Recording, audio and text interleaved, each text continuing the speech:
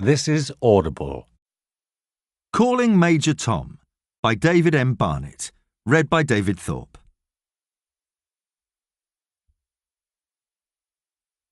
As we begin to comprehend that the Earth itself is a kind of manned spaceship hurtling through the infinity of space, it will seem increasingly absurd that we have not better organized the life of the human family. Hubert H. Humphrey, Vice President of the United States, 1966. Turned out nice again? George Formby. Part 1. Chapter 1.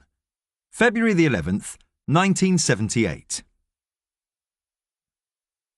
A long time ago, in a cinema far, far away from where he is now, a boy and his dad are walking into darkness. The boy hugs a bag of Revels and a small popcorn to his chest. His dad steers him with a firm hand on the shoulder down the aisle, the carpet sticking to their feet. The film hasn't started yet, but already the faces of those seated are turned towards the advertisements, painted with pale light. Tendrils of cigarette smoke weave and knot together in the black void between the screen and the audience. Rising from the packed rows, there is a muted murmur of whispered conversation. Thomas Major has never been happier. It is his 8th birthday treat, coming to the Glendale cinema to watch this movie he has been aching to see, as though it has always been, part of his life, imprinted on his DNA. At home, carefully positioned on the desk in his bedroom, are his presents from his actual birthday a month ago. A Star Wars Cantina playset, which comes with action figures of the aliens, Snaggletooth and Hammerhead, whom you can fix to little stands that twist and turn as though the characters are fighting, and a recording of the movie soundtrack by the London Philharmonic Orchestra, placed neatly next to his mum's old dance set and the stack of her old 45s she has given him to play on it. And now, Thomas and his dad are at the film, the actual film. The opening weekend.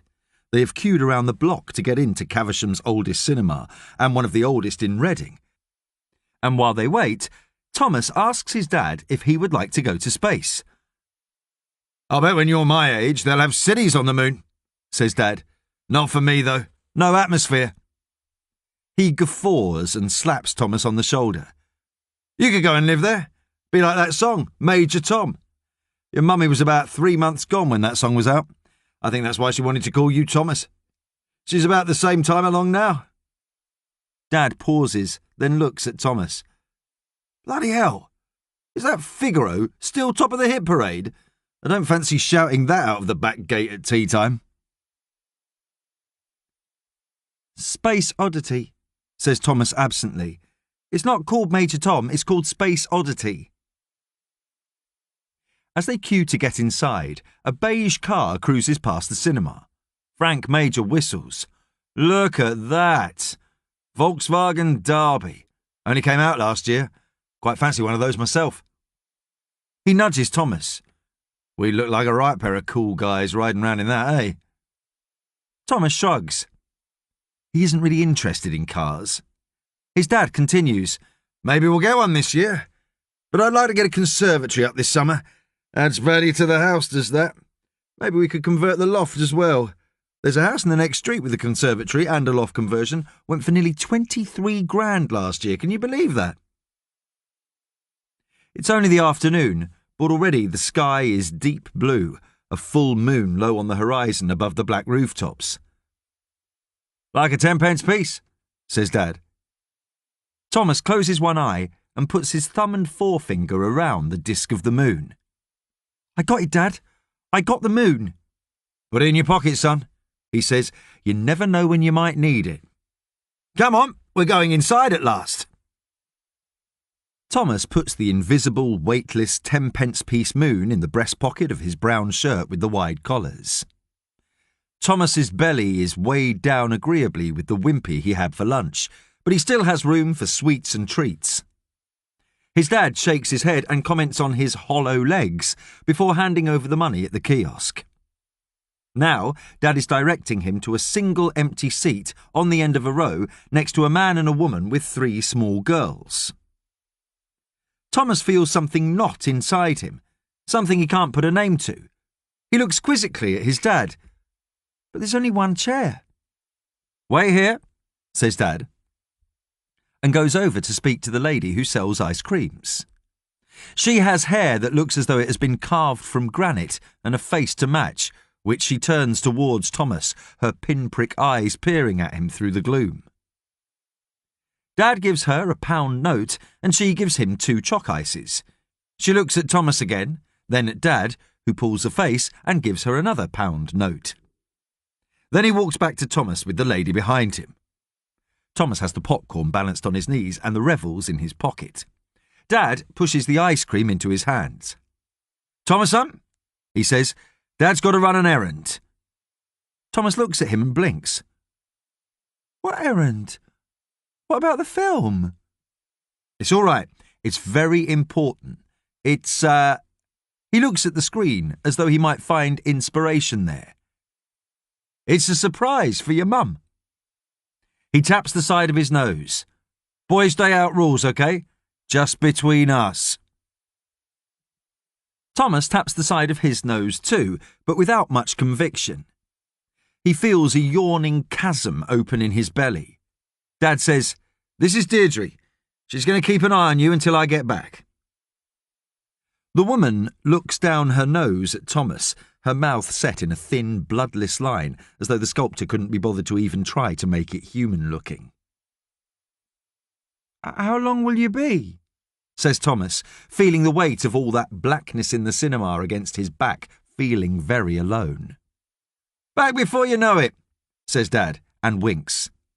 Then the music starts, and Thomas turns to look at the screen as it fills with stars and words that begin scrolling away from him.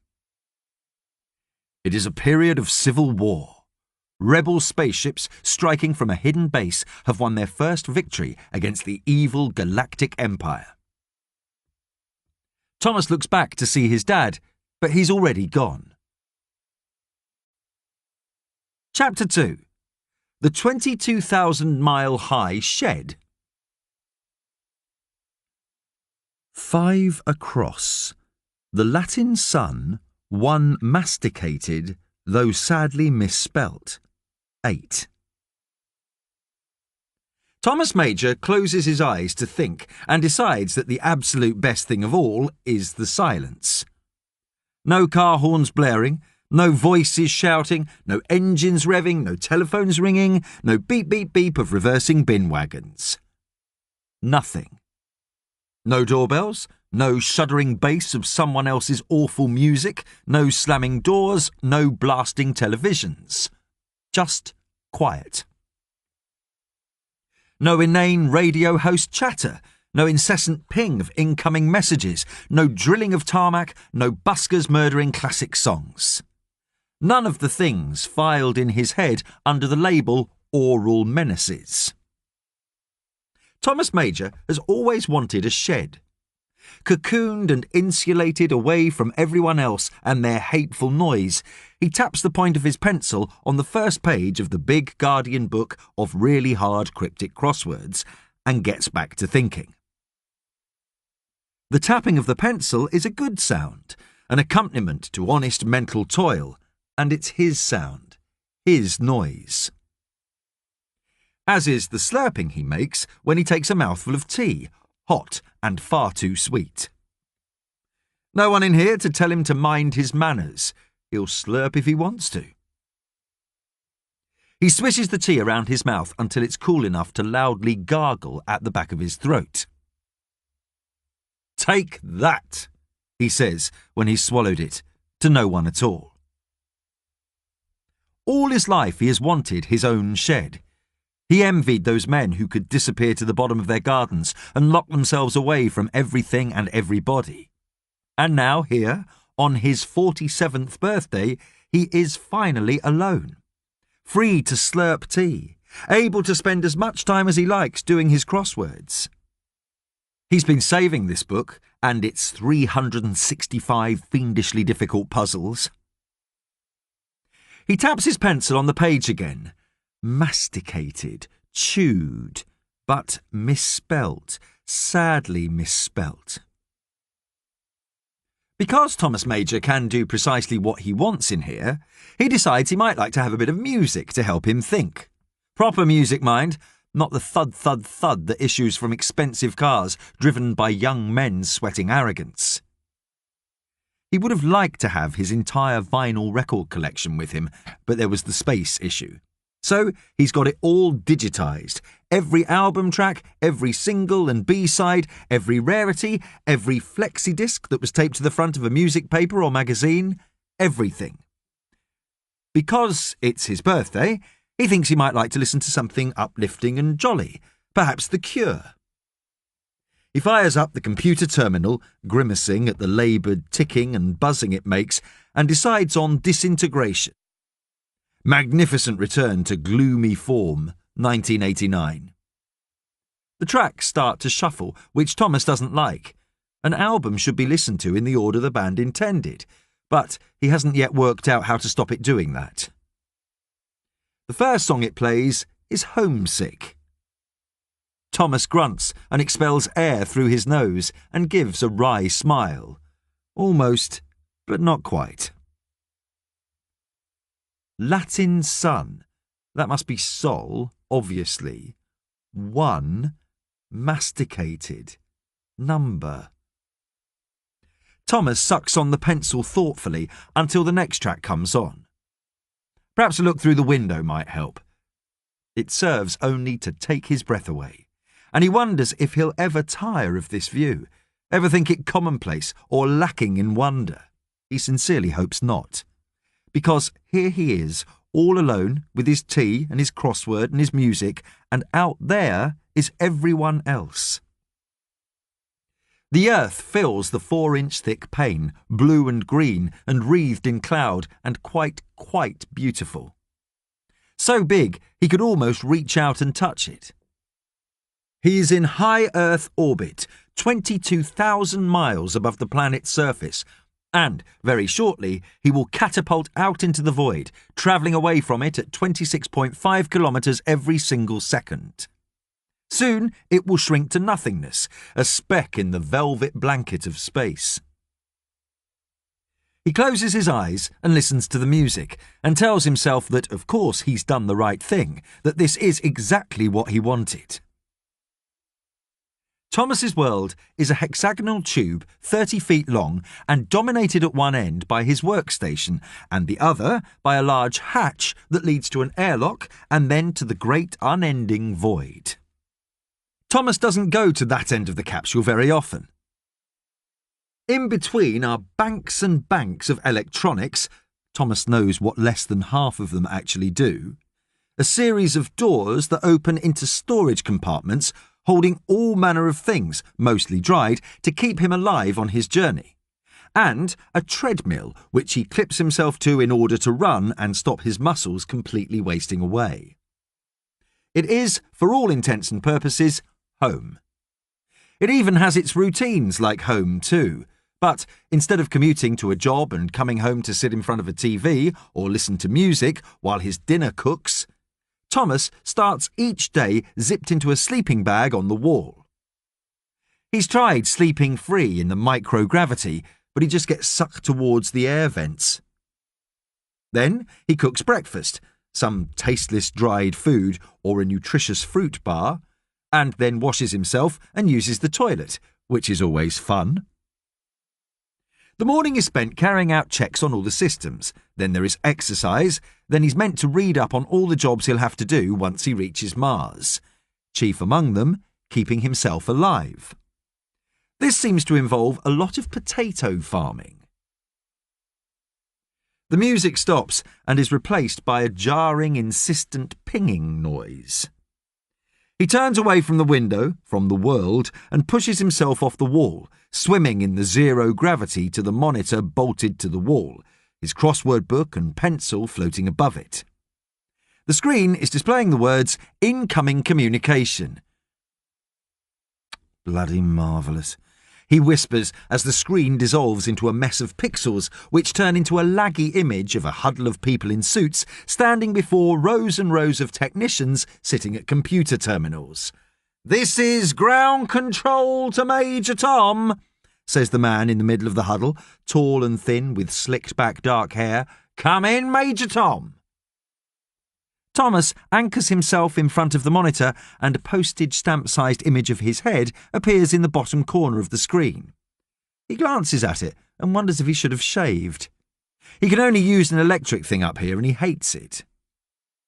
He suddenly realises he'll probably never have a wet shave again in his entire life.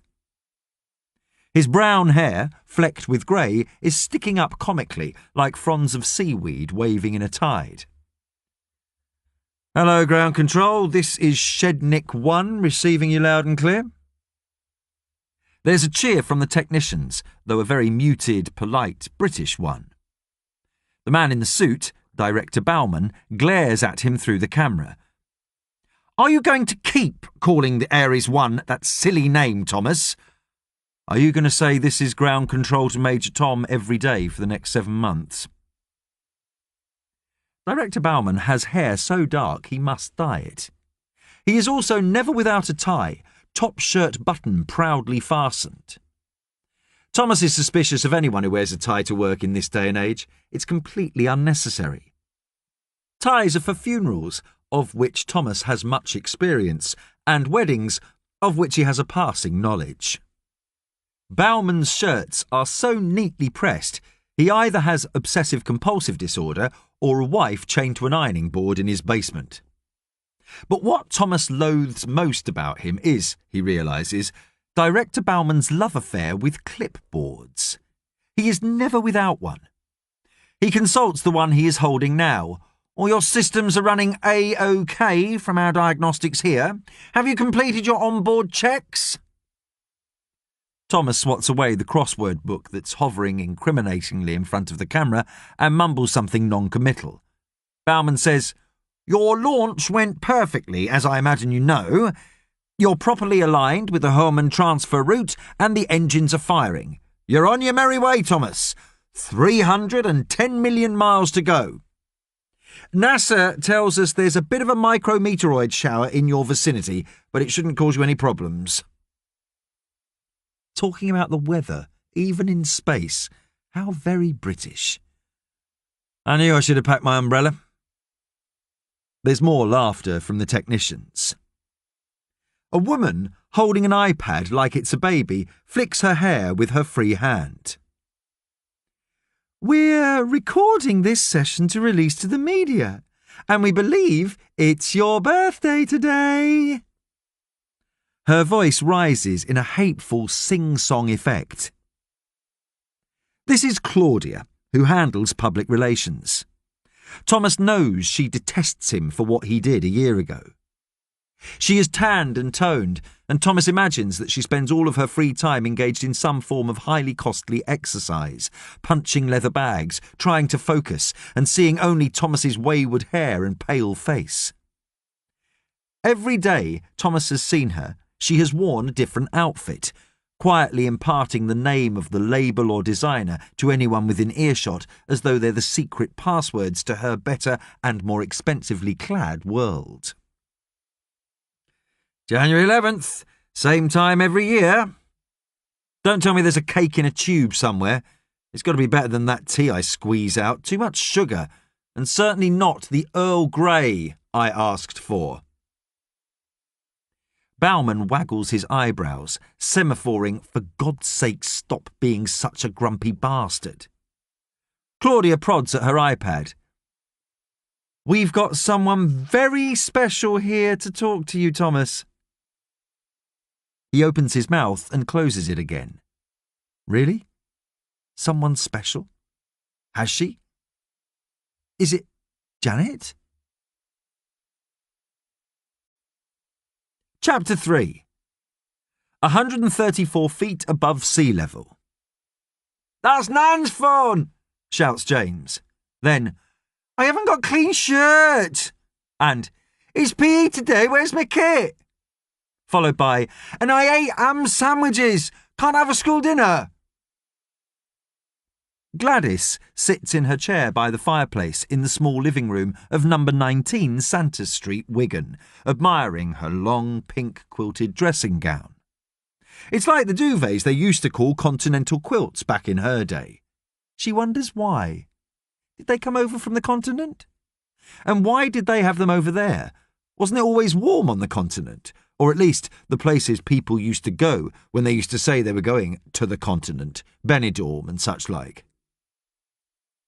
James is standing in the doorway to the kitchen, no shirt, his white, bony elbows touching either side of the frame as he holds his arms out, as though imploring someone to do something. He'll catch his death, standing there with practically nothing on in the depths of January. Gladys thinks for a moment she might try to help. That is, after all, her phone ringing. James is quite right, though it sounds very dull, like it's in a bucket down a well. It's amazing what they can do these days. James put an old song on the phone instead of a ringing sound. It's Diamonds and Rust by Joan Baez, one of Gladys's favourites, though it makes her sad, and she often can't say just why that is. Maybe it's because it's about remembering things from a long time ago, and that's pretty much all that Gladys has these days. She remembers something then, quite unrelated to anything, but a fact worth remembering. She thinks, Wigan is 134 feet above sea level. James groans and stares at his elbows, his arms twisted in on themselves. Ellie! Gladys calls from the chair. James needs stuff. I'll iron his shirt. There's a muffled shout from upstairs. James. Gladys clicks her tongue at his hair, far too long and curly for a boy of 10, and hauls her thin frame up. The living room is small, only a chair and the sofa and the telly. A door into the kitchen where the stairs are. Behind the sofa is a plastic basket piled high with a teetering tower of washed clothes. The ironing board is already set up beside it, has been for months, forever. Gladys rummages through the pile, finds a white shirt and plugs in the iron. I'll give you a shilling for your dinner. James rolls his eyes and roots through the washing basket himself, pulling out a pair of shorts and a rugby shirt. Shall I iron that for you as well? She says. James stuffs it into his bag. Don't bother. It'll only be full of mud and probably blood by tea time. I don't know why we have to play rugby in January. We should do that in summer. Your granddad was always good at rugby. He could have played for Wigan when he were younger. Gladys peers at the buttons on the shirt she's spread out on the ironing board. The stitching's awful. They wouldn't have got away with that in her day. She peers at the label. Made in Taiwan, she shouldn't wonder. Nan! Ellie has appeared in the kitchen doorway. Far too much eye makeup on, as usual. Hair looks like she's been dragged through a hedge backwards. And that skirt, practically a belt. Not that Gladys has any room to talk. Liked a miniskirt, did Gladys. Great legs, all the boys said so. That was the first thing Bill ever said to her when they were outside the chippy near the Ferris wheel pub. Thou's got great legs, lass. She used to like the Ferris wheel. Nice glass of stout on a Saturday night. She wonders if it's still open, then remembers that they knocked it down to build the big supermarket. Nan! Ellie rushes over, squeezes between the sofa and the wall and grabs for the iron, which has been laying face down on James's shirt. Oh, great! There's a big iron-shaped brown mark right over the breast pocket. Ellie puts her hands over her face. He's only got 3 shirts. Here, I'll do another one, says Gladys. She holds up the shirt and inspects it critically. Stitching was very poor on this anyway. I'll cut it up for dusters. I'll do it, says Ellie, gently steering Gladys away from the ironing board by her elbows. You sit down. Have you had any breakfast yet? Piece of toast and a cup of tea would be lovely. Have you seen my phone? I heard it ringing. James is already climbing into a creased white shirt. It's fine, he says, though in a voice that suggests it's anything but. I'm going to miss my bus. Don't forget your butties, says Ellie, rubbing at her earlobe. Has anyone seen my earring? Has anyone seen my phone? Says Gladys, I plugged it in when you brought home the shopping last night. I was putting the food away, I remember now. James is standing at the fridge, staring into it as though it contains all manner of wonders. He reaches in and pulls out his cling-filmed sandwiches. It's here, Nan, your phone. You've left it in the fridge, in the butter dish. James starts laughing and walks into the living room with the phone. Ellie shakes her head. Nan. Gladys rubs her chin. I could have sworn blind I plugged it in last night, over there on the sideboard. The sideboard is under the window, just a small, cheap thing. On it is a bowl with a couple of shriveled tangerines in it, flanked by photographs of Ellie and James's mum and dad.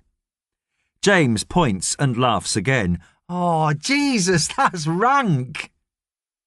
Behind the fruit bowl is the snaking lead of Gladys's phone charger, the contact rammed into a block of anchor that's begun to melt and spread over the varnished wood. I'll clean it up, Ellie sighs loudly. She looks at her phone. James, you need to go. See ya, he says, and Gladys watches him stuff a biscuit into his mouth before he leaves. She winks at him. Our secret. Ellie looks at her phone again. Crap, I'm going to be late for school. She rushes into the kitchen. She's always rushing around, that girl. And Gladys hears the kettle hissing and the toaster going. 5 minutes later, Ellie is bringing her a cup of tea and a piece of buttered toast on a plate, a folded-up slice of toast hanging out of her own mouth. You're a good girl, says Gladys. Ellie squats down in front of Gladys and takes the toast from her mouth. Nan, she says, always serious, rushing around and serious. Nan, promise me you won't go out today, and don't plug anything in. I've put a Tupperware bowl in the fridge with your dinner in it. It needs to go in the microwave for 2 minutes. I've written it all down and sellotaped it to the lid. Follow the instructions exactly, okay? Are you all right making cups of tea? Of course I am, sniffs Gladys. I'm not a baby, you know. I'm 71 next birthday. Ellie nods. Don't answer the door and ignore any phone calls unless it comes up on the screen that it's me or James, you understand? Gladys gives Ellie a little salute and laughs. Ellie doesn't laugh. She looks around for her rucksack, locates it by the sideboard and hefts it over her shoulder. I'll be back at 4. James will be home at 3:30, OK? You just watch telly. Don't forget your dinner. I thought we could have fish fingers for tea, then I'll have to go out to work. Lovely, says Gladys. Though I might like a pie, I think. Meat and potato. Do you know they're not allowed to call them that anymore? They have to call them potato and meat because there's more potatoes than meat. Be nice with a bit of gravy, though. Have a good day at school. When Ellie's finally gone, Gladys heaves a sigh. Sometimes she can't hear herself think in this house. She looks around for the zapper and finds it on the mantelpiece, and she points it up close to the telly and jabs at the buttons until it comes on. News, news, news. Those idiots on that sofa. Some American rubbish. People going up into space. All this choice and nothing to watch. Gladys might read a book if she can find it, or remember what it's called, or even what it's about.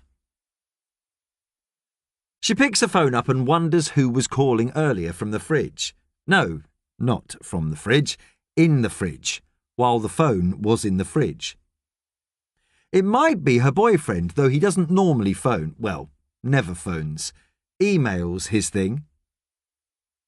Gladys peers at the screen that says 1 missed call, followed by a number she doesn't recognise. Well, one that doesn't have a name attached to it anyway. Then she jumps, almost dropping the phone as it rings again. Hello? Gladys listens for a moment to what the nice-sounding young woman on the other end has to say. She thinks about it and says, Why, yes, I think I do have payment protection insurance. How many loans? Ooh, 6 or 7, I should think. 8. Claim it back. That sounds interesting. Chapter 4. What's it like in space? Thomas glances at his image in the corner of the monitor and tries to flatten down his hair, which just springs up again.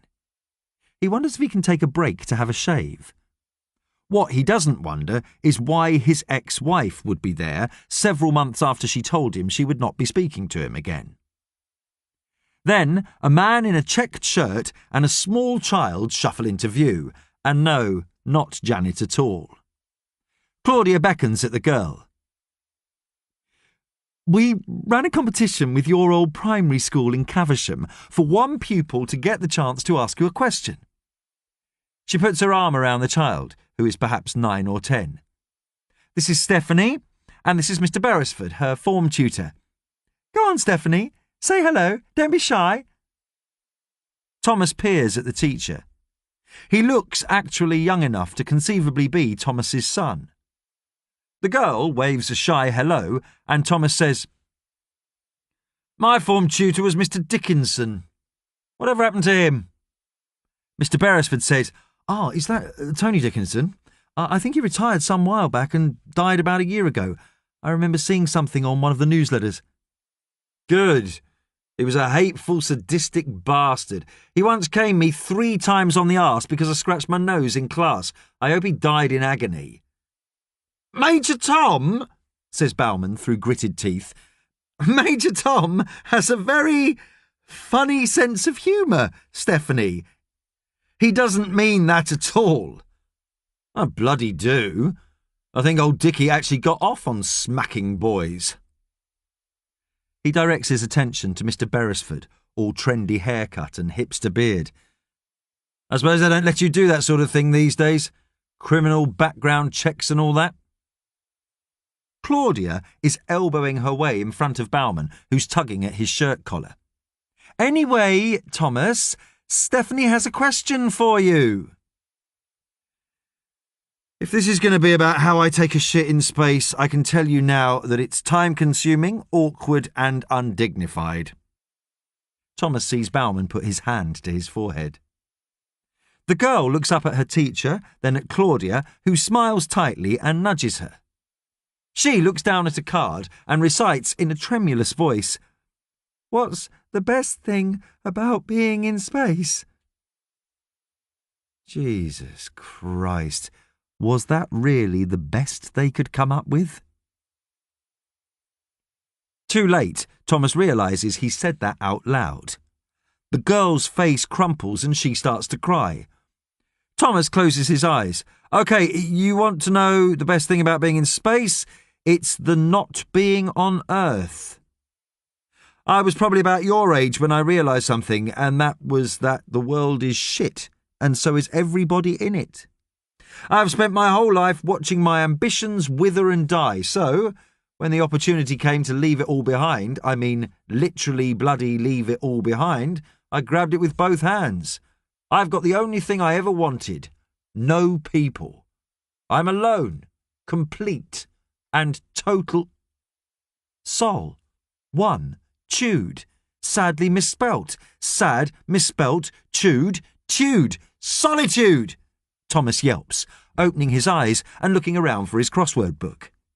Then he realises the monitor is blank and dead. The bastards have cut him off. His pencil is floating somewhere over by the window, and he's just about to retrieve it when a shrill buzzing sound issues from a slab of grey plastic he hasn't noticed before. He picks it up cautiously and realises it's some kind of telephone. Hello? Thomas, this is Director Bowman, says a voice blanketed in hiss. We lost comms with you just before you started speaking. Don't worry, though. We're on it at this end.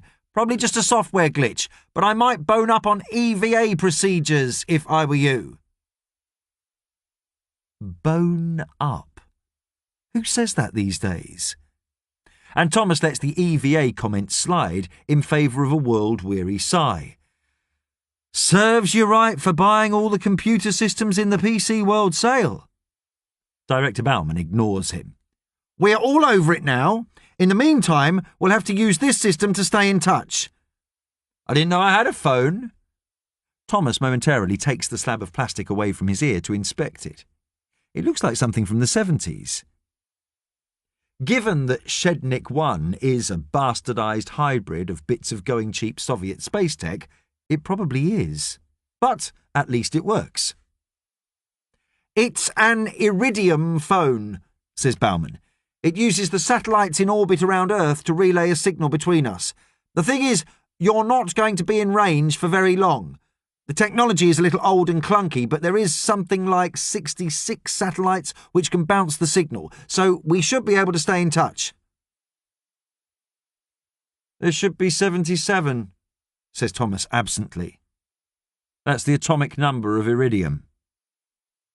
"It doesn't really matter," says Bauman crossly. "We anticipate having the main comms up and running again before you know it." "So, you can't see me? At all?" "Well, no. Not directly, as such. Don't panic, though. The tech guys are all over it, yes," says Thomas, like a cheap suit. He makes a grab for his hovering crossword book. "Well, if you're sure you can't see me, I suppose I'll just do some, checks and stuff." "Good man," says Bauman. "It's just visuals that are down, so I'm going to email you some numbers that you can contact us on in an emergency from the Iridium phone." "Numbers? Well, ordinary phone numbers? That's how this thing works?" "Yes, ordinary phone numbers. We'll be in touch, and Thomas, you made that little girl cry, you know. Is there any chance at all you can stop being such a... Director Bauman can't seem to find just the right word. "Miserable wanker?" offers Thomas helpfully. He can't see Director Bauman, of course, but he can picture him all the same, hugging his clipboard to his chest, pinching the bridge of his nose between his thumb and forefinger, his eyebrows folding in on each other. "Yes," says Director Bauman with quiet resignation. "Is there any chance you can stop being such a miserable wanker, especially when we have guests who want to talk to you?" Roughly the same chance as a snowball has in hell." "Thomas," says Bauman again, in the tone of voice you would use to address a simple child.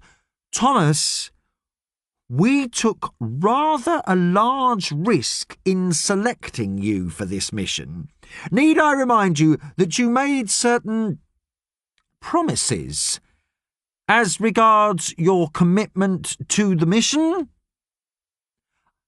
"I think you'll find my commitment to the mission is second to none," says Thomas through gritted teeth, "on account of the fact that I am currently on a one-way trip to Mars and will very likely be dead before anyone else from Earth gets their asses into gear to join me, which, as we have all already established, is a state of affairs I am more than happy with. And if you cast your mind back a year, you will no doubt recall that you didn't select me for this mission at all. I selected myself." Thomas hears Claudia's muffled voice in the background saying, "Yes, I aged 5 years on that day, and that's something I'll never bloody forgive him for." "Yes, Thomas, we are all fully aware of that, of everything. But you must also accept that we all have certain responsibilities. It's a great honour for us all to be involved in getting the first human being onto Mars. There are conditions we must fulfil. We need to maintain a level of presence. To that end, no, I absolutely will not start tweeting. Get Claudia to do it. Just make up some rubbish every now and then about how breathtaking the Earth looks from space and how my thrusters are firing nicely. I'm sure they'll lap it all up. That should keep the sponsors happy, yes? You can tell them I'm showering in Coca-Cola and using Big Macs for pillows, if that helps." There's a hissy silence. Bauman sighs heavily. "OK, Thomas, we'll be in touch." Then the connection goes dead. Thomas looks at the phone for a moment, then says, "Happy birthday to me," and replaces it in its holder. He gets back to his crossword, but he can't concentrate. He'd thought that they'd got Janet there. He'd thought she wanted to speak to him. How could he have been so stupid? After everything that happened, after getting the letter from her solicitor on his previous birthday. Well, after the final time he saw her, he imagines she's the last person on earth to feel the need to speak to him. But still, his birthday. He lets the pencil and the book float away and goes to find one of the self-heating toothpaste tubes of sickly sweet not Earl Grey. As he squeezes it into his mouth, he looks at the iridium phone and picks it up. It has buttons and is connected to the control panel with a thick black wire. He wonders... Thomas jabs in the number he had for Janet, burned into his mind, and listens to the clicks and hisses and the sudden thrilling sound of a ringing phone. Chapter 5. Gladys Ormerod's Advice to the Nation.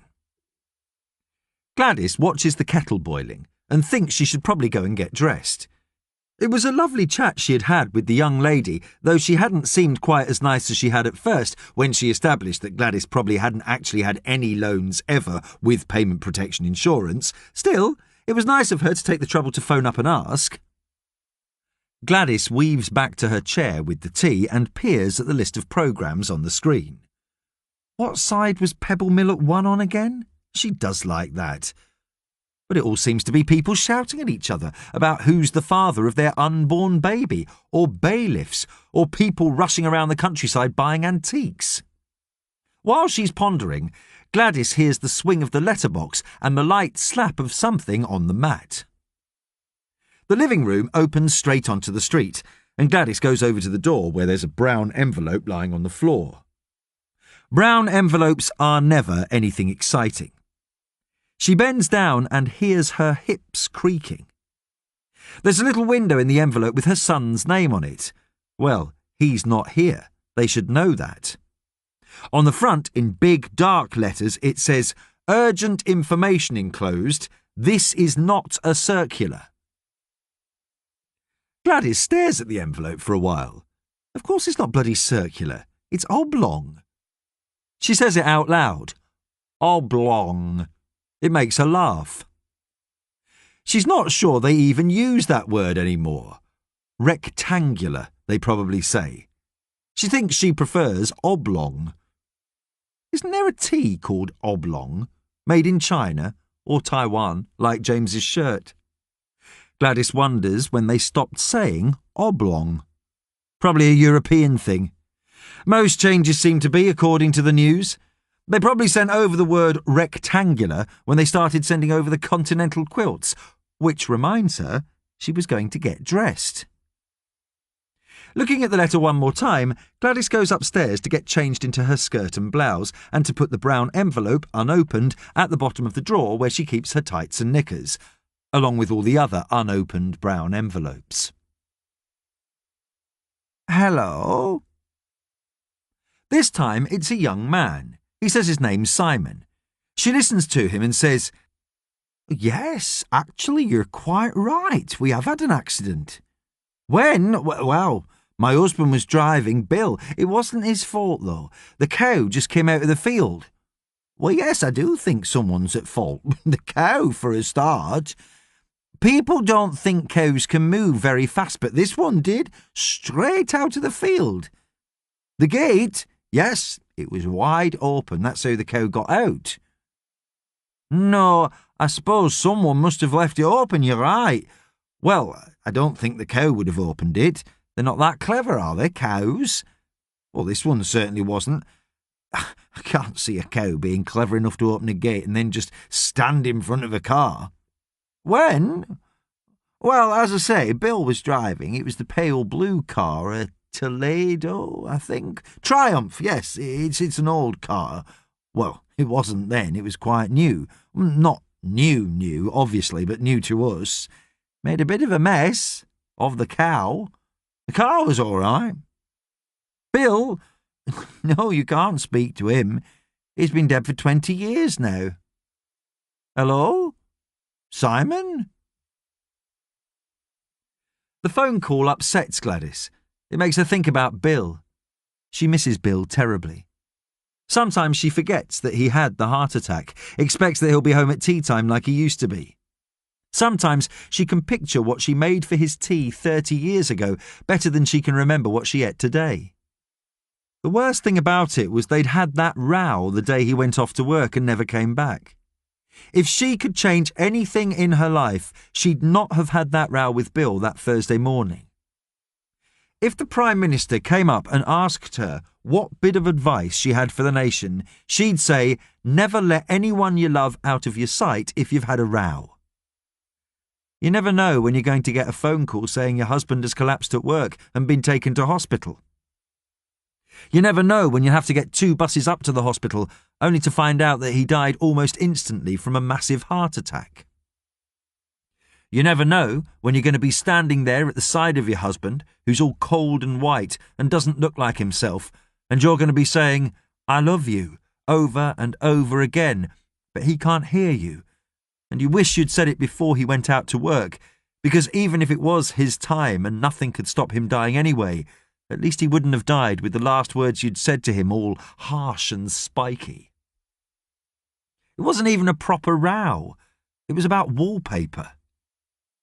She wanted to put some anaglypta up in the bedroom, but Bill hated anaglypta. 20 years is a long time to be on your own. He looks around the empty living room at the sofa and the chair and the sideboard under the window and wonders where everyone went. Not James and Ellie. They're at school, she knows that. She's not completely stupid. But where did everyone else go?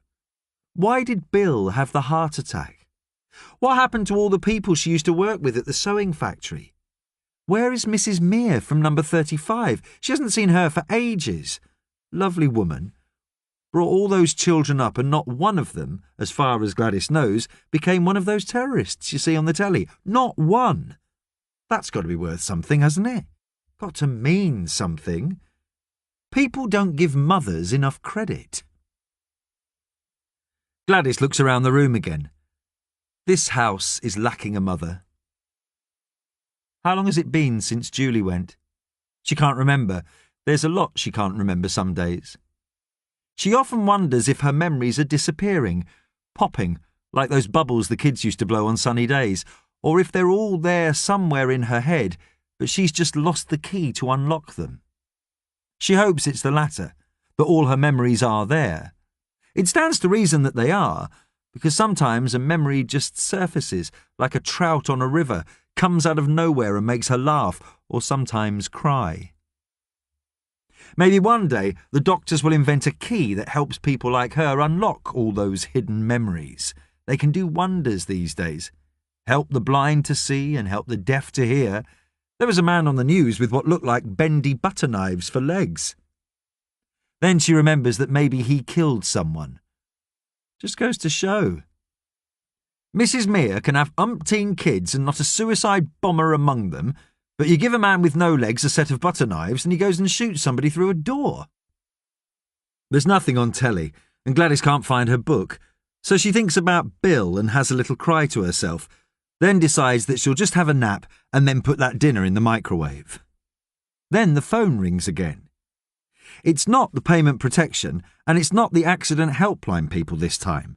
It's not someone offering a loan or anyone wanting to fix her computer or a survey. It appears to be, which surprises even Gladys, a spaceman. Chapter 6. January the 11th, 2016. David Bowie is dead. The day Thomas turns 46 begins with the news that David Bowie has died. Well, that's just great, thinks Thomas. And on my birthday as well. He spends some time pulling his vinyl Bowie records from the IKEA shelf in his living room, lingering over the sleeves, looking for a long time at the rather nightmarish illustration on the front of Diamond Dogs. In truth, Bowie always part fascinated him and part repelled him as a child. The psychedelic apocalyptic horror of the Ashes to Ashes video, the science fiction craziness of Ziggy Stardust.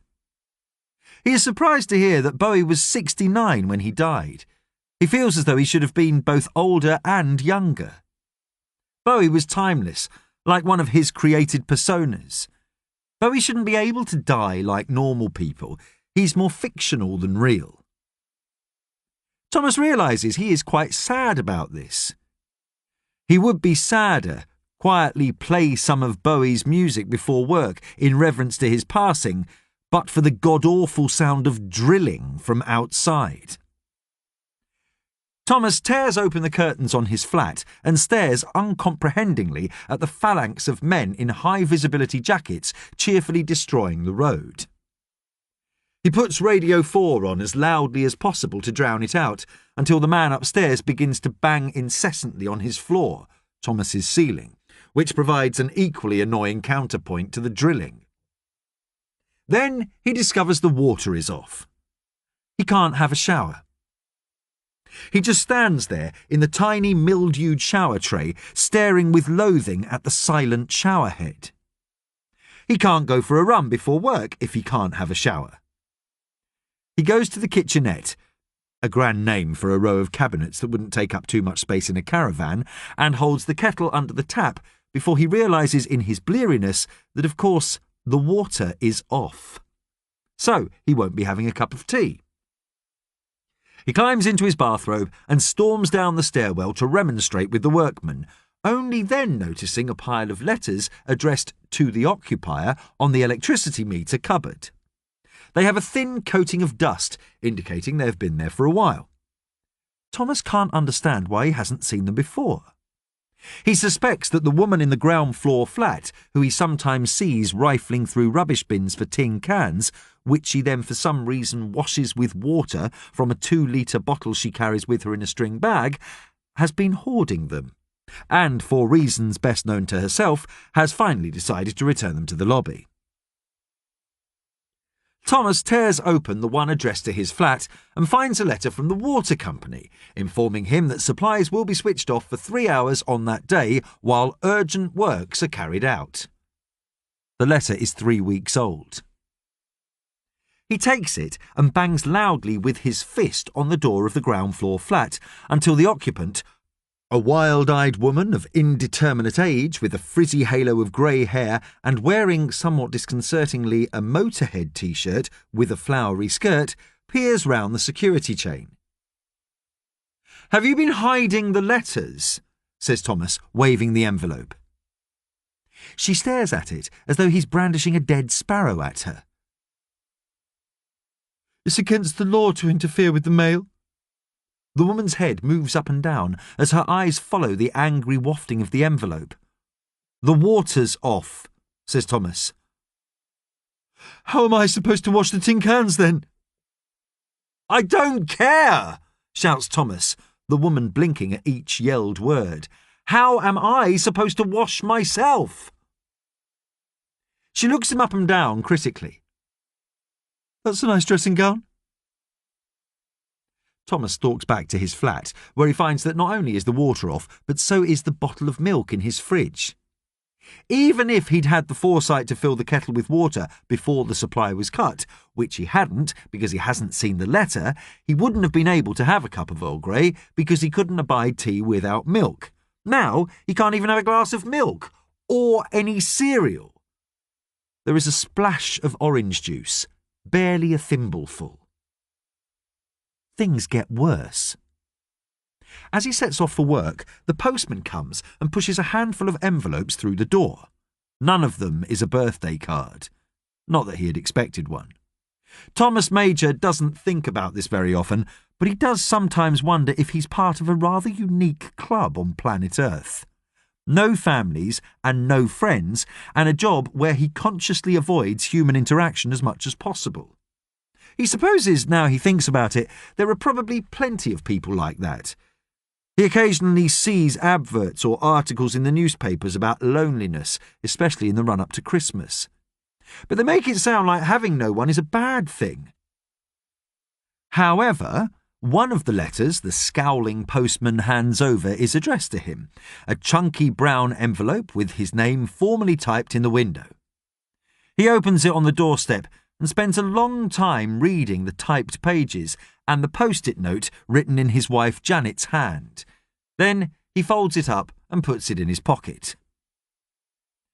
As Thomas passes the workman noisily digging through the road, he snarls, "You could have given us a bit more warning about this, you know." "Nap off," says a man in a high-vis jacket cheerfully, a hand-rolled cigarette hanging from his lips. Thomas memorises the name of the subcontractor so he can file a formal complaint about the man's attitude later. His train from Paddington is overcrowded to the point of suffocation. It begins to pour down on his walk from Slough Station to Brisbane.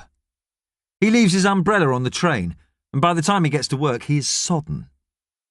As soon as he gets through the door of the offices, he is met with an atrium stuffed with people carrying notebooks and recording devices and cameras and furry sound booms.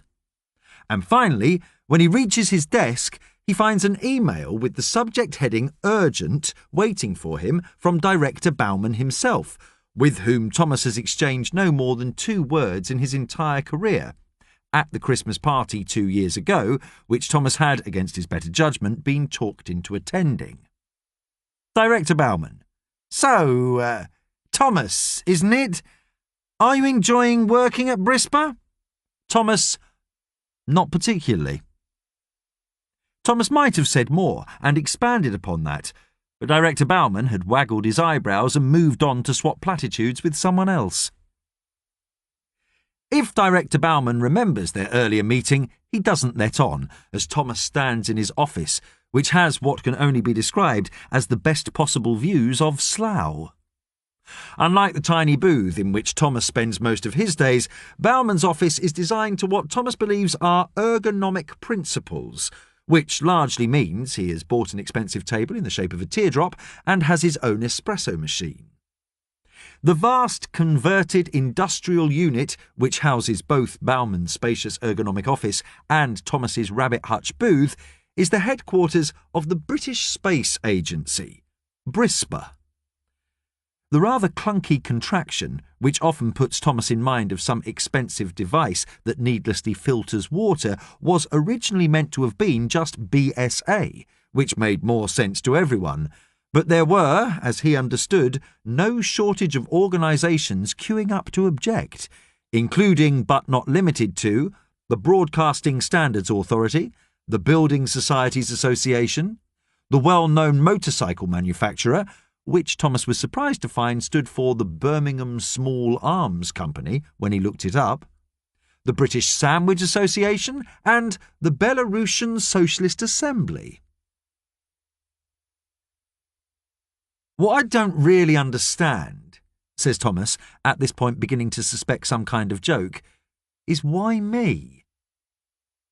Director Bauman's eyebrows do a little dance. Thomas idly wonders if they are sentient and controlling him, like twin parasites, while Bauman is trapped inside his own body, screaming silently. Thomas tries to think what their agenda is. Perhaps they are alien life forms, and they're controlling Director Bauman in order to get back into space. While Thomas has been thinking this, Director Bauman has been talking. The upshot, as far as Thomas can tell, is that he looks a bit sciencey. Sciencey. Bauman waves his hand up and down. "Yes, you know, the hair, the lab coat, all those pencils in your pocket. You look sciencey. So few of our staff do these days. I remember when scientists used to look like scientists. Like on the Open University programmes they used to put on early in the mornings." Bauman looks at him curiously. Thomas wonders if the eyebrows are processing this, deciding to investigate the Open University as a potential alternative means of getting off the planet. Then Bauman picks up his mobile phone and jabs at it. "What are you doing?" asks Thomas, making a note to speak to HR. Says Bauman absently, "More lab coats, more Open University types." "Yeah, good call, Thomas." Thomas looks at the window. Rain is lashing down.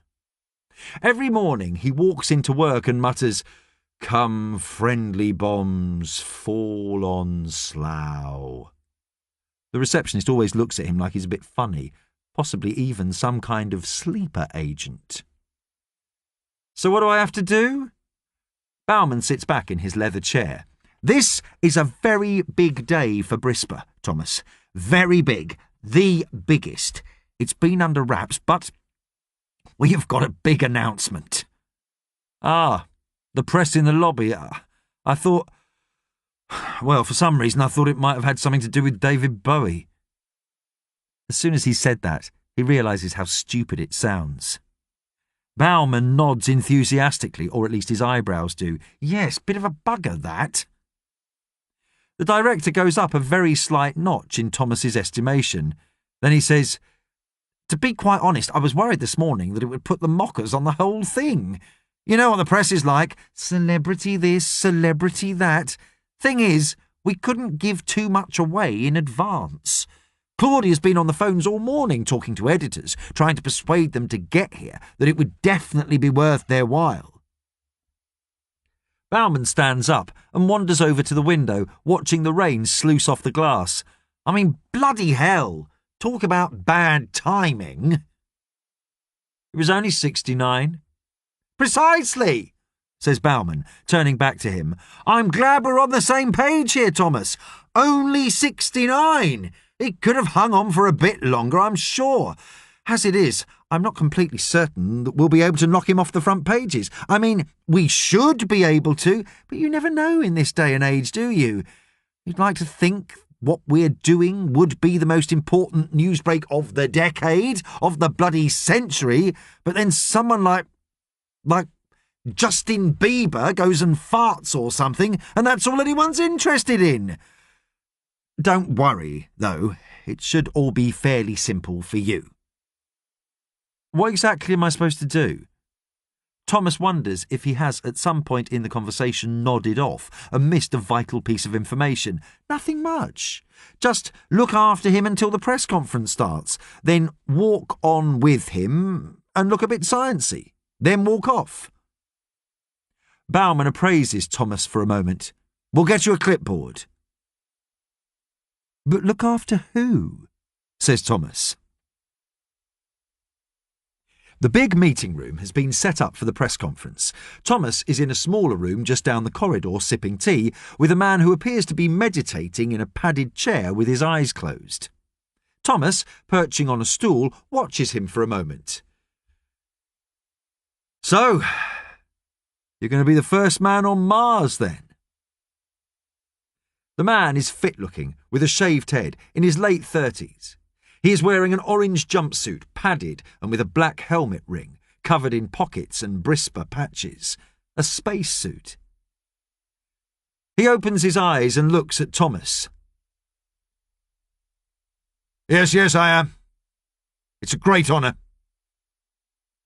Are you military? Former RAF. Used to fly Westlands. Test pilot up until recently. He holds out his hand. Terence Bradley, Wing Commander, as was. Thomas takes his hand, hating Terence Bradley, Wing Commander, as was, for the inevitable crushing grip. 6 or 7 month journey, says Thomas, depending on how the home and transfer orbit stacks up. The same back, plus however long you have to wait for the alignment again. 3 or 4 months, probably. That's at least a year and a half, maybe more. Bradley looks into the middle distance. I'm not coming back. Thomas goggles at him. What? Bradley narrows his eyes. How much clearance do you have? Thomas waves his clipboard. All of it, to the highest level. That's why I'm here. Bradley nods. You know all these settlement missions? They're going to be years off yet. But they need the way preparing. That's my job. Set up solar panels, a few habitation modules, oversee irrigation trenches. You're going to Mars to dig ditches, and you're not coming back. I might survive until the first commercial missions arrive. Might. Depends on how well I set everything up and whether I can cultivate crops in the habitation modules. He smiles. I know what you're thinking. Sounds dreadful, doesn't it? A suicide mission. But it's what I've trained all my life for. Dreadful, says Thomas. Going to Mars forever, away from everything on planet Earth. Bradley nods ruefully. Thomas shakes his head. It sounds bloody wonderful. There's a brief silence, then Thomas says, Did you hear David Bowie has died? Bradley looks at him as though he's just told him that bread has gone up twopence a loaf. He shrugs. Never a fan. More of a Chris Rea man, to be honest. Thomas loathes him just a little more. A woman in an expensively cut suit lets herself into the room and flicks her brown hair out of her face. Hi, she gives Thomas a cursory glance. I'm Claudia from PR. The press are assembled. We're going to give them 10 minutes to build up the buzz. Timing is critical with these things. We were a bit worried, to be honest, with Bowie dying, but we've got a full house by the looks of it. She glances at the time on her iPad. I'll call you on the phone in this room when it's time to come through. I'm thinking you'll stand there looking astronauty for a few minutes, let them get some good pics, try to perhaps look off into the distance towards space or something, and stand in front of the Brisbane flag. It's vital we get some good branding on the front pages. I'd imagine some of the press will want a few selfies with you. That's fine. That's good. That'll be all over Twitter by lunch. She looks at Thomas. You walk Wing Commander Bradley up to the tables, then walk off. No grandstanding, all right? Bradley closes his eyes and meditates again when she's gone. Thomas says, Do you want a cup of tea? Might be your last one. I'm not going for almost a year. Lots of preparation to do. Training at Star City in Russia. Plenty of time for tea, then, if you can get a decent cup in Russia. Bradley winces and frowns.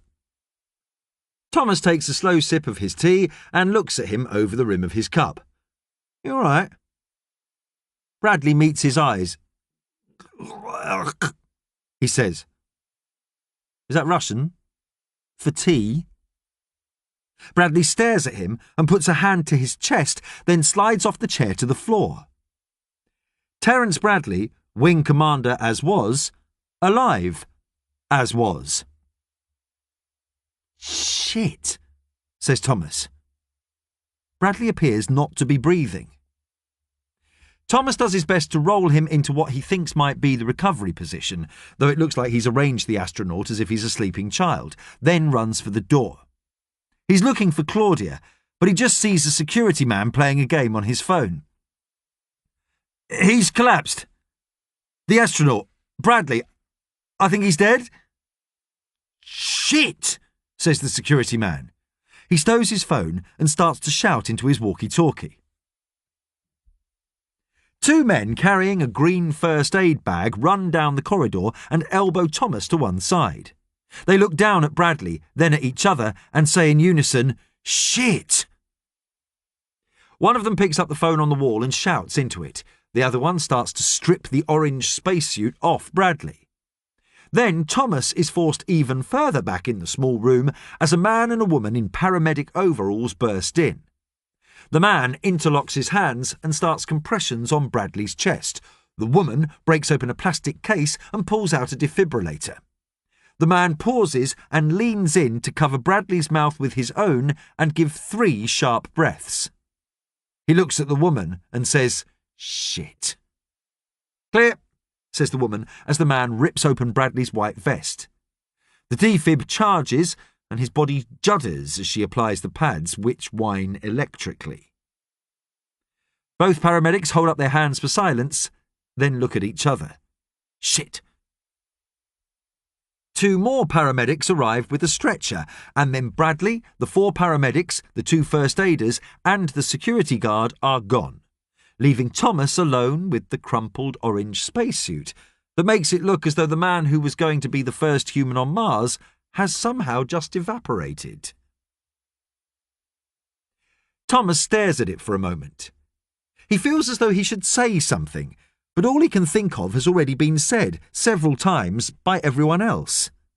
Then the phone on the wall rings. It's Claudia. Says Thomas. We're ready. Bring him through now. Thomas feels he should tell her what has happened, but he just blurts out, David Bowie's died. Yes, says Claudia testily. Haven't we already had this conversation? The phone goes silent. He looks at the spacesuit on the floor. Dreadful? Going to Mars forever? Away from everything on planet Earth? He reaches into his lab coat and pulls out the envelope that came this morning, his only birthday post. It's from Janet. Well, her solicitor at least. Divorce papers. There's a scrawled post-it note in her handwriting. I hope you're not going to be difficult, Thomas. I've met someone. It's time to move on. Time to explore new horizons. He'd known it was coming, of course. They'd been separated for 5 years now. Barely talking for 3 years before that. The first couple of years of their marriage had been rocky as well. In fact, now he comes to think about it, there was probably 1 year, right in the middle of all that, when they were anything approaching what someone might loosely call happy. He had always known she would find someone else. She deserves to be happy, he thinks, then deletes the thought. No, she doesn't. Nobody deserves to be happy. People deserve food and water and shelter and those sorts of basic human rights, but not happiness. It isn't vital to survival. He's done well enough on a dearth of happiness pretty much since he was 8 years old. The telephone rings again. Thomas ignores it. He stuffs the letter back into his lab coat, then begins to strip to his underwear and to climb into the orange spacesuit. Then he quietly leaves the room and walks down the corridor to where a young woman is waiting by the door. What the actual... she says, and before she can say anything else, Thomas brushes past her and opens the door, stepping out into the expectant hum of the conference room. Flash bulbs start popping, and there's an audible hum of conversation as Director Bauman announces from the row of tables at the front, and it gives me great pleasure to introduce to you all the first human who will set foot on Mars. Thomas stands by the tables and waves at the press. Thomas Major, he calls loudly. There's a momentary silence. Thomas glances at Claudia, who has gone pale. Bauman's eyebrows are wrestling on his brow. There are 3 other people in suits, who Thomas recognises vaguely from their photos on the wall of the lobby. On the wall behind the panel are the Union flag and the Brisbane standard. Claudia stands up and waves at everyone. If everyone could just look this way. We've got some animated infographics of the projected, the flight plan and the... But the press are turning their attention on Thomas. He flexes his arm muscles in the suit. It feels good. Then one of the reporters on the front row says, Thomas Major. Major Tom. And then the cameras are flashing and everyone's shouting questions all at once, and Thomas can hear very quietly but very clearly Director Bauman saying, Is this someone's idea of a joke?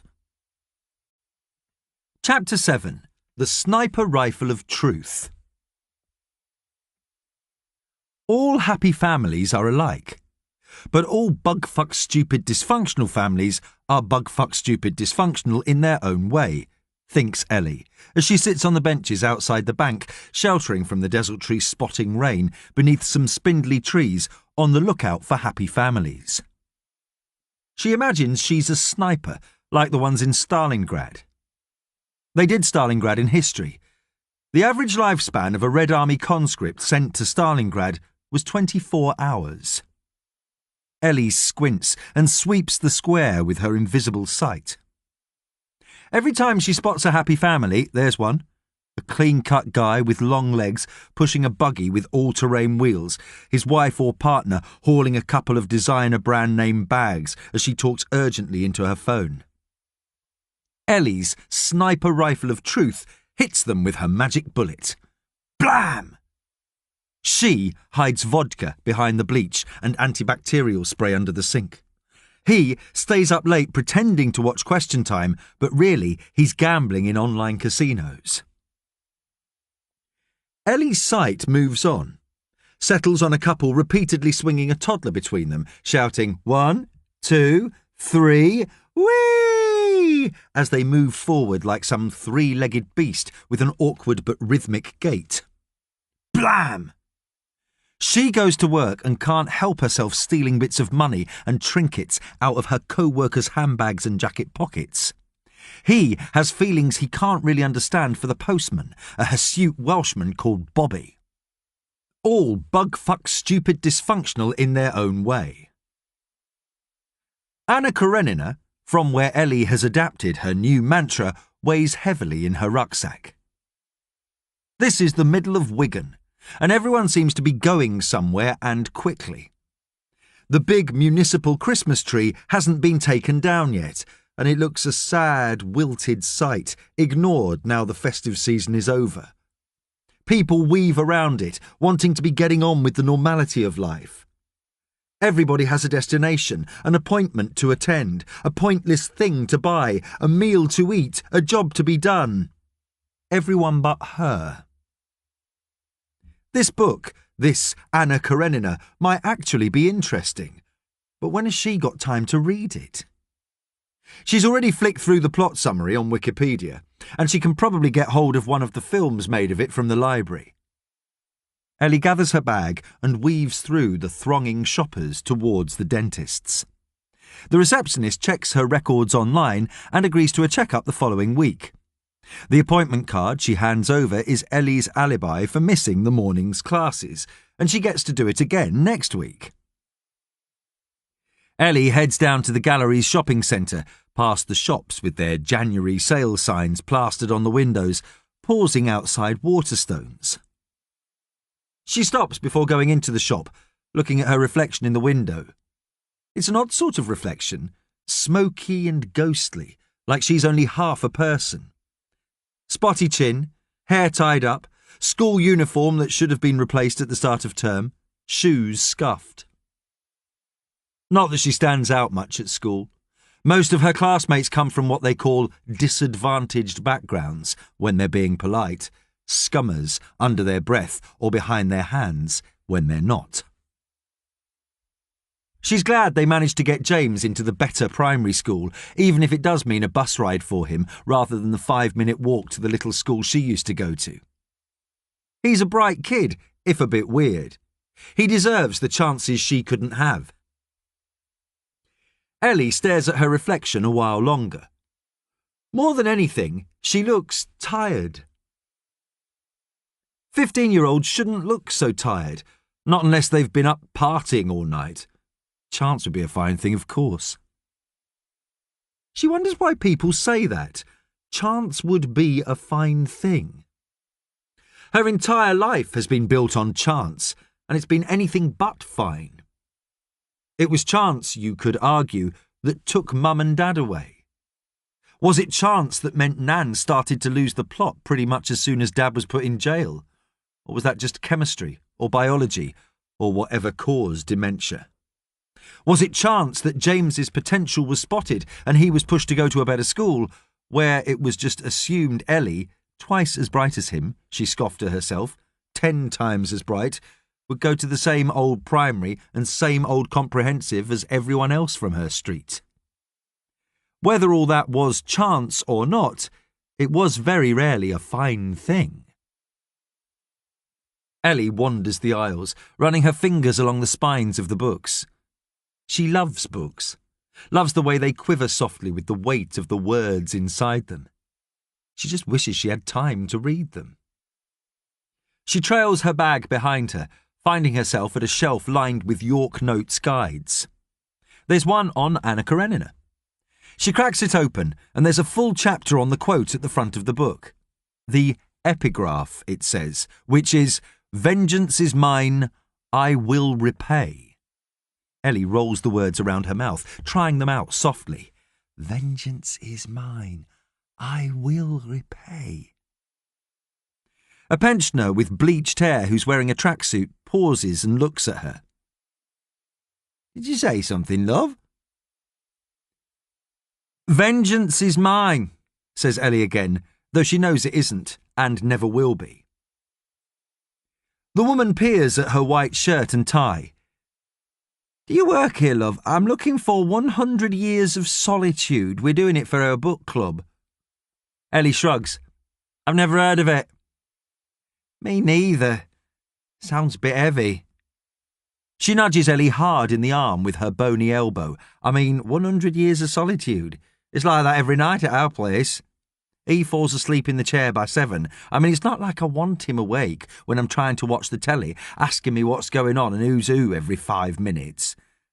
Those Swedish things are the worst, with the big jumpers where everybody's bloody miserable and serial killers are all over the parish. I like a bit of a crime drama, me, but it's those subtitles.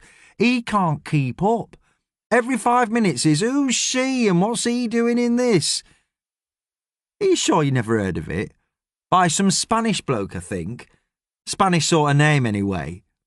I wanted to do 50 Shades of Grey. I don't get that at home. She cackles. It's okay, love, I'll go and ask at the desk. The woman moves on, and Ellie stares at her back for a minute, then looks at the book in her hand. She could go and get it out of the library. Instead, she bites her lip, opens her bag, and shoves the book inside. Then she heads for the doors, head held high, looking every member of staff square in the eye and silently challenging them to stop her, to take her into the staff room, to call the police, to blow her whole life wide open. Chance would be a fine thing.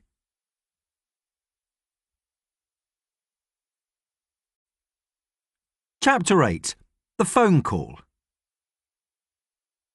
Gladys is watching the news when the phone rings. There's a report about a man in space who has been talking to a little girl back on Earth. It appears he made her cry. But another man with black hair and a suit and tie from the space people says she probably got overawed at the idea of talking to an actual astronaut. They have a couple of people sitting on the sofa and the man from the space people on a big screen behind them. Doesn't half have bushy eyebrows. The thing is, in a post-Tim Peake world, we expect our astronauts to be more than what they are, says a blonde-haired woman in a beige suit, sitting to the left of the news presenter. We expect them to be celebrities. The man on the other side of the presenter has thick glasses and wild hair. He looks more like a scientist.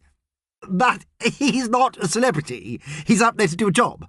He'll spend the best part of half a year flying to Mars with a strict pattern of work to do every single day. He's not there to entertain us. But try telling the sponsors of his mission that, persists the woman. Try telling the school children whose hopes and dreams he carries in the Aries 1. We have a British man about to be the first human being on Mars. We should get the astronaut we deserve, not a curmudgeon.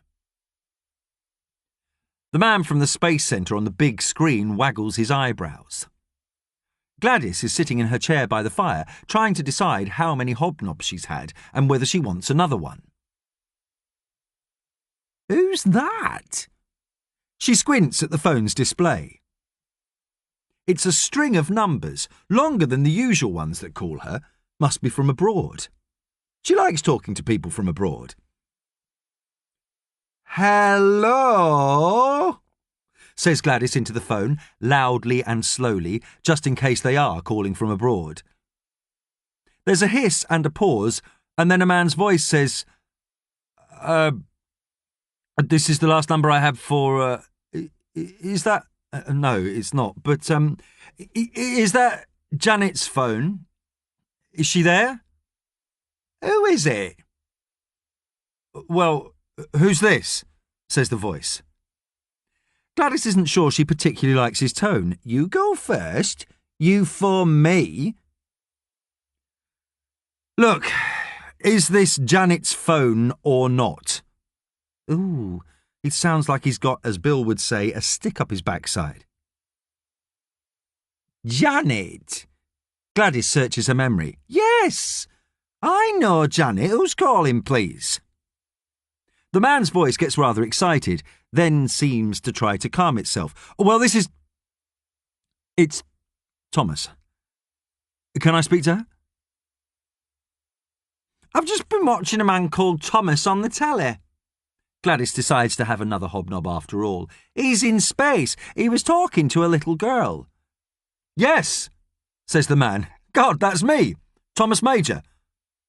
I'm the man going to Mars. I'm Janet's husband.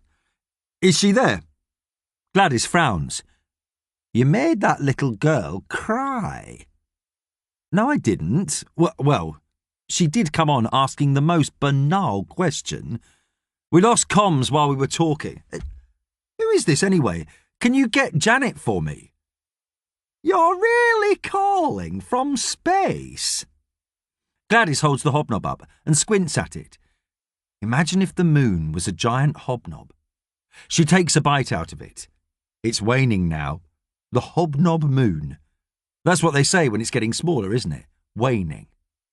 Yes, I'm really calling from space, says the man, Thomas. And you say you're Janet's husband? She could really do with a cup of tea to wash the biscuit down. You're not telling me porky pies, are you? There's a brief silence. Well, if we're going to do this to the actual letter of accuracy, if you're a member of some kind of accuracy police who Janet's got answering her phone, then yes, I suppose you're right. I'm not actually her husband. I suppose I'm her ex-husband. Well, what I mean to say is yes, I'm her ex-husband. I thought you were telling porky pies, says Gladys triumphantly. Janet was married to that other bloke. Oh, can't remember his name now. Ned, you mean? Says Thomas across the miles of space and air. The man she was living with. Wow, this must have been... Wait, what do you mean she's not married to him anymore? She got married and divorced? Just who is this, by the way? Seriously? She's not divorced, she's widowed. He died. Emphysema, I think it was. Emphysema? Bloody hell. There's a long pause. Look, I'll ask you one more time, who is this? I thought you might be the mother of Ned, but you're obviously not. Why do you have Janet's phone? Do you work with her? This is not Janet's phone, says Gladys coldly. It's mine. I doubt Janet Crosthwaite even knows how to use a phone like this, let alone owns one. Janet Crosthwaite? Gladys begins to speak loudly and slowly again. This is much worse than the phone calls that come from abroad. Janet Crosthwaite. I used to work with her at the sewing factory. I thought you had to be clever to be a spaceman. Why are you phoning her asking about Janet Crosthwaite anyway? Oh, for God's sake. This number used to belong to my wife, my ex-wife, Janet Major, or Eason. I suppose if she's gone back to her maiden name. Are you telling me you don't know her at all? Did she used to be the lollipop lady at St. Michael's Infants? No, he sighs. She's a lawyer. Why would she be crossing bloody children at a school? Then they're the only two Janets I know, so no, I don't suppose I do know her. She could really do with that cup of tea now. Oh, says Thomas. Oh, well, I'm sorry to bother you then, I suppose. I should think so, too. You're quite rude, you know. Are you really calling from space? I mean, really? Or is that another one of your porky pies? Yes, says Thomas, I am calling from space. What's it like? What? Space. What's it like? Cold, lifeless, dark, pretty much as you'd expect. Sounds like Morecambe, sniffs Gladys. Well, says Thomas, thank you. Could I ask that you don't mention this? I'd probably get in trouble. Not that there's much they can do to me, now I think about it. Your secret's safe with me, says Gladys. Mum's the word. What did you do, by the way? Do? What do you mean? For her to leave you. For you to get divorced from the other Janet. Men always do something. Was it the porky pies? Or just the general rudeness? There's a hissing silence that lasts so long Gladys thinks Thomas has put the phone down. Then he says, I think it was more about what I didn't do. Well, you've done something now, says Gladys. You've gone to space. She points the zapper at the telly. Anyway, loose swimming's about to start. Have a good trip. She jabs her finger at the phone and kills the connection, then thoughtfully inspects her hobnob. Well, that was different. She'd have to tell Ellie not to get the dark chocolate ones next time. Chapter 9. #Calling Major Tom. 2 days after Terence Bradley, wing commander as was, tragically died, the name on everyone's lips is Thomas Major. Director Bauman thinks how much simpler life would have been had it been the other way round. If Thomas Major had suffered a massive cardiac arrest due to a hitherto undetected congenital heart condition, and Bauman would be composing a very strongly worded missive to the Director of Health, a square-jawed man with the fascistic bearing of a PE teacher, who is at that moment sitting alongside him at the oval table in the meeting room, about just exactly why the congenital heart condition in question was undetected, and Terence Bradley was being fated as the first human being to be sent to Mars. As the rain lashes against the windows, Director Bauman sits at the head of the table in sombrero. It is actually generally called the more prosaic Meeting Room A, which pretty much looks like all the other meeting rooms. Blue carpet tiles, white suspended ceiling, one white tile stained by the obligatory leak, wide windows overlooking car parks and roundabouts and grass verges. But this is not like the other meeting rooms because Director Bauman has for some time privately redesignated it for use in an emergency situation and has come up with sombrero, which means Special Operations Meeting Boardroom, Exceptional Representatives Only. It is, he admits, a rather clunky acronym, and after emailing to tell them that a special meeting had been called in sombrero that afternoon, he had to take a call from every single one of them to explain what sombrero was. But he is quite convinced they will get used to it, and obviously it adds a bit of gravitas and, yes, he admits it, some James Bond mystique to the whole affair. So he sits and regards in turn the faces of each of the department heads of BRISPA, all the people under his command who are responsible for the running of the British Space Agency. The assembled brains who, singularly or together, will come up with a solution that will pull BRISPA's and Director Bauman's arse out of this particular fire. Can we have a quick roll call? Help us get used to the new titles I handed out last month. Claudia, the PR woman, obliges by rolling her eyes.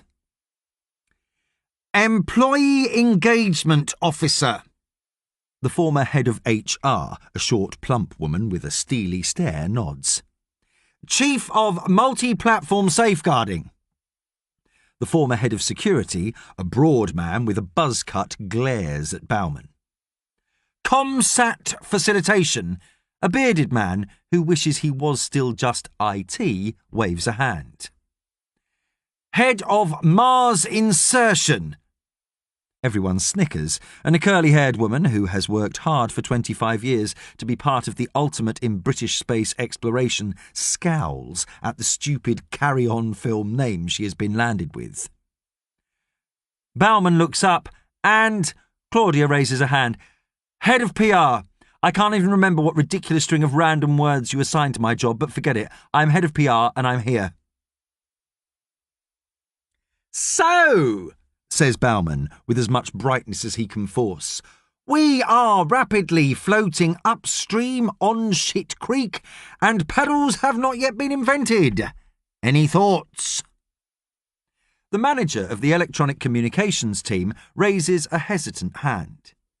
His team is situated in the basement and appears to consist of a huddle of hirsute men constantly catching bits of sandwich and pie in their beards, and which no one at all, apart from Director Bauman, refers to as ComSat facilitation. Bauman nods. Yes, you. Well, strictly speaking, would we be floating upstream if we didn't have a paddle? Wouldn't we be drifting downstream?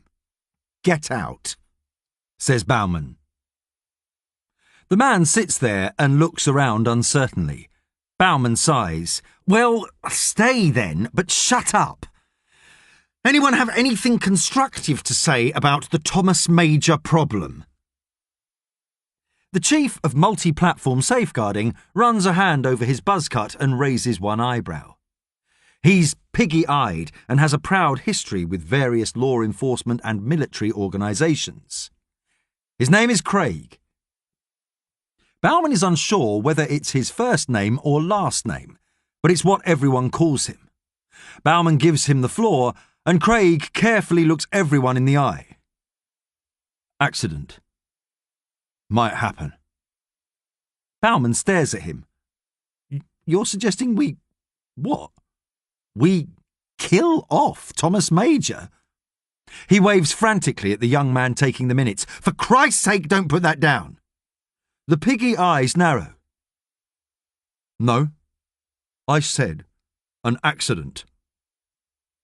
Bauman pinches his nose with his thumb and forefinger. Claudia, you of all people must have something sensible to say. I do, says Claudia, flicking her hair and swiping at her iPad. Thank God, says Bauman. What's the solution?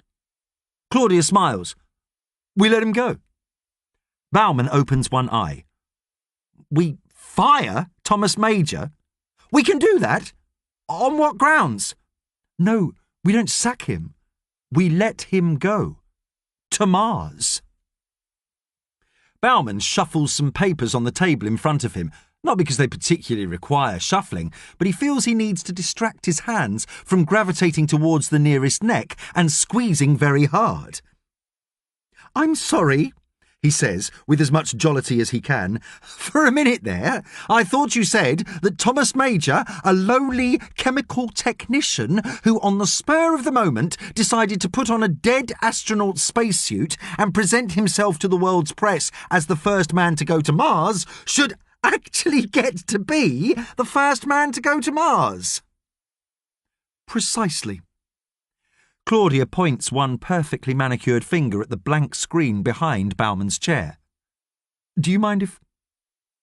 He waves his assent, and Claudia wirelessly connects her iPad to the screen and motions for the lights to go down. Her fingers play over the tablet, her nails skritting on the touch screen like tap-dancing insects, and the first thing that appears is a clip from the BBC coverage of the press conference. Bauman groans as she dials up the volume. He hears his own voice. And it gives me great pleasure to introduce to you all the first human who will set foot on Mars. And then the camera is panning to the right and flashbulbs are going off, and Thomas Major is standing there, looking somewhat shocked himself, then waving shyly and saying his name. The camera cuts back to Hugh Edwards in the studio, who is almost looking impressed. And there you have it. The first human on Mars will be a Briton. English, of course. Name of Thomas Major. The press already calling him Major Tom. Unveiled on the day that the news came out that David Bowie, of course, had died. Edwards looks critically at a piece of paper, as though weighing up whether to believe what's written on there. All of which is purely coincidence, according to the British Space Agency. Then Claudia minimises the clip and brings up a series of front pages of the daily newspapers. Most of them are variations on a rather obvious theme. The Mirror, calling Major Tom. The Sun, ground control to Major Tom. The Guardian, British expedition to Mars pays tribute to legend Bowie. The Telegraph, there's a starman waiting in the sky and he's British. With, of course, the expected deviations. The Mail, Will living on Mars give Major Tom cancer? The Express. Top Tory says send migrants to Mars. The Star. Why does Major Tom landing site look like Princess Diana? The hashtag calling Major Tom is still top trending in the UK, says Claudia, checking her phone and showing the screen around the table to prove it. We are all over Facebook. Brisbane's mentions on social media are through the roof, and every single news website has a picture from the press conference on its page. We're getting calls from the world's media wanting interviews.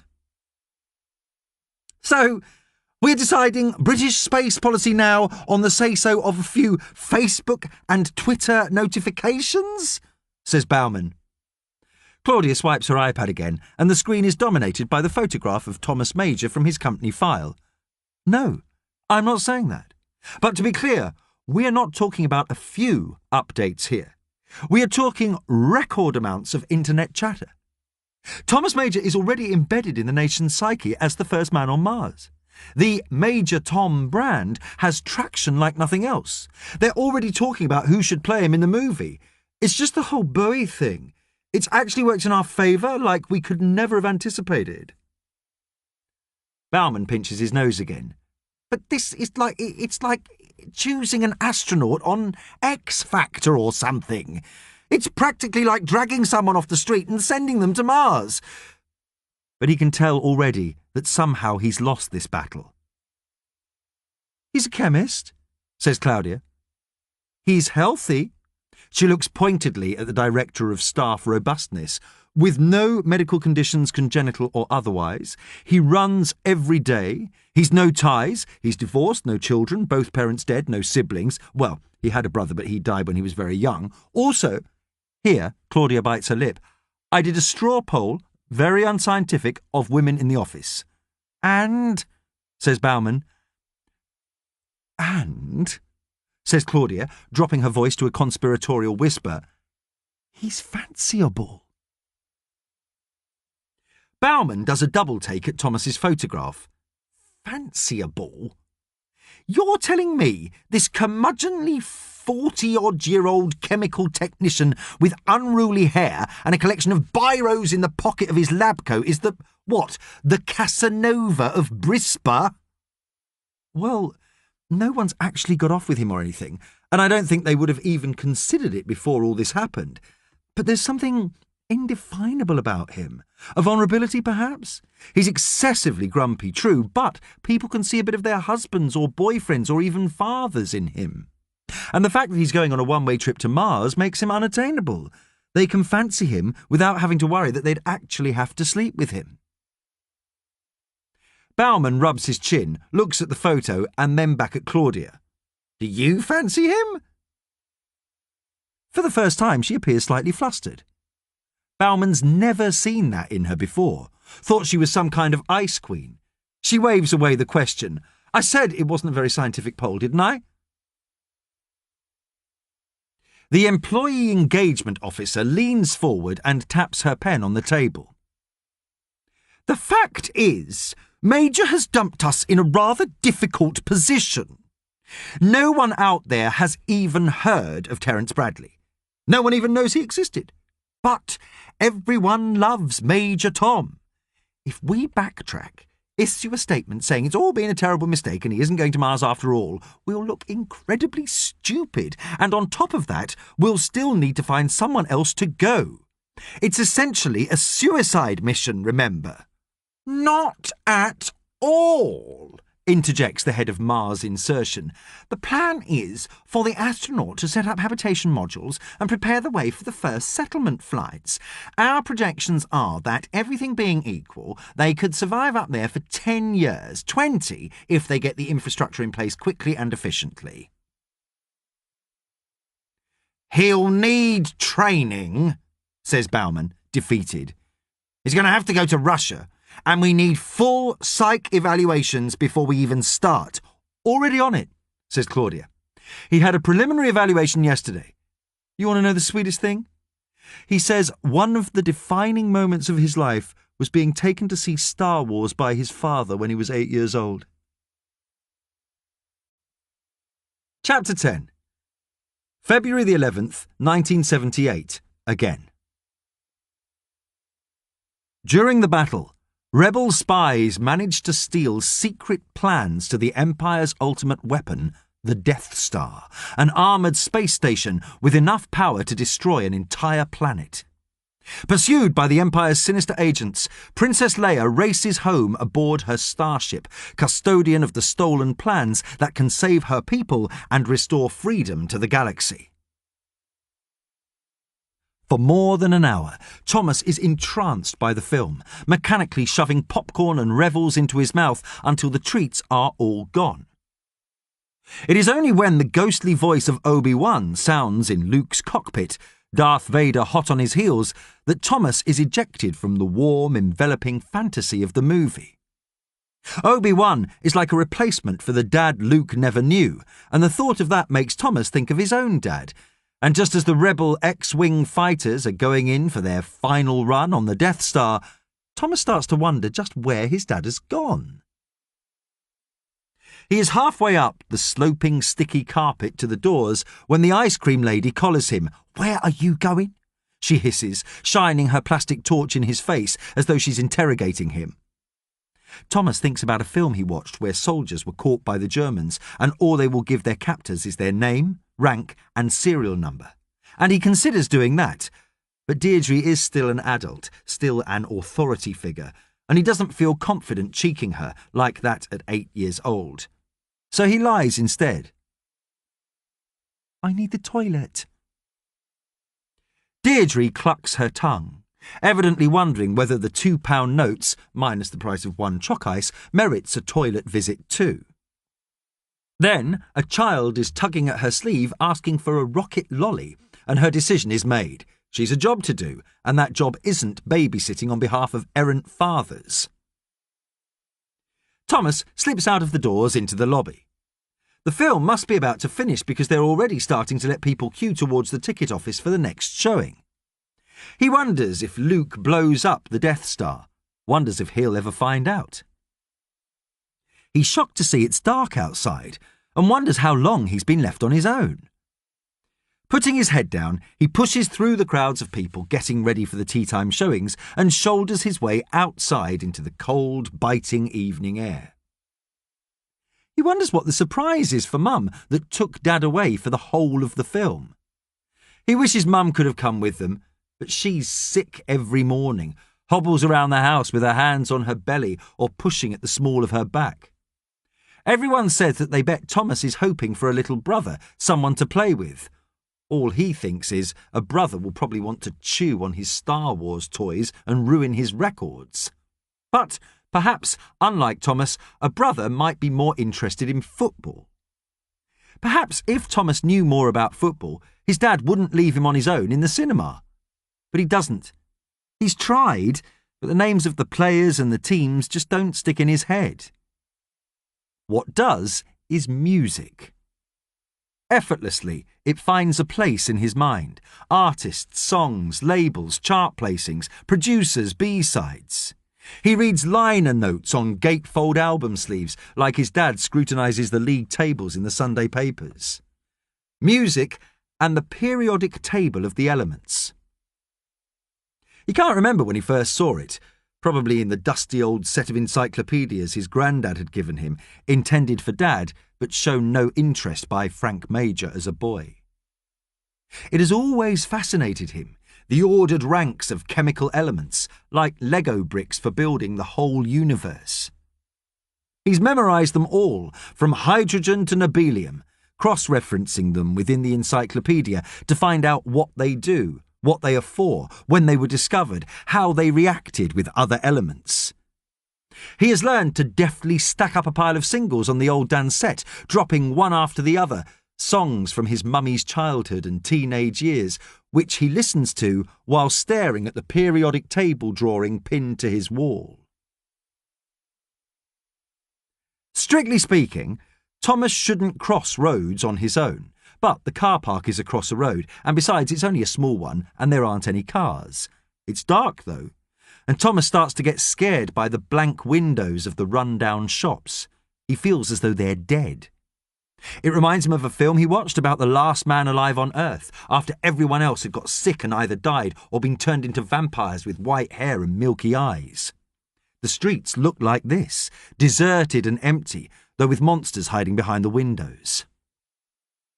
The same actor was in Planet of the Apes, which was also about the world ending, though you didn't know that until the end of the film, when the man found the Statue of Liberty buried in the desert. Turning the corner onto the patch of land where the car was parked, Thomas wonders what would be the absolute worst end-of-the-world thing. If the car park was full of apes from Planet of the Apes, or the vampire people from the film that he's just remembered was called The Omega Man.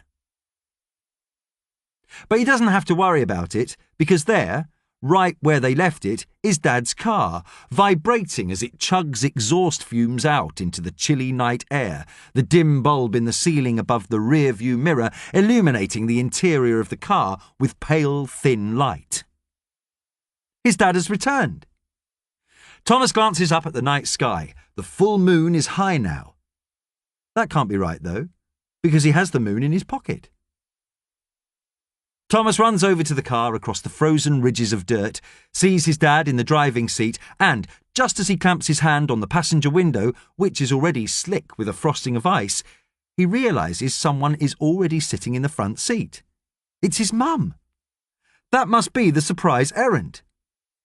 Dad is leaning over and covering her face with his as he has one hand pressing at her chest. But then Mum screams and pushes Dad away and shouts, "Jesus, Frank, it's a kid!" And Thomas realises it isn't Mum. And he knows that his dad has lied. Thomas doesn't have the moon in his pocket at all. And then he knows what is the absolute worst end-of-the-world thing to find in the car park. It isn't vampires with white hair and milky eyes. It isn't apes with guns and horses who enslave humans. It's this, he thinks, even as hot tears come and his stomach convulses and expels a stream of ice cream, chocolate and popcorn onto the solid earth. It's this. Chapter 11. The Peasants' Revolt. James slams the door behind him and heads straight for the stairs, ignoring Nan's calls from the kitchen inquiring who it is. He is halfway up the staircase when the tears come again and he stops to force his fists into his eyes. Nan appears at the bottom of the stairs and looks up. "Oh, it's you."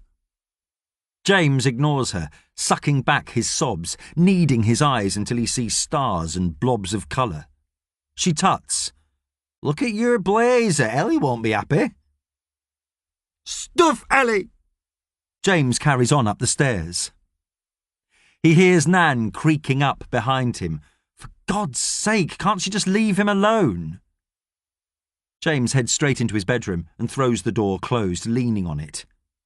His dressing gown is hanging on a hook from the door, and behind it a thick woolen jumper of his dad's. He buries his face in the jumper, absorbing the scent, the mustiness, the slight tinge of cement, the stale sweat. It makes him feel worse. "James," says Nan, with a tentative, thin-knuckled knock at his door. "What do you want for your tea?" "Cabbage. Broccoli. Do we have any kale?" Nan laughs. "Kale? That's a funny word. And I never heard a child actually ask for cabbage for tea before." "I want to encourage the generation of methane in my gut," mumbles James into the jumper. "Lovely," says Nan, a little uncertainly. She pushes tentatively at the door. "We might have some Christmas cake left, if that helps. Can I come in? If you give me your blazer, maybe we can get that mud off before Ellie gets home." "I don't care what Ellie thinks," shouts James, moving away from the door and throwing himself on his bed. Nan comes in and leans on the doorframe. He shouts again, "She's not my mum, and you're not my mum either." "No, silly," says Nan softly. "Jilly's gone, isn't she? Your mum?" Thanks for that. I feel much better now, says James into his pillow. Nan chances another step in her slippered feet into his bedroom. How'd you get your blazers so muddy anyway? Did you play rugby in it? James wriggles out of it without lifting his face from his bed and tosses it on the floor. There's nothing. Look at this. Across the back of his white shirt, written in black marker pen, is the word peasant. Underneath, someone has drawn a sad face behind a series of vertical lines, a rough but evident portrayal of someone supposed to be locked up in a cell. James chances a look at Nan. She's frowning. Then she says, I'm not the pheasant plucker, I'm the pheasant plucker's son. I'm only plucking pheasants till the pheasant plucker comes. She smiles broadly. I can say that after 3 bottles of stout. Oh, God! Can you please go away? Nan scoops up the blazer. I'll go and get your cabbage on and see if we have any, what was it? Kale? Does it come in packets?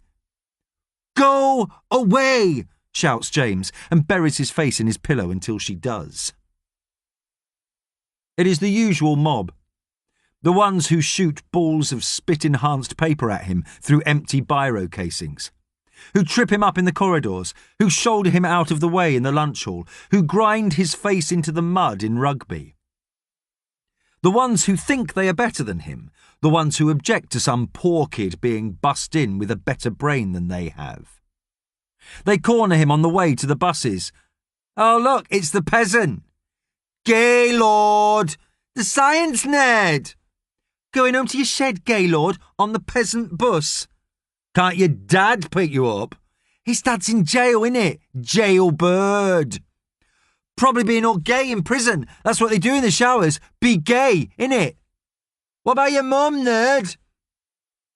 Then the inevitable tuneless chorus of Where's your mama gone?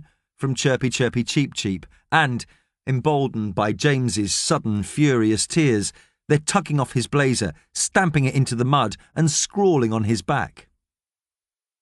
It's a picture he sees now for the first time as he takes off the ruined shirt that's meant to be someone in prison. James hears the front door bang and Ellie saying, Oh my God, what is that smell? She's right. The house stinks of drains and old socks. Nan shouts, It's cabbage for James's tea, for the methane. Do we have any kale or broccoli? Methane? Shouts back Ellie. Then he hears her thundering up the stairs. He doesn't bother telling her not to come in. She stands in the doorway and stares at him, stripped to his trousers and lying face down on the bed. Then she sees his shirt. Oh my God, she says, squatting down to scoop it up. Oh my God, that's 2 shirts you've ruined in a day. Actually, I haven't ruined any shirts.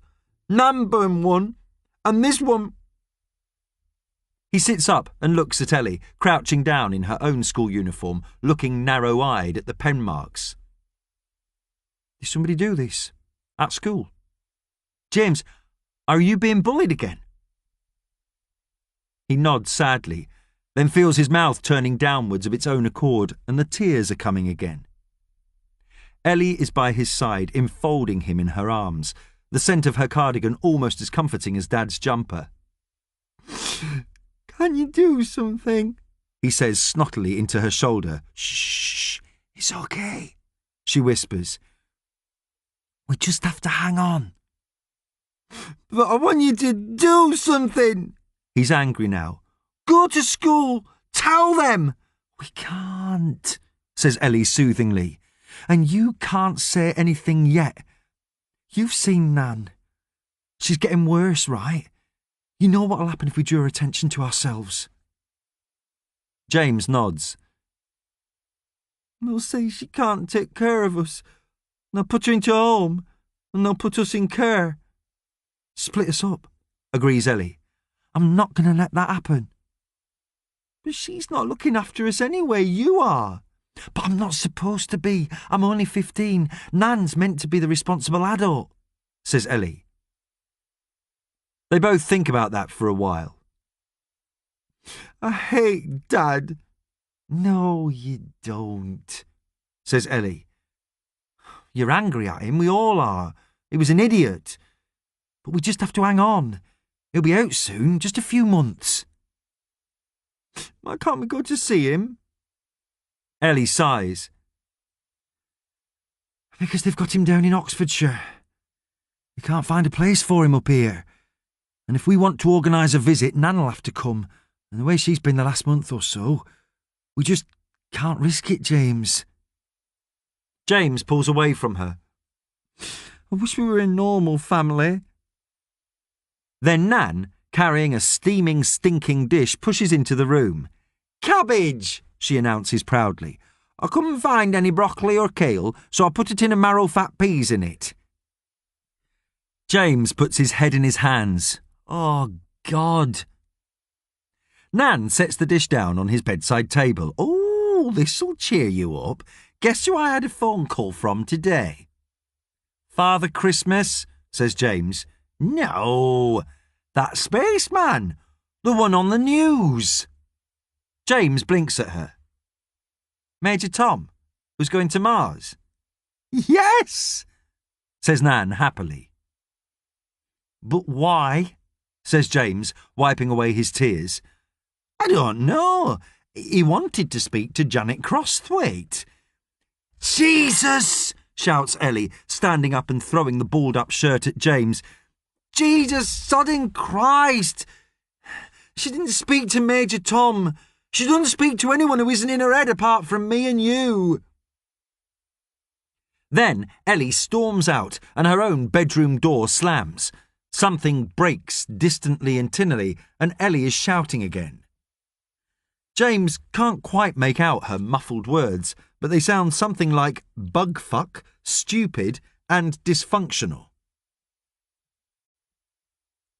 Chapter 12. Gladys Ormerod was here. Gladys Ormerod isn't stupid. She knows what is happening to her. Knows that what she has is an actual disease, a thing that is attacking her brain, not just bouts of forgetfulness or lapses of concentration. Some days that makes it easier for her, knowing that it's an illness and there's nothing she could have done to avoid it. Some days that gives her hope that they'll eventually find a cure for it. But then they can't even cure the common cold, can they?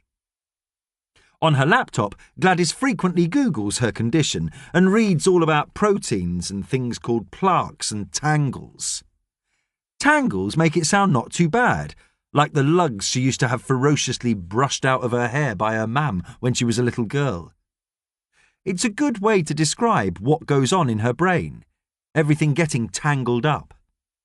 She imagines a normal brain runs in straight lines from the moment a person is born until they die, with the earliest memories receding into the distance like train tracks. With people like Gladys, the lines are all knotted and weaving in on themselves. An incident from 40 years ago can shine as brightly as a new penny, while something that happened this morning is murky and far away. Plaques are like those blue signs they put on famous people's houses. Gladys Ormerod's mental faculties lived here, 1946 to 2015. That was when she knew for sure she had it, 2015, just 2 years ago. It had probably been creeping up on her before that, like one of those old villains from the pictures with a black cloak and a moustache to be twirled between long, thin fingers. It had been hiding, until one day it leapt out at her and she couldn't remember what she had had for her breakfast, even as she was washing up the plates. She knows it's only going to get worse. In a way, she almost looks forward to it, to the time when she can live completely in her memories until the end. She's never been one for God and all that malarkey, Gladys Ormerod, though her mam used to drag her to church every Sunday morning when she was a girl. She has to admit that lately she's been hedging her bets, half-heartedly telling people off for blaspheming, that sort of thing, to be on the safe side.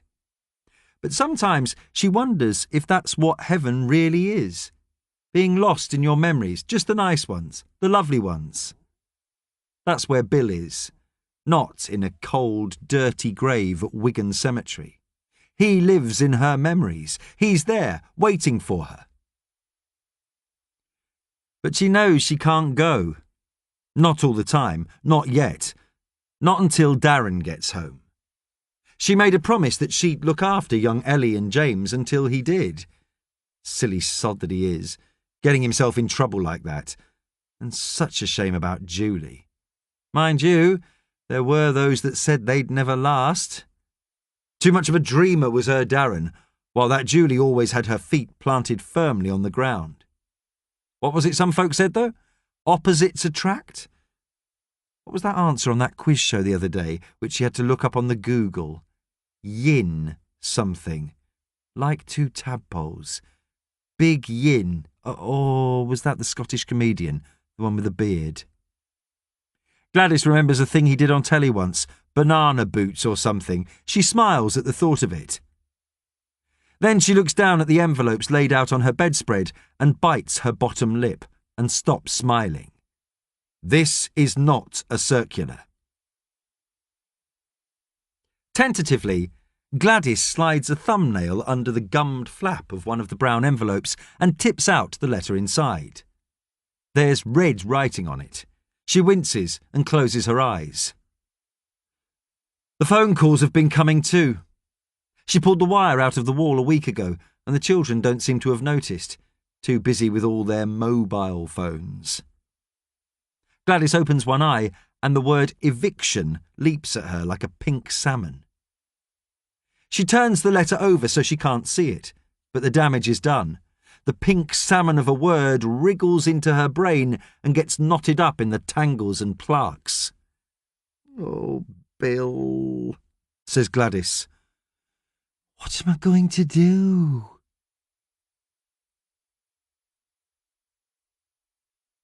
My dearest Prince Alusi, how are you? I do hope all your troubles are getting near to being sorted out. You see, I have a few troubles of my own at the present moment. It does seem to have been a long while since you first got in touch with me to tell me about the difficulties you have been having, and, to be honest, I did not think it would take quite so much time to resolve. It may well be that you are not in a position to transfer the whole $4 million to me right now, but maybe you could send me a little something?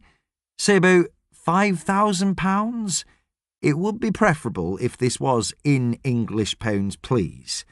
You have my bank account details. Please give my regards to your lovely wife, the Princess, with my best wishes, Gladys Ormerod, Mrs. The problem with kids today is that they have no confidence in what older people can do, and they probably think anyone over 20 is an older person, in the same way that Gladys thinks of people in their 50s as that girl or that lad. It was different when Gladys was a girl, of course. You had respect for your elders, mainly because they could fetch you one up the back of the head with the flat of their hand without anyone running around and calling the social services or Esther Ranson. But it wasn't just that. Gladys's dad fought in Burma, and her mam worked in the munitions plant up Beach Hill, and even as a kid you had to respect that. It rubbed off as well. People of Gladys's generation, they just got on with things. She closes her eyes, and it's the May Day bank holiday weekend back in 1972. Darren was just in his pram then, and Gladys and Bill's sister Winnie walked it the 5 miles to Bickershaw to look at the hippies in the rock festival they were putting on. It was something to do with that man off the telly who died, the one with a funny beard and one hand smaller than the other, who used to do the practical jokes. That was much later, though. Gladys had never heard of him back in 1972, but she liked some of the bands. They were on Saturday and Sunday. On Sunday, the Grateful Dead were on for 5 hours straight, but they didn't stay that late to catch it all, not with little Darren in his pram. They'd had a hell of a time dragging that buggy over the fields. Wet through it was, pouring down with rain like a bog. When she got back, soaked to the skin, Bill thought she was as daft as a brush. He'd been working all weekend at Heinz, brought home a bag full of soup in bashed tins from the staff shop. She sat in front of the fire, 3 bars on though it was May, and he made her a big bowl of chicken and mushroom. "You daft apearth," he had said, rubbing the steam off her glasses with the corner of a tea towel. "And taking Darren as well. Anything could have happened." "I don't think them hippies eat children," said Gladys, sipping soup from the spoon. "They were quite nice. A lad in a pair of dungarees and a top hat tried to give me and your Winnie some of that dope." Bill had said nothing, staring into the orange glow of the electric fire. "Do you think you'd rather have got married to one of that sort? More exciting than boring old Bill Ormerod who works nights at Heinz?" Gladys made a show of thinking about it for a bit. "Happen it would have been. But I'm not sure I'd really like to go down the Swan on a Thursday with a bloke in dungarees.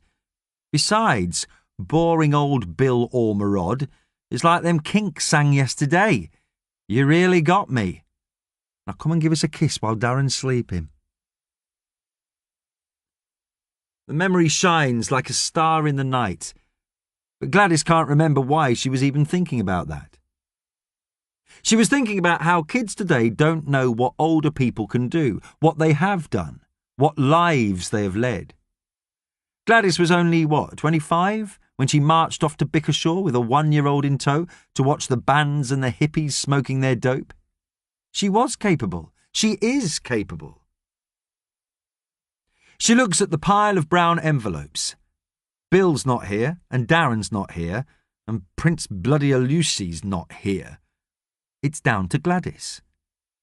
Ellie has told her not to go out, but she's 71 next birthday. Gladys is supposed to be the one in charge. What's the worst that can happen? She's lived in Wigan all her life. She is not a child. She can sort this out. She will sort this out. Gladys goes to get her coat. It's mild and wet for January. That summer she went to Bickershaw was mild and wet as well. People say that summers always used to be hot and winters always used to be cold, but people only remember the very good times and the very bad times. In between, things are just mild and wet and ordinary, unless something very remarkable occurs. Chapter 13. 1,800 degrees Fahrenheit. The summer of 1988 is wet and miserable, but Thomas Major doesn't care. School is over. A-levels are finished. He is 18 years old. He is going to university in Leeds in September. The long holiday is crawling by at an agreeable snail's pace, and Thomas is in love. But more than that, to his constant amazement and slight bemusement, he is loved right back. Her name is Laura, and they have been inseparable since Christmas when, full of Bacardi and Coke, she dragged him onto the dance floor at the sixth form festive do, which Thomas attended completely against his better judgment. They danced to Stop Me If You've Heard This One Before by the Smiths. Well, Laura danced, crouched low, her cardigan hanging off her arms and down her back, the cuffs bunched up in her fists, while Thomas swayed arrhythmically. After the song finished, she insisted he bought her a drink, then railed at him for half an hour about Thatcher. She is fierce and intelligent and funny and quite beautiful. Even now, in summer, Thomas is wondering when the scales will fall from her eyes and she will look at him, frowning, unable to work out how one drunken night that ended in a kiss in a shuttered shop doorway could have lasted so long. But it hasn't happened yet. Indeed, they have both applied to and been accepted at Leeds University, Thomas to study chemical engineering and Laura to read history and politics. It is raining when Thomas gets up, as it has been raining all summer, but he doesn't mind at all. In the kitchen diner, his mother is washing the dishes and listening to the tail end of the Radio 1 breakfast show. Thomas slumps at the kitchen island and watches his mother at the sink, her orange skirt rendering her bottom half almost invisible against the dark pine cabinets that run around the space. The breakfast show is presented by Simon Mayo, who Mum doesn't like all that much. She can't understand why they got rid of Mike Smith, but Thomas secretly likes Mayo, though he tacitly understands through Laura that listening to Radio 1 is strictly verboten until John Peel's show starts in the evening. Simon Mayo is playing Heatwave by Martha Reeves and the Vandellas. Thomas doesn't know it yet, but it is a song he will never be able to listen to after that day. "Chance would be a fine thing, a heatwave," says Thomas's mother. Teresa Major is only in her early 40s, but she looks old and shrunken to Thomas. Has done ever since his dad died 2 years ago. At the funeral, she took him to one side and said, "What happened between you two? You always used to be such pals when you were small." 2 years earlier, in the summer of 1986, they are standing outside the domed building of the crematorium at the Henley Road Cemetery in Caversham on a bright sunny day.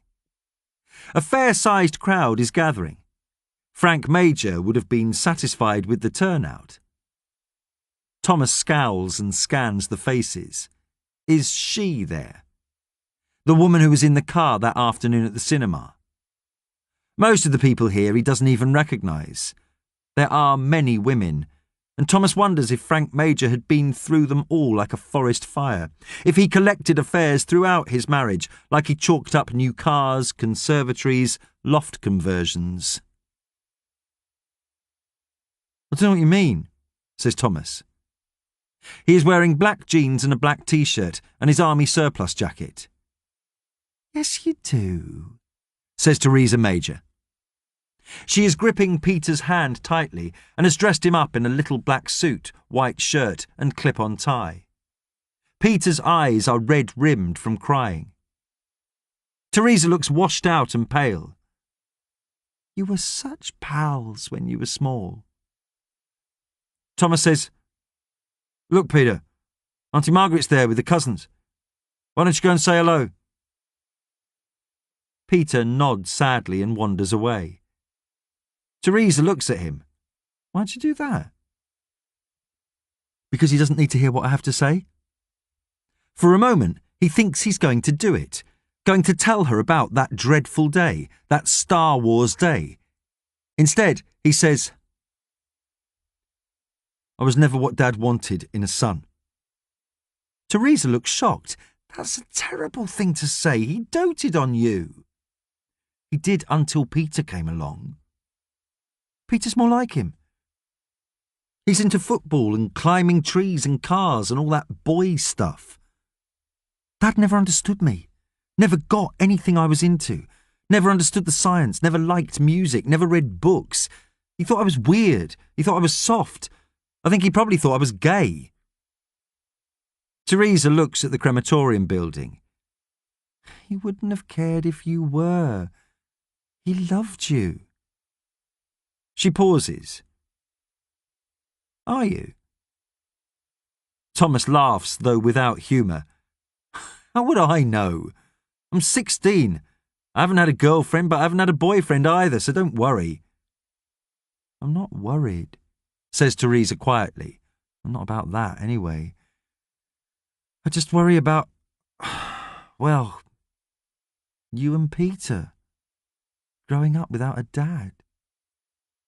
She gazes into the blue sky. "And I worry about me, too. In a couple of years, you'll be off to university. I know it's selfish, but I'm scared of being on my own. You'll always have Peter. He's only 8.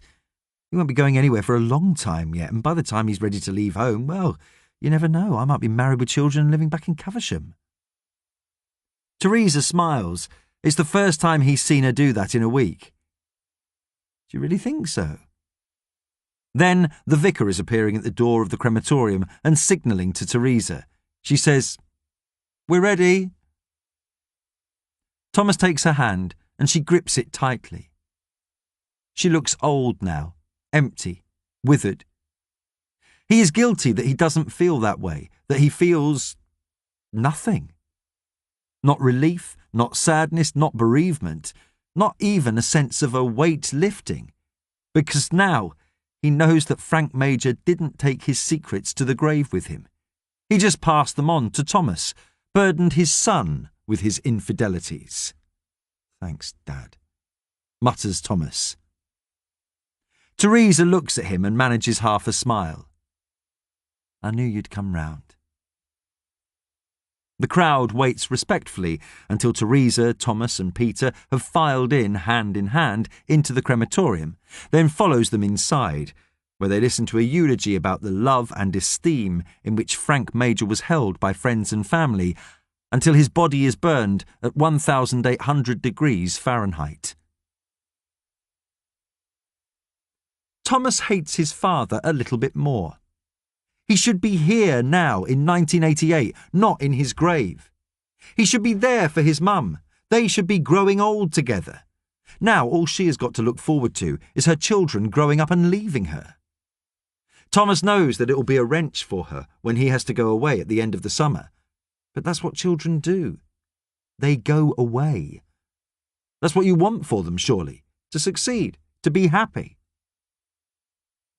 Teresa turns and smiles at him, wiping her hands on the tea towel. Rain lashes against the window, blurring the view of the garden beyond. "Morning, sleepyhead. You're going to have to start getting up earlier when you go to university, you know."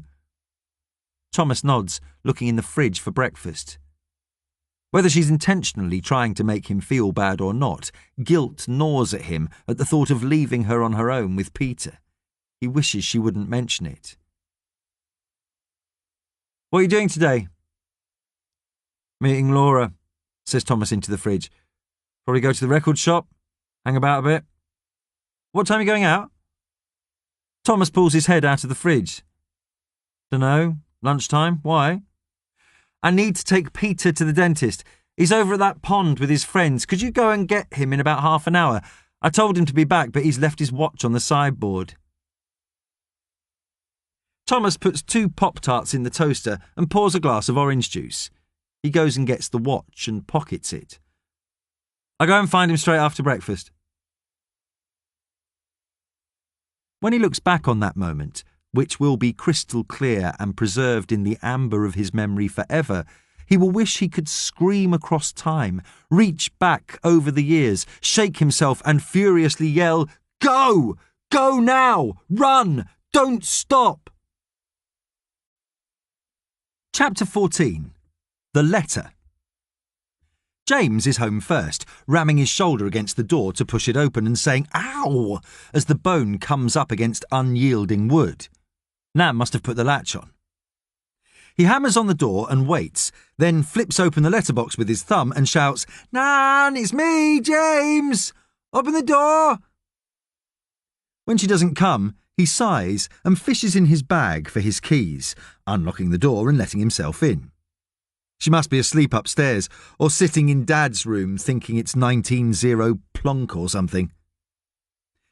One time, he caught her twisting the dial on the radio and getting increasingly frustrated, eventually slapping it hard on top and saying to him, "Can you help me find Dick Barton?"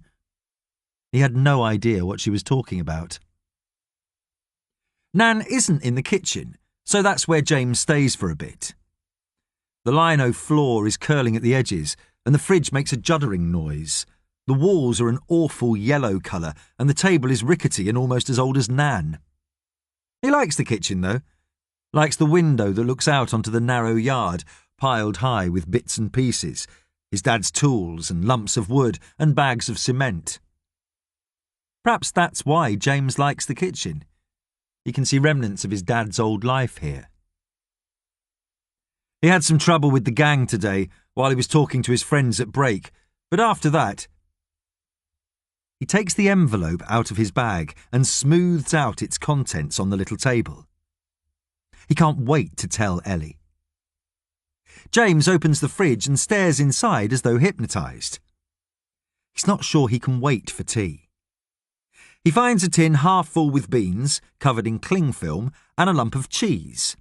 James slaps the cheese in a dish, pours the beans on top and sticks it in the microwave, sitting at the table and reading the letter again and again until he hears it ping. One day, thinks James, as he swirls the melted cheese and beans together with a fork to make a yellowish sticky goo, He's going to be a famous scientist. He'll have lots of money and an apartment somewhere like Manchester, or maybe even New York. Dad will be home, and Ellie won't have to work every night, and James will look after them all. He'll probably write a book that's as popular as Stephen Hawking's A Brief History of Time, which James has read 3 times, though he barely understands the concepts. And they'll interview him on the TV, and they'll ask him how he came to be such a brilliant scientist, and he'll say to the interviewer, Jonathan Ross or Graham Norton or somebody, that it wasn't easy for him, not at all. He went to a good school, but everyone thought he was some poor kid, and he got terribly bullied. But one day his life changed when he was given a letter at school. James reads through the letter again. This is it. This is going to be the day everything changes for him. He hears the door bang. Ellie shouts, "Hello!" Says James through a mouthful of cheese and beans. Ellie pops her head around the kitchen door. She looks tired.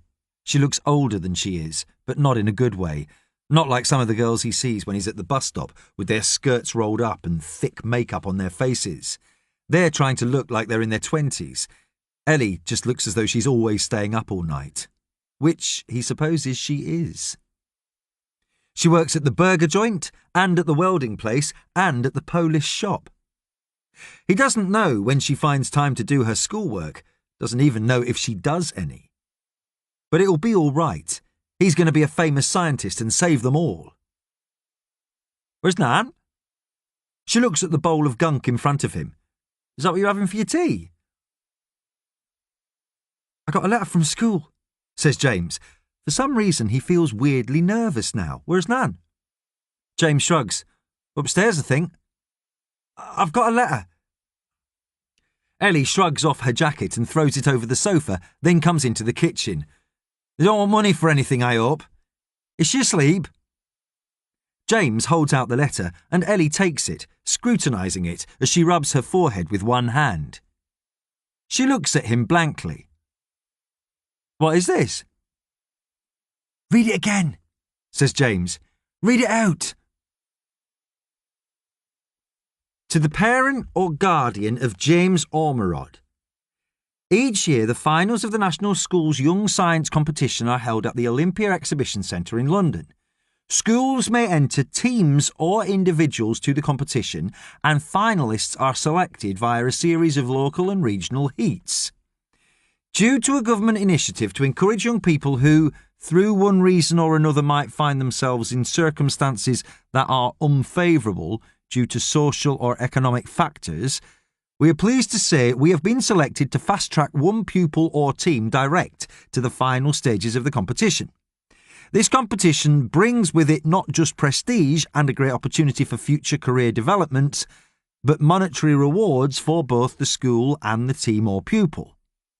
Due to James's excellent performance in science lessons, we would like to put him forward for this initiative and select him for a place in the finals of the National Schools Young Science Competition, which takes place this month.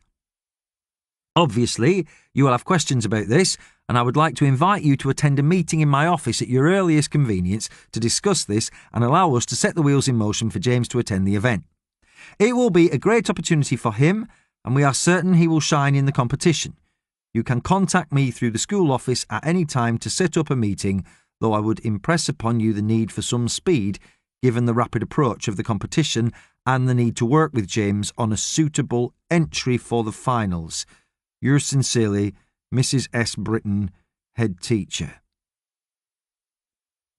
Isn't it absolutely brilliant? Says James. Ellie just stares at the letter. Wow, I suppose. She looks at him for a longer time than James is comfortable with, then drags a chair from under the small table and sits at it. But we know you're brilliant. You don't need to go to some competition to prove it. James can already feel hot tears pricking the back of his eyes. But I want to go. Ellie taps the letter with the backs of her fingers.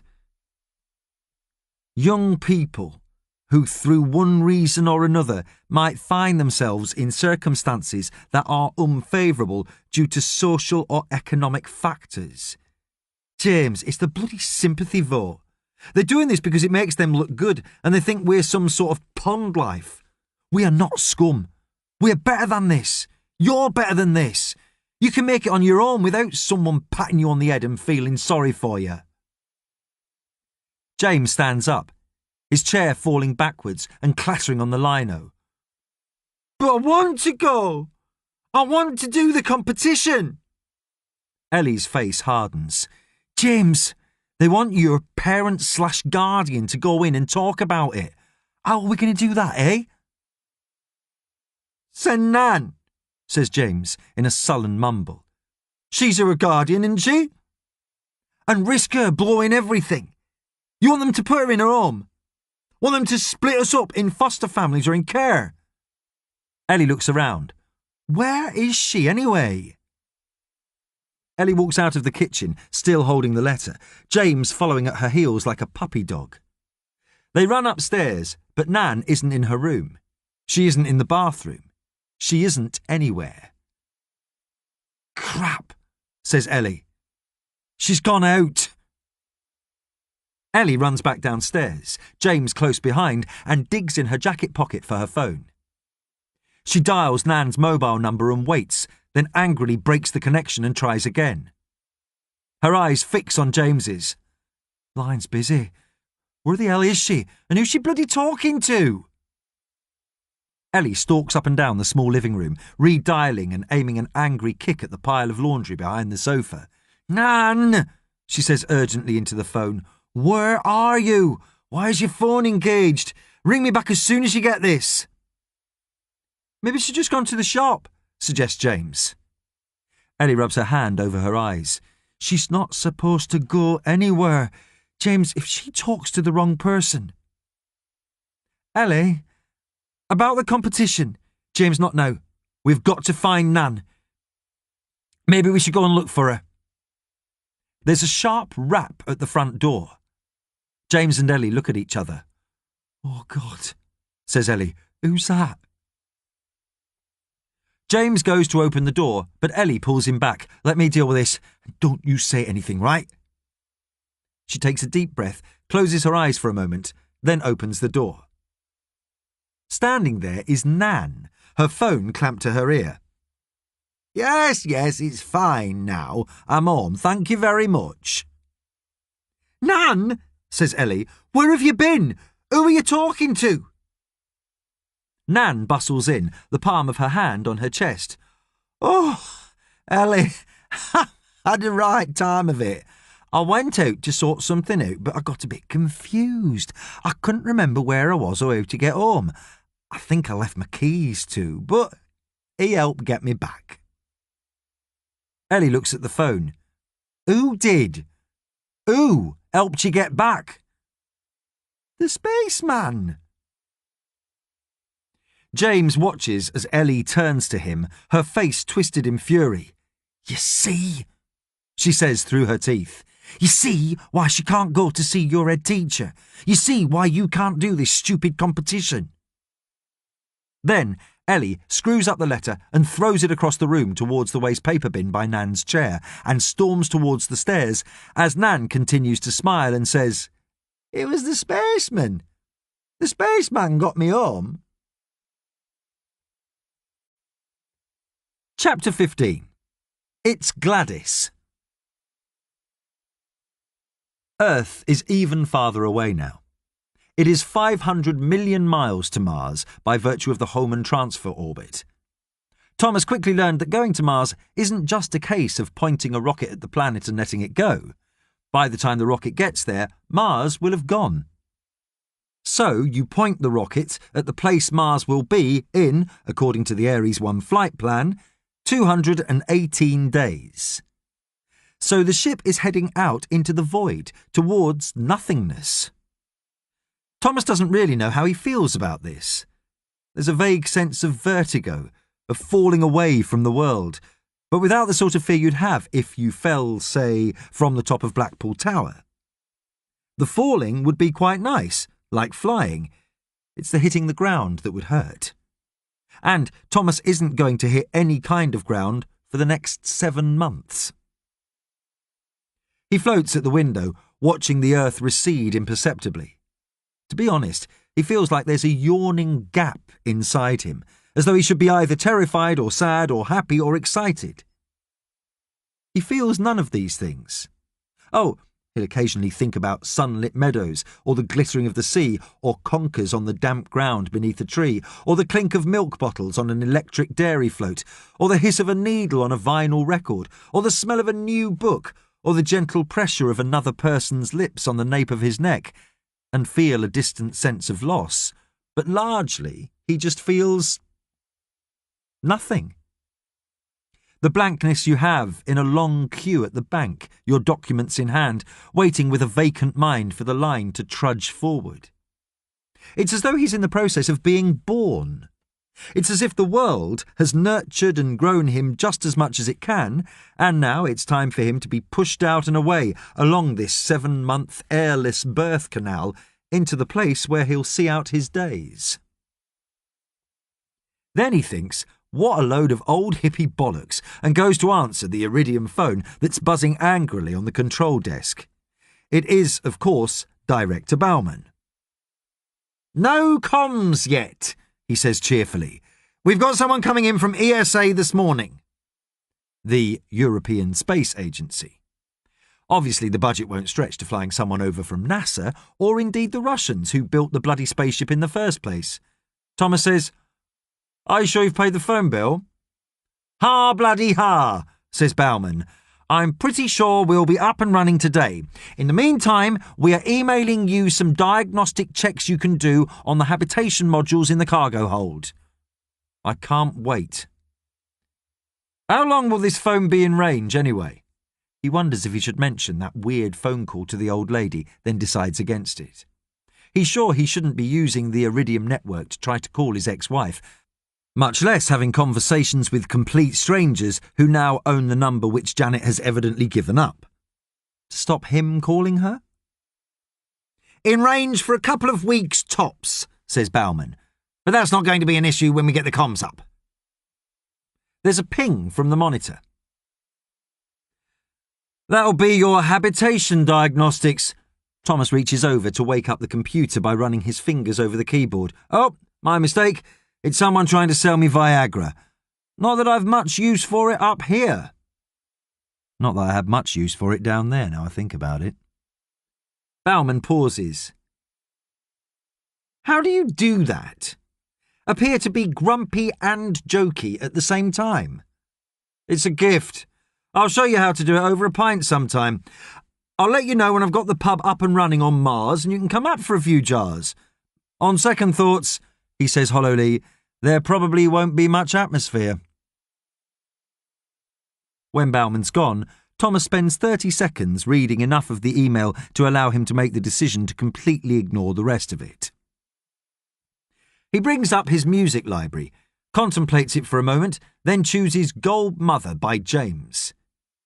Digitised from the original 1990 pressing. It annoys him intensely that the band re-released it after a year to accommodate a remix of Come Home and 2 extra tracks. An album should stand or fall on its original lineup. It annoys him so much he considers not listening to it at all. But it is a good album, so he relents and hits play. Then he pulls his crossword book out of its new home in a velcroed pocket by the control desk. The booklet that was housed in it originally is floating around somewhere. Something about closed system irrigation networks. He'll give it a flick through when he's in orbit around Mars. Chewing the end of his pencil, Thomas studies the next clue. 18 down. If put off, can encourage angina, say, proverbially. 4. He ponders it for a moment, floating horizontally around the module, absent-mindedly pushing himself off the wall with his toes. Angina, proverbially. He sighs as the phone buzzes again. What can Bauman want now? "Yes," he says, suspended upside down, still contemplating the crossword puzzle. Major Tom, says a voice, breathless, panicked. Major Tom, it's me. It's Gladys.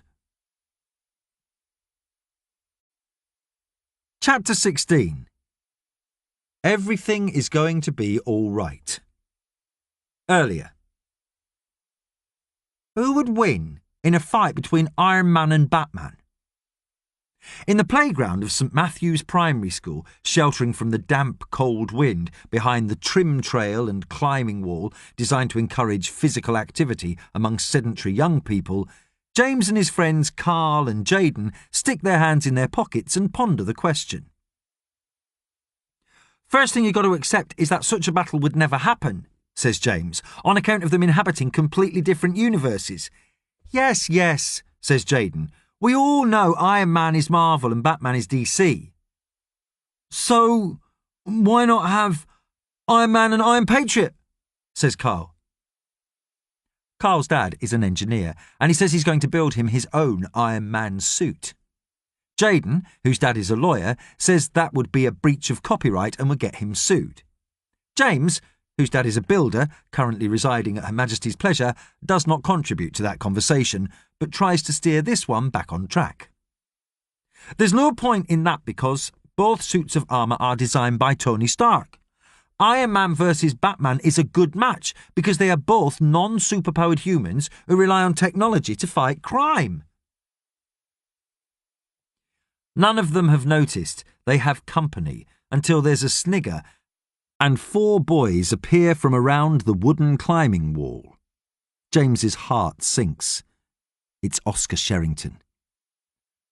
All right, Stig of the dump, he says, nodding at James. What's that? Says one of the other boys. Telly show my mum used to watch when she was a kid.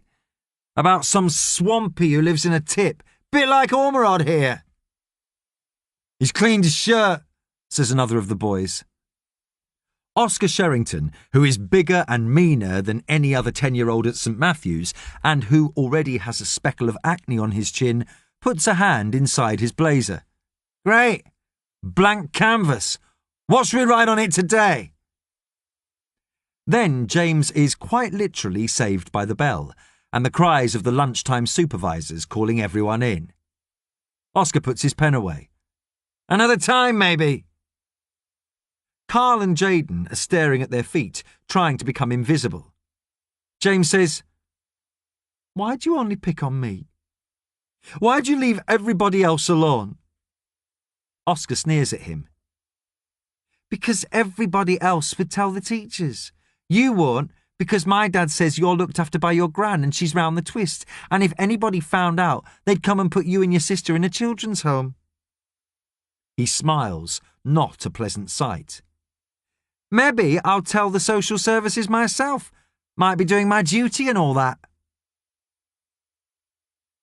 When Oscar has taken his coterie off, James glares at Carl and Jaden. You were no help. Sorry, mumbles Jaden. He brightens. Do you want to come round for dinner tonight? Carl's coming. We could carry on talking about Iron Man and Batman. Dinner, to James, is what you have at noon. Tea, which you have at 5 o'clock, is what Jaden is referring to. That'd be brilliant. Jaden gets out his iPhone 6, which James regards enviously, and punches in a text. James's old Nokia vibrates in his pocket, but he doesn't get it out. I've messaged you with my address and our house phone. Get your gran to call my mum to say it's okay. We eat at 6:30. Jaden pauses. Oh, what Oscar said about your gran, is it true? It's fine, says James. It's all fine. I'll see you after school. After disappointing James with the science competition, Ellie feels somehow obliged to agree to the play date he'd set up with his friends from school. She looks at the address of his friend's house, posh and a bus ride away. She calls the number and asks to speak to Jaden's mum. Oh, hello, says the woman. Jayden said he'd invited James over for dinner. It's no problem, of course. Does he have any allergies? Only to common sense, Ellie wants to say. But instead she agrees she'll get him there as soon as possible. James is quiet on the bus ride, and she knows he's sulking about the science competition. But it's the last thing they need right now. Attention.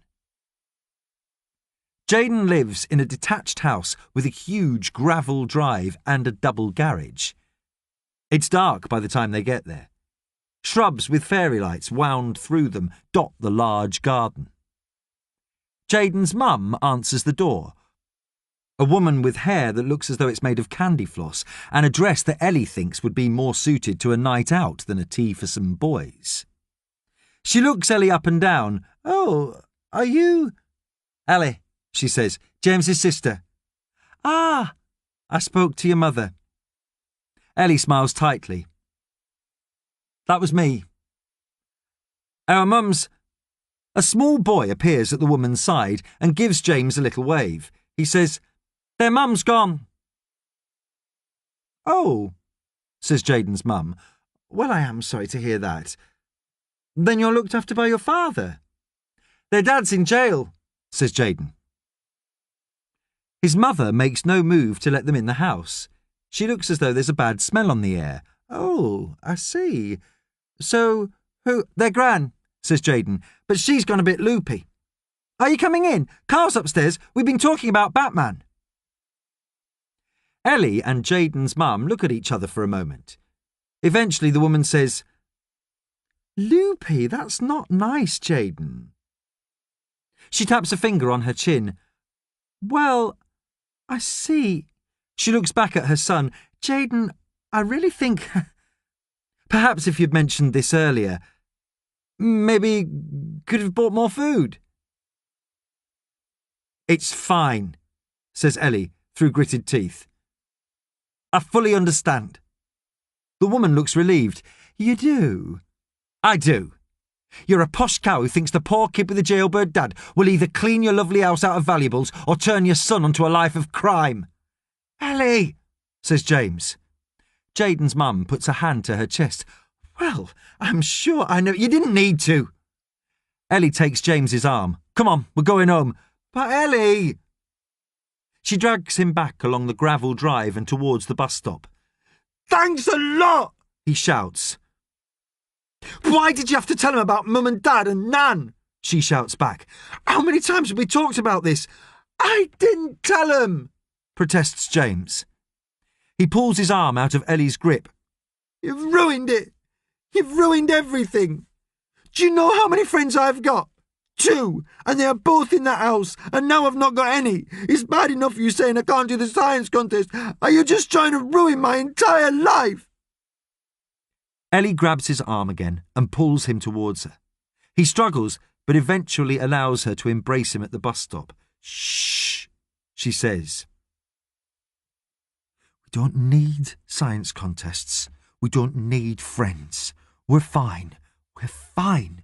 We're on our own like we always are. Everything is going to be all right." Chapter 17.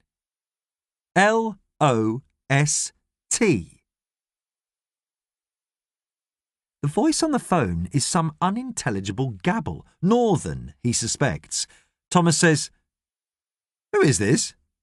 Is this Mission Control?" There's a ragged sob, then a deep breath. Thomas can hear the swish of traffic. "It's me, Gladys." Thomas pinches the bridge of his nose tightly. "Gladys, look, Gladys, you've got the wrong number. I'm going to have to hang up." "I know I've got the wrong number," says Gladys, her voice rising. "I thought I was calling Ellie, but I did that last number thing and I got you, the spaceman." "I'm hanging up," says Thomas. He adds loftily, "I have to keep this channel of communication open." "I'm lost," wails Gladys. "Hanging up. Don't call this number again." He presses the button to disconnect the call and replaces the handset. "If put off, can encourage angina, say. proverbially. 4 letters. He looks at the handset again. 4 letters. 4 letters. She said she was lost. He lightly pencils in L-O-S-T. It fits the space, but it doesn't feel right. He smiles wryly. She sounded old, Gladys, confused. Thomas thinks about his mum, how she was at the end, frightened, desperate, lost. Sighing, he picks up the iridium phone again and studies the buttons. There's one with 2 arrows turning in on each other, like snakes eating each other's tails. He presses it and listens to the clicks and whirs of the signal bouncing off the network of satellites, and then the hissy ringing tone. It's picked up almost immediately. "Ellie!" shrieks the same voice. "Gladys?" says Thomas cautiously. "You just called me?" "I don't know where I am," she says. "I went to the town hall to sort everything out, but when I got to Rodney Street, they'd demolished it. I didn't know where to go, so I got on a bus to get home, but there's another family living in the house. I think they're Polish. I forgot. I went to our house where me and Bill lived. I forgot we didn't live there anymore. I forgot Bill was dead." She dissolves into thick, choking sobs. "Right, I'm going to need you to calm down. Do you know who this is?" There's a sniffling noise, then the alarming blast of a nose being blown. In a small voice, Gladys says, "You're the spaceman, Major Tom. You called me yesterday asking about Janet Crosthwaite." Thomas pinches his nose again, tight enough to leave indentations in the skin. This woman is evidently insane. "Yes," he says slowly. "This is Major Tom. Now, do you think you can ring someone? Ellen, did you say? Is she your daughter?" "Ellie. She's our Darren's girl. But I just want to get back. I need to make their tea. James will be home by now." Thomas can see that getting her to ring another number is going to be next to impossible. "Look, I can call people at Mission Control. They'll be able to help if you give me your phone number." "No," says Gladys, horrified. "No, nobody can know. Ellie was quite definite about that. I just need to get home." Cradling the phone in the crook of his neck, Thomas anchors himself to the desk and calls up Google on the computer, swiping away the Twitter feed of the account Claudia had set up for him with annoyance. He brings up Google Maps instead and says, "Now, do you know where you are?" "I'm on Poolstock. I need to get to Santa Street, number 19. "What city is that?" Gladys says something like Worsley Mains. Thomas says doubtfully, "Is that a town?" "It's in Wigan." She sounds calmer now. OK. Thomas taps in the street name and Wigan. The map centres on a warren of avenues in an area called, according to the plan, Worsley Messnes. He shakes his head. How do you even say that? "I think I've got you." "Oh, you can see me from space? Do you have a telescope?" "Of course not," scoffs Thomas. "I'm using—" He pauses and considers whether he's got the time and patience to try to explain the internet to this woman, who's obviously not so much a sandwich short of a picnic, but sans an entire loaf of bread. He sighs. "Yes, a telescope. A really special telescope. Now, can you give me that address again, where you actually live, as opposed to where you used to live God knows how many years ago?" There's a brief silence, then Gladys mumbles, "Santa Street." Thomas taps it in and scrutinises the dotted line that appears between the 2 streets. "You're about 10 minutes away. You need to go straight up that road you're on, take a left at the end, cross over, take the second right, then the first left. then you're home, okay? Gladys repeats the directions back to him, or at least something approximating a set of instructions utterly unlike the ones he has just given to her. She says, "Can you stay on the line until I get there?" "Not really, on account of me being in space and everything." Gladys starts to cry again, and Thomas says under his breath, "Jesus Christ."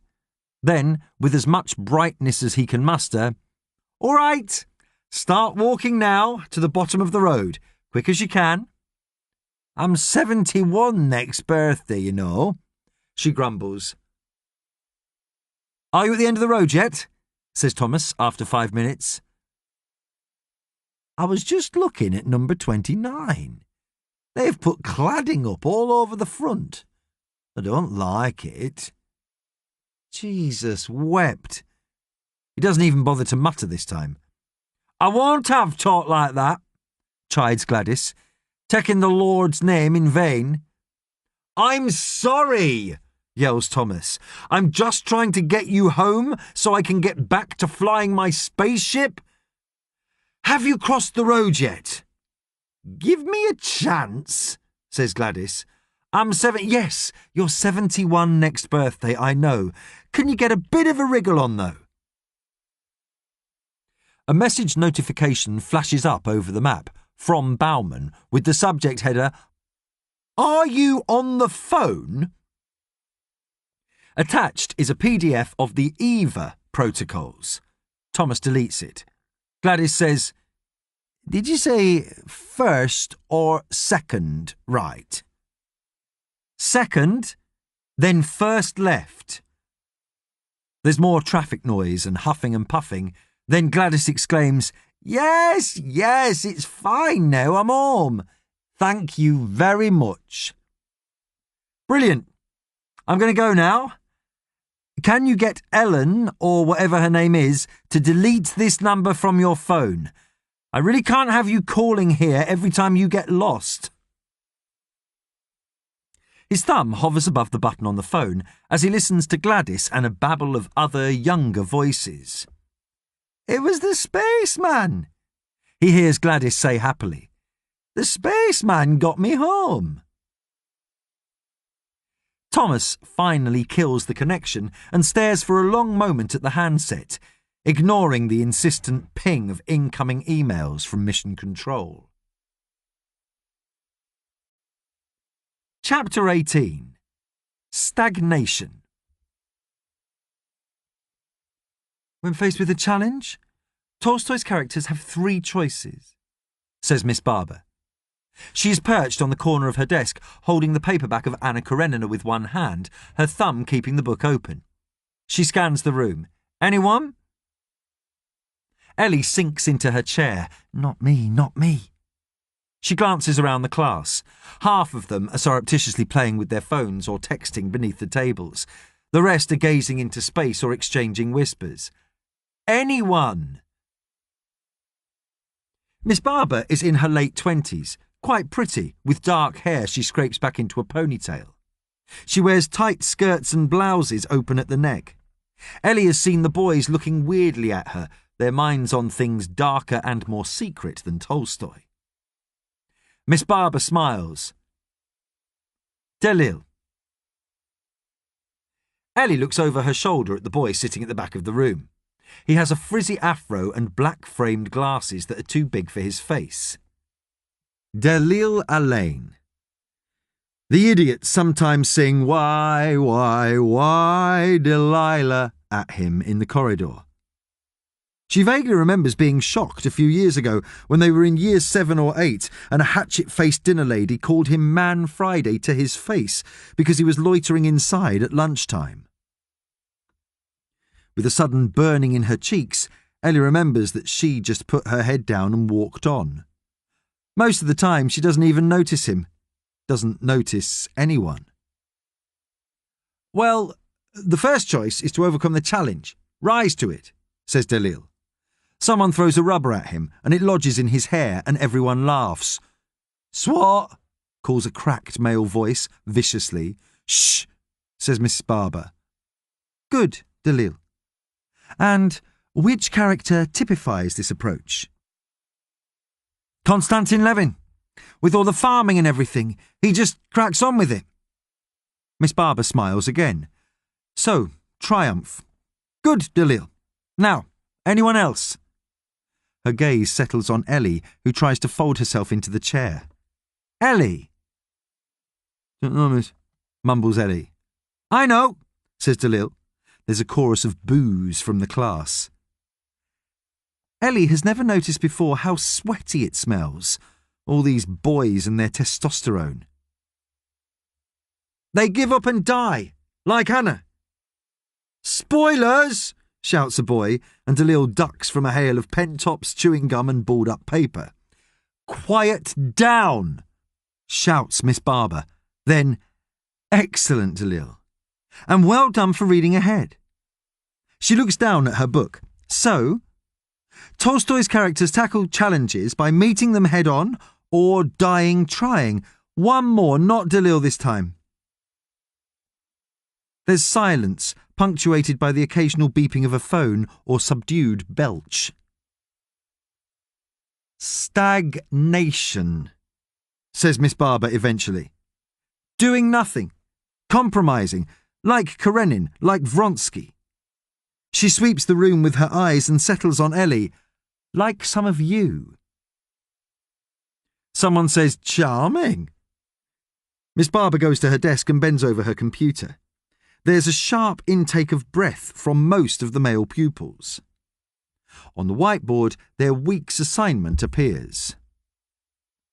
Why do Tolstoy's characters have to come to terms with death in order to understand life? She reads. 1 week today, and I want you working in pairs on this one. The class starts shuffling itself into natural groups. Ellie sinks further into her plastic chair. With a bit of luck, Miss Barber won't notice her not pairing off with anyone, and she can just do it on her own. But the teacher says, no, for this one, I'm going to decide the groups. There's a groan from the class as she starts reeling off names. Ellie Ormerod and Dalil Alain. Safe, says Dalil. Ellie scowls at Miss Barber, who raises an eyebrow at her. Problem, Ellie? He's a weirdo, miss. Ellie folds her arm and stares out of the window. The knot of boys in the corner start to chant, weirdo, weirdo, weirdo, and throw things at Dalil. When Miss Barber's got them under control, she glares at Ellie. You can see me after class. I expected better of you, Ellie, says Miss Barber. The classroom is empty now, everyone having scrambled out as soon as the bell went. The chairs and tables are haphazardly abandoned, and Miss Barber has done her best to encourage learning by blue-tacking quotes from her favourite books onto the peeling paint of the walls. Sorry, mumbles Ellie. I didn't mean it. That almost makes it worse. How do you think Dalil feels about that? He gets enough hassle from this lot. She waves her hand in the direction of the empty chairs, without you egging them on. He's not weird, he's a bit different. I'd have thought you'd have been able to empathise. Ellie's eyes flash. What do you mean? You're calling me weird? I'm saying you're not like the rest of them. You don't know anything about me, pouts Ellie. How are you getting on with Anna Karenina? Asks Miss Barber, changing tack. Ellie tries to remember what she read in the York Notes book she nicked from Waterstones, though she's barely had time to glance at it. She looks at her shoes, scruffy, falling apart, and something pops into her head. She says, It's a novel of unparalleled richness and density, isn't it, miss? Miss Barber smiles tightly. Yes, Wordsworth classics do write quite succinct blurbs on the backs of their books, don't they? Well remembered, though. Ellie looks out of the window, trying to ignore Miss Barber scrutinising her. Eventually she shrugs. I haven't really had time to get too far into it, miss. When she looks back at the teacher, she's staring intently into her eyes. I hope you don't mind me saying this, Ellie, but you look tired. I know you're 15, you're not a small child, but sleep's important. Are you getting to bed early enough? Ellie shrugs non-committally. Miss Barber nips her bottom lip with her teeth, hesitates, and then says, Are you having any problems? You know you can talk to me in confidence at any time. I know what it's like being young. I know there are temptations, the urge to experiment, and I know that drugs can be easily obtained in our communities. Ellie closes her eyes and sighs, as if it was so easy to explain. Sometimes she wonders if she shouldn't go and score some drugs, some heroin, something that will blast her out of it all, even for just a few hours. Miss Barber seems to take her silence as encouragement. Ellie, last year I'd have said without hesitation that you were a straight A student in English. In fact, I'd have put money on it. A lot of money. Now... She leaves it hanging there in the silent air of the empty classroom between them. I know what it's like being young. Ellie stares at her. Stop saying that. You might know what it's like to be young, but you don't know what it's like to be me. Miss Barber leans forward, staring at her intently. Then tell me. She's kept it bottled up for so long, had no one to talk to. Imagine if she just let it all go now, let the dam break, the words tumble out of her in a rush. Ellie says, My mum's gone, my dad's in prison, my brother's being bullied, my nan's losing her mind, I'm holding down 3 jobs on top of school just to make ends meet, I have no friends, I never go out, I'm trying to keep the family together, but I wonder if it's even worth it. I just want to go to sleep for a day, a week, a month, forever. But she says none of these things. Instead, she looks at her scruffy shoes again and just mumbles, I'm fine, miss. Miss Barber sighs and pats her hands on her thighs in surrender. OK, you can go. Ellie drags her bag towards the door and turns when Miss Barber says, I'm always here. I wish you'd give me something, anything. Just say what you're thinking. Ellie looks at her critically for a moment, then says, You might want to think about doing up another button on your top if you don't want every boy in this room wanking themselves to sleep over you every night. Then she walks out and heads to another class she can sleepwalk through until it's time to go home. Chapter 19. 6 billion yeses and 1 no. The Shednick 1, which Thomas will never stop calling this heap of junk, keeps to Greenwich Mean Time, but of course it's all the same to him, in the little section of the cabin where he sleeps, eats, goes to the toilet and works. There are other small spaces off the main cabin, used for storing supplies and electronic panels that hum and blink. He has now broken out of Earth orbit and is on the hum and transfer orbit, which means he doesn't go in a straight line from Earth to Mars.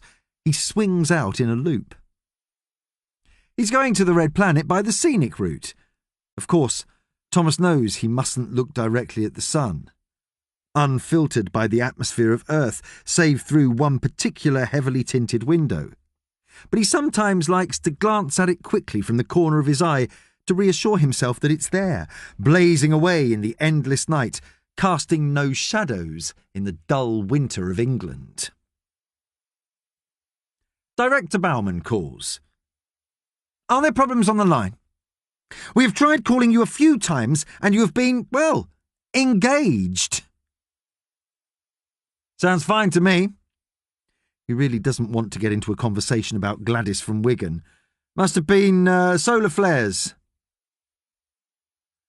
Well, I have good news and some other news, says Bauman, with an overly cheery demeanour that immediately puts Thomas on his guard. Give me the bad news first. I didn't say bad news, Thomas. we've got a rather exciting opportunity.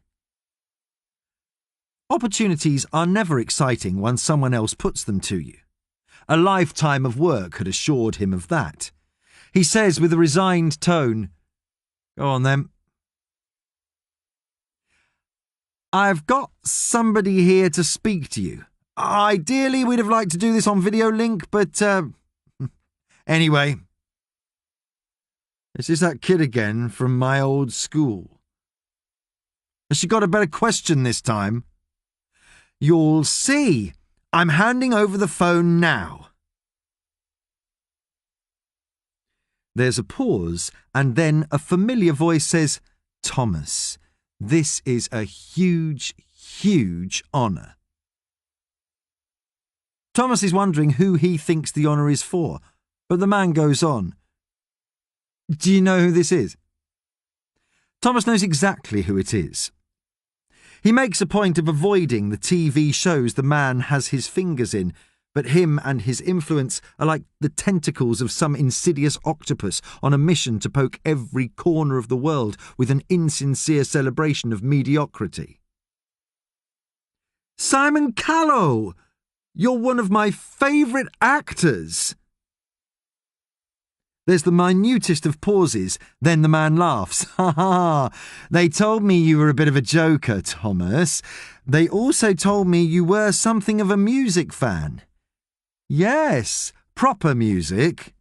"Precisely, proper music, which is what I want to talk about, Thomas. How would you—" Here the man takes a deep breath, as though he's mentally unfurling a red carpet for Thomas. "How would you like to record for us, from space, a cover version of the absolute classic Space Oddity?" Thomas takes a moment to remember to breathe. "You are kidding me." There's a laugh. "Oh no, I'm not, Thomas. I'm deadly serious. You, sitting in your tin can, singing Space Oddity. I can cast iron guarantee you that it would be #1 all over the world by Christmas." "No." "Oh yes," says the man, "and not just one yes, 6 billion yeses. Everyone in the world will buy this. Thomas, I am 1,000,000% certain of it. It will be a winner. An absolute gold-plated in at #1 with a bullet winner." "No." "Yes, yes, and 1,000 times yes. We're going to make you a star, Thomas Major. I am, right here, right now, giving you my golden buzzer. If I had 1,000,000,000,000 golden buzzers and 1,000,000,000,000 hands to hit them with, I would be hitting them all now at the same time. You are not just a one-way trip to Mars. You're going straight to the top on a rocket made of stardust and yeses." "Two things," says Thomas, securing the phone in the crook of his neck and pushing himself over to the computer. "One, you can't have 1,000,000%, so you really need to stop saying that. Two, when I said no, I wasn't speaking in some kind of disbelieving but ultimately enthralled manner. In other words, no, nein, niet, non, negative, no way, and bugger off and die." Finding the song he's looking for on the computer, Spend, Spend, Spend, 3 minutes 18 seconds of caustic lo-fi discordant anti-consumerism from the Slits' 1979 debut album, Thomas puts the receiver right up against the speaker and plays it down the line until he's sure that odious man has gone. Thomas wonders briefly about Director Bauman's 2 pieces of news, just as another message pings into his inbox. "Preparing for Eva" is the subject header. Thomas deletes it quickly and looks for his crossword book. Chapter 20. Here's what you could have won. A gale is blowing as Ellie shuffles out of the school gate at the end of the day, pulling her too tight coat about her. She feels bad about what she said to Miss Barber. She didn't deserve that. She was only trying to help. But something about Miss Barber makes Ellie feel angry, all knotted and hot in her gut. She bet Miss Barber never had to struggle like this. Miss Barber had it all handed to her on a plate. Good school, time to do her work, university, teacher training. Everything Ellie will never have. Her phone beeps and there's a Snapchat notification. Ellie wonders why she still bothers signing up to them.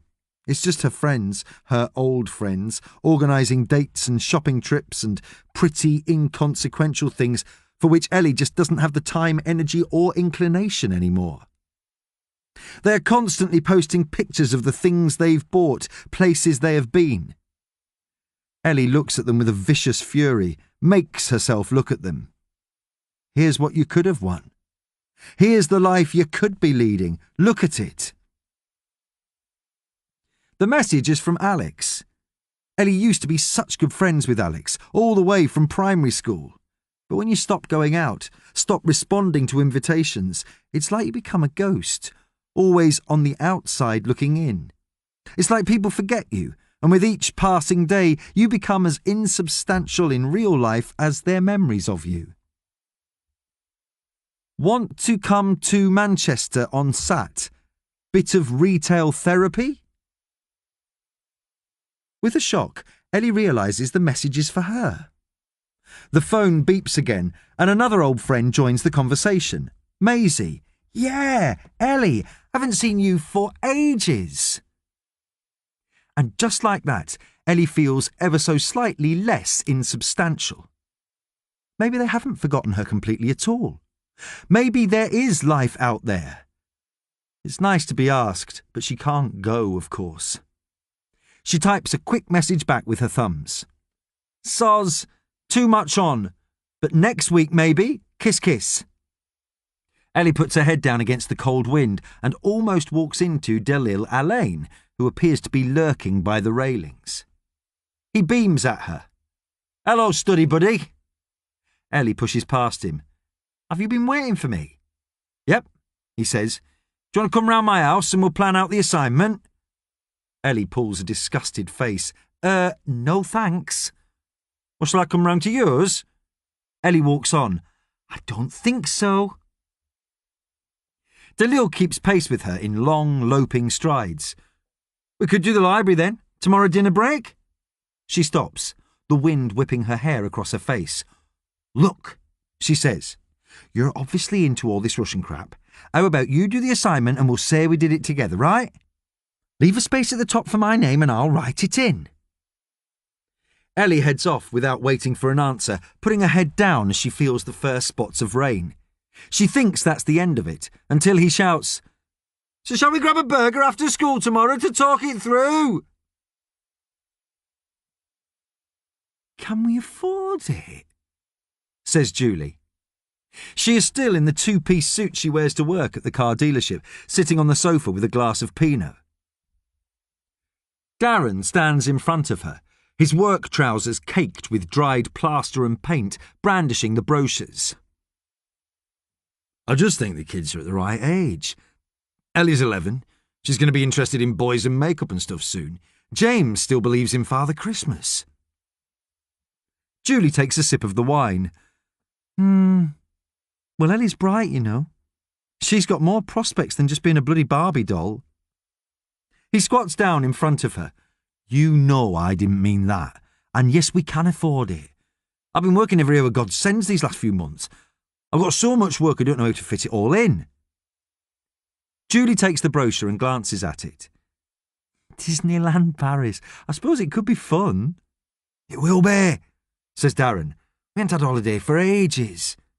He looks around. Where are the kids anyway? Julie pulls the bobble from her brown hair and shakes it out. Upstairs. James is playing with his chemistry set. Ellie's probably online looking at Urban Decay. Darren frowns. What's that? Some legal high site? Do we need to have a talk to her? Julie throws the brochure at him. It's a cosmetics brand, you clown, and I was joking anyway. She takes another sip. Did you call in at your mum's at dinner time? Darren nods. To be honest, I'm a bit worried about her. I think she's losing it. She kept going on about Dad, like she'd just been talking to him that morning. Well, it's tough for her on her own, says Julie.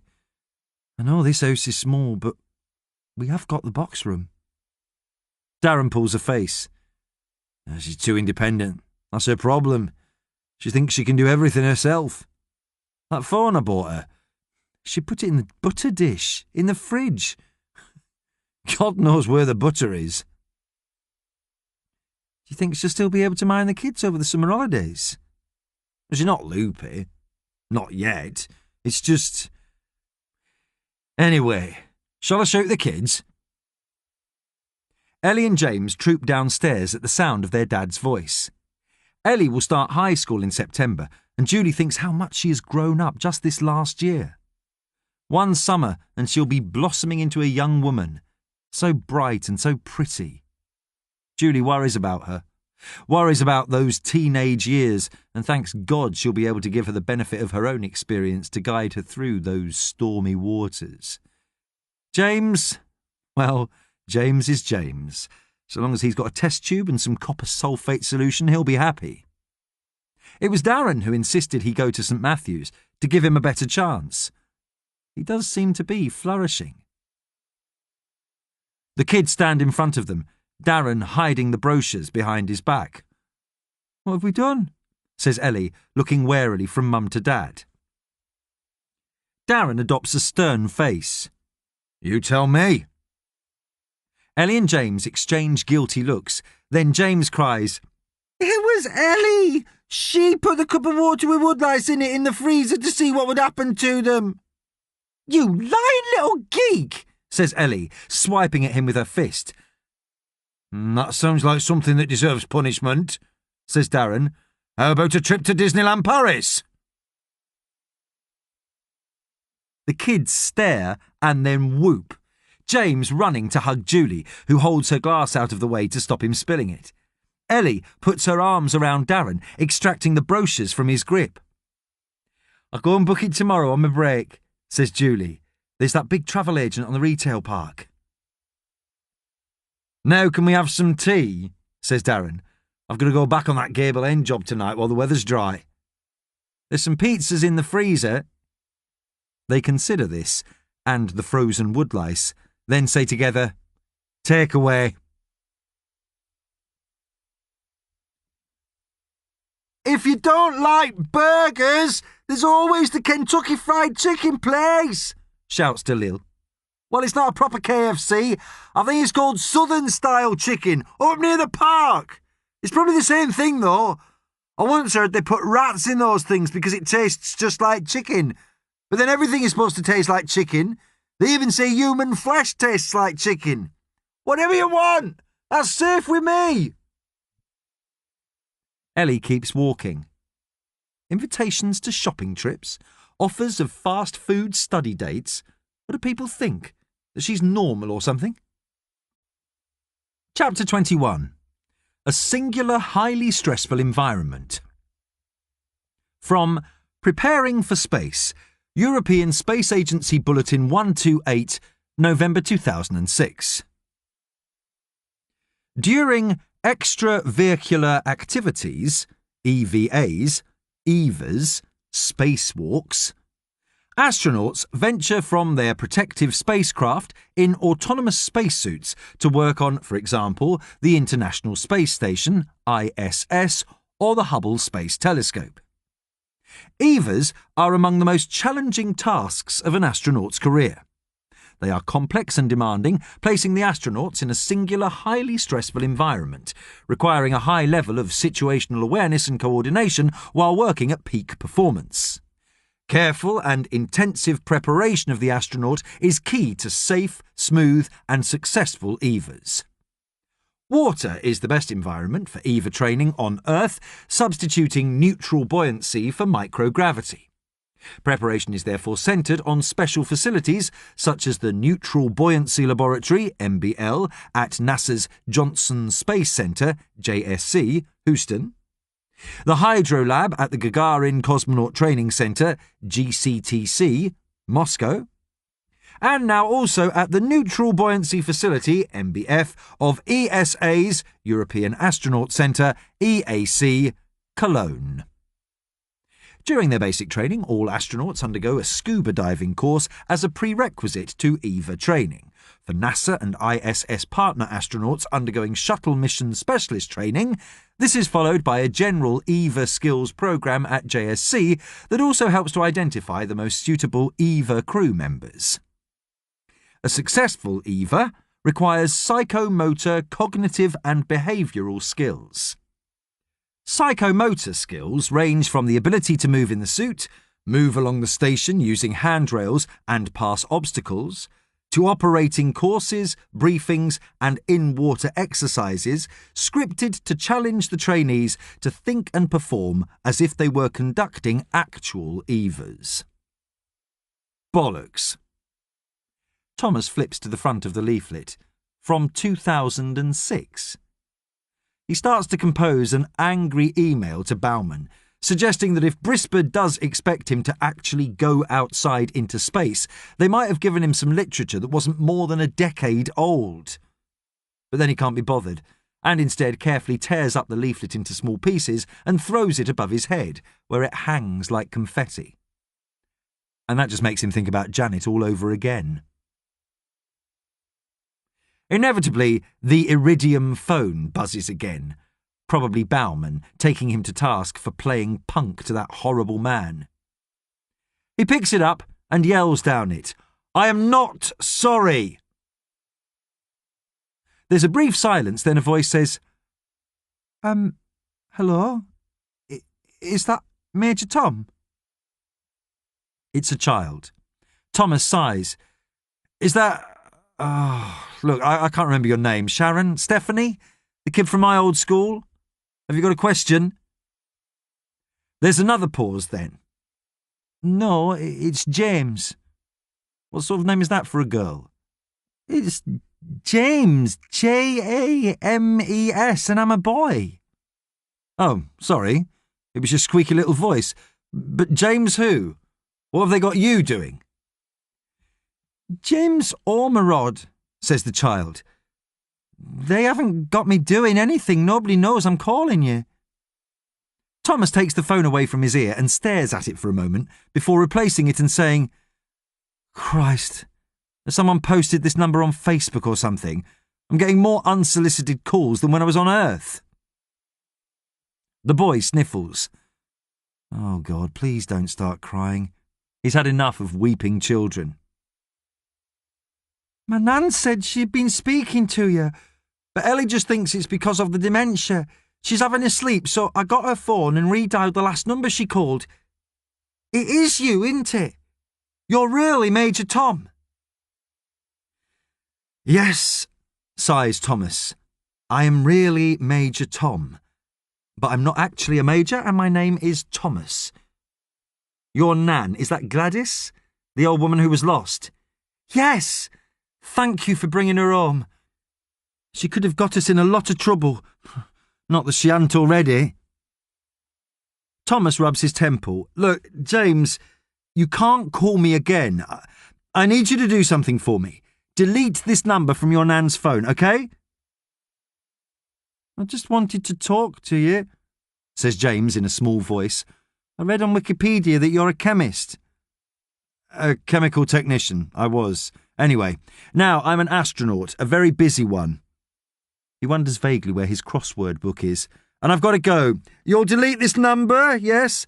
I want to be a scientist. I've won a place in the finals of the National School's Young Science competition, but Ellie says I can't go. Well, that's very well done. He pauses despite himself. What do you mean you can't go? Who's Ellie? My sister. She's a cow. But I think it's because we're in trouble.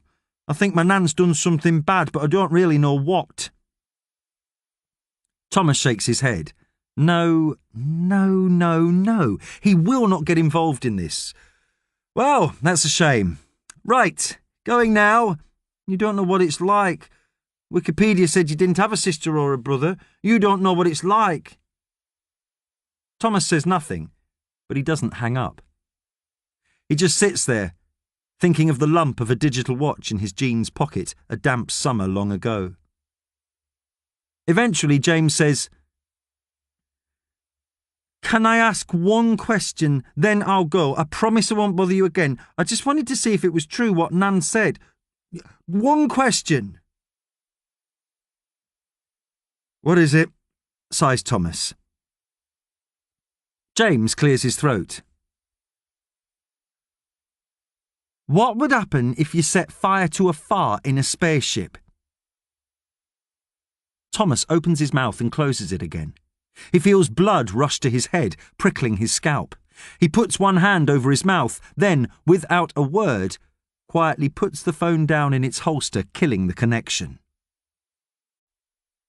Chapter 22. We're going to be rich. The last thing Ellie needs is a shift at the convenience store after the day she's had. But they need the money, and she needs to get out of the house, as tired as she is. Besides, Mr. Wozniak needs her. One frozen ride on a bus with no heater later, she's pushing through the door of the Polski sklep where Mr. Wozniak is standing by the 3 tills in his usual smart suit, his hair brill-creamed down. "Good evening, Eleanor," he says. Mr. Wozniak is very formal and always uses her full name. He says that is how to get ahead in business, especially for a Pole.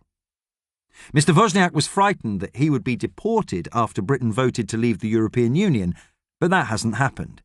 Just as well, as his empire is on the increase.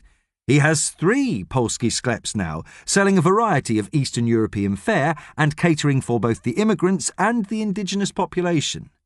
That is the key to success, says Mr. Wozniak, being all things to all people. He plans to be the Polish Morrisons. All things to all people, Mr. Wozniak is fond of saying. Ellie knows just how he feels. "Evening, Mr. Wozniak," says Ellie, shucking off her coat and going to hang it in the staff room. The shop is quite large, big enough to employ about a dozen people on any one shift. She checks the rota and is glad she's on stockroom and shelf filling. She's not sure how well she'd cope on the tills tonight. She stops at the notice board where Mr. Wozniak lets customers put up index cards with things for sale and notices about lost cats. There's someone offering babysitting shifts not too far from Santa Street. She keys the number into her phone. Every little helps. "Has the day been tolerable to you, Eleanor?" asks Mr. Wozniak, when Eleanor returns to the shop floor with a wire cage of dairy products to be stocked onto the shelves. She tries her best to smile. When Ellie gets back to Santa Street after 11, she's surprised to find both James and Nan still up. She throws her bag near the washing pile. "Oi, bed you! This is far too late for a school night. Besides, I want to talk to Nan about just where she went off to today." Then she sees the look on his face. He's kneeling up by Nan's chair, and Nan looks like she's been crying. On the little coffee table in front of the fire are a pile of brown envelopes. James says, "Promise me one thing, Ellie. You won't blow your top. Promise." She feels the colour draining out of her face. "I'm not going to be able to promise that, James, am I? You know I'm not." "What's going on? Is this to do with why Nan went out this afternoon?" He nods solemnly. "I went in to see her tonight and she was crying on her bed with all these letters round her." "You don't have to talk about me as though I'm not here," says Gladys crossly. "You're going to wish you weren't in about 5 minutes, mutters James. Ellie sits on the sofa and takes the envelopes, shelling them like peas until a sheaf of letters sits on her lap. They are all from the housing association that owns their house. She reads through them one by one, feeling the tension rise from James and Nan. She takes a deep breath and forces down the boiling rage that is threatening to erupt and blow the top of her head off. "Nan," she says as evenly as possible.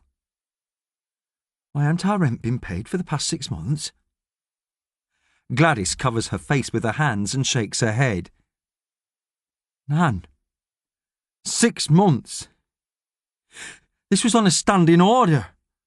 What happened? I cancelled it on the internet thing, wails Nan through her fingers.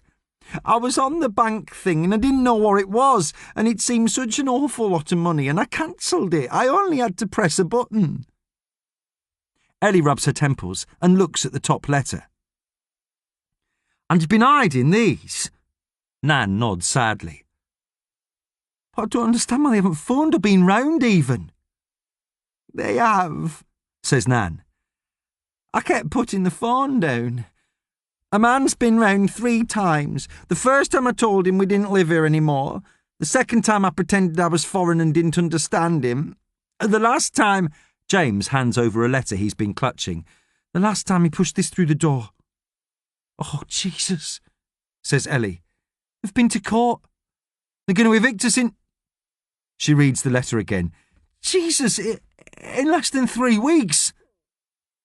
She looks at James, whose face has crumpled up and is starting to cry. She looks at Nan, who's as white as a pint of milk. 3 weeks. Ellie stands up and paces up and down the small living room. She drops the letters to the table and puts her hand to her head. OK, think. She snatches up the eviction notice again. This says that if we pay the full arrears before the eviction date, they'll stand it down. She balls her fist and taps it against her forehead. We can do this. We can sort this out. She squats down beside James, who's crying freely now. It's OK, she says softly. We can sort this out. Nan, we're going to have to go to your online banking. The payment details are on this letter. The money's there. It's just not been paid, right?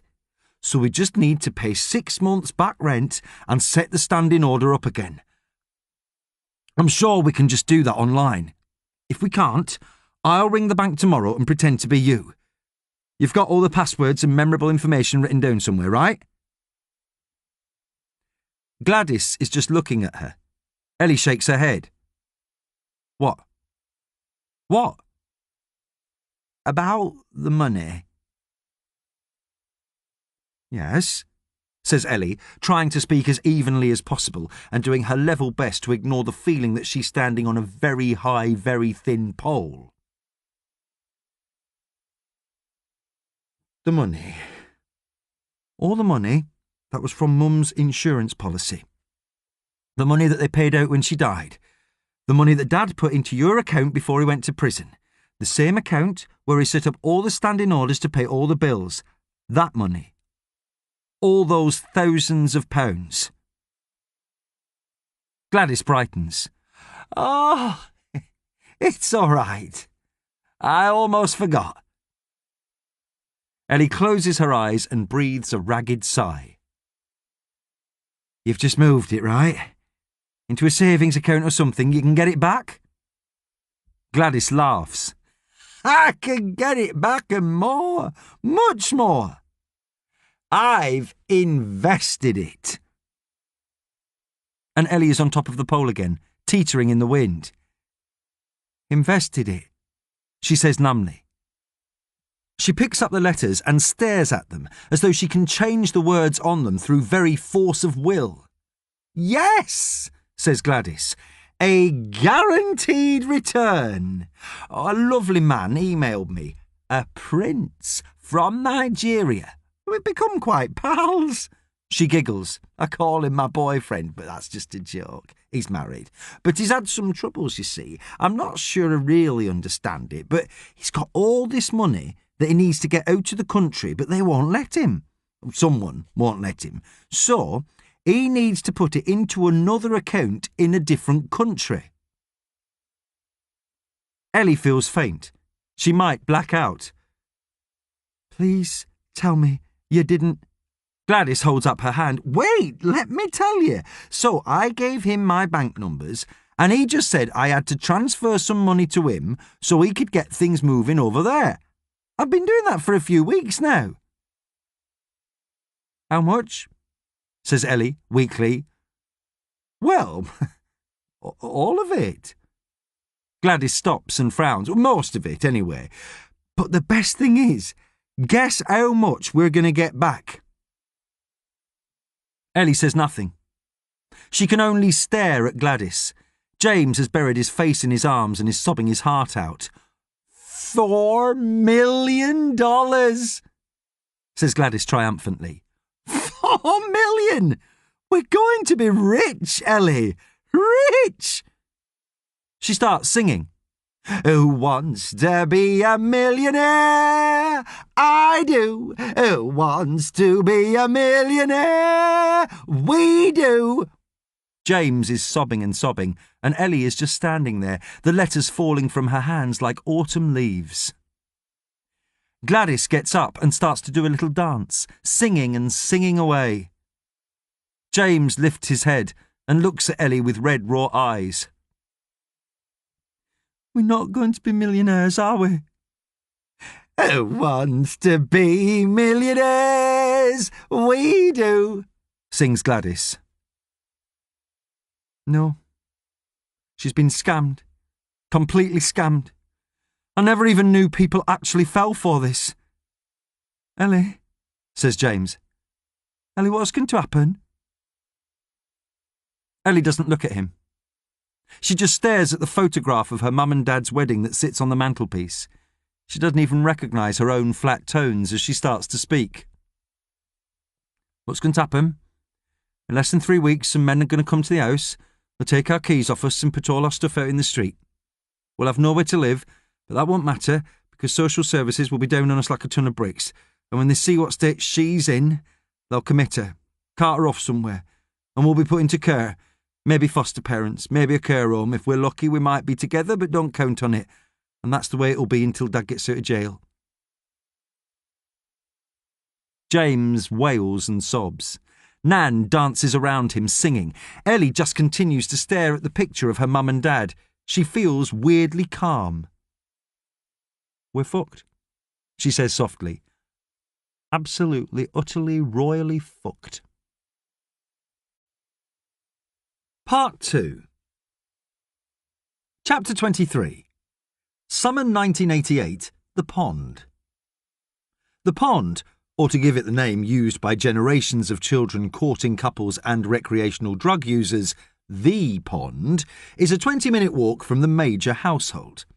It is the third house Thomas has lived in, each one larger and more grandiose on a middle-class scale than the one before, the result of his father's consistently improving performance in climbing the ladder at the large insurance company where he worked until his death. Always in Caversham, always improving. Keeping his family upwardly mobile was a way for Frank Thomas to ensure that no one stood still long enough to look too closely at the discrepancies in the patchwork quilt of his personal life. Where was I on Friday night? Never mind that. Look at this. A new house, a new car, a leather Chesterfield sofa. Before he sees them, Thomas hears Peter and his friends. The rain has let up, but the grey clouds hang oppressively over him as he navigates the short, thin path through tall, glistening grasses that weave towards a copse of trees ringing the pond. It's nothing grander than a rather wide ditch, really, but deep. It sits on the edge of a housing estate, a red telephone box squatting on the pavement, marking the entrance to the place beloved of generations of small boys. Had Thomas not got Laura and the promise of meeting her later, he might feel a pang of jealousy at the easy way that his younger brother, only turning 10 this coming August, makes friends.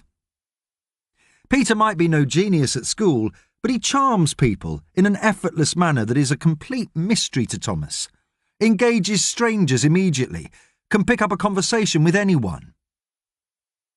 Thomas is studious and academic and clever, but general social skills are on a list of things that he finds either difficult or downright impossible, along with football, skimming stones across water, and unfastening a bra with one hand. That he has even tried and failed on the latter makes Thomas feel like some kind of hero. When Thomas pushes through the trees, he sees Peter and 4 or 5 friends. They never stand still long enough for him to count them properly, stripped to their underpants and dripping wet. A tatty thick rope is tied to a tall branch that overhangs the pond. The water dark and deep, but only 30 feet across. They have been swimming against all adult advice. The pond is rumoured to hold all kinds of dangers, traps and perils in its black depths, shopping trolleys, bicycles, even an orange larder car. But now they are gathered around Peter, who is sitting with his bare back against a tree, his feet in the air, his legs spread wide. Thomas pauses in alarm. "Here it comes!" shouts Peter as one of his compatriots strikes a match from a box of Cook's matches stolen from a mother's kitchen and holds it close to the sagging wet gusset of Peter's Arsenal underpants. Peter clenches his face and lets loose a loud fart. It blows out the match and everyone groans. "Come on, you," says Thomas. "Mum sent me to get you. You've got the dentist." Peter pulls a face. "Why didn't I fart like Thomas? Come on, you're a scientist." Thomas puts his head on one side and considers. "Hydrogen sulfide, which also makes your fart stink, by the way, and yours really do stink, is combustible." The kid who held the match, who is now pulling on a t-shirt over his thin white torso, says, "They don't half He's right, Pete. Your huffs are the worst ever." "Methane is flammable too, as is oxygen. The rest of your fart is mainly made up of nitrogen, carbon dioxide and hydrogen." "But why won't it light, Thomas?" says Peter. He watches as another boy takes a swing on the rope, letting go over the water and plunging into its depths with a slash. "Maybe your underpants were too wet? Blew water and put the match out? What you need is a high methane content. That'll give you a nice blue flame. Now, come on, the dentist." "Do you think a fart would light on the space shuttle?" "Who knows?" says Thomas. "Come on, I'm meeting Laura in a bit." "One more swing." Peter hares off before Thomas can stop him. He grabs at the rope, pulls it back up the bank and leaps into the air, wrapping his pipe cleaner legs around the frayed knot at the bottom, crying, "Geronimo!" as he throws his body into a star shape, leaves the rope and flies out in an arc over the pond. At the last minute, making himself arrow thin and cleaving the surface of the water feet first with barely a splash.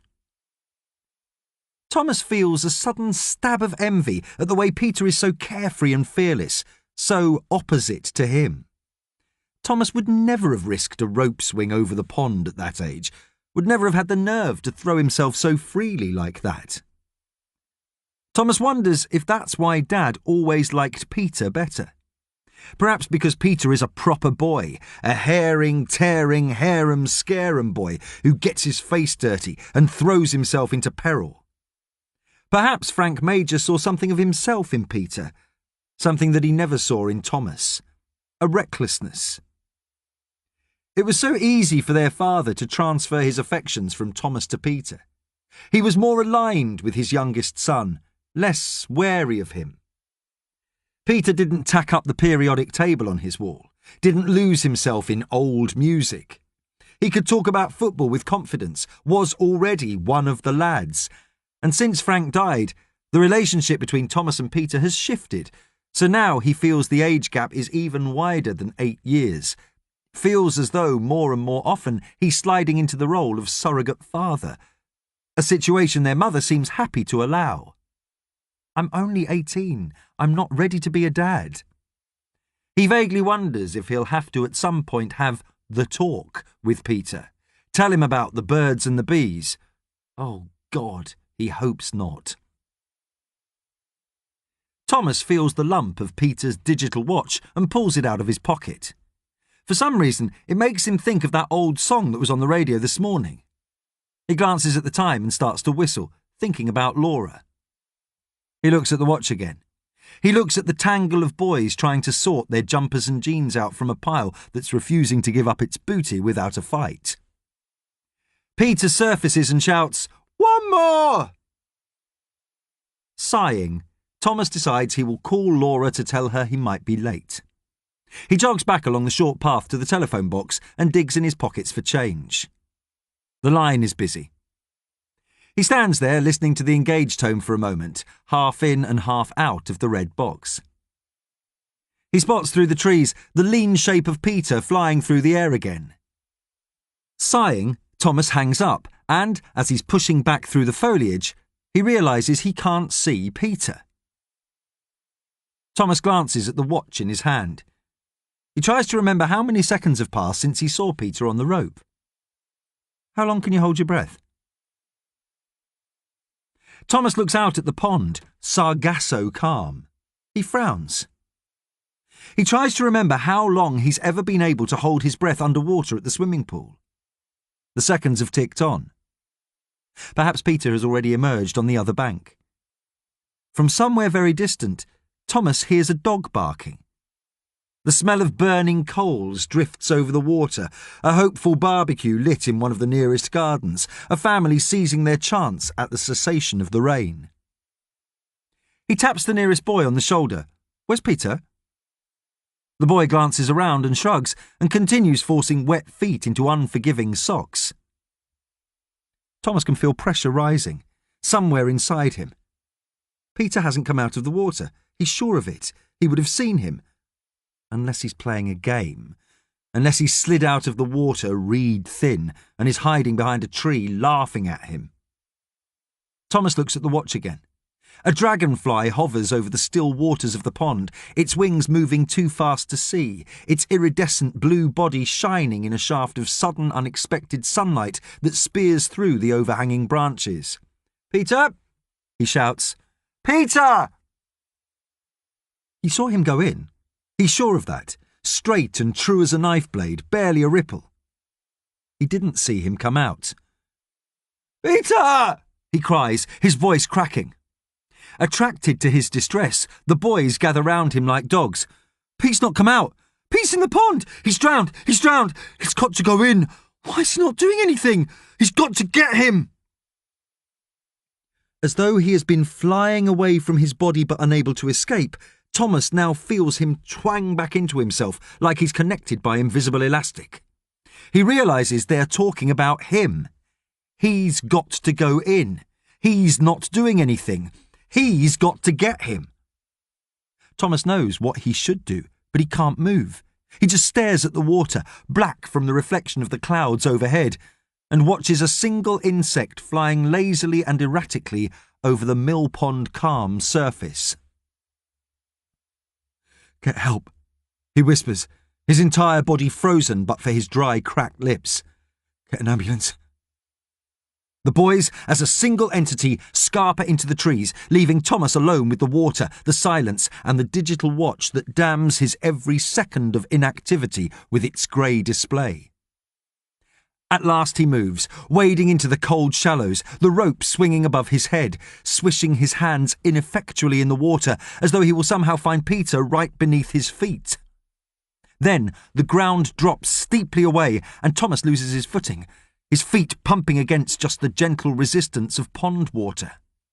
His head goes under, and he closes his eyes, his cheeks bulging with trapped air, and he scrabbles about beneath him, his hands closing on fabric.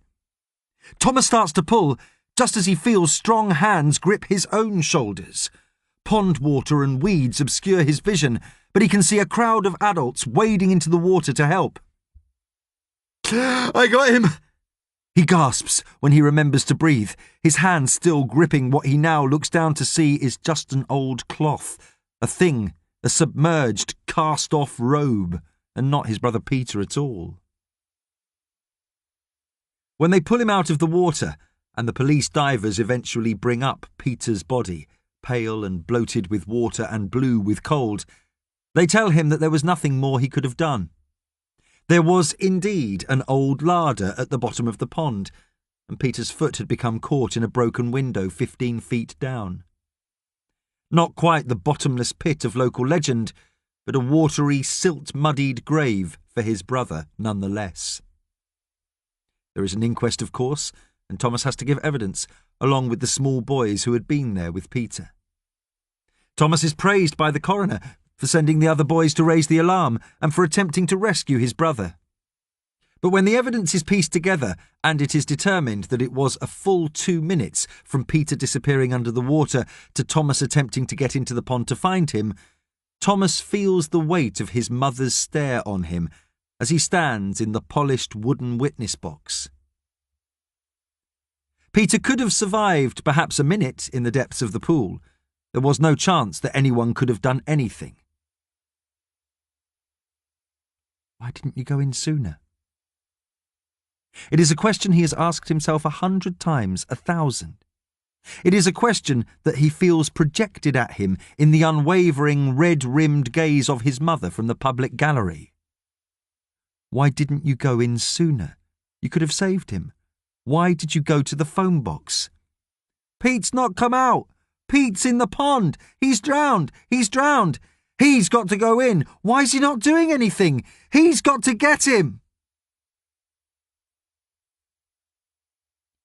Thomas has been allowed a small plastic box of personal items of sentimental value to bring with him, which is fastened to the underside of the bunk where he straps himself in for his few hours of sleep a night. He swims through the zero gravity to it now and unclips the lid, sliding his hand in quickly to stop the few trinkets floating out. His fingers fasten around one piece and he pulls it out, refastening the lid and replacing the box. Thomas looks at the item for a long moment, then slides it over his hand, the flexible metal strap sitting snugly on his wrist. He looks at the face of the digital watch, still inexplicably keeping the correct hour. Peter's watch. Why didn't you go in sooner? You could have saved him. You were too late. The watch has been marking the passage of time since Peter's death. The march of seconds and minutes and hours and days, weeks and months and decades. Thomas stares at it. But what if time is no longer moving away from one tragedy? What if it is heading instead towards another? And what if, he wonders, what if this time he isn't too late? Chapter 24. £5,000. Ellie has made some notes on a piece of A4 paper and has called an emergency house meeting. She has taken Nan's chair by the fire. Gladys and James sit expectantly on the small sofa like children waiting to see the head teacher. Item 1. In fact, the one and only item. Can we get ourselves out of this mess, and if so, how? So, says James slowly, if we pay back all the money we owe, we be all right? I've gone through the letters, says Ellie. Yes. If we pay back the arrears before the eviction date, then we'll be fine, plus some costs they've added for the privilege of taking us to court and sending us lots and lots of letters. She looks pointedly at Gladys. Any thoughts? Could we get a loan? Says James. Ellie is pleased that he's at least been thinking about it, but says, no. Who would give us a loan? You have to be able to prove you can pay it back. What about one of those they advertise on the telly, payday loans? No, they're the work of the devil. The interest rates are... Well, we'd be in an even worse mess than we are now. Also, the clue's in the question. They're called payday loans because you have to pay them back on payday. None of us has a payday. You have 3 jobs, points out James. Ellie sighs. And with the money from that, we have to buy, food and stuff, and pay the gas and electricity. And if we even find a way out of this, we have to be able to pay the rent in the future. As of now, we're on a strict budget. No sweets, no comics, no nothing. James groans and flops back on the sofa. Gladys says, I tried to go to the council to sort it out. Do you think I should try again? Absolutely not. That's the last thing we want to happen. Look, we have a choice. We should vote on it now. We can either just give up, go to the social services, let them split us up right away, or we can fight on for the next 3 weeks, see if we can find a way to get this money and keep paying the rent until Dad gets out of jail. So, who's for giving up? She looks around the living room. James sits resolutely on his hands. Gladys crosses her arms defiantly. OK, so we try to sort this. Does anyone have any more suggestions? Ellie, says James, what about the science competition? She rubs her forehead. James, love, look, I think it's great that they asked you, but we really have other things to worry about right now. I think you should just put it out of your head. But, James, no. I said no. But Gladys's phone bursts into life. That old song, Diamonds and Rust. Ellie shoots her a warning glance. If it's anyone asking for money, hang up and block the number. Gladys says politely into the phone, Hello? Gladys Ormerod speaking? She listens for a moment, then hands over the phone to Ellie. He wants to speak to you. Who does? Says Ellie. The spaceman. Major Tom. Jesus, Nan, says Ellie. We really don't have time for this. It's true, blurts out James. I called him myself before you got in. It's really him. Ellie glares at James and takes the phone. It's a stupid prank. Probably those kids who are bullying you at school. She glances at the string of numbers on the phone's display and puts it to her ear. Look, I don't know who you are, but this really isn't a good time, all right? Is that Ellie? Says a man's voice. Who is this? She looks around at the others and puts the phone on loudspeaker. It is me, Thomas Major, the one the papers call Major Tom. I'm on my way to Mars. It sounds like he's in the next room, says Gladys wonderingly. I'm not convinced this isn't some wind-up, says Ellie. And we've had our fill of wind-ups in this house, I can tell you. It's not a wind-up, says Thomas. I helped your grandmother, your Nan, get home when she was lost. I phoned her by accident the other day. This used to be my ex-wife's number. So what do you want? Says Ellie. It sounds as though he's searching for words he's not used to using. I think I want to help. Ellie looks around the room. What have you been telling him? What have I told you about talking to people? Nothing, says James. I just said I thought we were in trouble. That was even before I knew about all this stuff with the rent. It was just a feeling I had. But that's what I wanted to say about the science. Hush, says Ellie. OK, spaceman, what do you want to know? Everything, says Thomas. And Ellie, against her better judgment, because finally, she has someone to talk to who isn't her brother or her Nan, tells him everything. The words come hesitantly at first, then tumble out in a rush, and once the dam's broken, she can't stop telling him about the rent arrears and the Nigerian scam and why Mum's gone and about Dad going to prison and the fact that everything, every single thing, is well and truly screwed. Nan tuts. Language, Ellie. When the words have dried up, the tears come. Ellie puts her hands over her face and sobs quietly into them. When she's composed herself, she says, So that's it? Have you got a magic space wand you can wave? Why's your dad in prison? Asks Thomas. Does it make a difference? Says Ellie. Are you going to change your mind because our dad's a convict? He's in jail because he's an idiot. He's a builder, or he was. He was struggling to get work. He was in the pub one night and some blokes he knew asked him if he wanted in on a job. It was only because he had a van. They were burgling some cash and carry place and he was the driver. They were loading up loads of booze into his van. He probably wouldn't have gone to jail, but the other blokes were disturbed by a security guard and one of them hit him over the head with an iron bar. Then they got themselves all caught. Idiots, the lot of them. Idiots. Why can't you just ask someone for help? Because, says Ellie, sick to the back teeth of explaining this, Dad left Nan in charge of us. I'm 15 and James is 10. The trouble is, she's going downhill rapidly. She's got dementia. The minute anyone finds out, it'll be social services for us and then we'll all be split up, so nobody finds out, OK? You don't tell a soul about this. You have to promise.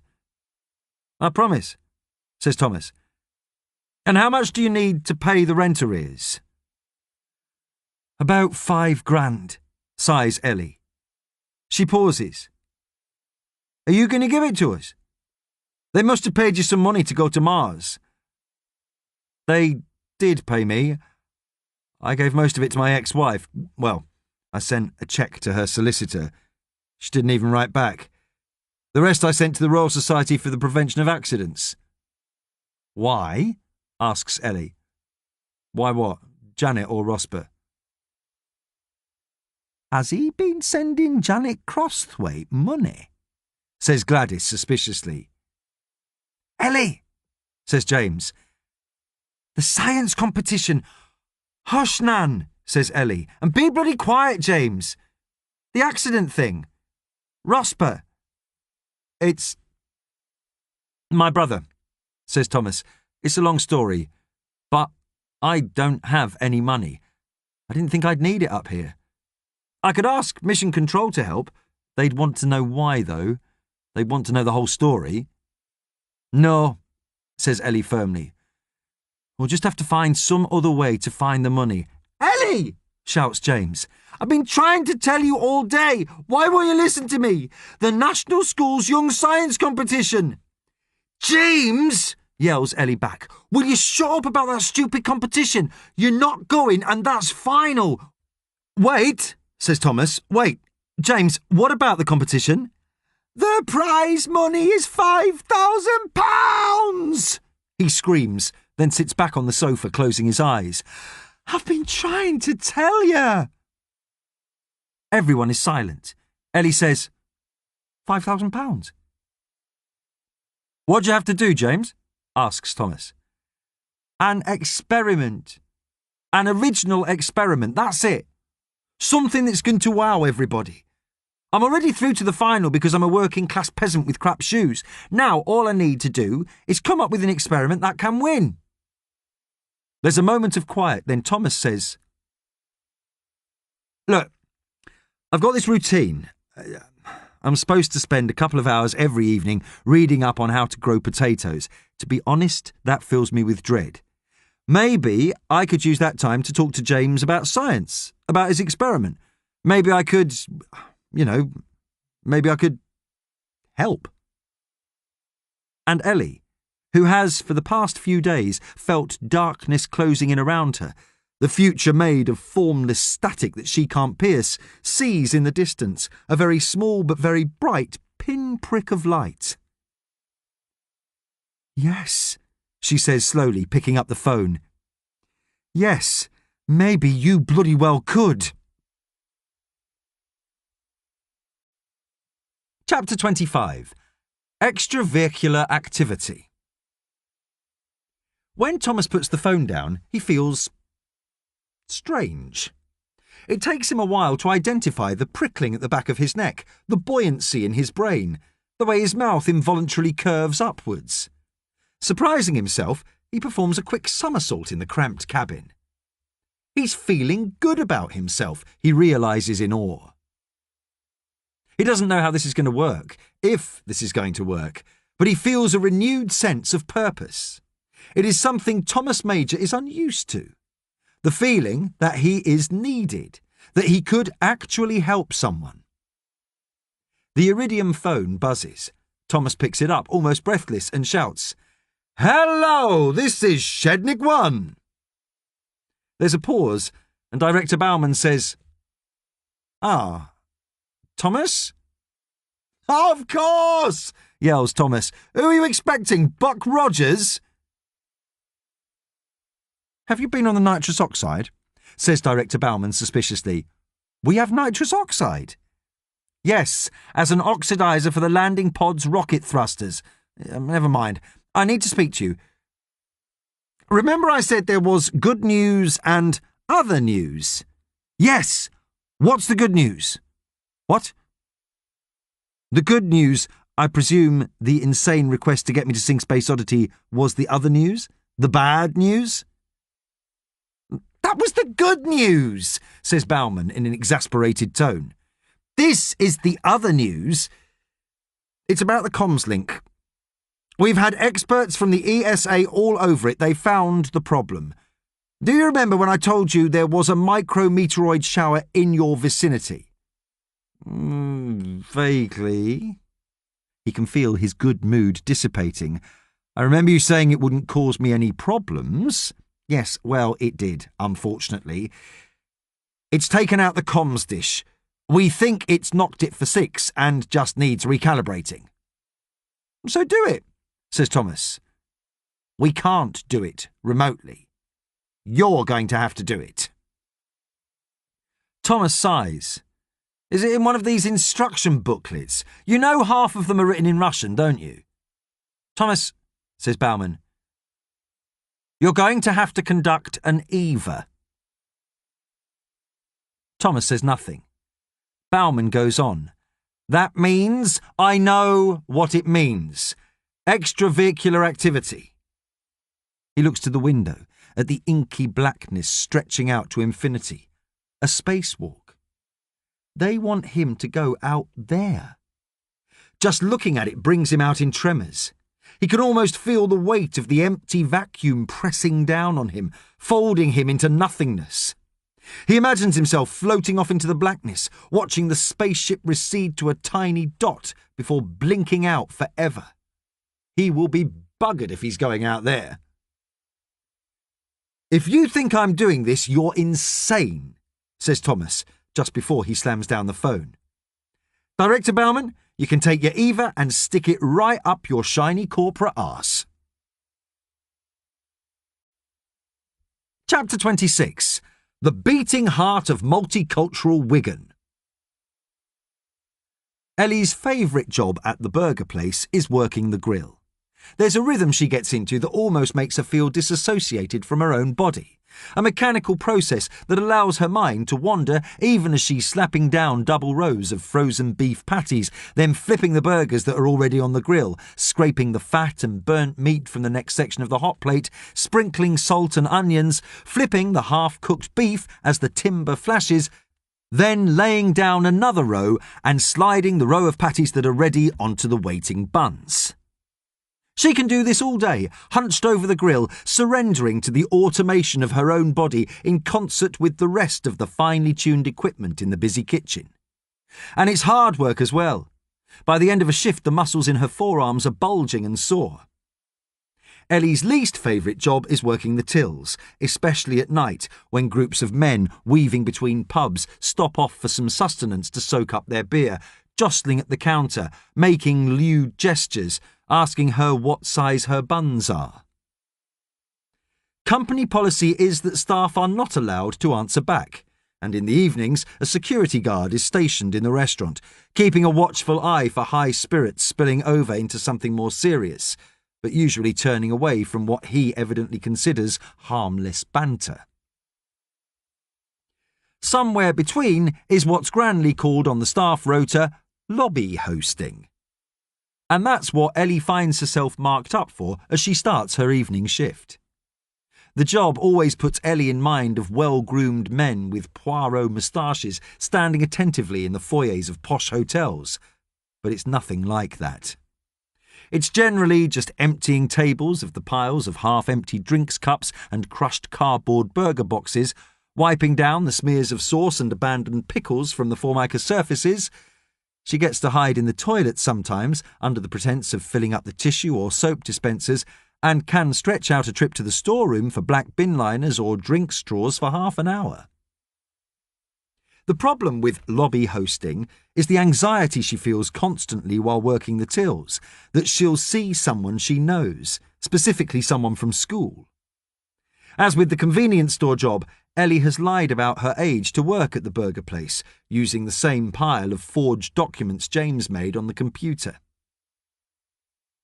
Her third job, spot welding wire shopping baskets in an industrial unit where she's paid cash in hand, along with the dozen or so assorted people who turn up every Sunday for a 10-hour shift, has never asked for proof of age, and she's never volunteered it. She doubts the motley workface is even on the official books of the unshaven man who always has a self-rolled cigarette dangling from his dry lips. He only seems to possess one T-shirt, which he wears in all weathers and which has a crude drawing of a naked woman on it and the word Hooters. But she lives in constant fear of someone from school, especially a teacher, spotting her working behind the tills. She can't afford to lose her job, especially not now. Ellie is rubbing at a stubborn stain of dried ketchup on one of the upstairs tables and thinking about Major Tom. If she had time to stop and consider it properly, she might think how weird it all was. But she hasn't got time. Between her 3 jobs, trying to stay awake in school, looking after James and Nan, how does she have time for anything but keeping moving? She once saw something on TV about sharks and how if they stop swimming, they drown. That's what Ellie feels like. If she stops, she'll drown. They all will. She jumps at a light tap on her shoulder. Hello? I thought it was you. It's Dalil. He's wearing a burgundy V-neck jumper over a crumpled shirt and skinny black jeans. He actually looks kind of cool out of his school uniform, though she guesses that's more by accident than design. Just as Dalil's smile starts to falter, she gives him a tired one back and says, "Oh, hiya." Dalil has a tray of food debris in his hand. He looks around the almost deserted top floor and says, "I didn't know you worked here. I didn't know we were old enough to get jobs here. Do you think they'll give me a job?" "No," says Ellie brusquely, and returns her attention to the ketchup stain. He still stands there expectantly, and she turns back to him and says quietly, "I'm not supposed to be here. Please don't tell anyone." Dalil nods and taps the side of his nose with a long finger. Safe. He looks around again but makes no sign of moving. "Have you read much of Anna Karenina yet?" Ellie narrows her eyes. "Has Miss Barber asked you to check up on me?" Even as the words leave her mouth, she realises how crazy it sounds. Dalil's eyes blink behind his glasses. "What? Why would she do that? I just wondered if you'd read it. I'm quite enjoying it. Do you not read much?" Well, I love reading," says Ellie, feeling disarmed and on the back foot. "I just don't get as much time as I'd want to." "Do you like it then? Anna Karenina?" "It's great. I love reading me." He puts his head on one side and considers her for a moment. "You look surprised." "Well, it's just... not many people in that class pay much attention, and you don't say much to anybody." Dalil shrugs. "I open my mouth and somebody usually jumps down my throat. When you look like me, it's best to not stick out too much. That's one thing I have learned at school. We're not exactly what you might call the beating heart of multicultural Wigan, are we?" Ellie gives a little laugh despite herself. "Where did you get that from?" "The Guardian. I read it every day. Quite fancy being a journalist when I leave school. Or maybe write a book myself." "Oh," says Ellie. "Bit creative, are you?" She takes the tray from him and puts it on the table. "Thanks. We all are in our family. My brother Ferdy's in a grime crew, he MCs. They're doing a big party in town next weekend. I'm impressed." Dalil looks at his watch. "I've got to go. Here." He tears a corner off one of the burger boxes and scrawls something on it with a pencil he fishes out of the pocket of his shirt, hidden behind his jumper. Ellie takes it. "What is it?" "My number, stupid. I don't expect you to actually talk to me at school, but give me a call." "What for?" "Well, 1, we still have this project to do. To be honest, I've done most of it, but I thought you might want to at least show willing. 2, so I can give you the details of the party my brother's playing at," says Dalil, as though talking to a child. "See ya." Ellie watches him head towards the stairs and looks down at the number, shaking her head. What just happened? She screws the piece of cardboard up and tosses it on the tray, then heads towards the nearest rubbish bin. Chapter 27. Nobody else here. "Is that Major Tom?" says James. "There isn't anyone else here. You do realise that, and you don't have to call me Major Tom all the time. In fact, I'd prefer it if you didn't. I'm not actually a major. My name's Thomas. Oh. Nan is dozing in her chair, and he's copied Major Tom's number into his own pay-as-you-go phone. An old Nokia handed down from Ellie. Something else for him to get bullied about at school. I like calling you Major Tom, though. You know it's from a song, don't you? Yes, says James. That guy who died last year. That guy, says Thomas, his voice dripping with what James imagines is contempt. That guy? You mean David Bowie, one of the greatest musical geniuses that Britain has ever produced? Yeah, him. He sung Major Tom, didn't he? The sigh echoes down the connection. It's not called Major Tom. It's called Space Oddity. It's not that difficult a concept to get your head around. Fine, shouts James. Nan grumbles in her sleep and starts to drool. Fine, I only called to say thanks for saying you'll help me with the science experiment. I don't know why you have to be so cranky. There's a silence so long that James thinks the connection has been lost, but eventually Thomas says, All right, well, thank you for calling. It's polite of you. Not many kids your age are polite. In fact, most of them are little sodding nightmares in my experience. And have you much experience of 10-year-old kids? Not since my brother.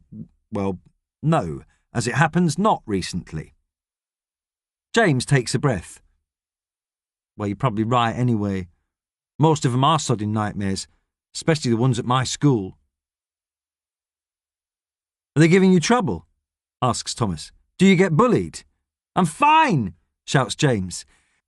If you're just going to go on and on like a bloody adult, we don't have to even bother with this.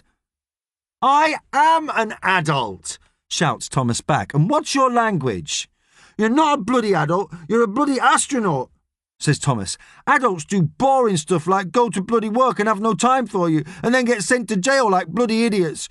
You get to go to bloody Mars. Stop saying bloody or the deal's off, you foul-mouthed little wretch, shouts Thomas. Fine! James takes a deep breath. So, how are you going to help me win this competition?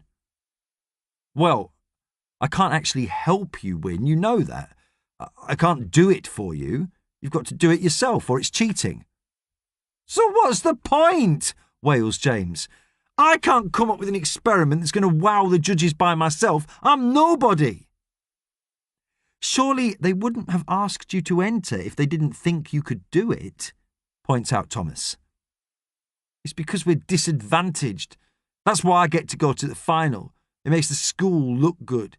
That's what everybody thinks. What does mean?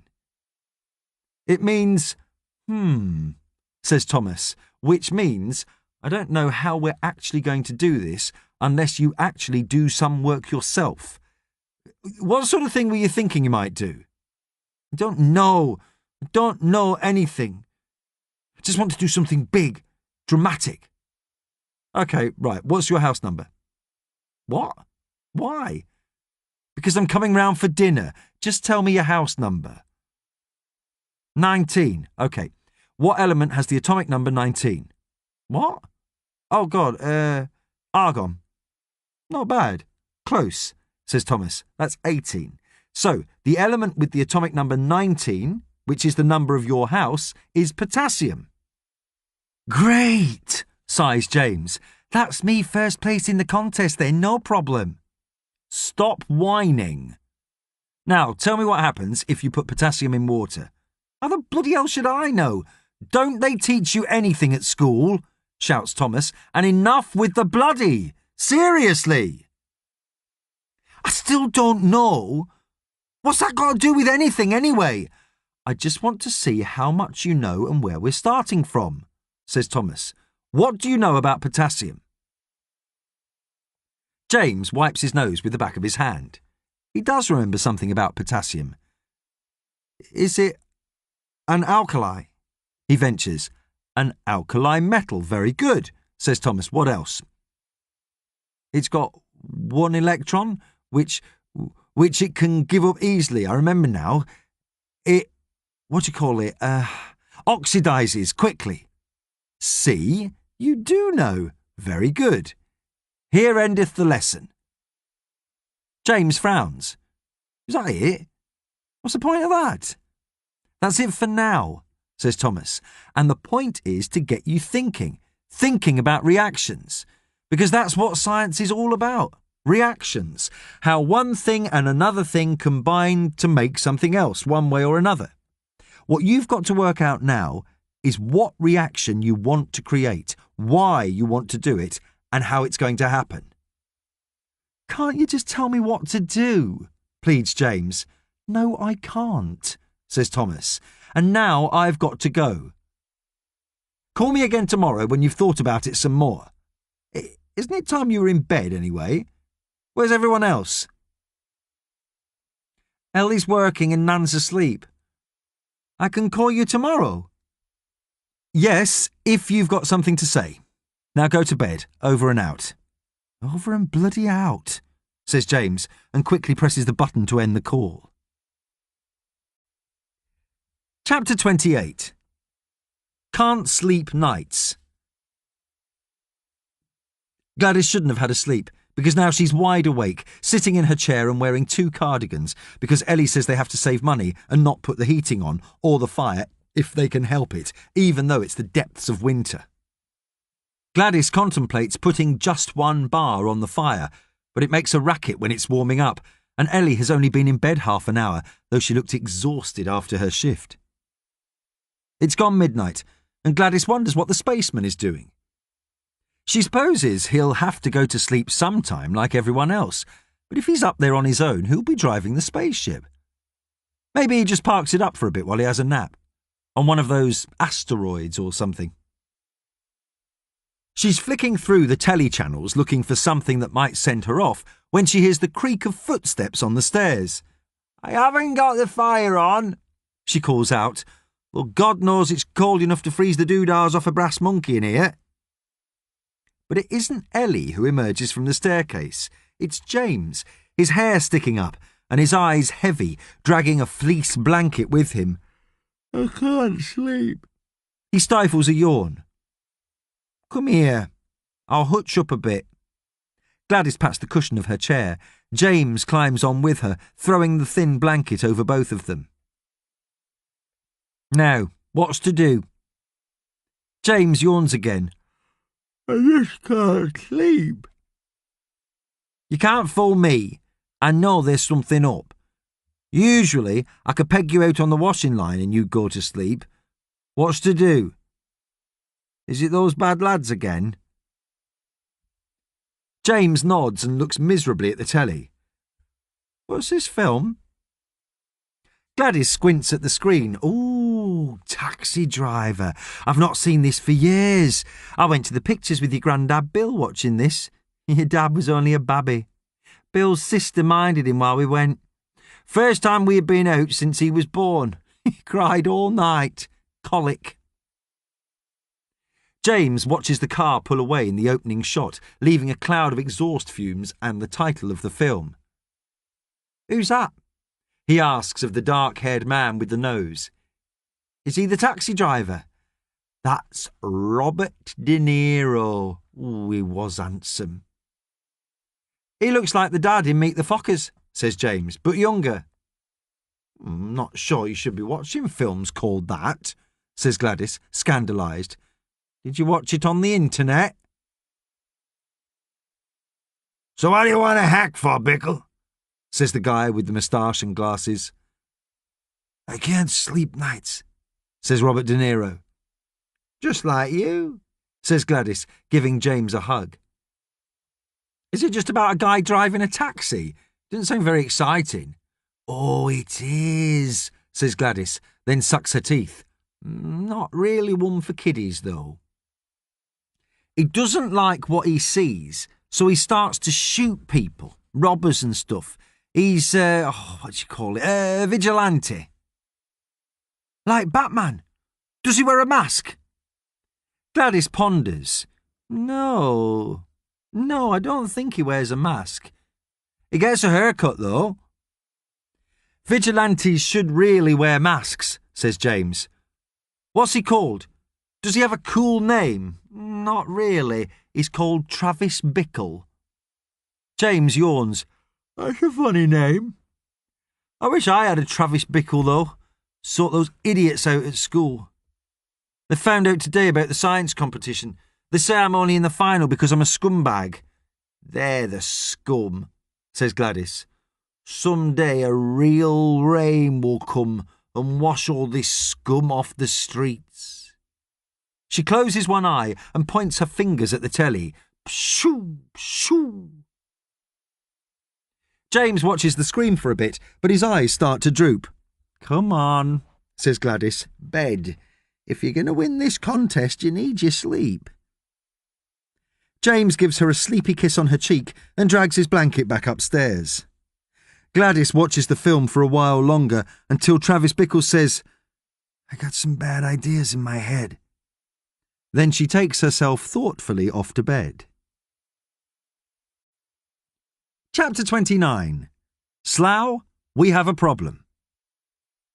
Thomas is pondering over his crossword. If put off, can encourage angina, say, proverbially. The rest of the grid is filling up nicely, but he'll be buggered if he can work this one out. Come on, 4 bloody letters, that's all. 4 letters, encourage angina, proverbially. He screws up his face. 4 letters.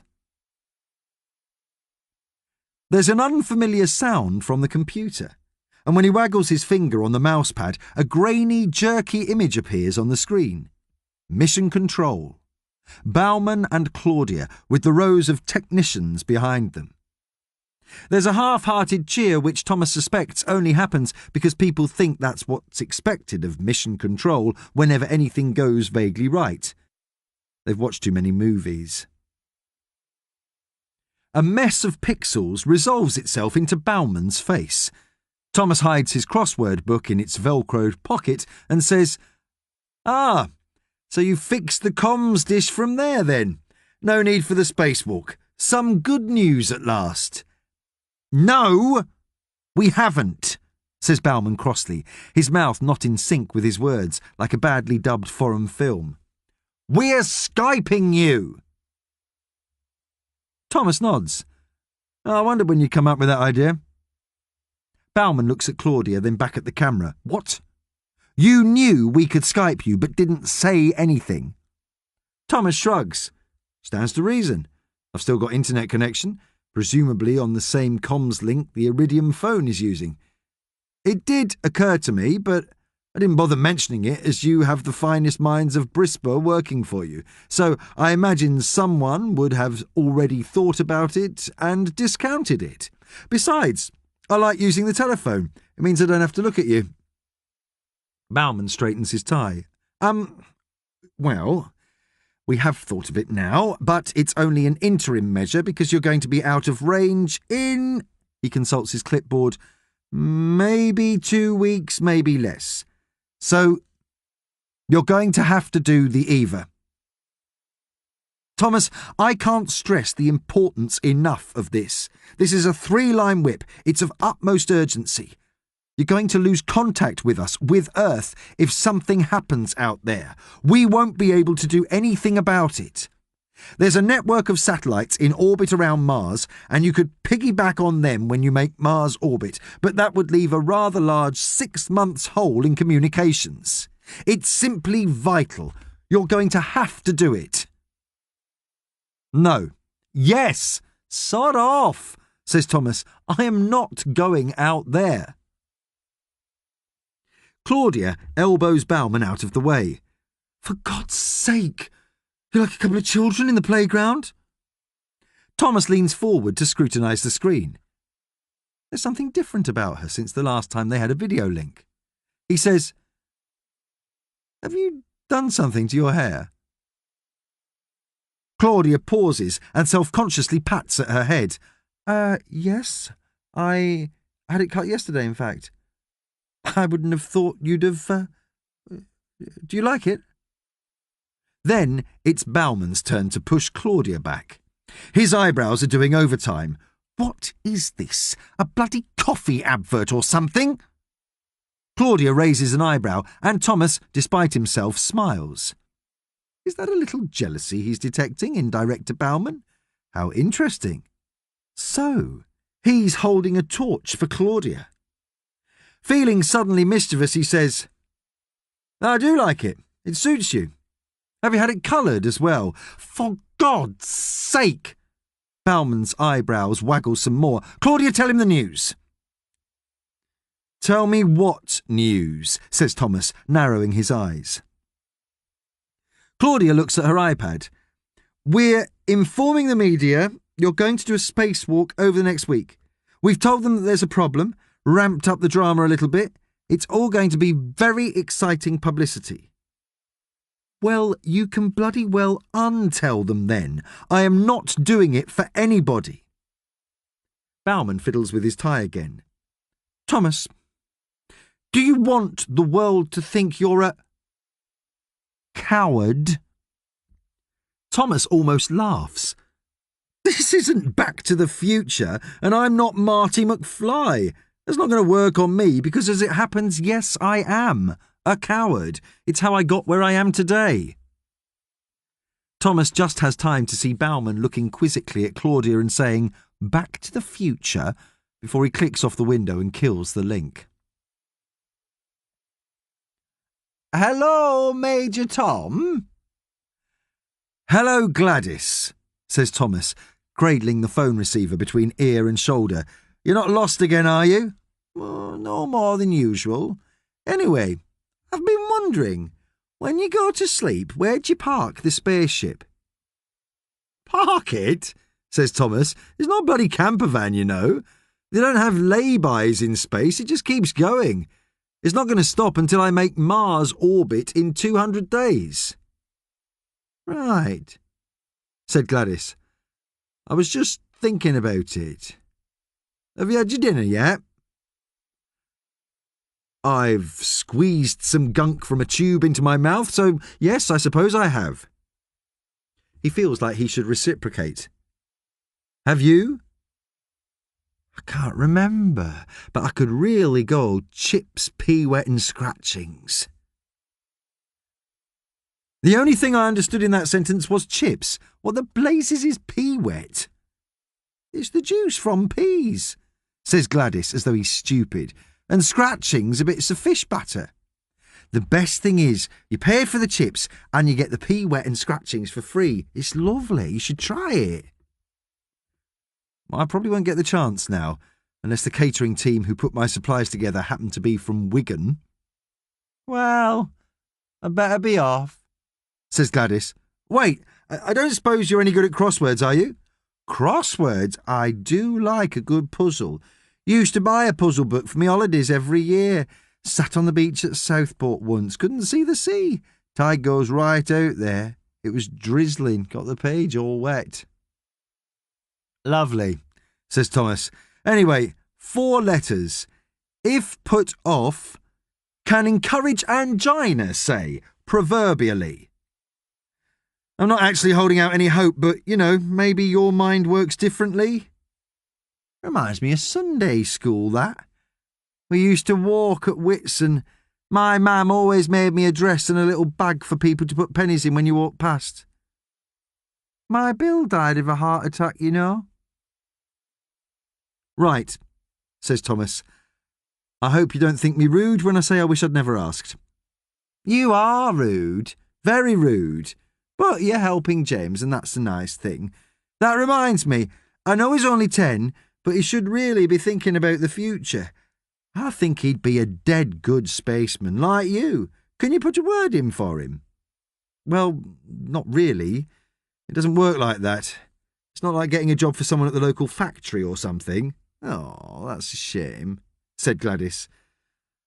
I think that would have given him something to look forward to. But he's good with the science stuff. If he wins this competition, might they give him a job then? Well, maybe when he's older. How did you get to be a spaceman? The man who was supposed to go had a heart attack. Well, I never. So it is a business of dead man's shoes. Just like a factory, you said it wasn't. But there must have been something else. They wouldn't let any old Tom, Dick or Harry just go to space. There must be another reason. Funnily enough, there was, says Thomas. Chapter 30. Primary Objective. Before Thomas could be properly presented to the media again following the rather disastrous press conference, well, disastrous for Terence Bradley at the very least, there were more sombrero meetings in a shorter space of time than anyone at Brisbane could ever remember having before. The thing is, said Director Bauman at one of these meetings, we still need to justify Major, not just to the press, but also to the shareholders and backers. And Star City in Russia is asking what kind of experience he has had prior to starting training.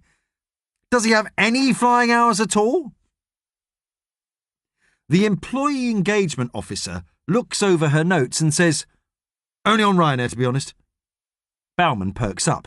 He's flown for commercial airlines? No, she says. He went on holiday once. Hated it by all accounts. Bauman rubs his temples.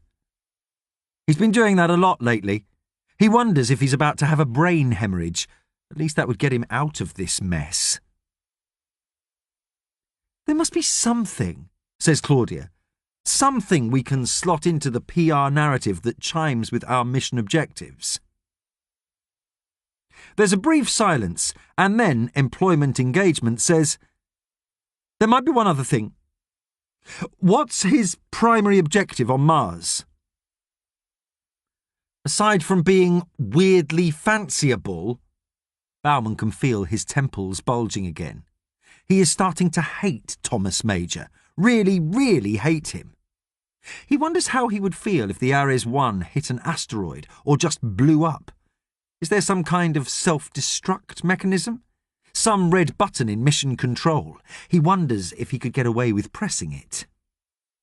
Claudia says, calm down, Bob. I really think you should leave this. You're beginning to sound mildly obsessed.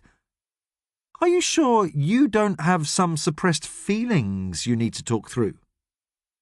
Bauman has a sudden vision of Claudia wearing stockings and a basque, beckoning him towards a bed in a dimly lit room he's pretty sure is in a travelodge. He pushes it away, perhaps to examine in more detail when he's alone, and says, OK. Major's primary objective on Mars is to prepare the landing site for the eventual manned missions that will travel to the planet sometime in the next decade. Claudia taps her nails on the table. Well, that's something that will chime quite well with the public. Major is the great pioneer, the settler. He's being parachuted into this harsh environment where no human being has set foot before to pave the way for the eventual colonization of Mars by Earth. There's something of the Old West about that, right? Clint bloody Eastwood is he now? Mutters Bauman. Employee Engagement shakes her head. Yes, but he doesn't have that background, does he? He's not exactly Bear Grylls. I'm sure there was something in his files that rung a bit of a bell with me. Director, what will his main tasks be? Setting up a series of interconnected habitation modules, planting and tending a variety of plants and crops, conducting some experiments, monitoring and logging weather patterns, and organising the installation of an irrigation network to pump fresh water in and waste out of the HABs. Bauman grimaces. More Bob the Builder than Clint Eastwood, really. There, says Employee Engagement. That last one. That's where we're in luck. Irrigation? Says Bauman. The throbbing in his temples subsides. Really? He has experience? He spent a summer digging ditches for the water board, she says, scanning her notes. She looks up. Close enough for me, to be quite honest. Chapter 31. Summer 1988. The day after Peter's funeral, Thomas meets Laura in the Dreadnought on the banks of the Thames. It's a surprisingly sunny day, dry enough for the students, bikers and outsiders who frequent the pub to sit outside, leather jackets splayed out on the damp grass as makeshift blankets. Thomas and Laura sit at a table, sipping snakebite and black. She wears black Dr. Martin boots, striped black and white tights and a paisley vest over a purple bra. Thomas looks at her for a long moment. "You've coloured your hair." She tugs at her bangs. "Just a darker shade of pink. How was it?" Thomas shrugs. "As you'd expect. You could have come." It hangs in the air between them.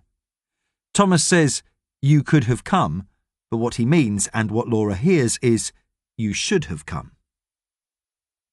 She looks away at the people on the grass. "It was for the family. You needed to be looking after your mum, not looking after me." Through the speakers fixed to the outside wall of the pub, a howling guitar rages over a thudding garage beat. Laura starts to rock side to side. "I love this." Thomas frowns. He has never heard this song. How does she know it? "Who is it?" "Nirvana," says Laura, closing her eyes. "It's called Love Buzz. They're from Seattle. The lead singer's a bit dreamy."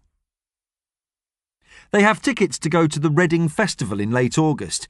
Iggy Pop is playing, and the Ramones. Thomas and Laura have been listening to his LPs in his room, kissing urgently.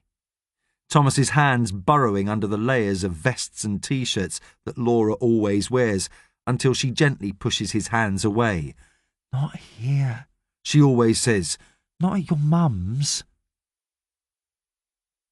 There is always Leeds, looming on the horizon for them in autumn. Leeds, when they will be together.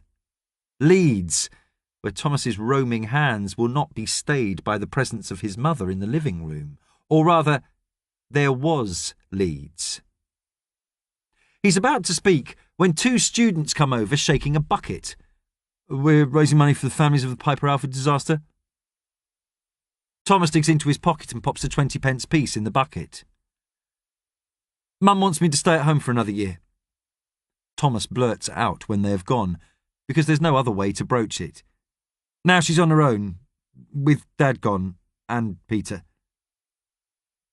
"I understand," nods Laura, her eyes still closed, as though the music is just as important as what Thomas is saying, as though it's more important. "I've been on to Leeds," says Thomas. "I can defer for a year. Just do the course next September instead." He pauses and bites his lip. "They say you can too? Defer?" She looks at him now, her eyes flashing momentarily. "What? You asked them about me deferring for a year?" Thomas nods. "I thought, well, we'd want to go together. It's just a year. We could have fun, yeah? Maybe get jobs." "I love you, Thomas," says Laura. "I feel a but coming. I need to get out of Reading. I thought you did too. I thought us going to Leeds was going to be perfect. Us together, no families, a whole new place, an adventure." "It can still be an adventure," presses Thomas. "Just next year." Laura looks away again. She sips her snakebite. "I don't want to defer, Thomas. And I know you've been going through hell, so I'm not going to have a row with you, but you had absolutely no right to ring Leeds and even talk to them about me. It's nothing to do with you at all."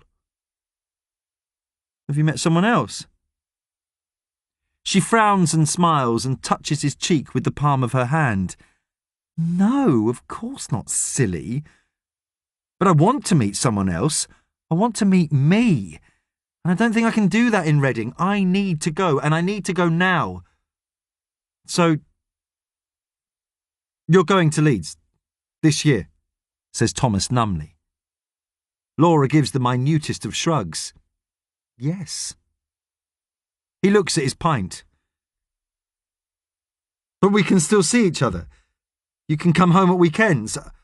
I can come up there on the train. Course, says Laura, sounding to Thomas as though she's agreeing to something vague that will never happen. She finishes her pint. Right, I need to get off. I'll give you a call, right? Thomas feels as though the ground is shaking and cracking. Fissures are opening up and that everything is falling into them. The tables and leather jackets and students and pints. He tries to scrabble for purchase but can't find any. Only Laura seems unaffected, unmoved. He says, his voice sounding tinny and far away, "Where do you need to be?" She leans forward and gives him a chaste kiss on the cheek, throwing her bag, the black one inlaid with 100 shards of Rajasthani mirror, over her shoulder. "It's you. You need to be with your mum, remember? I'll call you." He watches her walk away before letting himself fall into the black hole beneath his feet. Chapter 32. To boldly stay. In August, there are plenty of black holes beneath Thomas's feet as he gets a job with the Water Board. It will be another year before Margaret Thatcher privatises the regional water authorities and they are hived off into a multitude of suppliers providing the same water through the same pipes. For now, though, Thomas is a public servant, albeit one as far down the chain as possible, a casual worker assigned to a gang of men who dig trenches along the roads, repair leaks and patch up pipes, then fill the trenches in again. Thomas's role largely involves pushing wheelbarrows full of hardcore and dirt to and from the repair sites. Sometimes he gets to operate the stop-go sign on busy roads, which gives him a feeling of power hitherto missing from his life. The rest of the gang, a mixture of veteran waterboard workers, other casuals, and the occasional clipboard-carrying supervisor, christen him Spock as soon as they get a whiff of his intelligence and plans to go to university. Over the summer and into the autumn, Thomas finds his body changing, toughening up, becoming leaner and more toned as he works through all weathers and becomes adept at handling a pick, digging into tarmac and hard earth. "Did you fancy him in the league, Spock?" asks a wiry man with a leather face who Thomas knows only as St. Ivel because he is guaranteed to either start a fight or get off with a woman after 5 pints of beer. Thomas has no idea which league St. Ivel is even talking about. He hazards a guess. Spurs. St. Ivel nods thoughtfully, as though this is a serious consideration for which Thomas is grateful. He takes a sip of tea from the plastic cup of his flask. "You'd like to think so, after what they paid for Stewart from Man City, but I've got my eye on Arsenal after Spurs at the weekend." Thomas shrugs noncommittally. "Well, it's early days yet," he says, praying that's the right thing to say. "Yep," says St. Ivel, tossing the dregs of his tea in the gutter and screwing the lid back on his flask. "I'm even thinking of putting a £5 on Chelsea to go up to the First Division this year. What do you reckon?" Thomas hefts his pick. "Well, I reckon that'd probably be a good bet." St. Ivel narrows his eyes. "Right. Well, I will. But if they don't go up, you'll owe me a £5. He shakes his flask. "I'm out of tea, Spock. Go and get some bruising from that calf over the road. Come on. You might be Mr. Clever where you come from, but here you're the bottom of the heap, son." By the following May, Thomas is no longer working for the Water Board, as all casuals have been laid off prior to the impending privatisation. His mum has reluctantly accepted that Thomas is going to university in September. However, he is not going to Leeds and declines his deferred place.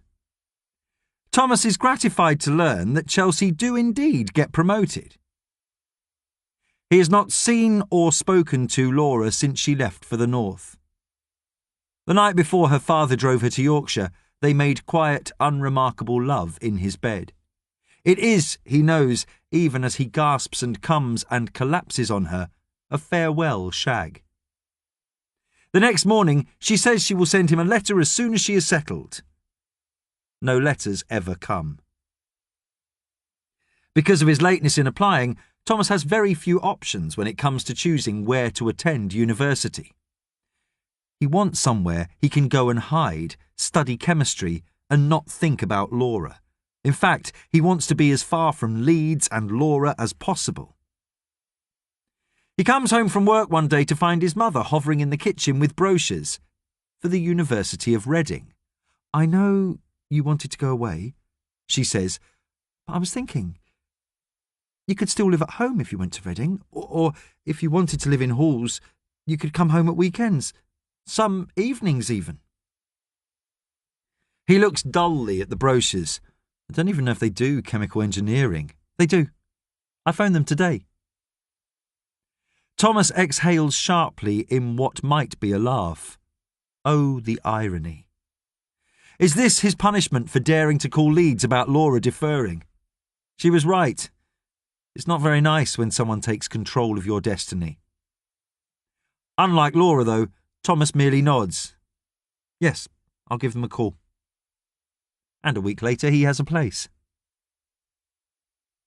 Before he finishes at the waterboard, the gang take him and the other laid-off casuals out for a beer. In an uncertain world, it is some measure of comfort to Thomas that some people are true to themselves and others, and St. Ivel exemplifies this like nobody else. Thomas, his tongue loosened and his head fuzzied with beer, doesn't even know what he's said to offend him, but he evidently has said something, as no sooner has he swallowed the last mouthful of his 5th pint of lager than St. Ivel punches him solidly in the face. "No hard feelings, Spot," says St. Ivel, as Thomas sits heavily on the floor, blood running down his shirt. "And it's your round, if I'm not mistaken."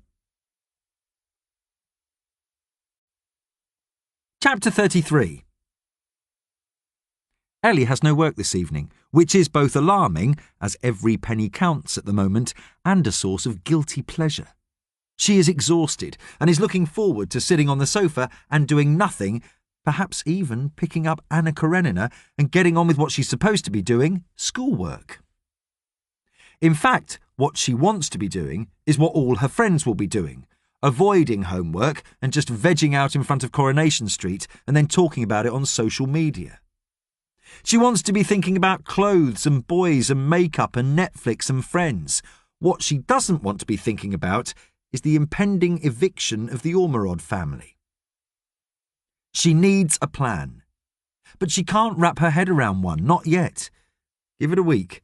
See how James is going with this science competition. See if they win the lottery. See if Nan has a period when she's actually lucid enough to contact the bank and try to get the money back that she sent to these scammers. But Ellie has been looking into it and knows it's unlikely without the involvement of the police. And if they go down that road, then the breakup of the family will only be quicker. The first thing the police will do is get the social services snoopers in. "Ellie," says James, running downstairs. "I need some potassium." "Have a banana." She is curled up on the sofa, her book open, pages down on her lap. Nan is watching some sitcom or other but not laughing, rather staring at it intently as though it's some kind of anthropological documentary she must study. Ellie has relented and allowed the heating to be put on for an hour just to warm the house through.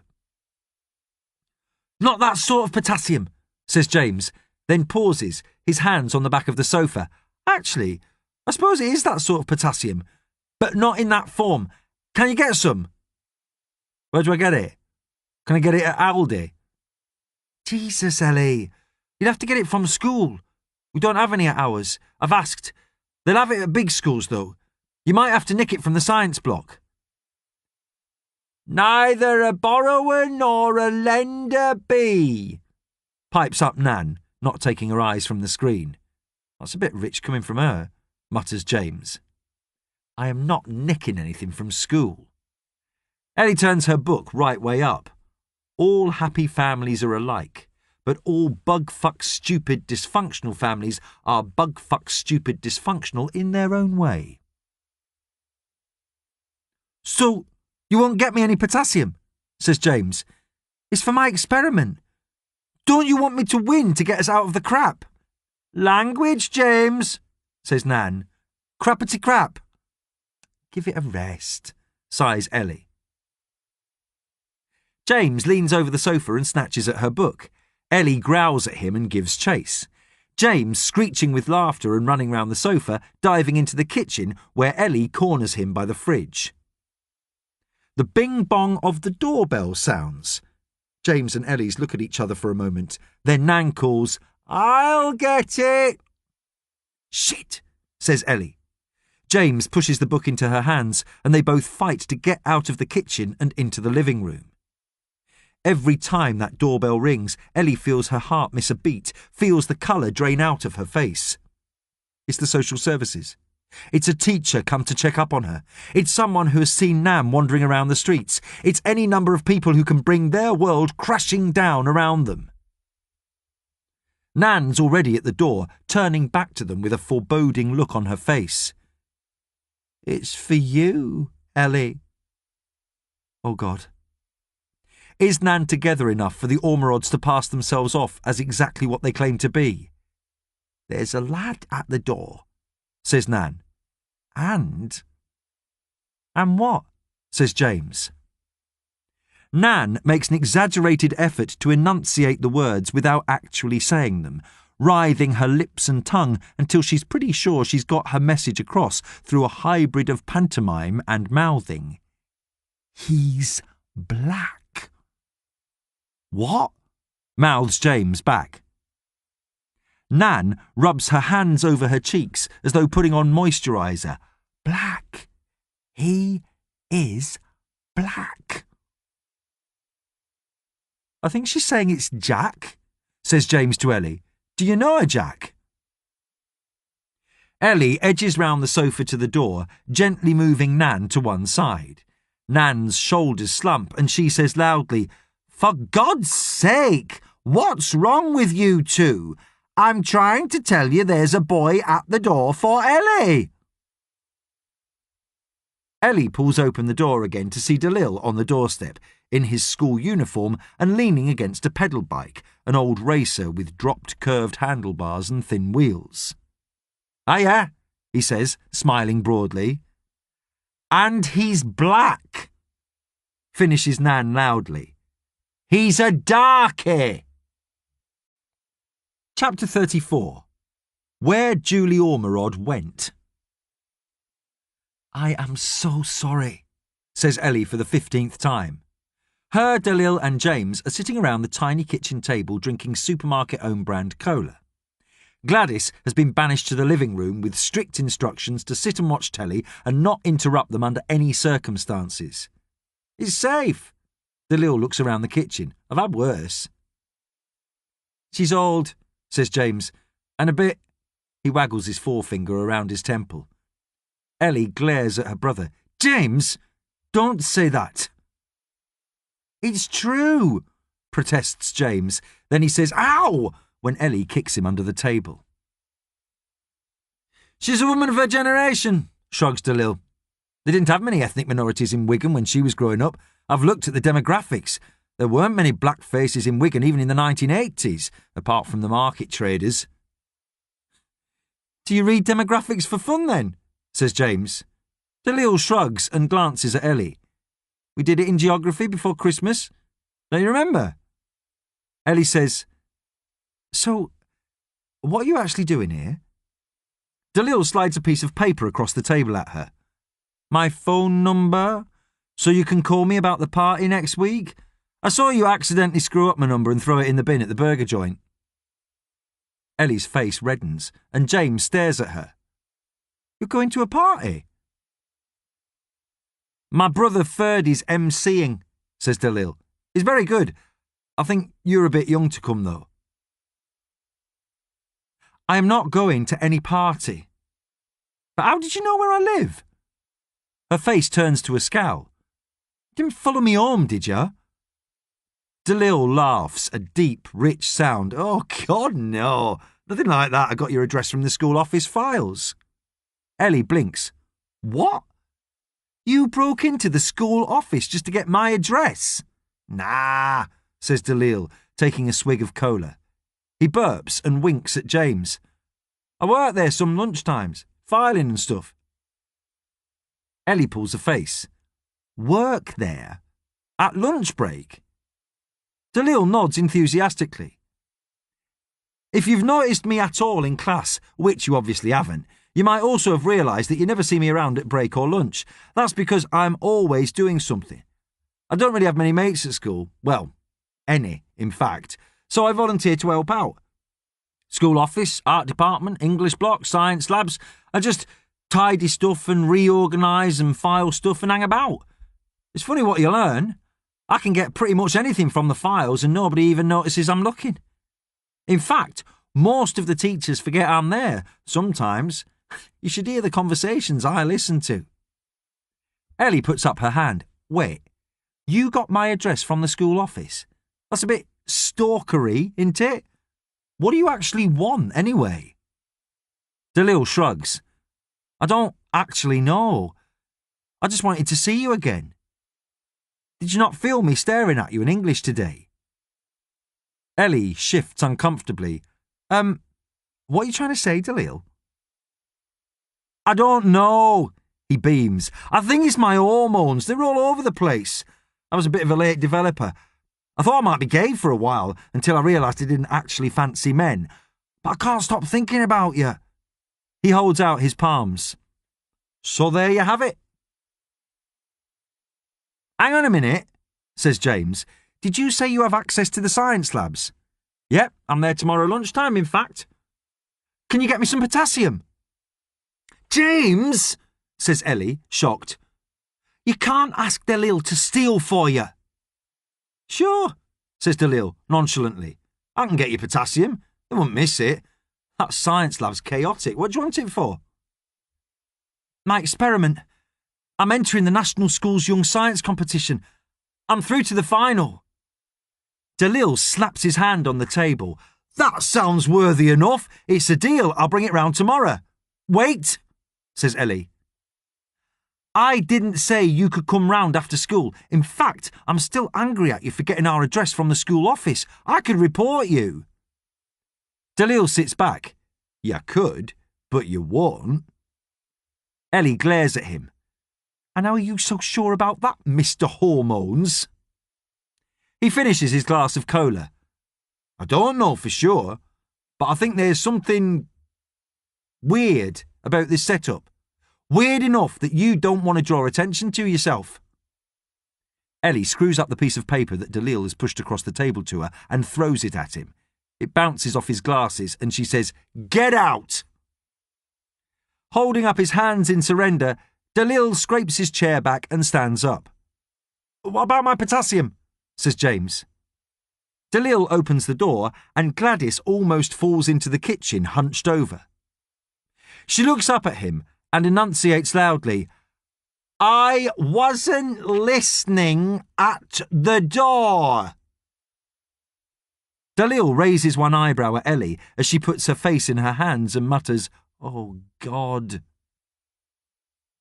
James tugs at Ellie's sleeve. Is he still getting my potassium? Gladys straightens up and looks Dalil up and down. Where are you from? She shouts. Off Gidlow Lane, shouts back Dalil. That's funny, yells Gladys slowly. We have a Gidlow Lane in this country. It's not far from here. I know, says Dalil. That's where I'm from. James says, Nan, why are you shouting at him? He's foreign. It's how we talk to them. Nan, he was born in Wigan. He goes to Ellie's school. He understands you perfectly, don't you, Dalil? Oh, says Gladys at normal volume. Dalil? What sort of name's that? My grandparents came from Barbados back in the 1950s. They wanted to integrate, so they called my mum and her brothers proper British names. But they all gave their kids old Barbadian names. Getting back to our roots and all that, I suppose. I'll probably call my children Alf and Mabel. Gladys laughs and says to Ellie, "Oh, he is funny." She looks at Dalil. "Are you coming back?" He puts the back of his hand to the side of his mouth and stage whispers in a fake American accent, "I got a shipment of potassium coming in tomorrow, but you ain't seen me, all right?" Nan laughs and Dalil heads towards the door. At the sideboard, he stops and picks up the photo of Darren and Julie. "Is this your mum and dad?" he asks Ellie. She looks away. "Yes." "Where are they?" Ellie says nothing. James says, "Dad's in prison." "Right," says Dalil, replacing the photo frame carefully. "That must be rough. What about your mum?" Ellie carries the cutting with her everywhere. It is brittle and yellowed now, and every time she gets a new purse, which is not frequently, it is the first thing she transfers from her old one. She takes it out and hands it to Dalil. Mum of 2 killed by drink driver. Wigan Evening Post, July the 13th, 2013. A mother of 2 died from appalling injuries suffered when her car was hit by another motorist who jumped a red light after drinking 4 pints of strong lager, an inquest heard. Julie Ormerod, 41, of Worsley Mains, Wigan, was driving home from her job as an administrator at a car dealership firm when the incident happened in June. Trevor Blackman, 52, an accountant, had finished work early and gone to the pub with some colleagues before driving home. He told police in an interview following the accident that he had failed to notice that the traffic lights on Poolstock Road were on red and had continued across the carriageway. His BMW was travelling at 43 miles per hour in a 30 mile per hour zone, and he was found to be almost 3 times over the legal drink-drive limit. Mrs. Ormerod's Vauxhall Corsa was crushed by the impact, and she was declared dead at the scene by paramedics after fire crews fought for half an hour to free her from the wreckage. She leaves a husband, builder Darren Ormerod, and 2 children, Ellie, 11, and James, 6. Wigan coroner Howard Smith said at the inquest that Mrs. Ormerod had everything to live for and had, just that lunchtime, been to book a family holiday to Disneyland Paris. Blackman has been charged with causing death by dangerous driving and is due to appear at court next month. Ellie says nothing while he reads it. He nods thoughtfully and hands it back. It is the first time she has seen him apparently lost for words. Eventually, Dalil says softly, "Not safe." "No," says Ellie, walking him to the door. "Not safe at all." Chapter 35. In Search of the Blue Angel. "Why were you so horrible to him?" asks James after Ellie has supervised him cleaning his teeth. He feels like he needs to go to the toilet, but has been holding it in all day. His tummy is aching a bit. He feels like he needs to do a massive trump, which is good.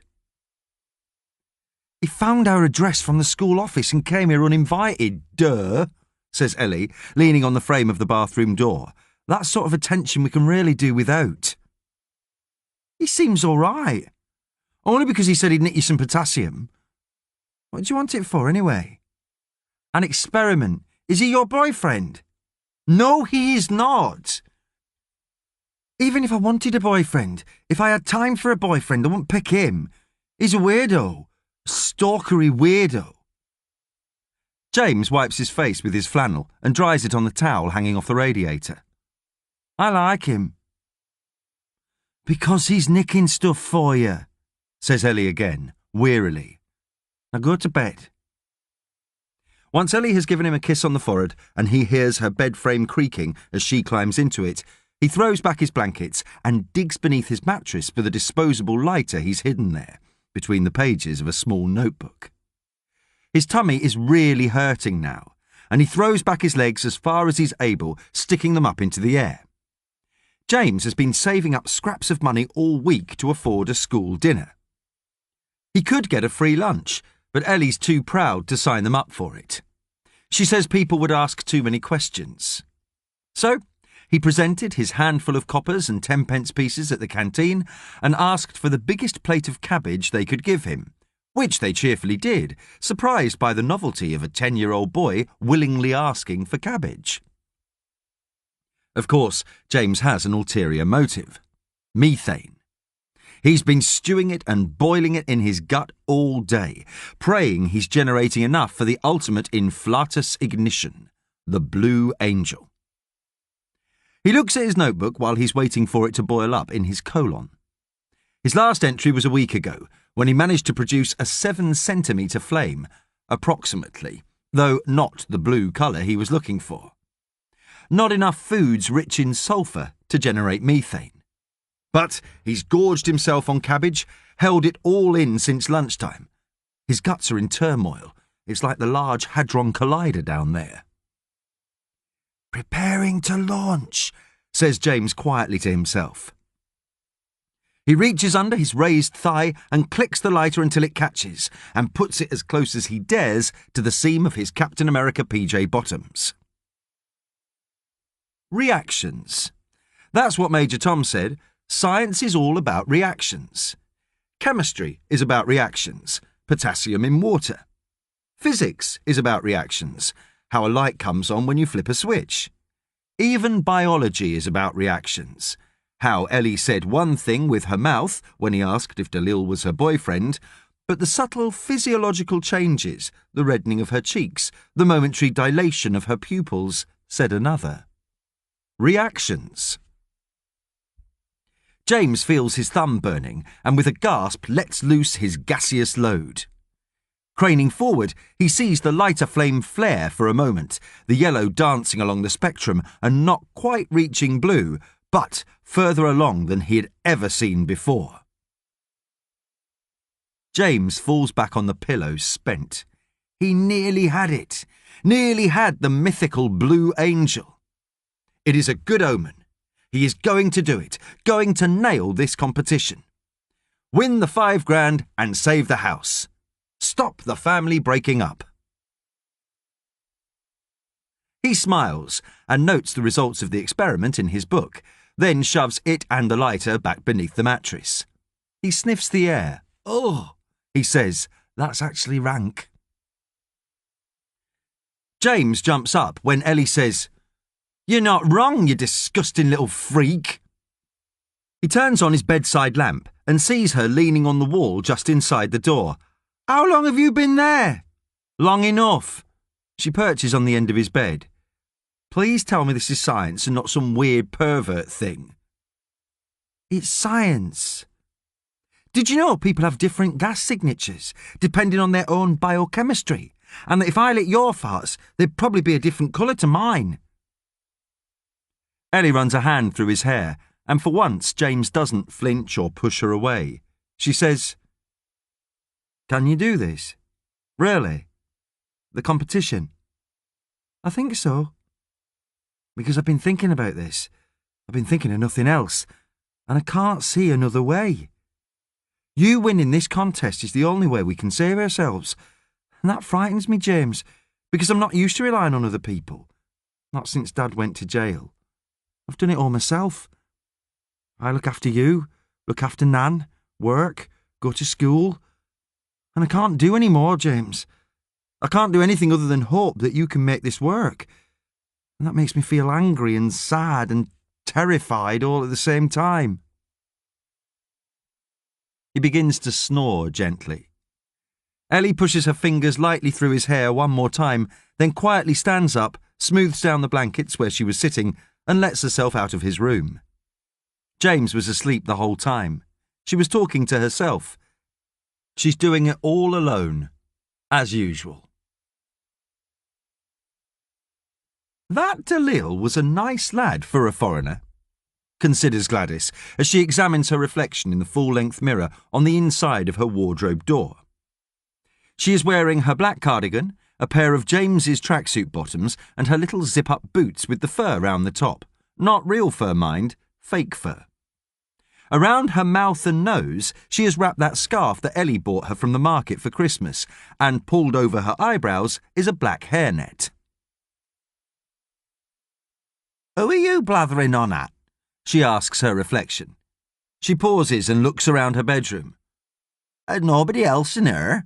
Are you blathering on at me? Her left forearm bulges alarmingly, and she taps her chest with the forefinger of her right hand. You talking to me? She looks around again. You talking to me? Well, who the blinking flip else are you talking to?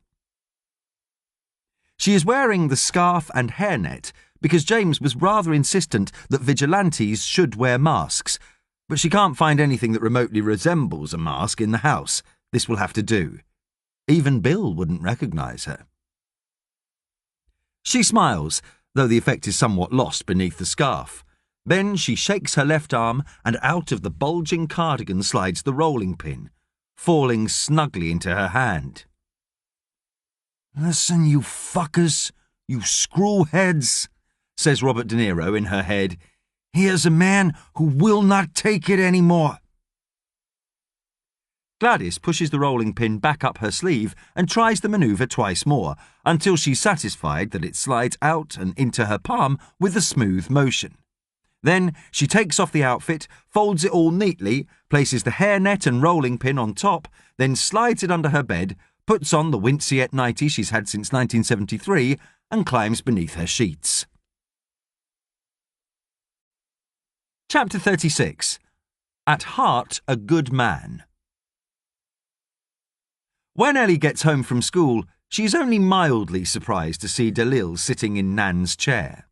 James is on the sofa, cradling a number of white containers. She says, So you came back? Bearing gifts, says Dalil.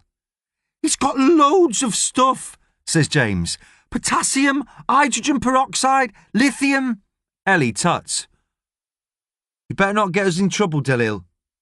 They'll never miss it. Can I go and do some experiments?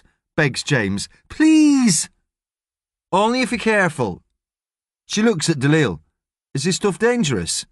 How should I know? Says Dalil. But they wouldn't have it in schools if it was, surely. Where's Nan? Says Ellie, as James gathers up his bottles. Asleep. I popped my head round the door, but she spark out. As James hares upstairs, Ellie dumps her bag in the corner.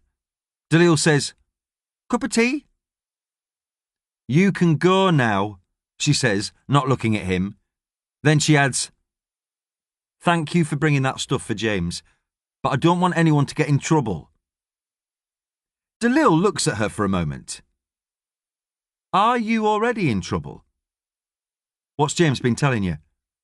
Nothing. Well, nothing I believe. He says he's been talking to that guy who's going to Mars. Dalil shakes his head. Kids and their imaginations, eh?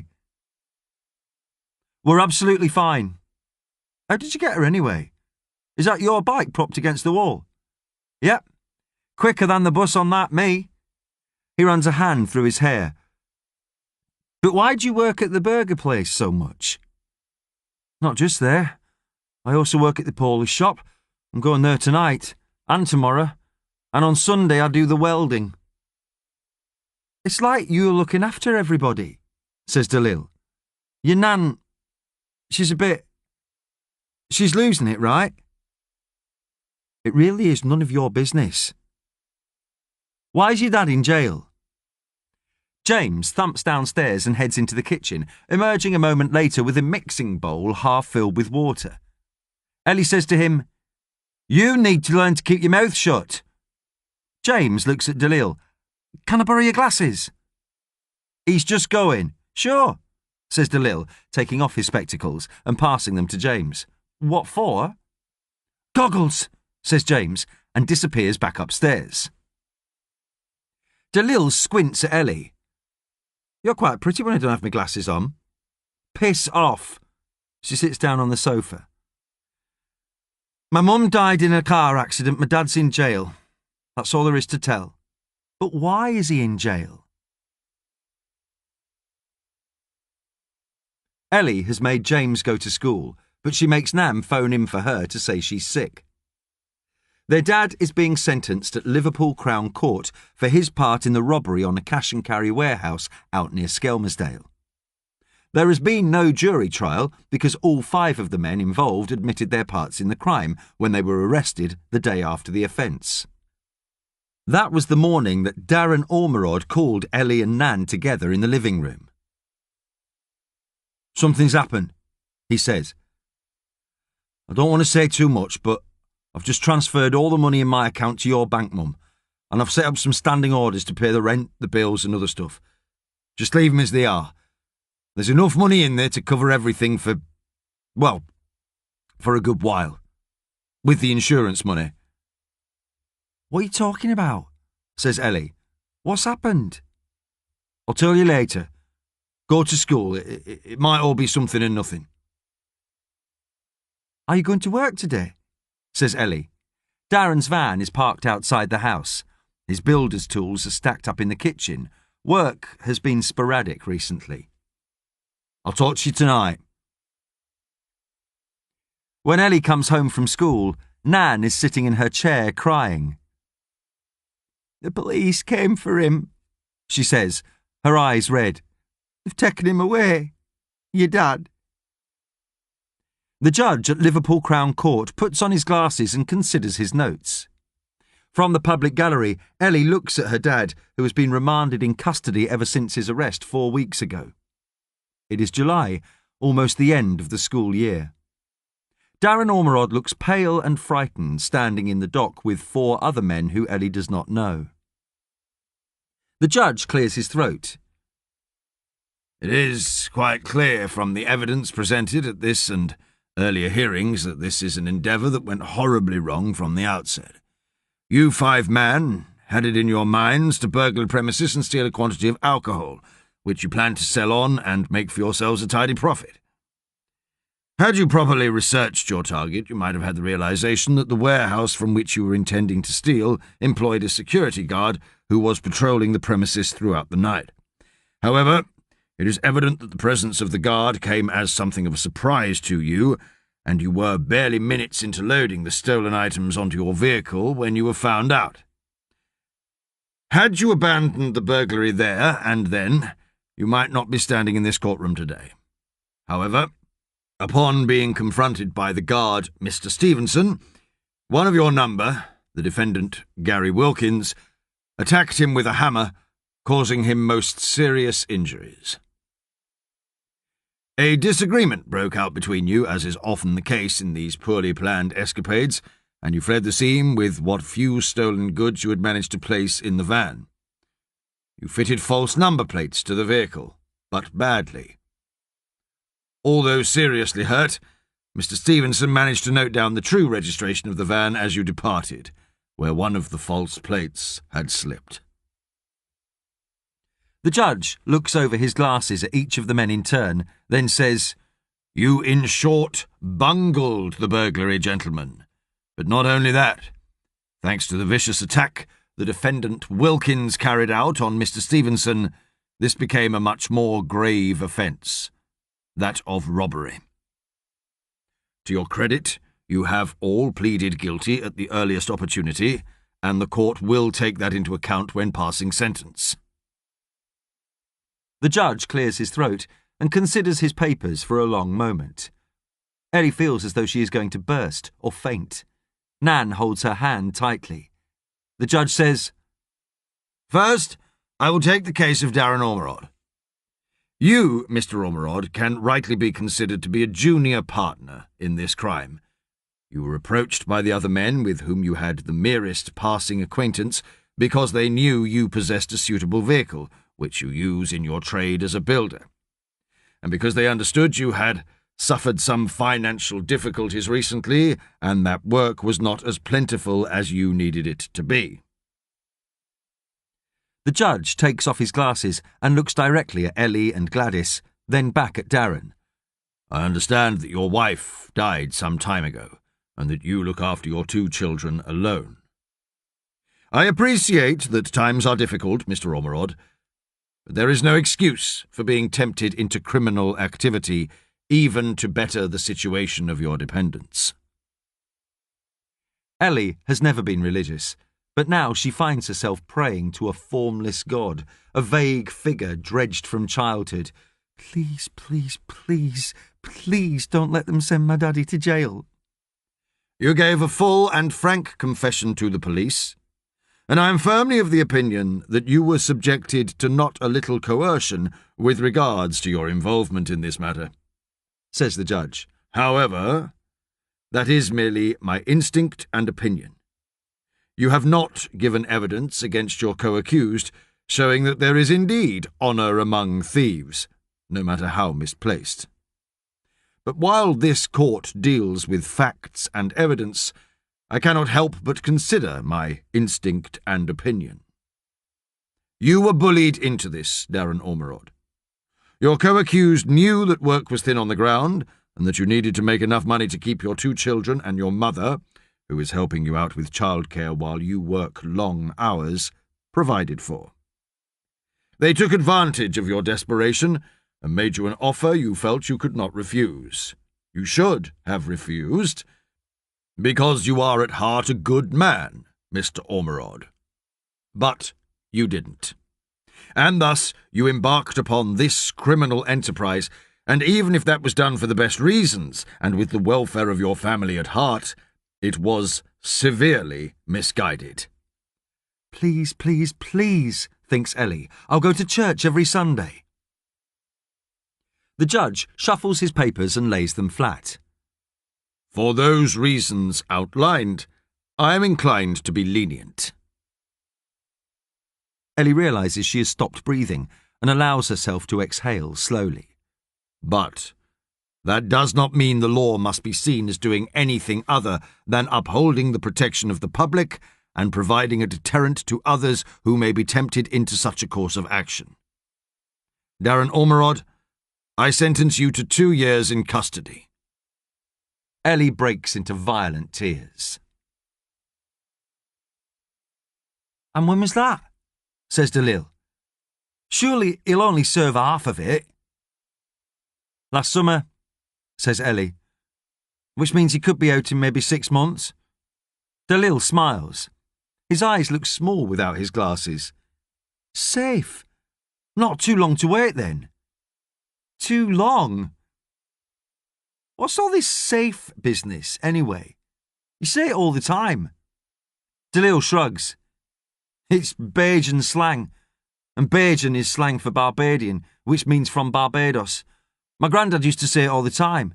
Safe, it means cool or good. I like it. It's like protective, inclusive, safe. We can learn a lot of stuff from old people. Not my nan, says Ellie. Dalil looks at her thoughtfully. Is she okay to be looking after you? You don't have a choice, says Ellie, standing up. She only started going downhill after my dad was jailed. You don't tell anybody about this, right? You don't talk about her to anybody. She looks around, frowning. Nan shouldn't be asleep at this time, really. Ellie heads for the stairs, Dalil following. She gets to Nan's bedroom and pushes open the door. Dalil stands behind her. She can feel his breath on her neck. Nan's curtains are closed and she can see the shape of her beneath the blankets. Nan? She whispers. The shape doesn't move. She says more loudly, Nan? Do you think? Says Dalil quietly. Panic grips Ellie. She feels the same way she did when Dad went to prison. Hot and cold, and like she's going to black out, her head banging. Nan! She shouts.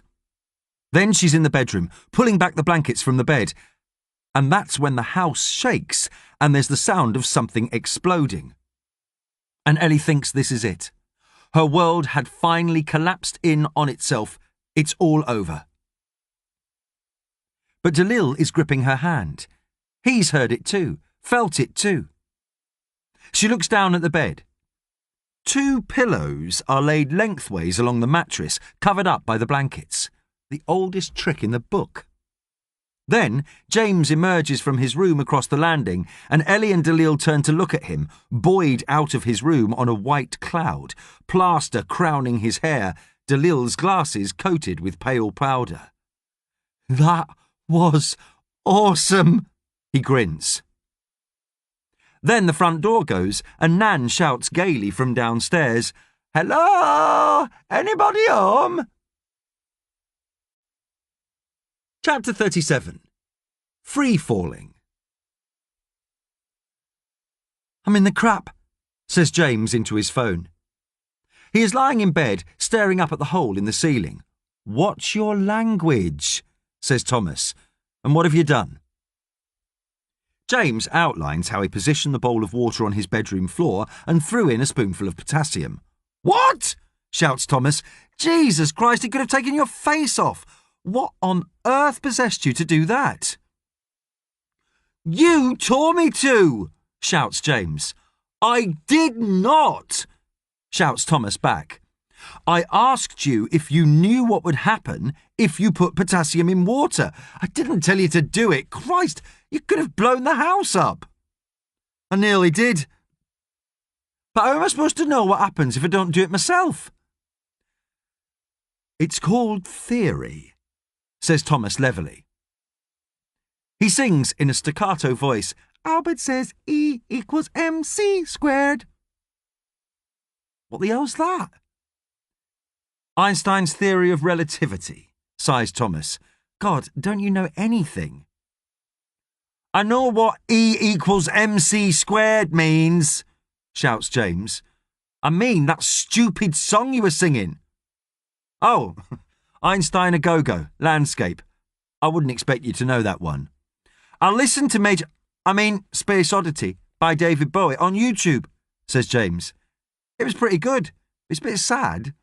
I like that other one, Starman, and Life on Mars. Did he always do spacey stuff?"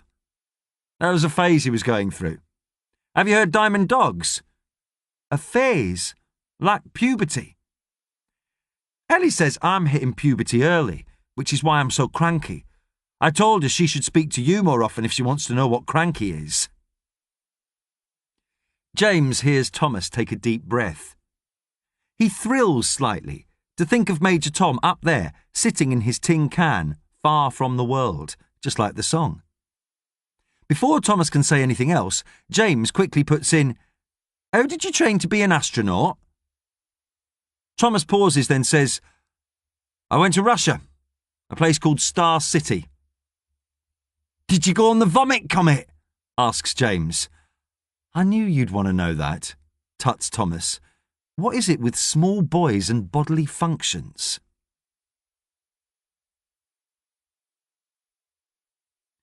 "Does anyone know Russian for not a buggering chance?" says Thomas. "No need for Russian," says the big man with a shaved head and a bushy moustache, his eyes laughing. "I speak the English, no problem.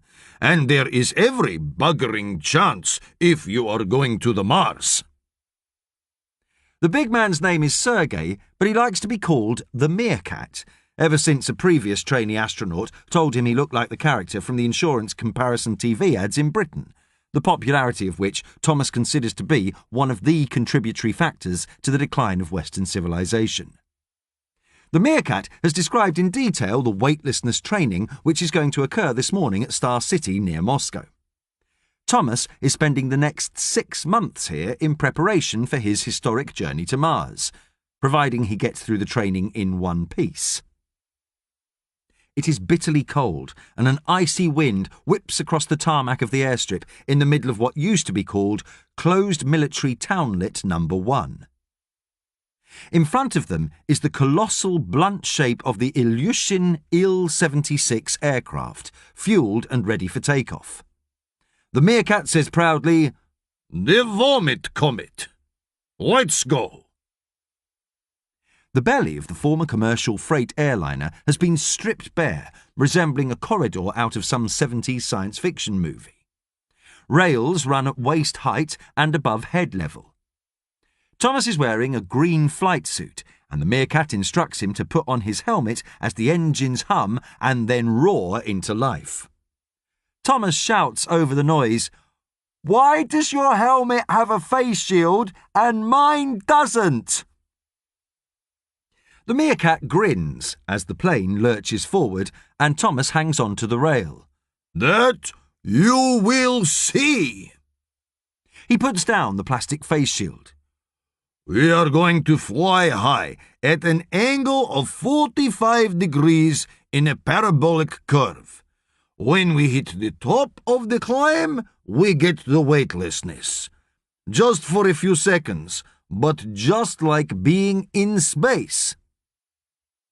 As the plane thunders upwards, Thomas gripping the rail to arrest his slide down the cabin, the meerkat hits a button on an old CD player chained to the wall. Dancing on the Ceiling by Lionel Richie emerges tinnily from the tiny speakers just as the aircraft hits the zenith of its climb. Thomas feels himself lift and rotate in the air. He grips the rail as the meerkat laughs throatily. "Space! Weightless!" Then the plane begins to descend, and Thomas's stomach lurches, and he lets loose a stream of sick, which hits the meerkat squarely in the helmet. "Now you see why the faceplate!" He laughs, wiping off the vomit with his sleeve. Oh, Jesus Christ. How many more times do we have to do that? The plane starts to climb again. "Until no more vomit!" yells the meerkat. Thomas finds the next track on the Meerkat CD, Tom Petty's Free Fallin', a little more palatable than Lionel Richie, but that doesn't stop his stomach whining in protest again as they begin their descent for the second time. It's not until the seventh bout of weightlessness, which Thomas is rather beginning to enjoy, and, of course, David Bowie's Space Oddity, that Thomas manages to keep whatever's left of his breakfast inside him. The meerkat embraces him in a huge bear hug and bellows, "See? Simples!" "That is awesome," says James. "Man, I'd love to do that." "Sign up for the astronaut program at Brisbane and they might let you." "Really? Do you think so?" "Well, anything's possible, especially if you win this competition. Now, what ideas have you had?" James thinks about it. "Apart from blowing stuff up, not much. Can't you just tell me what to do?" "No, because then I'll have won the competition and not you." James stares at the hole in the ceiling. "I can't do it. I can't have an idea that nobody else has had. It's impossible." "Then you're not a scientist," says Thomas. "Sorry, but it's true. If you're giving up, let me know because I've got a crossword to do." "You don't care," shouts James. "We're nothing to you. We're just some peasant family in Wigan. You're probably laughing at us from up there in space." There's a long pause. Then Thomas says, "I'm not laughing at you." "But you don't care." "What do you want me to say?" yells Thomas. "It's nothing personal. I don't care about anyone. Caring doesn't get you anywhere. Science doesn't care. It just does. It solves problems. Now think about it. Science solves problems. What problem can science solve for you? What one thing would make your life better right now? Think of a problem, then solve it like nobody else has thought about solving it. What would make your life better?" James continues to gaze at the hole in the ceiling. Then he says in a small voice, "My dad coming home?" Chapter 38. Maybe you'll be the first man on Mars. When Thomas is sure his father isn't coming home again, he goes to visit him in hospital. Frank Major is shrunken and wasted in his bed. The cancer had started in his lungs, born of 30 woodbines a day and ripening over the years, colonising the rest of his body until he is more cancer than man. Which is something that Thomas has thought for some time in the dour, glowering, poetically bad way that only 16-year-olds can muster. Thomas has not brought flowers or chocolates. He has simply brought himself, armoured in tatty jeans and an army surplus jacket, hunched on the plastic chair by the bed, turning his hooded gaze on his father. The hospital smells of disinfectant and toilets, death and fading hope. I'm done for, wheezes Frank, every breath a trial, every word an Everest to climb. This is it. Yes, says Thomas. Is that it? Says Frank. Is that all? Mum took Peter to say goodbye this morning, and they came home red-eyed and sobbing. She begged Thomas to go. It's his last chance to see him, to sort things out, she says, though she has no idea what needs sorting out. Only that for the first half of his life, Thomas doted on his dad, loved him as though he was the only boy in the world with a daddy, and then for the second half of his life seemed to hate him. Thomas pinches his bottom lip with his finger and thumb and stares at the green blanket covering his father's stick-like frame. He would rather be anywhere else than here. Would rather it was tomorrow, next week, a year in the future. Would rather it was all over. We used to be such good pals. Did we? Says Thomas carelessly. I can't remember. Anguish dulls the faint light in Frank's eyes for a moment. He reaches for the mask lying loosely on his thin chest and puts it to his face, inhaling raggedly the oxygen it delivers. Thomas looks around the tiny room and for the first time realises the drip stands that feed a constant cocktail of drugs into his father's system are absent. Following his eyes, Frank takes away the oxygen mask and says, I told them to stop giving me the medication. Thomas meets his gaze finally. Why? There's the smallest of shrugs. It was making me feel awful. But it was prolonging your life. Frank takes another blast from the mask. Delaying the inevitable. What's the point of a few more days?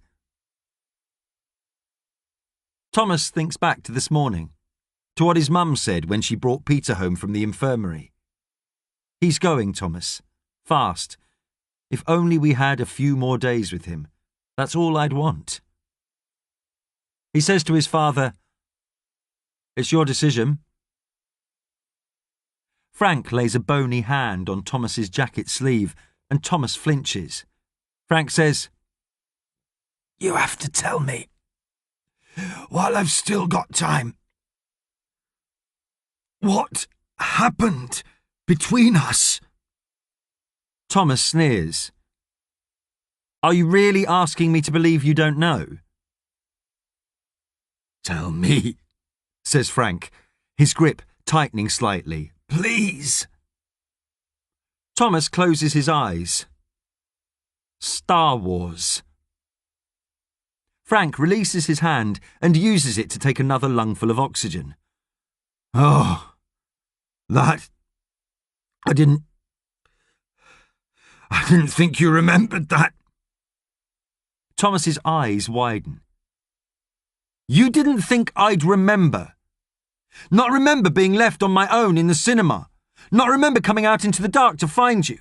Not remember seeing you with your hands all over that woman?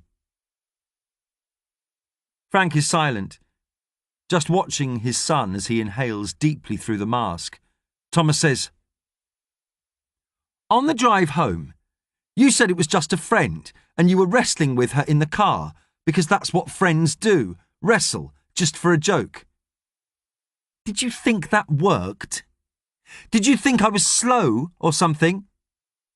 You were just a kid, says Frank. I thought. You thought you could palm me off. Don't tell your mum, you said. It's a surprise. She doesn't know I've been practicing my wrestling without her. I mean, really, Dad? Really? You didn't. Tell her, though, says Frank. Why not? Thomas throws his hands up in the air. Because even when I was 8, I knew you were wrong and you were a lying, cheating bastard, and I knew what that would do to her, so I kept my mouth shut and...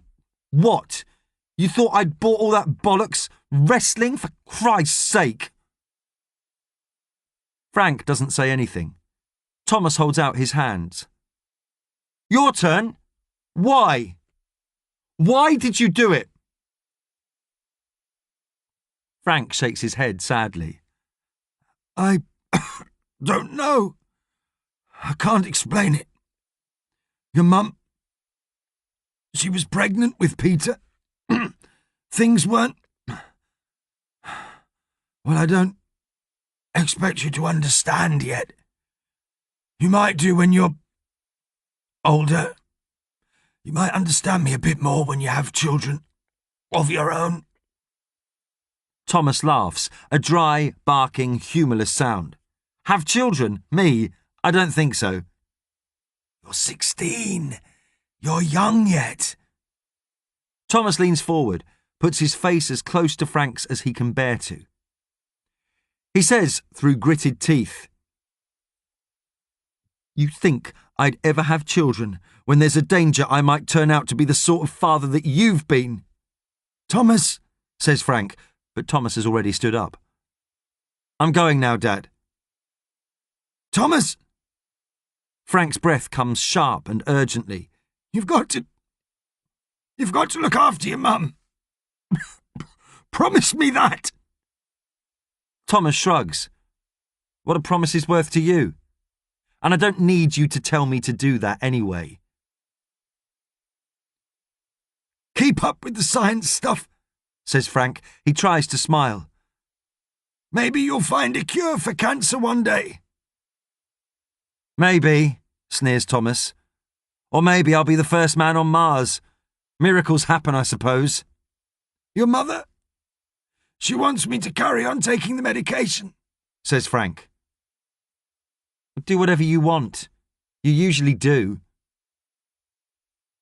I will, if you say so, whispers Frank. If you'll say you'll forgive me, or at least talk to me some more, if you'll listen to me, let me explain. Thomas turns away. I think we've said everything we need to say. As he's passing through the waiting room, he sees his mother. She stands up and grabs at his arms. How is he? Did you speak to him? Thomas looks around. Where's Peter? Mrs. Jenkins at number 12 has him. I said you'd pick him up when you get back. Did your dad tell you he stopped the medication? Thomas nods and his mother says, I've begged him to carry on, just so we can have a few more days with him. I know it makes him feel bad, but did he mention anything about it to you? It's his decision, says Thomas bluntly. He can't meet his mum's frantic stare. He knows all he has to do is go back in there and tell his father he'll listen to him, and Frank Major will take the medicine, though it makes him feel dreadful, and his mum will get what she wants. Instead, he says, I better go and get Peter. His mother nods and puts a hand to her mouth. Thomas walks quickly to the hospital entrance, and when he gets to the concourse, he breaks into a run, straight across the car park, through the gates, onto the main road. He has never run before, not like this, but he can't stop. He feels the guilt and the sadness peel away as though it can't keep up with him. And he knows if he stops running, he'll go back into the hospital and tell his father to keep taking the medication, to give his mum what she wants. But Thomas doesn't want that. He wants Frank Major gone and forgotten. So he keeps running, leaving it all behind in his slipstream, feeling the never-before-experienced joy of endorphins flooding his system, driving him on in his jeans and army surplus jacket, through the pain of the stitch in his side, through the fire in his lungs. He could run forever if this is what it does, strip away all the horror. So he decides that's what he'll do. He'll run forever, from everyone. He made one mistake, says James. He shouldn't have to pay for that forever, should he? Everybody else shouldn't be punished for it as well. No. Thomas is silent for a long moment before he realises James is talking about Darren Ormerod, not Frank Major. He shakes his head to loosen the memories, to dislodge them, and says, OK, let's work with this. You want your dad to be at home, but he's in prison. How is that going to work? There's a pause, then James says, maybe I could get a helicopter to fly over the jail and it's got big guns and I blow a hole in the wall and he gets out and I drop a rope ladder. That's a film, not a science experiment, shouts Thomas. Fine, shouts James back. Have you got any bright ideas? No, says Thomas more calmly, but you have. You have had a bright idea. You just need to develop it. Come on, think. Let's unpack this a bit. Your dad's in jail, but he's basically a good man. Is that what you're saying? He's a brilliant man, says James. He's the best dad ever, apart from when he's being an idiot and I hate him. OK, so he's in jail, but what? You don't think he should be punished for what he did? No, says James quietly. I mean, no, I don't think that. He should be punished, but maybe he shouldn't have to be in jail. Not all the time, anyway. Why not? Presses Thomas. Talk this through. Because how can he show he's a good man if he's in jail? He's mixing with all kinds of robbers and murderers and stuff. Nobody cares whether he's a good man or not. They just want him to eat bread and water and stare through the bars at the sunshine outside. So, if the authorities could see that your dad was a good man, perhaps... What? Maybe they'd let him go free quicker? And how would your dad show that he's a good man? By doing all the things he does to be a good dad, says James, a note of exasperation in his voice. We're just going round in circles here. No, we're not. We're moving in a linear fashion from a problem to a solution. It shouldn't be in jail, says James again. They should... What's it called when they put you in jail but you stay at home? House arrest, maybe? That's it. They should put him under house arrest. That way, he could still be a dad and they could see he was a good man. He could... There's a pause and Thomas smiles. James, he knows, has hit something. Thomas feels a slight prickle at the back of his neck. James says softly, "Oh my." Chapter 39. Twice as much at the very least. It's a blazing hot day when they bury Julie Ormerod. James is just 6 years old. People keep talking over his head in hushed voices. Tearful friends and distant relations keep grabbing him and rubbing his hair and saying what a shame it is and how he doesn't understand. James understands fully. A bad man crashed into his mum's car and now she's gone. She's in heaven now, says a woman wearing a fur coat despite the heat, stood alongside the parched earth where they have dug a rectangular hole for Julie's coffin. She's an angel. James looks at her curiously. I don't believe in God, he says. The woman's hand flies to her mouth and she nods. I can understand that. I can understand you're angry. James shrugs. I'm not angry. Earth was created 4.5 billion years ago, not in 6 days by God. I believe in science. He goes forward to pick up a handful of dirt, so dry it's just dust really, and throws it on the coffin. He looks back at the woman, whose name he doesn't even know. I'm not angry. I'm just sad. Ellie has cried non-stop since Mum died. She is standing with Dad as the procession of mourners walk past them, away from the grave in single file, patting Darren on the shoulder, kissing the top of Ellie's head. They are all going back to Santa Street, where Nan has made some sandwiches, and they will all drink from warm cans of beer and tell stories about Julie, and they'll laugh and they'll cry until after midnight. James goes to stand with Ellie and Dad, and Darren puts his arms around them both. I want my mum back, says Ellie. Darren's strong arms hold them both tight. I want your mum back as well. But as long as we remember her, she'll still be with us. James brushes the dry dirt from his hand. It'll not be the same, though. No, says Darren, no, it won't. But we have to try to get through this, and we have to get through it together. It's just us now. Me, you, and Ellie. James thinks about it. Who's going to make our tea when we come in from school? Are you going to stop working? I wish I could. I'm going to have to work harder. I was thinking, how would you feel about Nan coming to live with us? Will she make us drink flat Coke, like she does when we go round hers on Boxing Day? Asks James. Darren smiles. No flat Coke, I promise. Ellie looks up at him and says, Why do you have to work harder? Darren kisses the top of her head. Well, there's only one wage coming in now. I'll have to work twice as hard. But don't you worry about that, we'll be fine. The last of the mourners is walking through the gravestones towards the road. James says, If you have to work twice as much because we've got no mum now, does that mean you have to love us twice as much as well? And Darren Ormerod sags and steadies himself on his children and in a cracked voice says, Yes, that's exactly what it means. Twice as much at the very least. I need some stuff, says James to Ellie as she comes downstairs in her convenience store outfit. She has work this morning and is perturbed to see James bouncing up and down on the sofa. I've done it, says James. I've come up with an experiment. It's awesome. I'm going to need some stuff. I hope you're not going to blow the house up again, says Nan from her chair.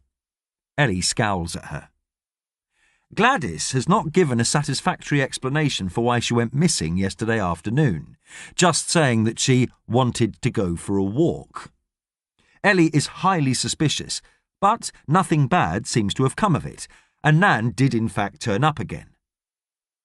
The dummy made of pillows in the bed is cause for concern, but Gladys just says she needed some air and didn't want the kids to worry.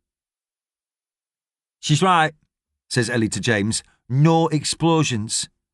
I just need some plasticine, says James, and some boxes and LED lights. I bet Dalil can get the lights from the science labs. I can get the boxes from the shop, says Ellie. And I'll get you some plasticine from the toy section as well. What's the idea? James outlines the plan, and Nan says, That sounds absolutely lovely. Actually, says Ellie, that does sound like a pretty good idea. She's been reading the website of the competition, which suggests that the winning experiment will have practical and social applications. James's idea does seem to tick a lot of boxes. And Major Tom came up with this. No, says James, it's my idea. He just put me on the right track. Ellie ponders it for a minute. It is brilliant, actually. Well done, James. She bites her lip. Bloody hell.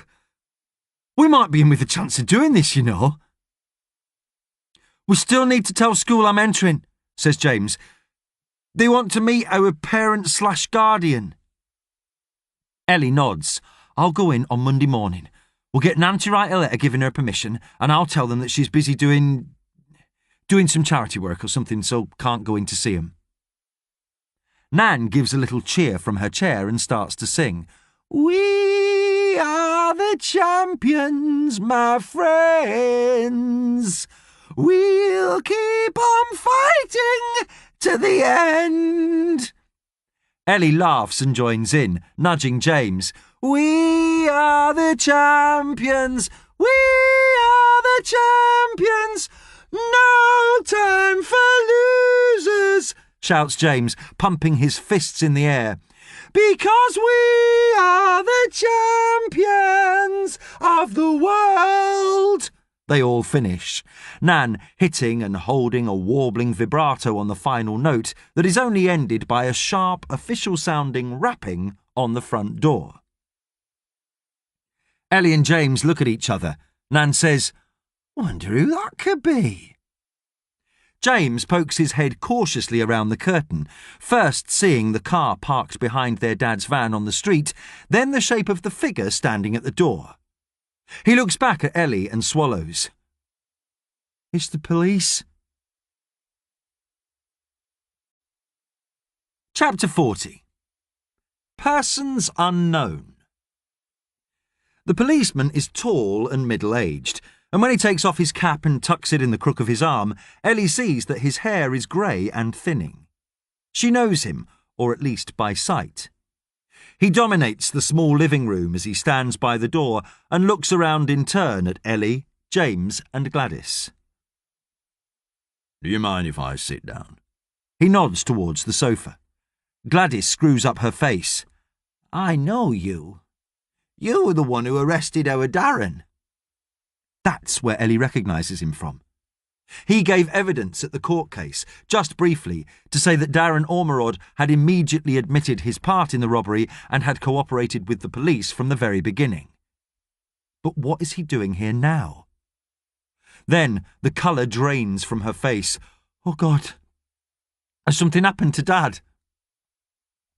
Visions of fights, of crude homemade knives being shoved into stomachs, of beatings in the shower block, of Darren lying bruised and bloodied in his cell, all tumble over each other in her mind. She puts one hand against the sideboard to steady herself. What exactly will happen if he's dead? What will happen to them? They'll be put in care forever, not just until he comes home. Thoughts wrestle for attention. Is there insurance? Would they pay it out to them? Will the shock kill Nan? And, oh God, her dad will be dead. There'll be a funeral. Will they bury him in the present grounds? Will they bury him with Mum? Who will bury him? Will that be down to her as well? Ellie can't cope with any more of this. She might just collapse on the carpet right there and then and give up. Can I sit down? The policeman says again. Ellie remembers his name. P.C. Calderbank. Shouldn't he be telling me to sit down? She thinks. Isn't that what they do on the telly when they deliver bad news? P.C. Calderbank smiles at Gladys. Cup of tea would be lovely too. Gladys settles back in her chair. James, go and put the kettle on. P.C. Calderbank peers at James. Aye, lad, put the kettle on, but I'll need to speak to you in a minute as well. What's happening? Says Ellie. Is it Dad or not? P.C. Calderbank clears his throat and pulls out a tiny black notebook. We've had a complaint. Quite a serious complaint. I've come round to see if I can get to the bottom of it. Oh, God, thinks Ellie. The chemicals that Dalil stole from school. They've got him and he's grasped them up.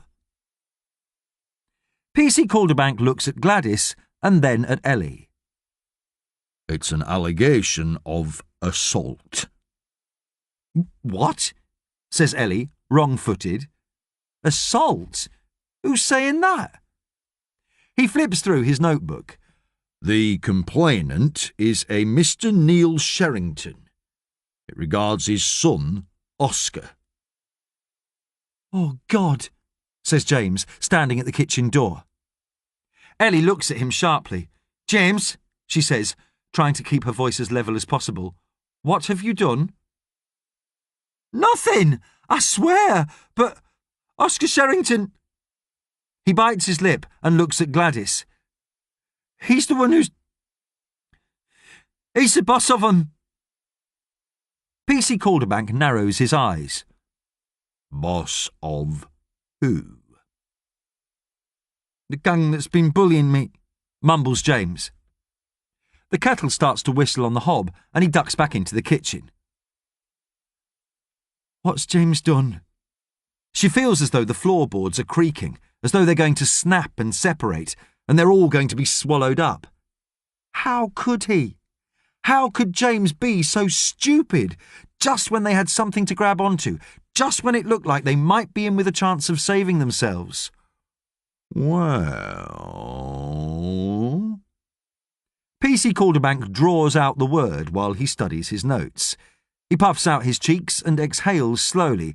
Well, the complaint isn't directly against James. In fact, it's Ellie, isn't it? She nods, and James emerges with a tray of cups.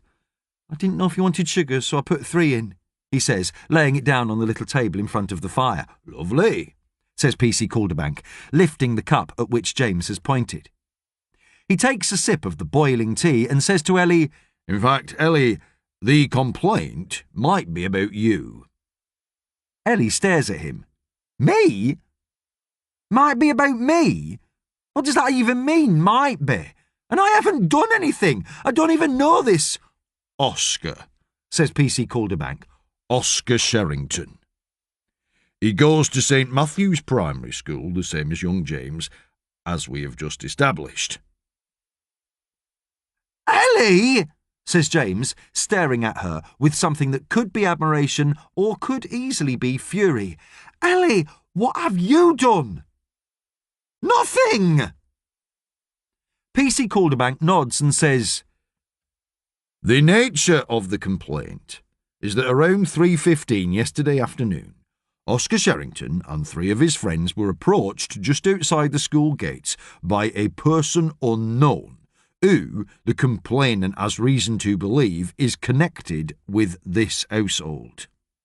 Said person unknown—" "How can there be a person unknown?" says Ellie desperately. "Said person unknown," continues PC Calderbank, "was wearing some kind of face covering and dressed all in black. It was evidently female, though given the time of year and the weather yesterday, Oscar Sherrington says he didn't get a good enough look at them, and they disguised their voice in a—" PC Calderbank looks at his notes again and raises one eyebrow. "In an American accent, possibly New York." Ellie shakes her head bewildered and looks at James. James is staring aghast at Gladys. PC Calderbank says, "The masked assailant then, according to the complaint filed by Mr. Neil Sherrington, assaulted Oscar with a blunt instrument." "Oh, rubbish," says Gladys at last, crossing her arms and sticking out her bottom lip. "It wasn't a blunt instrument. It was my bloody rolling pin, and it was only a tap." They all stare at Gladys. PC Calderbank raising both eyebrows this time. James looks as though he's catching flies, his mouth hanging wide open, and Ellie pinches her nose tightly. "Nan," she says, "what on earth have you done?" Chapter 41. Thank God for the Rain. What Gladys has done, after placing her pillows lengthways in her bed and pulling the covers over them, is close her curtains and then quietly get into the clothes she had hidden under her bed. She looks at herself critically in the mirror, then she packs the scarf and black hairnet into an old plastic carrier bag along with her rolling pin, gets her coat and umbrella, and lets herself out of the house into the gloomy January afternoon. The sky already darkening and heavy with the prospect of rain. It is a 10-minute walk and then a bus ride and another 10-minute walk to get to St. Matthew's. Gladys doesn't know why he can't go to the school round the corner from them. Ellie went there after all, but it was some big plan Darren had. Send James to a better school where they'll be able to encourage his gifts. In Gladys's opinion, she was quite on the side of Ellie, who is just as bright, more so, but was never singled out for chances like that. James gets his intelligence from Julie. She was awful clever, and though she'd never have said it to anyone else, she never really knew what she saw in her Darren. Ellie's more like Darren, a grafter, hard-working, does what it takes to get things done, a bit impetuous sometimes. She's good with words and feelings, not science and maths like James. Darren was always good like that. Never really, what did they used to say on his school reports? Never really applied himself. But he used to write the most wonderful stories at school. Could have been a writer, she supposes, but she doesn't know if anyone actually does that for a job, if they make money from it. There's that Harry Potter woman who was on the telly. She seems to be doing all right for herself, though Gladys supposes that's all to do with them making films of her books. The bus driver waits patiently at the stop as Gladys carefully steps down onto the pavement, which is now wet with a sheen of rain. It's only mid-afternoon, but the lampposts are fizzing into life, and she likes how the dull purple turns to orange, like embers from the fire. She misses a real fire. Those electric ones aren't the same, though she doesn't miss cleaning it out every morning. That was always her job when she was a little girl, and Mam wouldn't give her any breakfast until she'd done it. On the street where James's school is, there is already a line of cars, nice posh ones, waiting for the children to come out. In each car, there is a rectangle of white light illuminating the face of a parent, staring at their phones, updating their statuses. She shouldn't wonder. It's all about status these days. Why else would they turn up in these fancy cars to pick their kids up from school? What's wrong with getting the bus, like James does, or even walking? Gladys used to walk everywhere when she was a girl. That's why she got such good legs, why she looked so nice in a miniskirt, how she got Bill's attention. The cars only go halfway up the street, though, and there's a line of cones along the curb, presumably to stop people parking there. It's probably so that the kids don't run out between the parked cars and get knocked down, like that rabbit or squirrel that used to be in the adverts when Darren was little. Taffy? Toffee?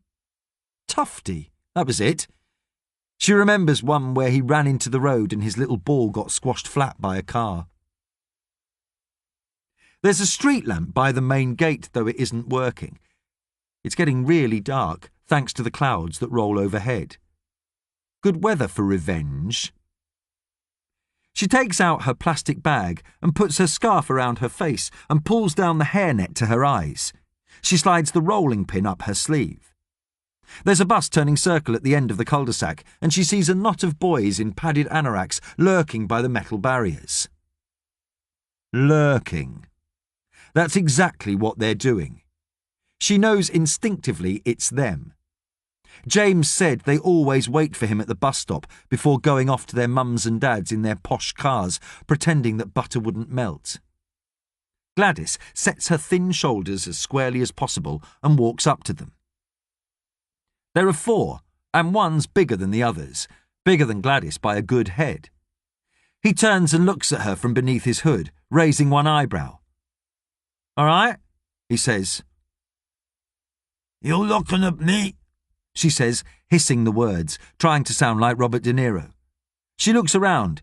The other boys are laughing and elbowing each other. "I don't see anybody else. Are you looking at me?" "I don't know what I'm looking at," says the boy. "They don't put labels on hobos." The boys guffaw, and one says, "Cheryl, leave it, it's some mad woman." Gladys looks up as there's a rumble of thunder and a sudden downpour. "Real rain," says Gladys, talking out of the corner of her mouth in her De Niro voice. "Come to wash the scum off the streets." "Who are you calling scum?" says the boy, his eyes flashing. "Cheryl, let's go and get a teacher, she's nuts," says one of the others. Shero leans back on the railing. "No, we've not had our fun with the peasant yet." "You leave him alone," says Gladys shrilly. "You're horrible boys, and you have to leave him alone." Shero laughs, an ugly sound, right in her face. "Or what?" Gladys shakes her arm twice until the rolling pin drops snugly into her hand. The boy's eyes widen, and he doesn't even try to move as she lifts it up and bops him sharply on his forehead. "Ow!" shouts Shero. "That hurt!" Then Gladys hears a shout and turns to see a wave of children passing through the gate. She turns on her heel and hobbles away as quickly as she can, pulling down the scarf and taking off the hairnet. She is going to get home after James and Ellie. She will have to come up with some excuse. She'll say she wanted to go to Bill's grave. A woman in a high-visibility vest is standing in the road, ushering the children across to the bus stop. She looks curiously at Gladys. "Everything okay, madam?" She glances over at the gang. "Those pupils weren't bothering you?" "Not at all, love," says Gladys sweetly. As she waves the tide of children across the rain, plastering her hair to her forehead, the teacher looks again at Gladys. Fair weather. Gladys nods and leans into the woman and says in her best De Niro voice, Thank God for the rain to wash the trash off the sidewalk. The policeman says, Mrs. Ormerod, are you admitting to me that you hit Oscar Sherrington over the head with a rolling pin? Gladys shrugs and holds out her hands, wrists towards P.C. Calderbank. It's a fair cop.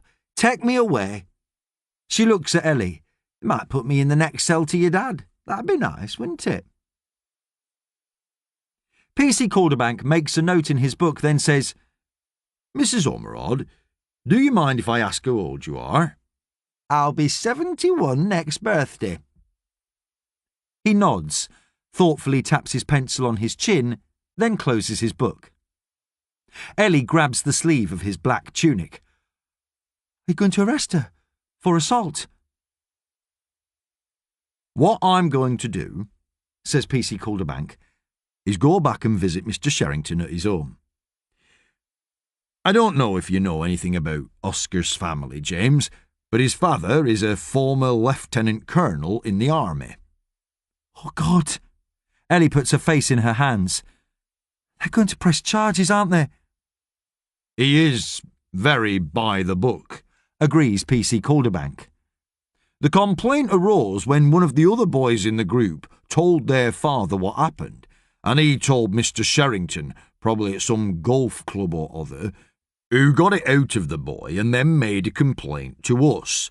The thing is, well, let's just say that Oscar's story suggested that the masked assailant was a lot larger, a lot younger, and a lot more violent than appears to be the case.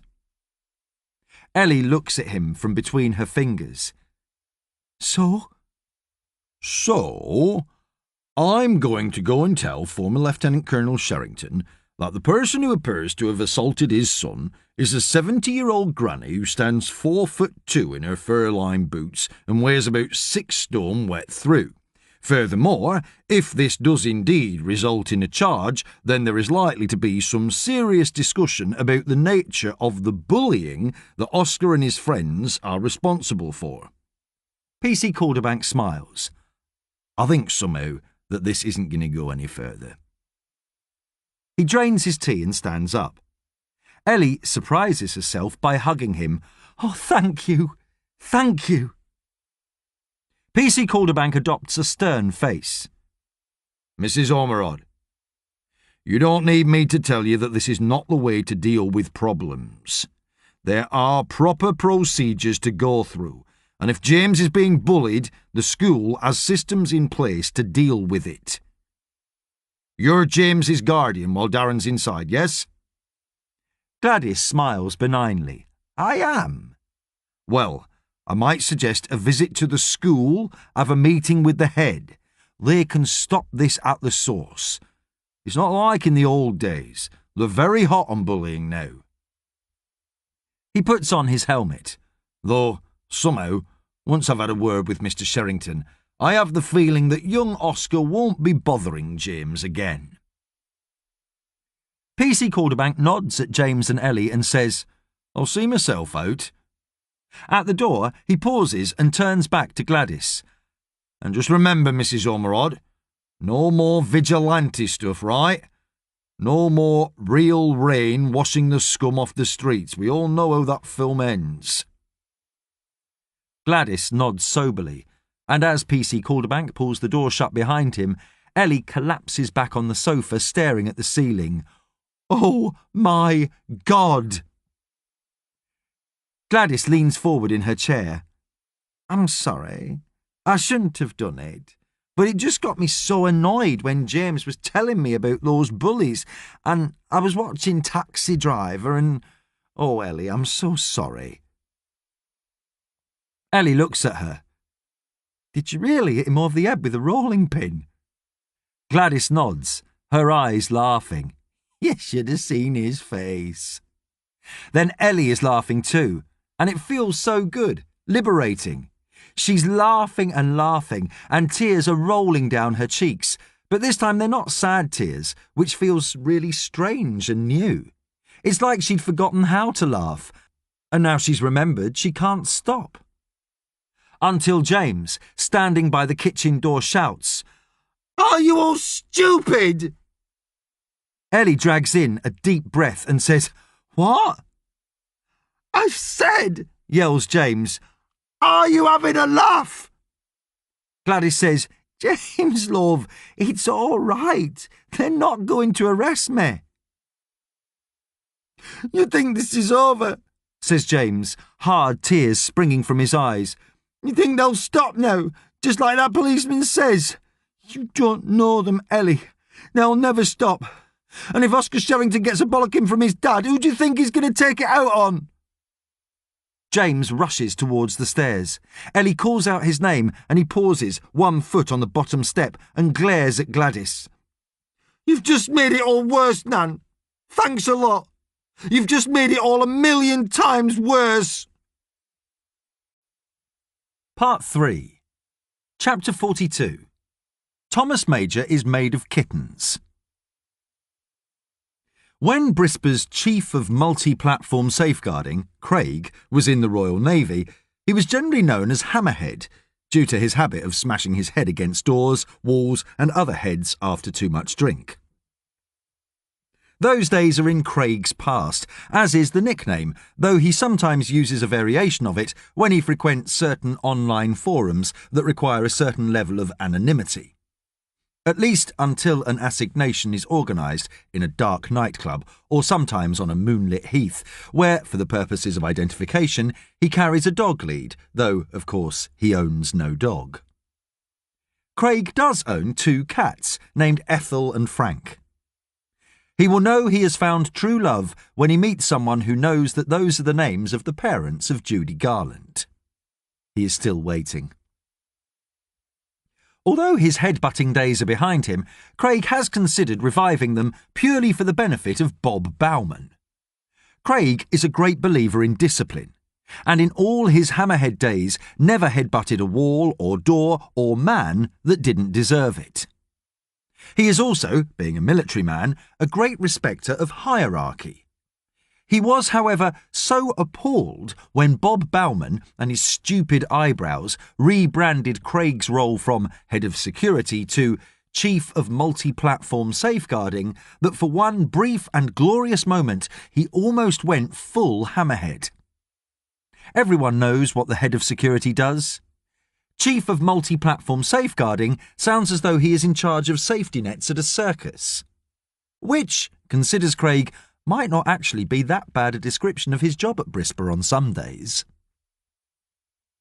All of which are reasons why Craig has not contacted Director Bauman with his news, but rather Claudia, the head of PR. Claudia has never been to the security office before Craig sends her a cryptic email telling her he has something he thinks she should see. Craig always wears a vaguely non-specific military outfit, and his square jaw and close-cropped hair give the impression of a man in possession of so much testosterone he has to siphon off the excess and store it in barrels in his basement. Claudia has the idea that the security office will be a broom cupboard that smells of socks and jockstraps where unspeakable self-abuse occurs, aided by top-shelf literature and grim, non-Brisbane-approved websites. "Oh," she says, as she lets herself into a wide, airy office where 6 mainly young, mainly good-looking men sit at computer desks engaged in a variety of tasks. There's a glass-walled anteroom at the far end from where the head of security gives a little salute, framed in the doorway. There is music playing quietly. Claudia scrunches up her face and listens. Erasure? "This is not what I was expecting," says Claudia, as Craig closes the door of his office behind her and indicates a chair facing his desk. There's a vase of cut flowers on a table where a pot of coffee bubbles and gently steams. Craig grunts as, with his back to her, he hurriedly hangs a Brisbane issue calendar on the wall near the door. Over his wide shoulder, she catches what might be the black and white Adonises of a Herb Ritz calendar being hidden by the far more prosaic Brisbane issue merchandise. "I know 14 different ways to kill a man," says Craig, going over to the table and teasing one of the blooms. "Just so you know. Coffee?" Claudia points through the window at the rows of desks in the main office. "Why do I never see these gorgeous men anywhere in the building?" "Because they're security operatives." Craig pours 2 cups of coffee. "They're not eye candy. We are the British Space Agency after all. We're a target, you know, potentially." "You're a dark horse is what you are." She sits down and sips at the coffee. So what was so important and secret? "It's a potential security breach, and it involves Major." Claudia raises an eyebrow. "And Director Bauman has asked you to bring me in on this?" "I haven't told Bauman yet." Claudia sits back. "But I'm just the head of PR. I think—" "I'm not going to him with this. I'm going to you. I don't trust him. He makes me want to go full hammerhead." "What?" "Never mind. The point is, I've got this stuff, and I don't know what to do, but I trust you, and I think you should hear it first." "Hear it? What is it?" Craig beckons her round to his side of the desk and gives up his seat. He plugs a set of earphones into his monitor and passes them to her. "Hit play when you're ready," he says, pointing at the media player on the screen. "I'll get you another coffee. You'll need it." 2 hours later, Claudia takes out the earphones. Bloody hell. "Can you email me copies of those files?" Craig nods. "What do you think we should do?" "I'm not sure what we should do at all. Do you know who it is?" "Yes. I've called in some favours and got the number traced." He reaches around her and opens his desk drawer, pulling out a piece of paper and handing it to Claudia. "That's the address. Are you going to go to Bauman with this?"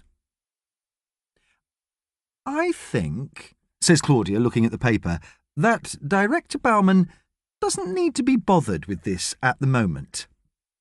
This is gold. Pure public relations gold. He wouldn't know what to do with it." She looks back to Craig. "What do you think's going on?" Craig shrugs. "I think he's trying to make amends in some way, to achieve closure." "To who? For what?" "Have you read his file?" Claudia nods. He goes on. "His brother, his mother, his father, the girl who went to university, his wife, especially his wife, and the baby." They both look at each other for a moment, then simultaneously their brows crinkle and they bite their lips and they both say, "Aww," as though they have just discovered that Thomas Major is in fact made of kittens. Chapter 43. New Year's Day, 2000. Thomas wakes without a hangover on New Year's Day because he didn't go out on New Year's Eve, so he does what he always does. He runs. He is this year turning 30. He is leaner and fitter than many of his peers who work at the biochemical research facility just outside of the M25. His colleagues of a comparable age are either balding and tending to fat or pale and owlish through lack of sunlight and proper nutrition. Thomas is working with a large team who are employed on a vast and open-ended experiment to introduce enzymes and proteins into the gene structure of papayas from Hawaii, which Thomas feels should be a song in a Busby Berkeley musical, with the view of extending their lifespan, plumpness and hardiness. On some days, there are people wearing tie-dyed T-shirts and shapeless jackets, knitted from what Thomas can only surmise, due to their texture and smell, must be yak hair, who gather outside the chain-link fence with placards daubed with words such as Frankenfood and No to GM crops. But Thomas thinks they are in a minority, which will shortly lose interest and fade away. After years of stuffing processed food and chicken burgers made from the sweepings up off takeaway floors down their necks, he's pretty sure the British public won't turn up their nose at food that's had a bit of scientific help to grow bigger, tastier and hardier. One day, as he drives his battered old-style Mini into the site, his car held together largely by webs of rust and chucking out black smoke from its rear end, he thinks he spots Laura among the protesters. But when he looks again, she's gone, and he decides it can't have been her anyway. Or rather, he doesn't want it to have been her. He cannot abide the thought of seeing her again. The site has closed down for 2 weeks over Christmas and New Year, it being the turn of the millennium and all. Thomas is sick and tired of pointing out to everyone that the 1990s doesn't actually end until the end of the year 2000, but no one wants to listen. They do, in fact, want to party like it's 1999. Thomas stays indoors, listening to his David Bowie on vinyl and going to bed at 10 p.m, his head under the pillow, praying fervently for the much-prophesied millennium bug to do what everyone fears and switch off all the computers, plunging the world back into the Stone Age, and meaning Thomas could, finally and irrevocably, piss off somewhere remote and find a cave to live in and never have to see any other living soul again for the rest of his life. Unfortunately, when he wakes up on New Year's Day, society has hatefully declined to end. So Thomas resolves to spend the next week running, reading, listening to music, and generally avoiding people. Thomas, jogging along a pavement in front of the small gardens of a long avenue of semi-detached townhouses, is motivated to crank it up a gear. His Walkman is clipped to the waistband of his shorts, and he knows this is the last track on this side of the tape. If he maintains a sprint for the duration of the track, he will get back to his flat agreeably out of breath and ready for a shower. Then some lunch, and the rest of the day to read and see what the dog end of the Christmas TV schedules have hidden among them in terms of movies. Thomas already has 1 foot off the curb to cross a side street when he notices the black Fiat Punto out of the corner of his eye. The next instant, there is a screech of brakes and he feels the cold kiss of the vinyl bumper on his leg just below his knee. Thomas skids and staggers, the earphones falling from his ears, and glares into the windscreen at the woman who is sitting hunched over her steering wheel, staring at him with big round eyes. You idiot! Shouts Thomas, his voice ringing and echoing off the walls of the houses. The woman kills the engine and winds down her window. You idiot! She shouts. Thomas limps round to her side of the car, pulls off his headphones and says, You nearly ran me down! The woman screws up her nose and frowns. You ran in front of me! Thomas plants his fists on his hips, only now realising how out of breath he is. Look, he says. Here we go, says the woman, rolling her eyes. Every time a man begins a sentence with, Look, it means a woman is in for some patronising explanation. Thomas ignores her. She is trying to put him off. Look, he says again, I'm not sure when you passed your driving test. Like I said. She pulls up the handbrake and folds her arms. Patronising git. But, says Thomas, trying to ignore her, perhaps you might have a passing acquaintance with the rule that says a car turning right into a side street must give way to a pedestrian that is already on the carriageway. Aha! Says the woman triumphantly. Thomas shuts his mouth mid-sentence. What do you mean, aha? That sounds as though you somehow misheard me and you do in fact think you are in the right and not the wrong. I am in the right. I had already started turning while you were still on the pavement. You should have given way to me. Thomas gives a little laugh. Another car is trying to turn in behind the woman and the driver beeps his horn. Thomas gesticulates at him and shouts, We're trying to sort out a highways issue. There's a potential legal action here. The woman is looking at him with a humorous twinkle in her green eyes, which disarms Thomas even further. Legal action? She says. Thomas sees her left leg, slim, pale, wrapped in a black skirt, depress the clutch pedal, and she puts the car into gear. He is momentarily disarmed by her pale face with its constellation of freckles across her nose and cheeks, her copper hair cascading onto the shoulders of a black business jacket. In that case, you'll need a lawyer. She dips into her jacket pocket and pulls out a card, handing it to him through the window. Call me tomorrow afternoon. She guns the engine. The man behind beeps again. Thomas looks at the card. Janet Eason, junior partner, Kirby Chambers. A telephone number, a mobile phone number, a fax number. He looks back at Janet Eason. Why? So you can tell me where you're taking me for dinner tomorrow night, she says. And Thomas almost forgets to jump back as her car moves forward and heads down the street, closely followed by the man in the next vehicle who glares at him as he passes. But Thomas is oblivious. He stands in the middle of the road, his breath pluming in the mild for January air, and stares at the card. Janet Eason. Dinner. Tomorrow night. His first thought is that, of course, he won't go. He never goes to things like this. He doesn't know what to say, what to wear, whether to pay the bill or split it, if he's expected to make a sudden lunge while they're waiting for a taxi. And then he supposes it's better to regret something you have done than to regret something you haven't done. And, for the first time in the new millennium, Thomas considers that it was possibly not a bad thing at all that the world didn't end as advertised. Chapter 44. Mad to be Saved. Ellie sits on the benches outside the parish church, wrapped up tight in the scarf Nan knitted and the coat she's had for 2 years, tight across her back, the cuffs halfway up her forearms. Later, she might go and look in the shop windows at new coats she'll never be able to afford. She hugs her rucksack to her stomach and draws an imaginary bead on a couple in their 30s, briskly walking through the small gardens in the shadow of the clock tower, holding hands as though they're shipwrecked survivors bobbing in the sea, afraid of letting each other go. Blam! He stays up late drinking and watching old movies because he can't bear to climb into bed with her. Blam!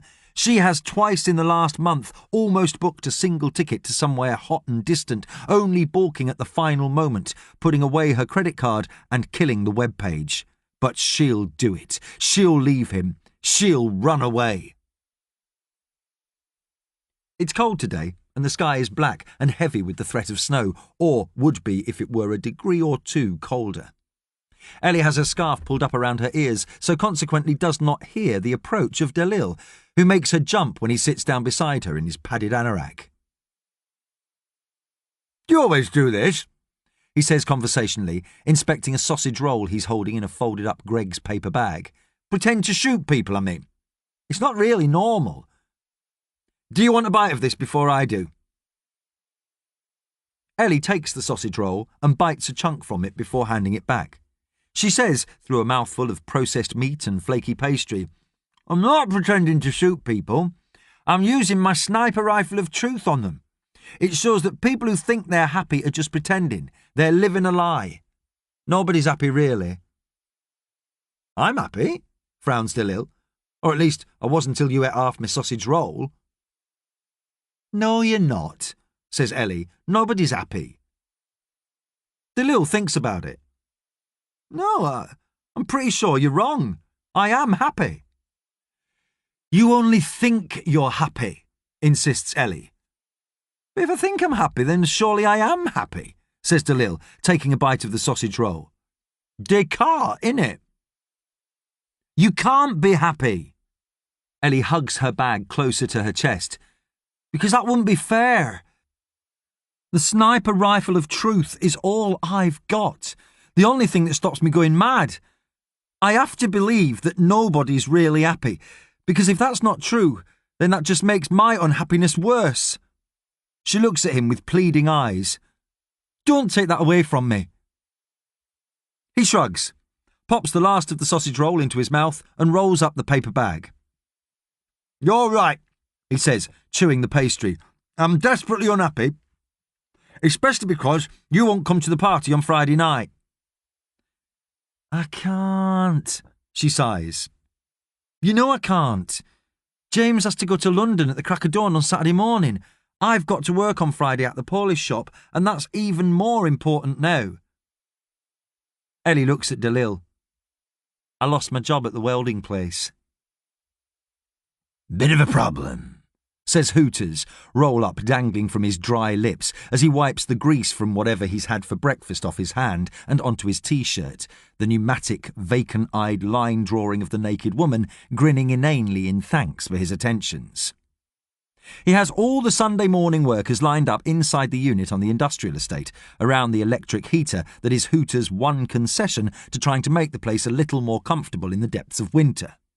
It's a vast, echoing chamber of concrete and corrugated steel, benches lined up around the edges.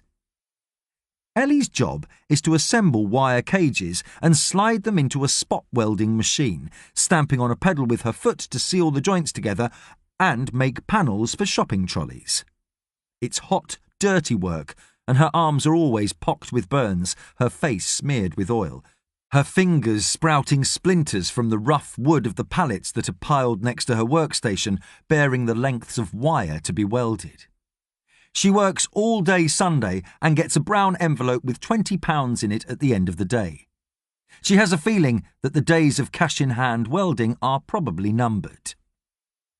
There is a radio playing Steve Wright's Sunday love songs in the far end of the unit. Hooters rubs his nose and shouts, "Turn that ponce off for a minute!" Ellie looks around at her fellow Sunday workers. A motley crew, comprising a few middle-aged men in shabby overalls who talk about football and beer and their wives, a few studenty types, though their numbers have thinned out after the Christmas holidays, and various factions of immigrant workers who huddle together in their national groups, apart from a tall, blonde Australian who will talk to anyone within earshot, but who has resolutely failed to ever return Ellie's admiring gaze. "Got the bloody DWP sniffing round," says Hooters. At the far end of the unit, Lady in Red starts to play. Hooters shouts, "I said turn that ponce off! And that goes double for this ponce!" Then he turns to a knot of Latvians who all wear leather jackets. DWP, he enunciates. Department for Work and Pensions. Bloody snoopers trying to stop good, honest businessmen from making a few bob. Hooters pats his pockets for a lighter and tries to coax his roll-up back into life. He coughs dryly twice and says, "So, gonna have to lay some of you off. The foreigners mainly." Hooters looks at the Latvians and waves his arms.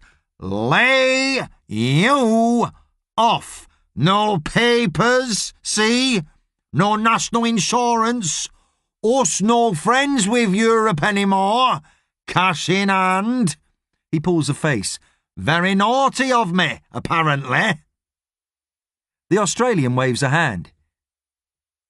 "Hey, we better get out of the way now. Are they spying on us?"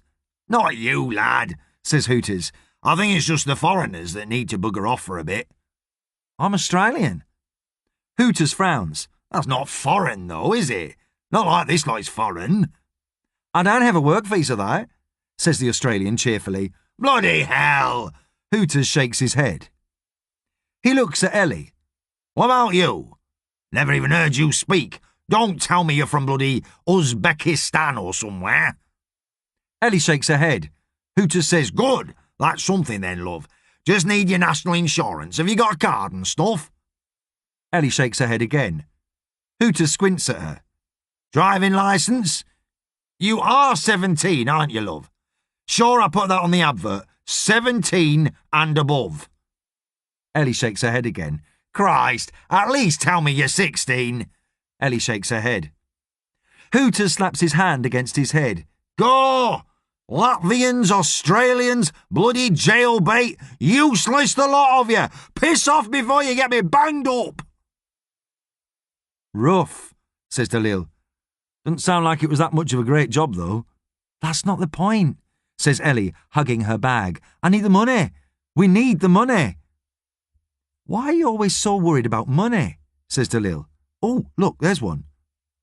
"One what?" "A happy couple. Over there. Shoot them with your imaginary gun." Ellie scrutinises the big man enveloped in a quilted jacket, a woolen hat pulled over his ears, walking on in front of the woman who hauls a brown paper Primark bag with both hands. She looks away. They aren't even pretending to be happy. Like you think I am. Pretending to be happy, I mean.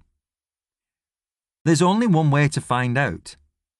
Ellie raises the sniper rifle of truth between them on the bench. She peers down the invisible sight at him through one eye. Well?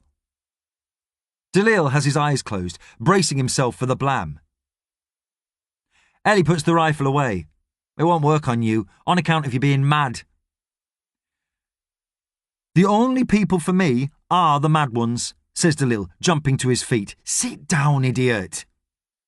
Dalil begins to flap his arms as though he's trying to take flight. The ones who are mad to live, mad to talk, mad to be saved, desirous of everything at the same time. Dalil, hisses Ellie, you're drawing attention to us. The ones who never yawn or say a commonplace thing, he says, throwing back his head.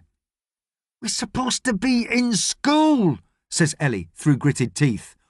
But burn, burn, burn, like fabulous yellow Roman candles exploding like spiders across the stars, Dalil shouts, his arms cartwheeling. An old lady, dragging a shopping trolley, stops to stare at him. Dalil takes an exaggerated stage bow, doffing an invisible cap to her. Ellie is just shaking her head. What the hell was that? Jack Kerouac, On the Road. You read it? No, I haven't read it. What are you doing here anyway, apart from embarrassing me? He digs into his jacket pocket and gives her a folded envelope. I got the LED lights for James. Ellie takes them and stuffs them into her rucksack. How did you know I'd be here? Followed you, didn't I? Says Dalil. I saw you get your coat at break.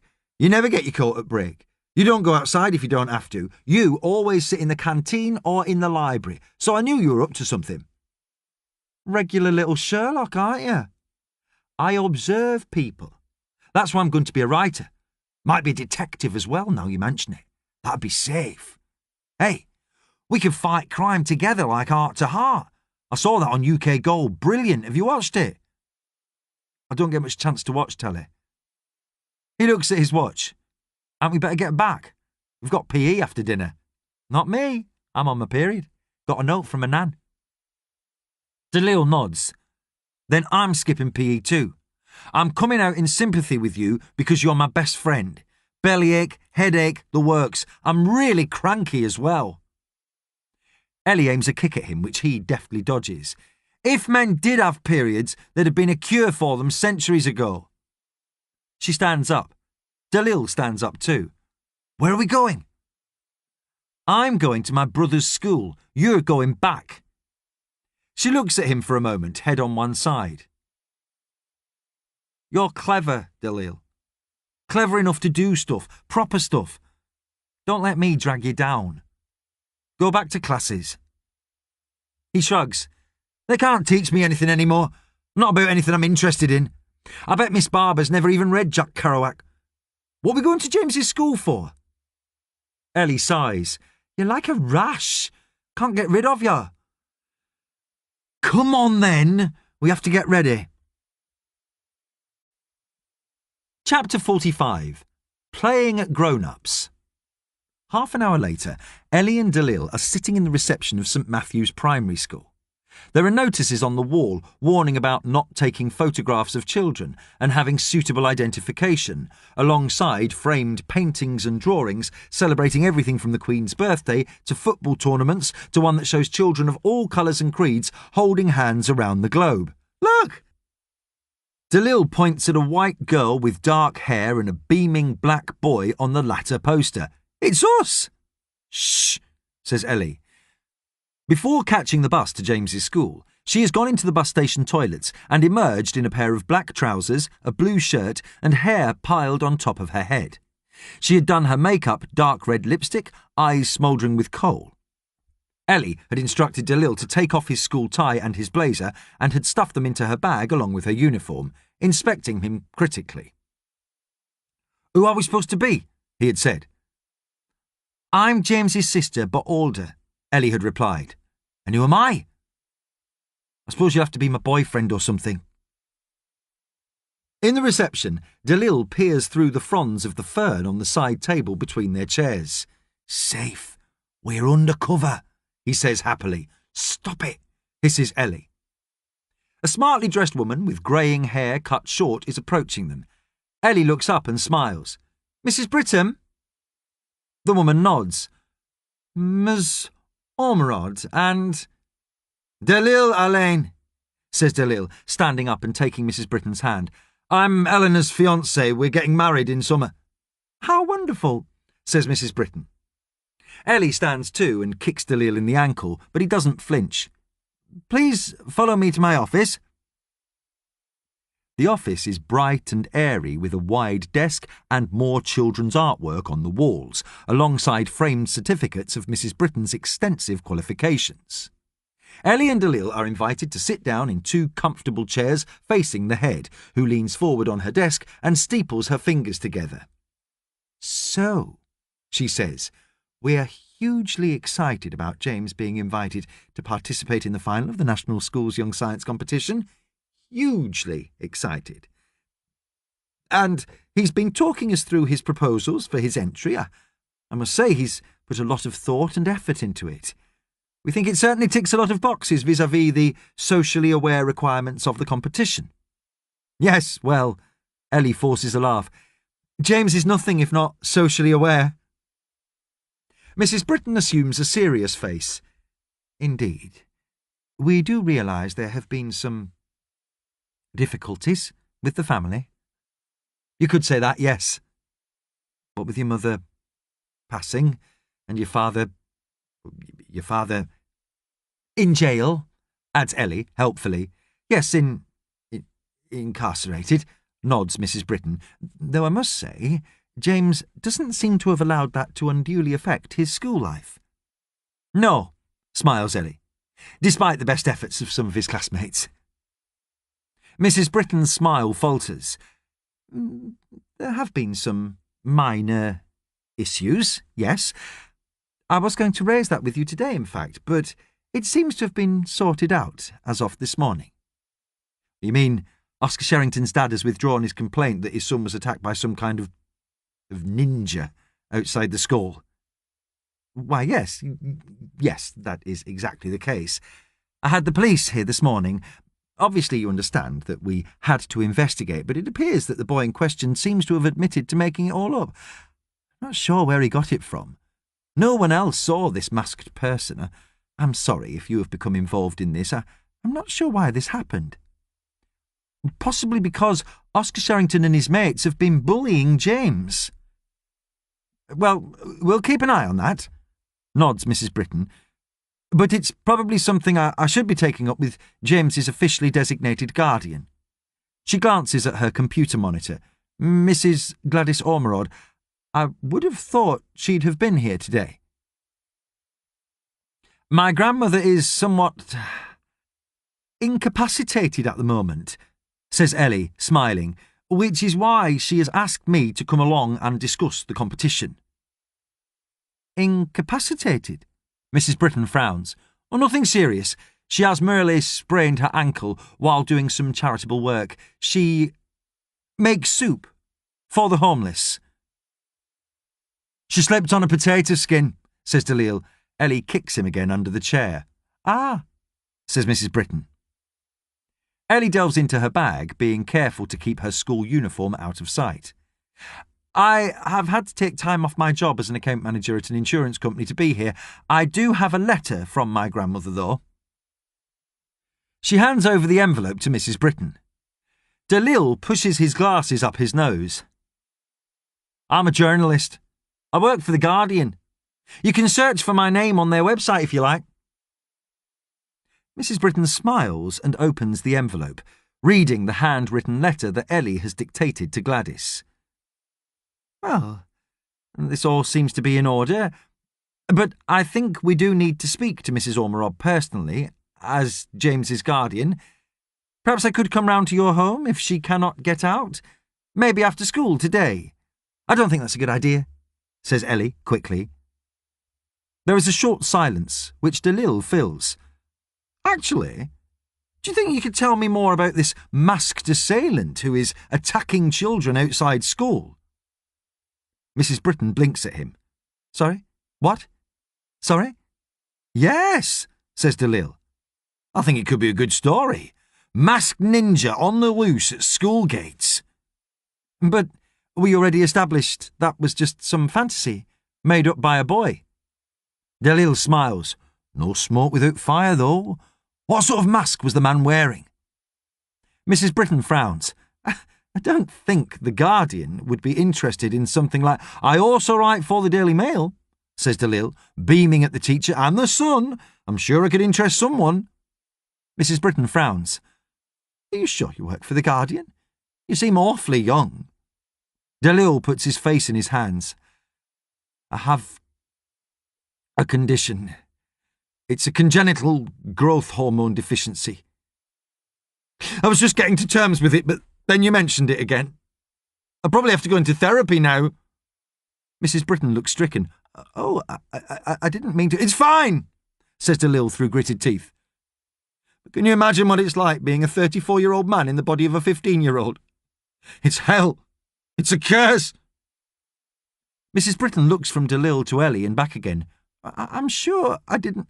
Dalil holds up his hand to silence her and pinches his nose, taking a deep, ragged breath. It's fine, I said. Please don't mention it again. I'd rather talk about the schoolyard ninja. Is that what we're calling him? Ellie leans forward. I'm sure none of this will be necessary. She points at the letter in Mrs. Britton's trembling hands. So that note from my grandmother is fine. Mrs. Britton looks at Dalil, then back at the letter. Yes, I suppose. Dalil sits back in the chair. Then maybe you're right. It probably isn't a story at all. Mrs. Britton folds the letter and puts it back in the envelope. So, right. Fine. We're planning to set off for the competition early on Saturday morning, myself and the Deputy Mr. Waddington. We have train tickets booked. We can pick up James at home. We'll get him to the school, says Ellie. I think that would be best. Thank you. Could he bring in his experiment on Friday? Mrs. Britton looks a little confused, as though something has just happened that she can't quite account for. If he needs more time to finish it, we can allow him that, either at home or in school. That would be useful, nods Ellie. Well, I think that's everything. Thank you for your time. Mrs. Britton hands Ellie an envelope. Here are all the details of the event. James's age group is on at 11 a.m. They all stand and shake hands, Mrs. Britton glancing at Dalil somewhat mistrustfully. And you're sure you won't? Dalil smiles broadly. I'll be back in touch if I think I need to be, but hopefully I won't. That was genius, says Ellie, leaning back on the gates outside the school. I thought she was going to insist on coming round to ours. That would have been a disaster. But I did think you might have overdone it a bit with that hormone stuff. Are you going to tell me what's going on, though? Says Dalil. What's this masked attacker thing? And why are you so desperate for money, really? Why does this competition mean so much to you? It's not just for James, is it? Ellie looks at him. I can't really say. Not yet. But thank you for everything you just did. Are we going back to school? I like playing grown-ups. Ellie looks at the sky, clouds gathering blackly. Nah, can't be bothered. So what are we going to do then? We could go to the library. Oh, you know how to show a girl a wild time, says Ellie, digging in her bag. Hang on, my phone's buzzing. The library is a wild time, says Dalil. He waves his hands in front of him, a magician unveiling his finest illusion. It's the gateway to 1,000,000 different worlds. Don't tell me. It's safe. Look, I have to go home, says Ellie, staring at her phone. I'll come with you. Ellie stands up and puts a hand on his chest. No, Dalil, you can't. I'm coming. You are not, says Ellie, and turns on her heel, heading towards the bus stop. She checks just once to make sure Dalil isn't following her, then looks again at the message from Gladys. Ellie's breath comes sharp and shallow, and she looks desperately around for a bus. Can she afford a taxi? She runs through the change in her purse, just coppers. Please don't let them in, she says to herself. Please don't say a word. She's going to have to ring Gladys, coach her through what to say, tell her to pretend to be out. Ellie starts to run through her pre-prepared speeches for the inevitable visit of the police or the social services or some other authority figure who is bent on splitting them up. At last, the bus arrives, and Ellie leaps on, looking at her phone again, her hand shaking as she reads the text message one more time. Strange woman at door, what shall I do? Chapter 46. I've been to Wigan. 18 down. If put off, can encourage angina, say, proverbially. 4. The crossword grid is filling up, and those 4 blank squares in the middle are taunting him, those letters around it offering no clues at all as to the missing word. Thomas sits cross-legged, floating in the white-lit space of the main cabin like some levitating yogi, the book in one hand and the pencil gripped between his teeth. He cannot for the life of him get this. It's beginning to consume him. He closes his eyes and tries to allow his mind to go blank, like an endless black lake, in the hope that if he casts out his line, he will pluck the errant word from his memory, like a fisherman flicking out a fly. But all he catches is the insistent, irritating pinging of an incoming Skype call from his monitor. Thomas squints at the digital clock display at his workstation. Gone 10 p.m. GMT. Usually too late even for Bauman to harangue him about how desperate the situation is regarding the Eva. Which suggests there's probably more dreadfulness. What fresh hell is this? He pushes himself over to the workstation and anchors himself to the chair. The delicate thrum of the engine sounds the same as it always does, and none of the instruments are indicating dangerously low or high levels of anything. For a piece of old Soviet junk, Shednik 1 is performing pretty nicely. Thomas accepts the call and is surprised to see Claudia's face fill the screen. Even more curiously, she doesn't seem to be at mission control, unless Bauman has had a brain fart and allowed her to redecorate it with soft furnishings, scatter cushions, an IKEA bookcase and, yes, what appears to be a framed film poster dominating the low-lit wall behind her. Claudia! Thomas adjusts himself in the chair so he fills the smaller screen in the corner of the monitor that shows him what she sees. For a brief second, he wishes he'd brushed his hair, then puzzles at why he should even think that. It's late. I take it there's some PR crisis? Have the papers found out about the body under the patio? Claudia starts to laugh, then pushes back her dark hair with one perfectly manicured hand, and her plump red lips turn down in a frown. Is there a body under a patio? Probably, says Thomas, but not one I've had anything to do with. She sighs and visibly relaxes. Even if there was, it's not as if anyone could do anything about it now. You're not kidding. I had an attempted break-in at my flat last year. It took a week for the police to come. I doubt they'd have the resources to chase me to Mars if I had put a body under the patio. Which you haven't, of course. I like how you're not quite sure. Thomas peers over her shoulder, though the image is fuzzy and starts to break up into constellations of coloured squares. Is that poster It's a Wonderful Life?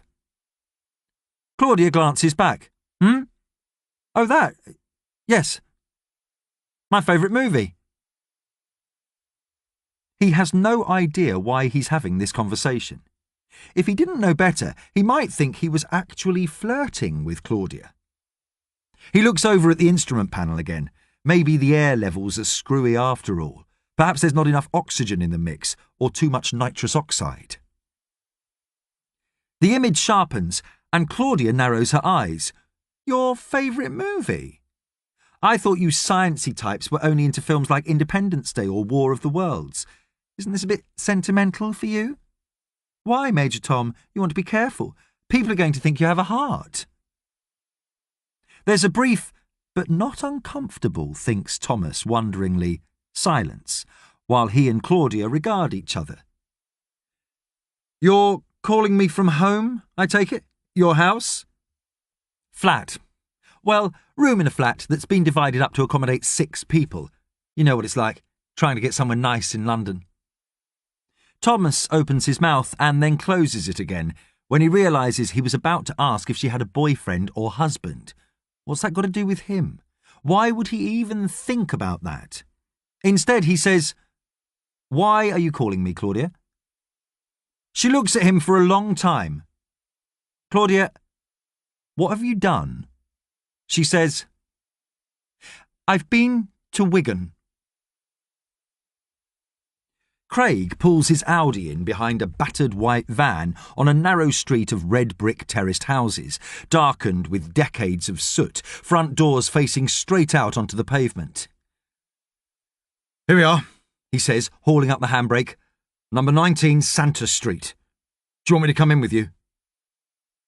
Claudia wipes the condensation from the window and peers through it at the house. The curtains are open and there is dim lamplight within. She says, I think I'll be all right. I'll shout if I get any trouble. But as far as I can tell, we're dealing with a 70-year-old woman, a teenage girl, and a 10-year-old boy, right? Northerners, though. Craig nods sagely. Once served with a logistics officer from Lancashire. Preston. Guildhall Gary, they called him. Very unpredictable. Drank a bottle of vinegar while we were on our way to Belize, for no reason. Right, says Claudia. I'll keep an eye for them getting the vinegar out. Outside on the pavement, Claudia smooths down her suit skirt and risks a glance in at the window. There's a woman in an easy chair, her face lit by the glow of afternoon TV. She catches Claudia looking at her and stares back. Claudia smiles and waves and points to the door. The woman looks startled and scrabbles on a small table by her chair for a phone. Claudia moves towards the door and consults her iPad while she waits. This must be Gladys Ormerod, the woman Thomas Major called seemingly by accident. Apparently Gladys now owns the number that used to belong to Thomas's ex-wife. Claudia wonders why she changed her number. To avoid Thomas's calls? There's no movement behind the green wooden door, so Claudia raps smartly on it. She takes a step back and looks to the window in time to see Gladys ducking back behind the curtains. Claudia looks at Craig in his car, but he's engrossed by his magazine.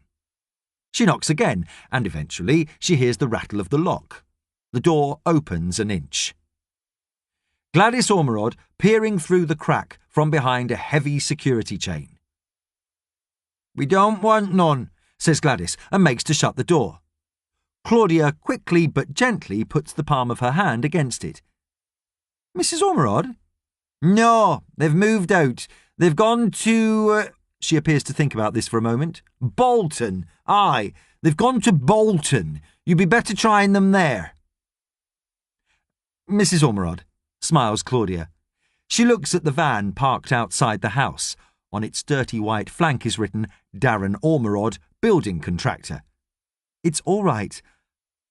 I'm not here to cause you any trouble. Are you from the Housing Association? The check's in the post. She tries to shut the door again, but Claudia sticks her toe into the crack, wincing as the wood scrapes against her shoe. She knew she shouldn't have worn the Blarneys to come to Wigan. I'm not from the Housing Association. I just need to talk to you for a moment. My name is Claudia Torleman. I'm from Brisbane. Gladys looks blankly at her. Are you selling something? Because we've got no money. No. Claudia pauses. Well, I'm always selling something. That's sort of my job. But I'm here from the British Space Association. You know Thomas Major? Major Tom? Gladys breaks into a wide smile. Major Tom? Oh, why didn't you say so? Are you a friend of his? Yes, says Claudia happily. Yes, I am. I'm a very good friend of Major Tom's. Now, can I come in? No. Gladys kicks Claudia's shoe out of the doorway with the toe of her slipper. "You'll have to wait until Ellie comes back." Then she slams the door in Claudia's face. "That went well," says Craig, as Claudia lets herself back into the car. "I could get you in there in 5 minutes, you know, and have the old birds singing in 3. "I don't think that'll be necessary, Commander Bond. We're just waiting for Ellie." She looks at her iPad. That's the 15-year-old who obviously wears the trousers in this house. Claudia nudges him and looks up through the windscreen. A slim girl, with her dark hair pulled in a careless ponytail, a rucksack hanging from her shoulders, is running up the street. Craig says, "She doesn't look 15. She isn't wearing a school uniform. And look at that makeup." That makeup is exactly how a 15-year-old girl who's lost her mum would do it. Claudia gathers her bag again. "I think the boss is home." As the girl fumbles in her pocket for her keys, Claudia hurries from the car and calls out, "Ellie! Ellie Ormerod!" The girl turns with suspicion and fear in her eyes. She could be quite pretty if she had someone to give her some proper advice. Ellie says, "Who are you? What do you want?" "The eviction notice isn't until—" Claudia holds up her hands.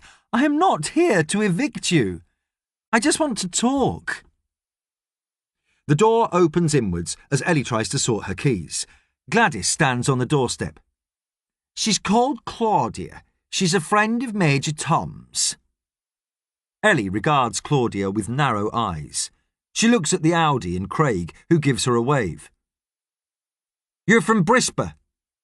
Claudia nods. "I've got ID in my bag if you want to see it." Ellie sighs. "You better come in." She nods at the car. "Is he coming in as well?"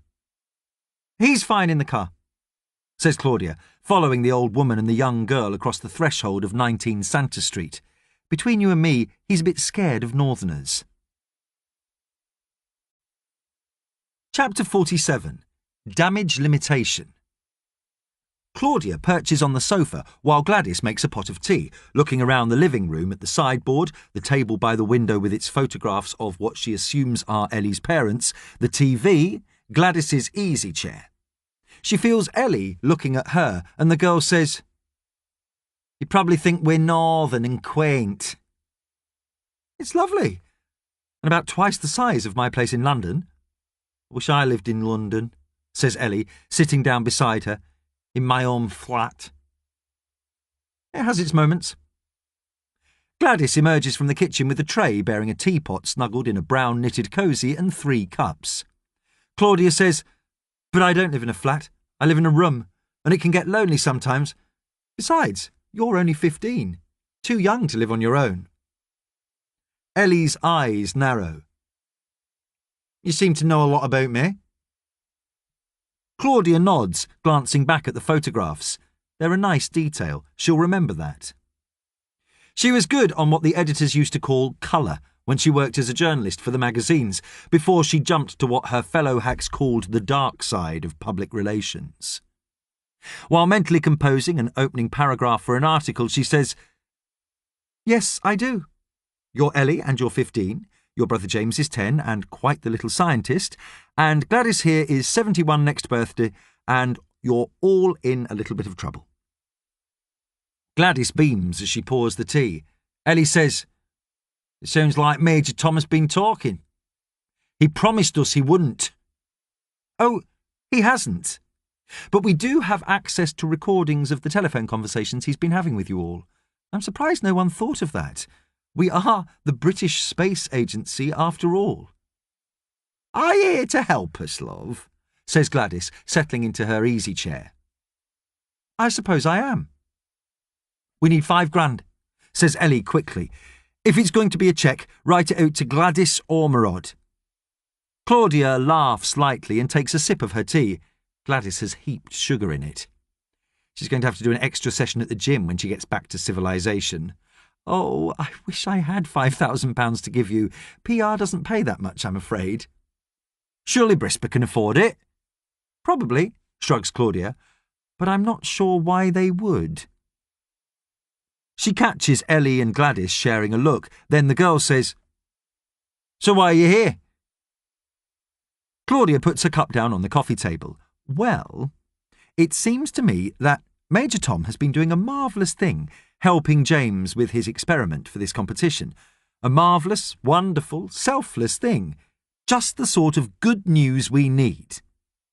Ellie shakes her head. She doesn't understand a word of what Claudia is saying. Good news? Well, between you and me, Major Tom hasn't quite fulfilled the media promise he had when we first announced him as the astronaut who was going to Mars. He's a bit grumpy. The press haven't quite taken to him as much as we'd hoped, especially after that incident with the schoolgirl. He made her cry, nods Gladys. I gave him what for over that. Precisely. He made her cry. It isn't good PR. So, we need to do some damage limitation, increase his stock, turn things around. Ellie's eyebrows raise. The penny is finally dropping. And you think we're the way to increase his stock? Claudia smiles warmly. I'm glad we're all singing from the same hymn sheet on this one. I can see it now. She waves a hand in the air, unveiling an imaginary headline. Major Tom helps stricken family keep their home. The Daily Mail will love it. And I'm thinking for The Guardian, we can do something about the difficulties of coping in modern Britain with one parent dead and one in prison. I think the BBC would probably do an extended feature on it as well. Or we could go for an exclusive with one of the women's mags. She raises her voice towards Gladys. You'd like that, wouldn't you, Mrs. Ormerod? Your lovely family in one of the nice magazines? Ellie stares at her.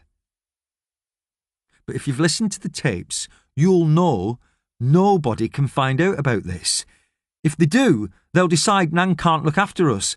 She'll be put in a home. Me and James will have to go into care. They'll split us up. I'm sure it won't come to that. And as soon as it's out there, you'll be swimming in donations from do-gooders. We can probably get a decent fee from whoever we give exclusive rights to. Ellie stands up. It won't matter, she shouts. The money won't matter. Social services will have to get involved and they'll split us all up. Claudia considers this. Well, perhaps, but only until your dad gets out of jail. It's only a few months, isn't it? Ellie balls her fists in fury.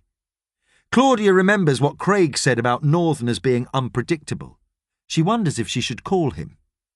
Ellie says, no, absolutely no chance.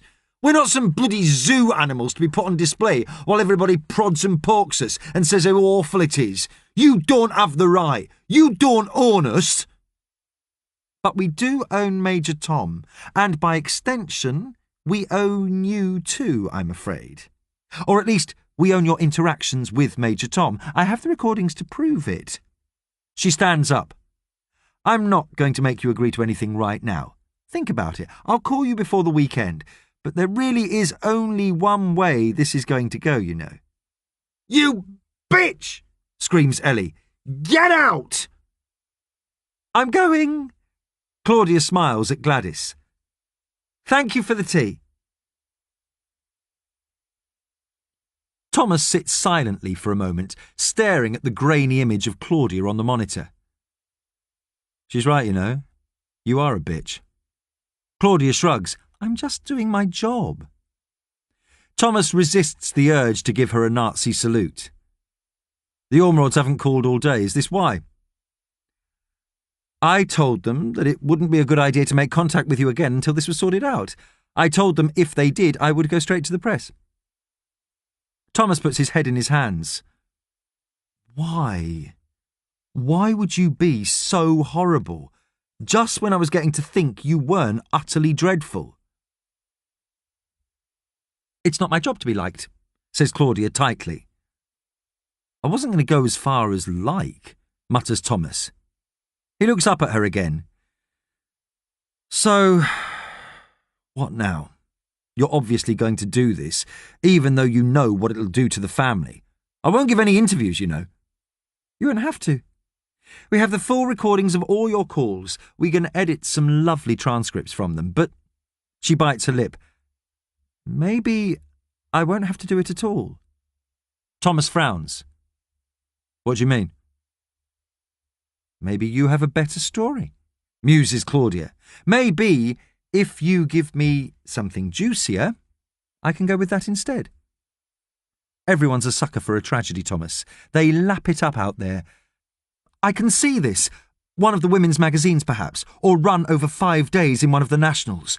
The heartbreak of Britain's loneliest astronaut. You really are a piece of work.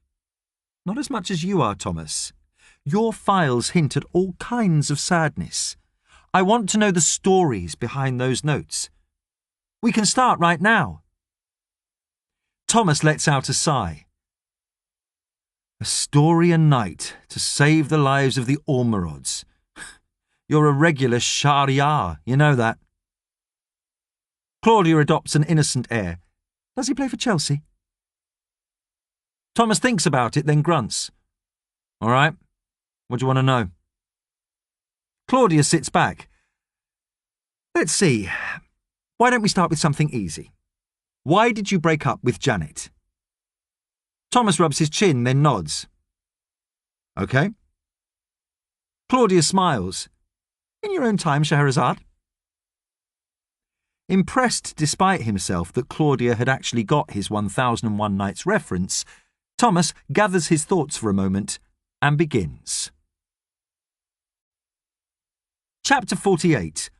Laura's Letters. Before he can talk about the end, Thomas has to talk about the beginning, and how he surprises himself by calling the number on the card Janet Eason gives him and arranging to take her to a not very expensive Italian restaurant.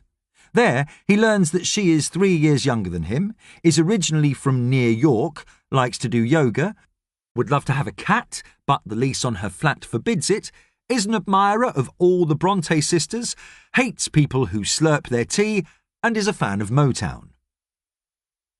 Janet Eason, in turn, surprises him by insisting on paying for the meal, at which Thomas is careful not to slurp drinks of any kind, and then instructing the taxi driver, who is taking them both home, that there will be just one stop, and that will be at her flat. And the biggest surprise of all is that when she takes Thomas to bed and instructs him to first undress her and then himself, he finds that he is not at all dreadful at the sex, and Janet Eason rather seems to enjoy herself. So, it only seems natural that, after a year of not very expensive meals, not dreadful sex, and the rather unexpected adequacy of another person's company, Janet asks Thomas if he's ever going to get around to proposing, because she's almost 30 and not getting any younger, and if he was to ask, she'd almost certainly say yes. So, on that basis, he asks, and she says yes. The wedding is planned for a year after the proposal, but 3 months before the nuptials, Thomas's mother contrives to have a stroke. When he receives the news, he cannot see it any other way than as a last-ditch attempt to keep him close, to try to stop herself from losing Thomas as well as her husband and youngest son. Thomas is mentally preparing his speech as he gets a cab to the hospital. He's getting married, not dying, and he will still be around, can visit her as often as she wants him to. He knows Janet will not even entertain the idea of his mother living with them, even if they could buy a house that would accommodate her, so he never bothers to raise the idea. He will tell his mother that nothing will change. He will still see her as much as he always has. But when he gets to the hospital, his speech is forgotten. This is no maternal cry for help. She lies in her bed, shriveled and dead-eyed, one side of her face drooping, her hand a claw curled in on her thin chest. Thomas has even brought flowers and grapes. She stares at them glassy-eyed, and he kisses her paper-dry forehead and goes to find a doctor, who gives him the news. She is not expected to recover. Thomas sits by her bed, not knowing what to do. His mother beckons him close, a thin rope of saliva dribbling from the corner of her downturned mouth. He wishes Janet was with him. She is tied up with an important trial. He tells his mother this, saying Janet would want to be there, but she simply cannot get away. Teresa stares dully at him. She never took to Janet. she whispers. Yes, says Thomas, forcing jollity. We'll have you home in no time. She shakes her head. Home. Thomas tries not to let his smile falter. This isn't the time to tell her that he will never be coming home. Have to get you up and about for the wedding. Even saying the word wedding makes Thomas feel a little queasy. And it's not just the thought of being the centre of attention, it's the thought of being married. Although he loves Janet fiercely, he does wonder how it came to this. He feels somewhat like a chess piece that has been moved into position by a grand master. Thomas's mother points with her claw at her handbag on the side table. He fetches it for her, and she haltingly digs in it, emerging with a tiny brass key. Home, she whispers. Drawer. Thomas has to go to his mother's house to get her some fresh nightwear, and in her bedroom he pauses at a chest of drawers. He gathers underwear and pyjamas, though he knows that she is unlikely to see out the week. One small drawer at the top right of the vintage chest remains locked, and he fishes in his pocket for the brass key. The key does, of course, fit, and he opens it to find a small stack of envelopes bound by an elastic band.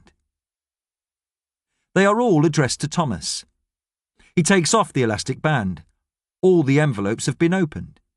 He takes out the first letter, though he of course recognises the handwriting on the address.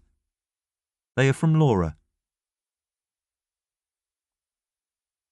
There are 9 letters, and Thomas sits on his mother's bed and reads them all. The first one is dated just a week after Laura left to go to Manchester. Hi Tom, it reads. Just wanted to let you know that I'm settled in my digs. The address is at the top of this letter. I'm sharing with 4 other girls and they all seem really nice. We don't have a phone and the nearest phone box is always vandalised, so I thought it would be nicer to write to you. I wish you could have started this year, but there's always next year. By then I'll know all the best pubs to go to. I was wondering if you wanted to come over, maybe the weekend after next. I could show you the sights of Leeds, but bring an umbrella, ha ha. Write back to me, will you? I feel like we partied in a bit of a weird way, and I've been pretty upset. I'm sorry if I kicked off a bit about you asking if I could defer. I know you didn't mean anything bad by it. It just came as a bit of a surprise. Missing you like crazy. Love, Elle. Thomas reverently lays the letter flat on the bedspread and reads the next one, dated a week later. Hi, Tom. I'm not sure if you received my letter. Maybe you did and you're too busy having a whale of a time without me, ha ha. More likely it got lost in the post. Anyway, just wanted to let you know I've settled okay in Leeds. It really is a buzzing place. I think you'd love it here. So many great gigs and pubs. My address is at the top. It's not exactly a palace. And Susie, one of the girls I share with, she's really nice, saw a cockroach in the kitchen the other day.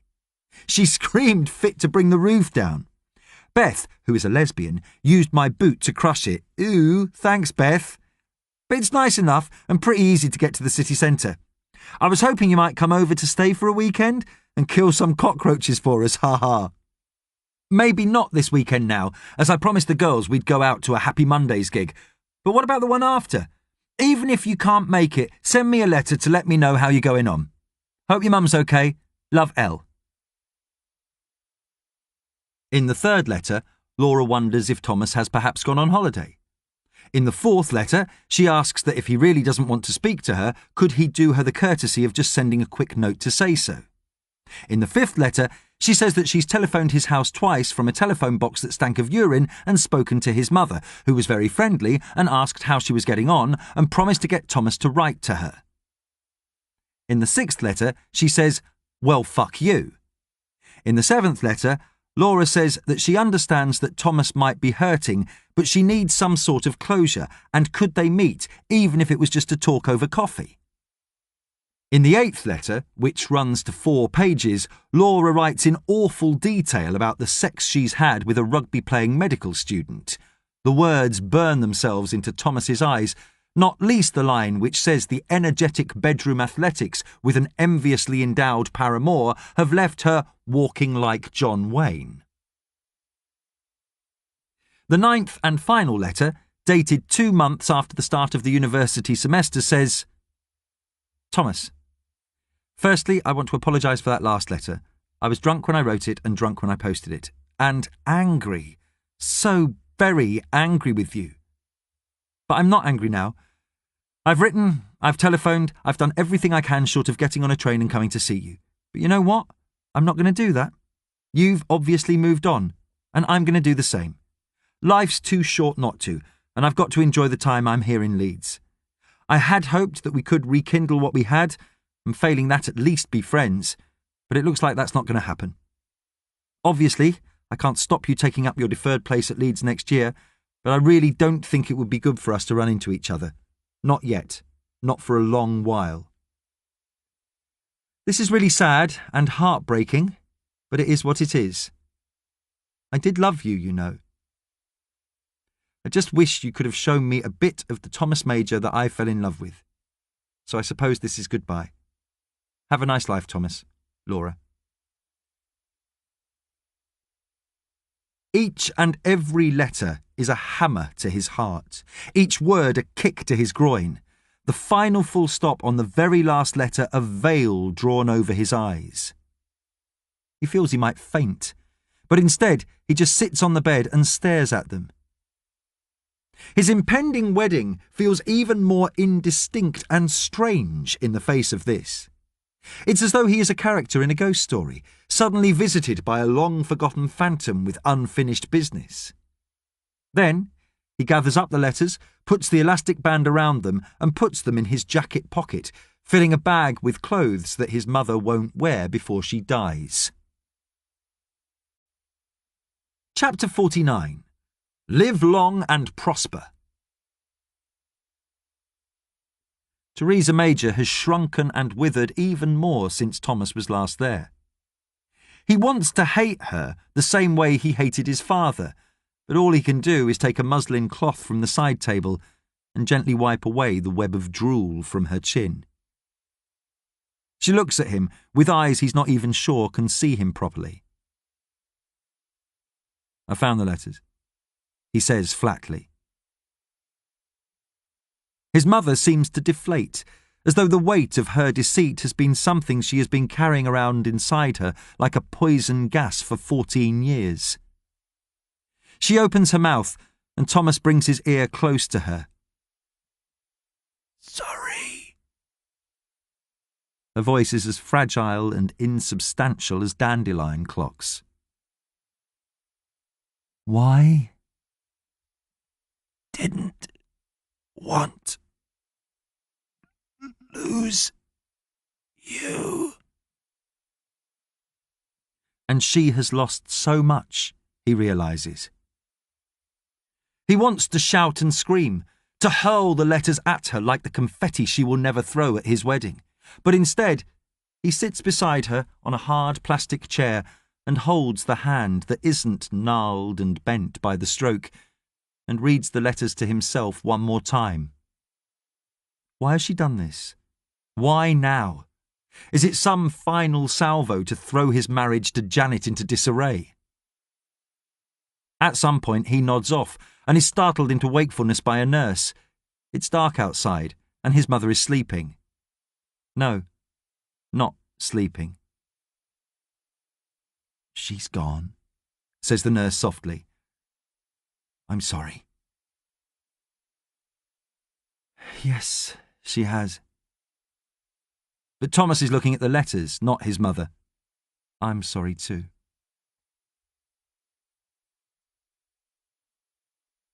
It takes the better part of 2 months, but through a combination of Yahoo, Alta Vista, MySpace and Friends Reunited, Thomas finally tracks down Laura. She is living in the northeast, where she is working as a researcher at the Labour Party headquarters. Consequently, Thomas schedules in the stag weekend he is appalled to find is expected of him to take place in Newcastle. The only attendees are 3 people from the GM Foods Research Lab, the nearest he could summon up to actual friends, on the basis that he has spoken more than 2 words to them, and Janet's brother Robert, who has obviously been instructed to attend and who makes no bones of the fact that he'd rather be just about anywhere else in the world when it becomes evident that no one is going to engage him in conversation about football. What makes things worse is that Kevin, who is going to be Thomas's best man, by dint of the fact that they have actually exchanged more than a handful of sentences, has decided that the stag party is going to have a theme. Robert holds up the red long-sleeved top with black detailing on the V-neck that Kevin has handed him from his holdall in one of the 2 travelodge rooms they are sharing between the 5 of them and says, "Star Wars? Are you having a laugh?" "Star Trek," corrects Kevin, "and it's highly appropriate." He is slight and has receding hair, slightly bulging eyes, and a girlish giggle, which he emits now. "Thomas once told me that when he worked in some job digging ditches, they all called him Spock." "Also," says Rajdeep, peering over the rims of his thick glasses, "Spock says, 'Live long and prosper,' which is also very appropriate for a wedding." Kevin passes a blue shirt to Thomas and a large tent-like charcoal grey one to Jeremy. "Starfleet Academy. The only one I could get in XXL. Jeremy nods agreeably and continues to eat his doner kebab. "Hang on a minute," frowns Robert. "Doesn't the guy wearing red always get killed by the bug-eyed monster? What colour have you got?" "Gold." "That's Captain Kirk." "Right, we're swapping." "No!" says Kevin, horrified. "I'd let him if I were you," murmurs Rajdeep. Robert snatches the gold top from Kevin and pushes the red one at him. "Captain Kirk does all the shagging, doesn't he?" "Be wasted on you, pal." He nods at Thomas. "Right, Dr. Spock, let's go and get changed. The 3 amigos here can have this room. We'll take the other so I can keep an eye on you. Don't want you having a final fling when you're marrying my big sister, ha ha." Thomas sighs and grabs his bag and follows Robert out of the room as Kevin says plaintively, "It's Mr. Spock, not Doctor." Thomas had half an idea that the stag do would involve sitting in a quiet pub until last orders and hoping the conversation wasn't as stilted as it was at work. But Robert is having none of it. Growing up in York, he is familiar with Newcastle and has plotted them a route through the pubs and bars of the Big Market that ends up at a nightclub housed on a decommissioned cruise ship docked at the Tyne.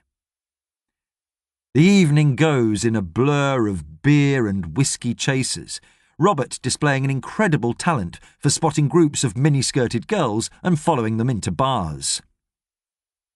"Set phasers to stunning," he grins.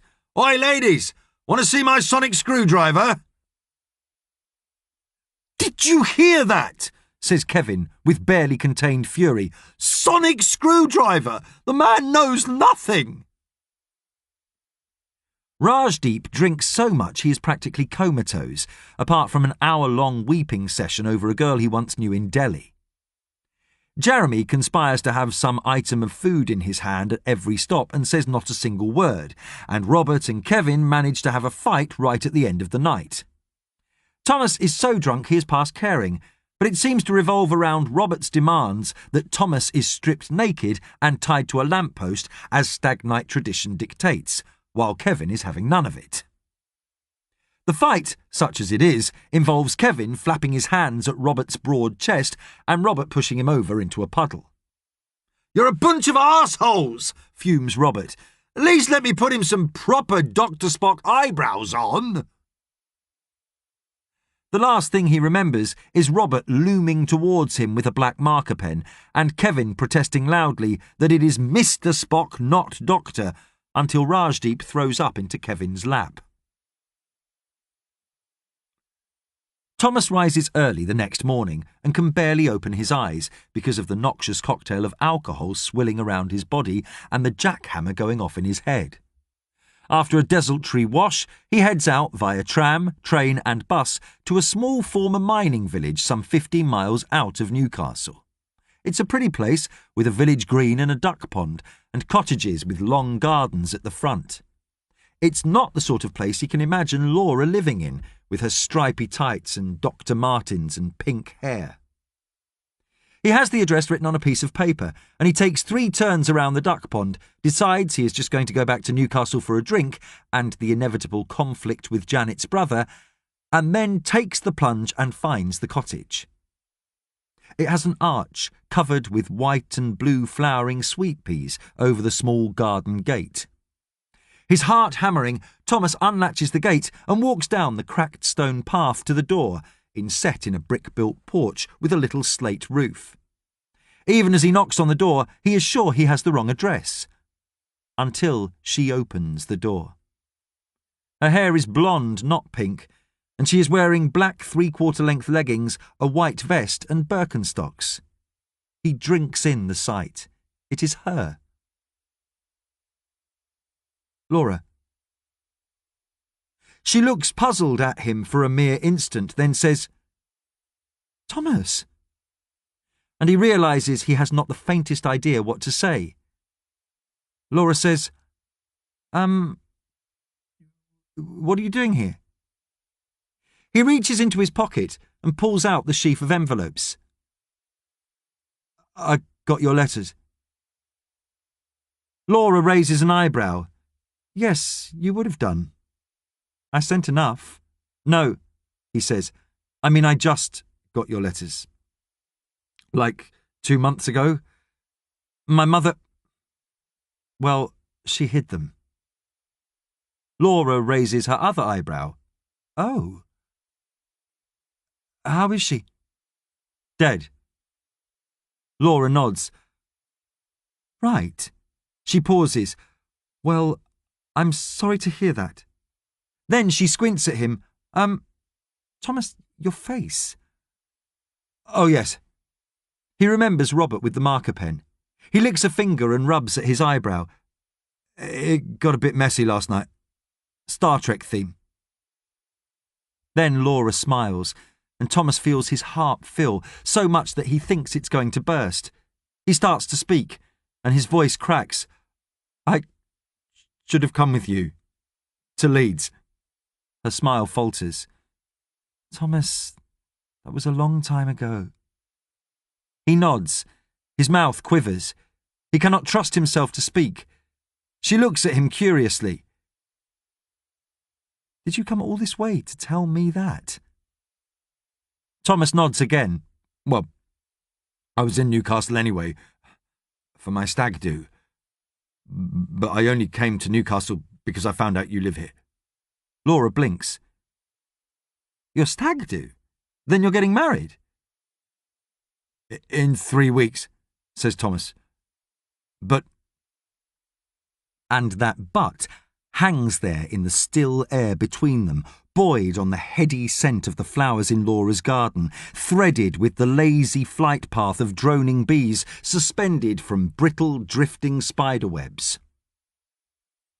The door behind Laura opens, and a man looms over her, short hair, wearing shorts and a football shirt, wiping his hands on a dish towel.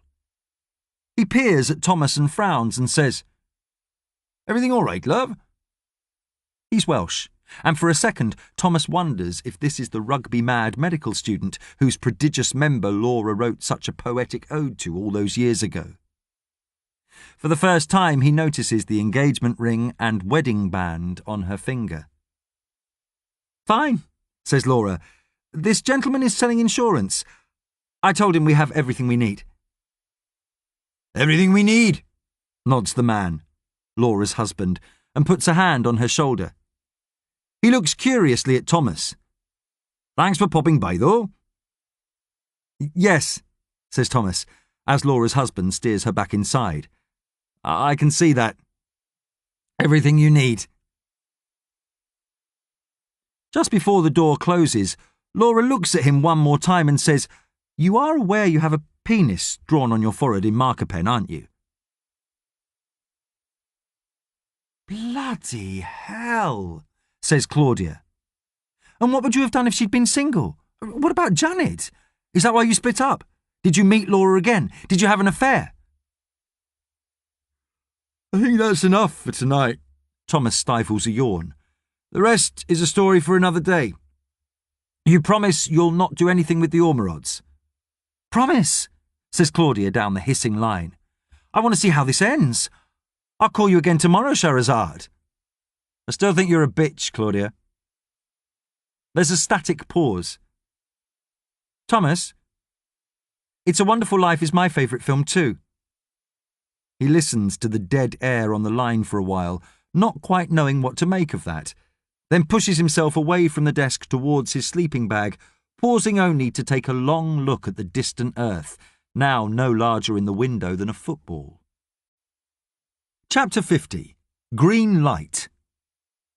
Ellie calls a family meeting and outlines the current situation. James looks as though he's about to burst into tears. Gladys seems content to sing Jesus Wants Me for a Sunbeam under her breath throughout. But why can't we call Major Tom? Says James, his bottom lip trembling. Because, says Ellie, patiently, if we do, this woman Claudia will be listening in on our conversations. She wants to turn us into some sort of freak show for the media. And if that happens... They both look at Gladys. Nan, can you stop singing for a minute? This is serious. Gladys smiles broadly at them. Sorry, love, I can't stop thinking about Sunday school. Ever since Major Tom asked me if I knew that crossword clue. I might have to ring him to ask what it was again. No.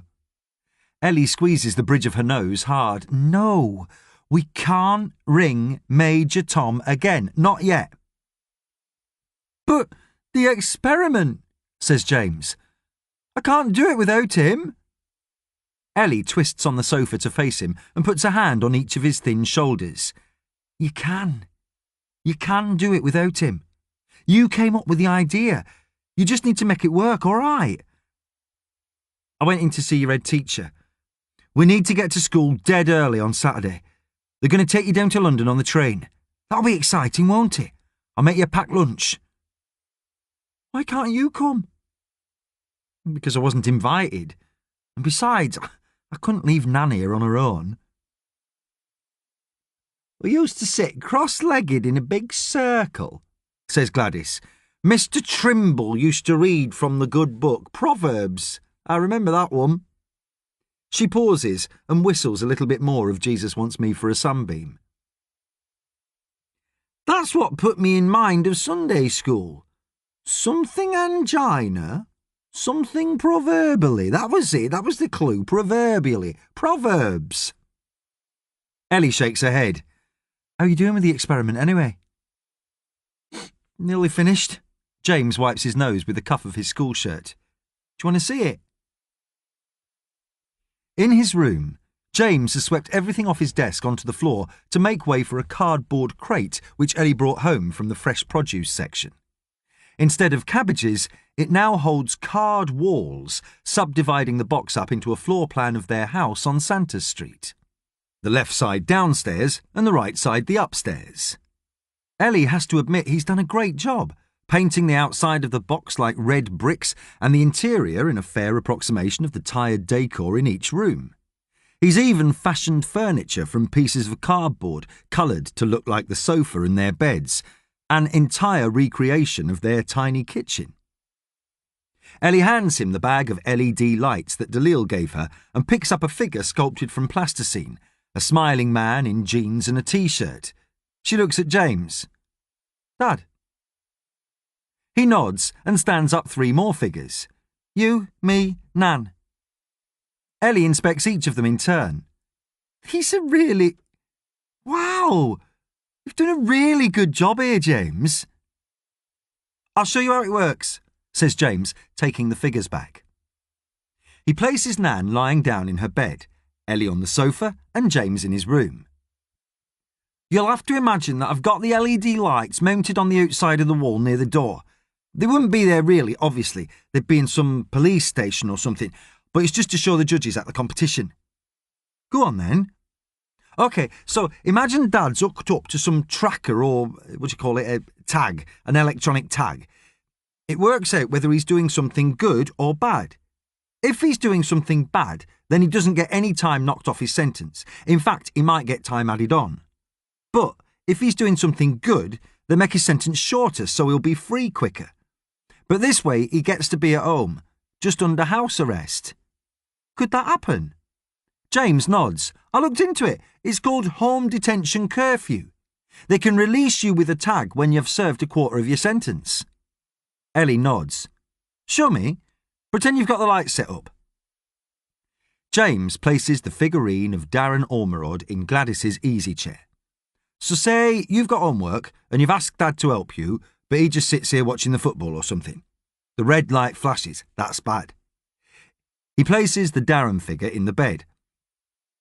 Or say it's Saturday morning and he's promised to cook us breakfast, but he just lies in bed all day. Red light. But you do remember how crap Dad's breakfasts are, right, James? James takes Darren and Gladys and puts them in the kitchen. But this is Dad talking to Nan about the old days, making her feel good. Green light. He is good at that. Always makes her laugh. She feels tears prickling the backs of her eyes. And here he is, sitting on the sofa with you, looking at your homework and telling you that you're miles cleverer than he is and you must get your brains from Mum. And he's telling us how much he misses Mum, but we're all going to be all right. James sniffles and wipes his nose with his shirt sleeve again. Ellie can feel the tears running slowly down her cheeks. Yeah, he was good at that as well. Telling us everything would be all right. James moves Darren to the side of his bed and puts the plasticine model of himself in his bed. And this? James stifles a sob. This is Daddy reading me a bedtime story. He takes a big, ragged breath. He's reading me a bedtime story, and it's that book about the rabbit who loves his daddy to the moon, and the daddy rabbit says he loves the little rabbit to the moon and all the way back again, and you just know the daddy rabbit will never leave the little rabbit and never go away and never not be there to read him a bedtime story. James's face crinkles up. Green light. Green light times 100, says Ellie, and reaches over and gives James a hug, and they sit there at his desk, gently rocking together. Chapter 51. Not with a Whimper. The closer it gets to Friday, the more nervous Ellie feels, though she tries not to show it in front of James. What if he doesn't do this? What then? What if he really is just being sent on this competition as some sort of sympathy vote, fulfilling the quota for disadvantaged kids? After the contest, there will be just 1 week for them to pay the arrears or be evicted. Ellie feels as though they haven't made any contingency plans. They've been so wrapped up in the idea that James will win. It's the conversations with Major Tom. They have added a weird sort of sheen to life, made everything feel unreal. But ever since that Claudia came to the house, reality feels as though it's weighing down on them. Without Major Tom's phone calls, it all feels like it was a stupid dream that only Ellie is properly waking up from. Her dad has been calling every week, as usual, just to hear their voices, and Ellie has instructed them all to say nothing about anything. There must be something going on, you can tell me, he says, his voice echoing in the stark metal emptiness of the prison. Just the usual, says Ellie. Can't wait to see you. Love you. James, of course, wants to know why they can't tell Dad everything. Because he'll worry, and there's nothing he can do in there, says Ellie, and the last thing we want is for him to go to the prison officers in a panic. We'll sort this. We will. But just to be on the safe side, she takes as many hours as possible at her jobs, trying to build up as much of a safety net as she can. She is at the Polish shop, stacking tins of kidney beans onto the shelves from a big wire cage, when she hears someone clearing their throat behind her. Someone wanting directions to the nappies or sugar or toilet roll. Nobody ever needs directions to the booze, though. Ellie turns round, and Dalil is standing there, grinning. I'm not supposed to chat, she murmurs, continuing to grab tins from the cage. I don't want to get sacked from this job as well. That's okay, he whispers. I'll pretend to be a customer. Then he says loudly, "Excuse me, miss. Can you attest to the veracity of these kidney beans in relation to their performance-enhancing sexual properties? I read an interesting article about them online." "Shut up," she hisses, though she can't help herself laughing. "What do you want?" "I am actually here to buy something. My mum's making macaroni pie, and I have to get some elbow macaroni. Do you know where that is?" Ellie narrows her eyes at him. "This is miles from where you live. There's loads of shops closer." Dalil shrugs. "I knew you were working. Thought I'd come and say hello. Were those lights I nicked from school all right?" Ellie nods. "He's done a really good job. He was fitting them last night. He has to take it in tomorrow, and then he's going down to London on Saturday morning." Dalil crosses his fingers on both hands. "He'll ace it. I know he will." "He'd better."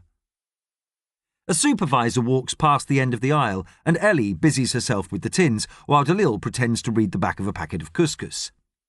When he's gone, she says, "It's your last chance." Dalil puts the couscous back. "Are you going to tell me why it's so urgent?"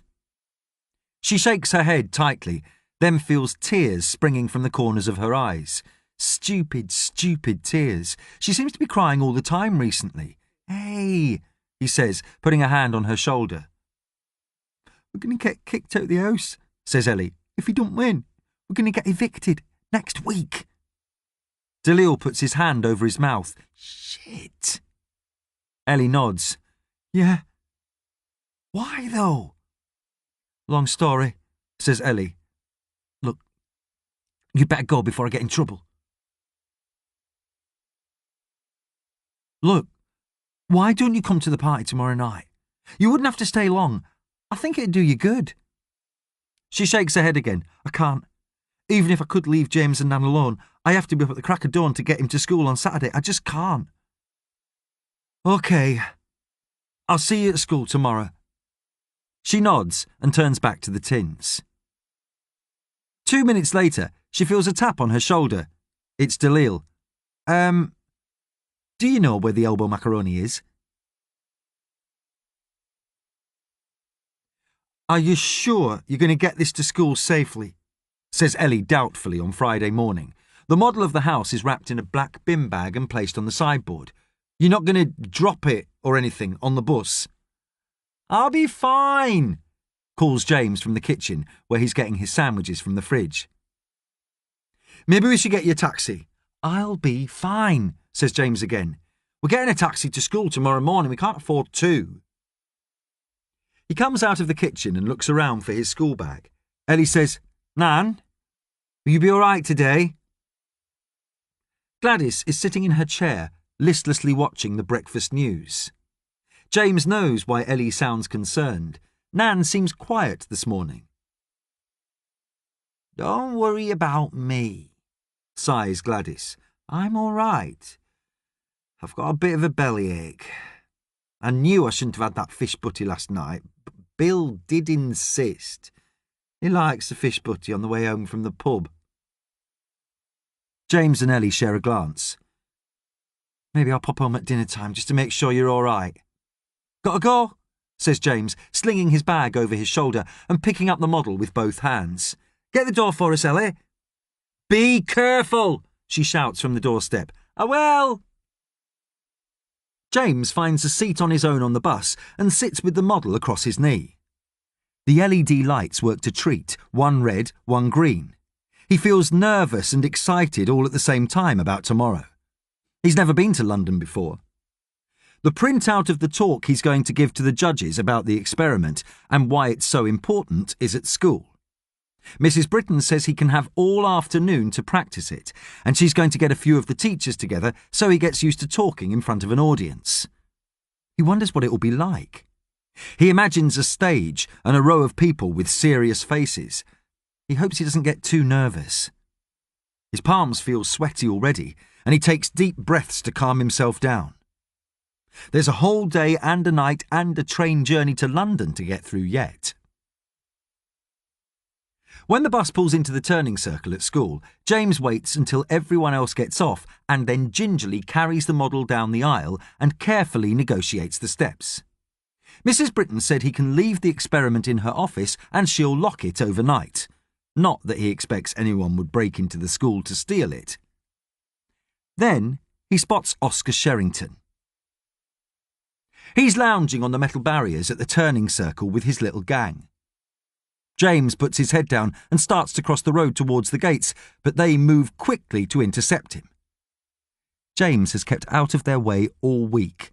Why are they bothering him today of all days when his hands are full? "Want a word with you, peasant?" says Oscar. "I'm busy," says James. He can't keep his voice from wavering in mild panic. "What's that you're carrying?" "Maybe he's made a cake for Britain," says one of his friends. "Him being teacher's pet and all that." Oscar blocks his path across the road, and James looks around for a teacher. There's one near the gate, wearing a high-visibility vest, but she seems to be tending to a reception child who slipped and grazed her knee. James gasps as Oscar whips the box out of his hands and gives it a vicious shake. "Doesn't sound like a cake. Help me get this off." His friends tear at the black bin bag, exposing the model. "Oh," says Oscar. "It's a doll's house." "It's my experiment," says James. "Look, it's his family," says one of the gang, grabbing at the plasticine figures. "This must be his jailbird dad." "And that's his sister," says another. "Heard she's a right slag." "And this must be super gran," says Oscar, balancing the box on one hand and lifting up the model of Gladys. He brings his face close to James's. "The old bat made me look a right idiot in front of my dad. Nobody does that to me, peasant. You got that?" James nods. "Just give me the box back, Oscar." "What, this box?" Then he drops it on the tarmac. "Oops." James looks dully at it on the ground. It's all right. It's not damaged. "Oops," says Oscar again, standing hard on the model. Then his friends are joining in, frenziedly kicking and stamping the box until it's just a pile of torn and bent cardboard. Oscar holds the model of Nan in James's face and slowly squeezes it until it's just a multicoloured mangled mess. Then he drops it onto the wreckage of the experiment. "Good news is, that makes us even, peasant," says Oscar with a vicious grin. "Now keep out of our way." They walk, laughing, towards the school gates, leaving James staring numbly at the remains of their last hope to save the family.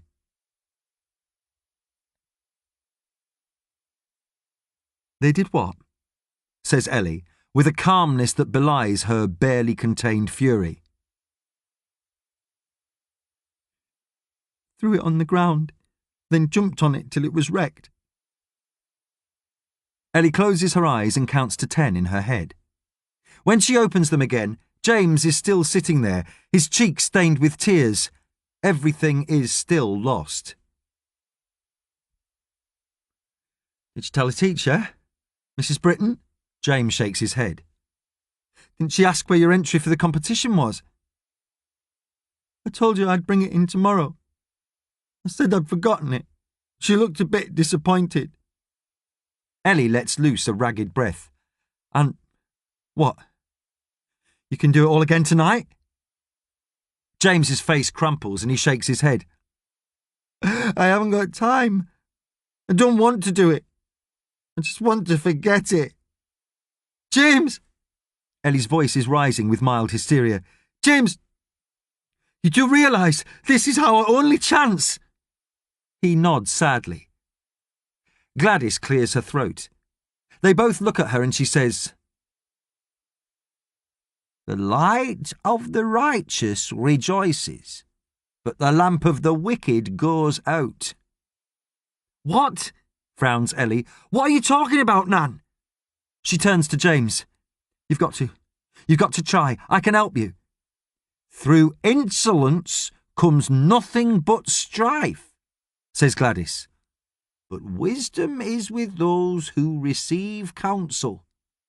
"I can't!" shouts James. "I don't have any paint or plasticine or LEDs. We don't have a box. We can't buy anything because we're always skint. I just can. Wealth obtained by fraud dwindles, but the one who gathers by labour increases it. Shut up! Shouts Ellie, standing up from the sofa. Shut up, shut up, shut up! Don't shout at her, Yells James. It's not her fault. Ellie clamps her hands to her head and screams. Everyone falls silent. I have had it up to here, Shouts Ellie, banging the side of her hand against her forehead. Up to fucking here, with the lot of you. I try my best to keep this stupid family afloat, and none of you do anything to help. You go and get yourself bullied, and she's completely losing her mind. I have had enough. Ellie, says James, his eyes wide. You're scaring me. You should be scared, she screams. We're going to lose the house, and we're all going to get split up, and Nan will be put in care or hospital, and we'll end up in some scratty, horrible kids' home. And if you think that bunch of overprivileged wimps at your school are bullies, you haven't seen anything yet, James. We're ruined. Totally ruined. Ellie casts around for her school bag and begins to scrabble in it, emerging with her phone. What are you going to do? Are you calling Major Tom? No, I am not. Ellie jabs at the keypad. That's what got us into this mess in the first place. We should never have listened to him. We should have sorted out something properly. Then who are you calling? Oh, I nearly had it then, says Gladys. Proverbs, I'm sure of it. Ellie, who are you calling? She ignores him, and when the call is answered, Ellie says, Dalil, it's me. I'll meet you somewhere. You say where. 8ish. I'm coming to your party. She listens without taking her eyes off James and says, What's changed? Everything, but nothing at the same time. I just decided that if this is really it, if this is how it's going to end, then I want to go out with, what do they say? A bang and not a whimper.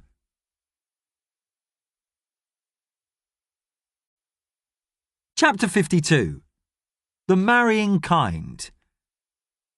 I must say, I can't really imagine you being married. You don't seem that sort of person. Claudia and Thomas are talking via the Iridium phone, but the connection is crackly and hissy, with the faint echoes of what Thomas briefly fancies are the lost ghosts of space. That morning, Director Bauman contacted him to say that the link between his computer terminal and mission control was unlikely to be re-established. There would be no more Skype, no more internet. It was of the utmost importance that Thomas carried out the Eva and fixed the comms dish. We still have the Iridium phone, Thomas had said. Not for long, says Director Bauman. You are simply going to have to do the spacewalk, and soon. We cannot lose contact with you. It would be a disaster for the mission. It would be a disaster for Brisbane, and it could be a disaster for you. You must have known this in your heart. You must accept that you simply have to get out there and fix the comms dish. I'll think about it. Bauman crushes his eyebrows together, the effect making them look like two moles making love. This isn't up for discussion, Major. You have to do it. The end. To Claudia later, Thomas says, You have no idea what sort of person I am. Oh, I think I have a good idea by now. There's a pause and a distinct liquid gulp. Thomas says, Are you drinking wine? Of course I am. It's 10 o'clock at night. So, what do you want to know tonight? Over the course of the week, he has told her everything. Peter, his father dying, the incident in the cinema. He finds it strangely cathartic, laying out his life like this, as though the events are stories with beginnings and ends, rather than just formless, messy things that have happened to him. Pick up where you left off on the first night, Scheherazade. Don't think I didn't spot that you've left that one dangling. Tell me why your marriage failed. To be quite honest, Thomas can't really imagine himself being married, not until it happens, and it all rather seems to be out of his hands. From Janet's decision they should do it, to the organisation of the day, to the booking of the honeymoon. All Thomas has to do is get himself dressed to a suitable standard and turn up on the day, which he manages to do. They get married at York Minster, which daunts Thomas somewhat. Janet's family daunt him as well. Her father has fingers in several York pies, which accounts for him securing the Minster for the nuptials. Her mother looks on Thomas with the undisguised air of someone resigned to her daughter marrying beneath her. Robert, the brother, who was on the stag do, regards him with contempt. Standing at the altar, he feels dwarfed by the vaulting beams and flying buttresses of the largest Gothic cathedral in Europe, the breath squeezed out of him by the centuries of tradition pressing down from the impossibly high ceilings, and by the prospect of what is to come.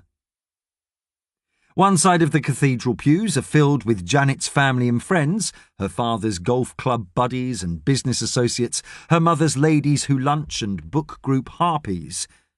Thomas has no family, no real friends, just the handful of colleagues he barely knows who sit together like gargoyles on the front pew, Kevin still racked with guilt over what happened on the stag do with the marker pen standing beside him as his best man. The wedding goes pretty much as Thomas expects, and after honeymooning in the Far East, somewhere hot and busy and all rather unpleasant, they begin their married life, moving into Janet's flat together as it's bigger and more presentable and altogether more homely. Thomas turns up with his possessions. Janet raises an eyebrow at the piles and piles of vinyl records and makes the horrifying suggestion that they could put them in storage somewhere if he's not yet willing to go to the trouble of selling them. They are expected to spend significant dates, Christmas, Easter, birthdays, at the Eason family home, a sprawling red-brick mansion in a pretty village on the outskirts of York. After Christmas lunch the first year, Thomas is flicking through Janet's parents' record collection, Daniel O'Donnell and interminable CDs of military marching bands, when her father instructs him to come to the village pub while the girls tidy away the remains of the dinner. Over some pints of meaty beer, Janet's father interrogates him as to his prospects. I can put some feelers out around here, he decides. Be nice to have you and Jan living in York. There are plenty of opportunities in your field. What is it you do again? He's a science nerd, says Janet's brother, punching Thomas hard on the arm to show he's just joking. Science, nods Janet's father. Well, everybody needs scientists, don't they? Sure there's lots for you up here. We do quite like living in London, says Thomas. Janet's father harumphs into his beer. Well, it's all right when you're young, I suppose, but it's no place to raise a family. The following year, Thomas turns 33. Janet reaches the milestone of 30, which is of course celebrated at the Eason home. Over a sumptuous dinner in the dining room that overlooks the long, flat fields beyond the house, Janet's mother says, "Everyone is asking when we're going to be grandparents." I'm sure Robert has a few little Easons scattered about the place. I saw him in action on my stag night, jokes Thomas. It falls precisely as flat as he would have expected it to had he thought a little more before opening his wine-loosened lips. "Mummy," protests Janet, "we're having fun in London at the moment." She gazes at Thomas across the table. "But I'm sure we'll get round to it." Thomas is thankful for the dim light from the candle, which he is pretty certain hides the fact that he has gone as white as the pieces of chicken he is pushing around his plate. He and Janet have never spoken about children. It never occurred to him to mention it. Chapter 53. The Married Years, 2003 to 2011. Late in 2003, Janet is given a rather large promotion at her law practice, while Thomas finds himself out of work. The papaya from Hawaii experiment has been a great success, but the company, finding that there isn't actually much of a market for genetically modified papayas, closes down the research facility. I think I might like to try to write a novel, says Thomas, pondering his newfound freedom. Or maybe learn to play the guitar. Janet laughs and passes him the jobs section of the Evening Standard. 2 months later, he is commuting to a single-storey building off the Newbury bypass where the primary objective seems to be trying to breed chickens with 4 legs. Janet is now spending more and more time representing clients in court and has to work long hours preparing for cases. Thomas begins to sneak his vinyl collection in 2s and 3s back from the lockup where Janet has insisted he store it. Aha, says Claudia. Aha, what? She had an affair, didn't she? That's what happened. She met some hunky, thrusting young lawyer and he whisked her away from you. She did not, says Thomas, scandalised. Janet would never have done that. For all her faults, she was loyal. You couldn't say anything about her on that score. Her faults, says Claudia. What were her faults? Thomas goes silent for a minute. Well, there was only one, really. Her frankly untenable expectation that I was ever going to be anything approaching the husband she deserved. The following year, Thomas has approximately 3 times more sex than he's ever had in his entire life before that. Janet is ravenous for him, insisting on early nights, waking him with kisses, dragging him to bed as soon as he walks in from work. He is utterly exhausted and sleeps on the train to and from work every day. He can barely summon up the energy to go running. One evening, he arrives home with a story which he can't quite decide is funny or horrifying about a 3-legged chicken that could only run around in circles. And Janet is waiting for him at the door to their flat. She is holding a small white stick. She stands there and bites her lip, while he stares dumbly at it for a second, then shrieks and throws her arms around him. It appears they are having a baby. They stop having sex almost immediately. Thomas is almost grateful. He finds the time and energy to go running again, pounding the pavement and thinking furiously about what exactly this will mean. A baby, a tiny human being, their tiny human being. His experience of babies is, he has to admit, slim to non-existent. In fact, the only baby he has really had any experience of was when his brother Peter was born, when Thomas was almost 9. Thinking about that makes his thoughts dark and shadowy. He realises with a shock that having a baby will mean Thomas has to become a father. The Easons are, of course, delighted. Somewhere along the line, it is decided that now is the perfect opportunity for Janet and Thomas to relocate to York. Janet's father has arranged for Thomas to have an interview at the multinational medical corporation Smith and Nephew, which has a research facility near the city. In fact, there is an entire science park there. Thomas would, laughs Janet's father, have to be a complete and utter moron not to be able to get a job there. They spend almost every weekend in York. Thomas is dragged around shops selling baby clothes and hideously expensive prams that appear to have been designed by the same people who make Formula 1 cars. Janet's brother Robert punches him on the shoulder and says, "I never knew you had it in you, Spock," and everyone laughs. Every time they arrive in York, Janet's mother pats Janet's stomach and says, "And how's the little grandchild doing?" "Mummy," says Janet, though indulgently, "I'm not even showing yet. It's the size of a walnut." That night, in the crisp, clean bedsheets of the guest room, Thomas dreams of a zombie apocalypse where the undead all have faces like shriveled walnuts and chase him into the York branch of Mothercare where he has to sit out the end of the world. Also greeting them at the Easton household every weekend is a stack of documents from the local estate agents. "You'll be wanting somewhere near us, of course," says Janet's mother. "Then we can pop in all the time." "Babysitters on tap would be handy," nods Janet to Thomas. Janet's father harumphs. "Well, it's not as though you'll be going back to work, is it?" "I do have a career," protests Janet mildly. I was thinking of applying to some law practices in York. Nonsense, says her father. A wife and a mother, that's what you are now. Never did your mother any harm, did it? Thomas glances at Janet's mother, who has just that day taken delivery from Amazon of 12 copies of the Da Vinci Code and is tying them up, rather inexplicably, in blue and pink ribbons to give to the members of her reading group, pausing only to pour herself another brandy. Janet smiles. You're right. I could do far worse than being just like Mummy. Thomas excuses himself to go to the bathroom to hyperventilate and wonder what happened to the woman who almost ran him over on the first day of the new millennium. He begins to suspect that it might have been better if she had. On Valentine's Day, Thomas has the day off work and is preparing a meal he has bought from the supermarket for when Janet gets home. Late in the afternoon, he gets a telephone call from her. She is in hospital. He gets a taxi there to find her in the early pregnancy unit, sitting in a bed with the blankets drawn up to her chin, her face streaked with mascara.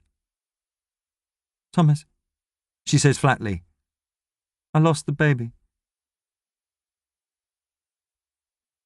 Thomas says and does what he hopes are all the right things. When she comes home from hospital, she lies in bed for a week. Thomas brings her food and hugs her and cries with her. He quietly takes all the baby clothes and books and blankets to a charity shop, clears the house of anything that might remind Janet of what she's lost, of what they've lost. On the day Janet decides she's ready to go back to work, Thomas takes the day off in case she decides she can't cope. But she does, admirably.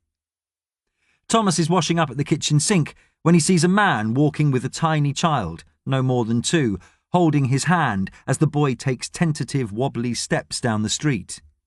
Quite unexpectedly, Thomas dissolves into dry, racking sobs. But the next year, against all Thomas's expectations, is rather wonderful.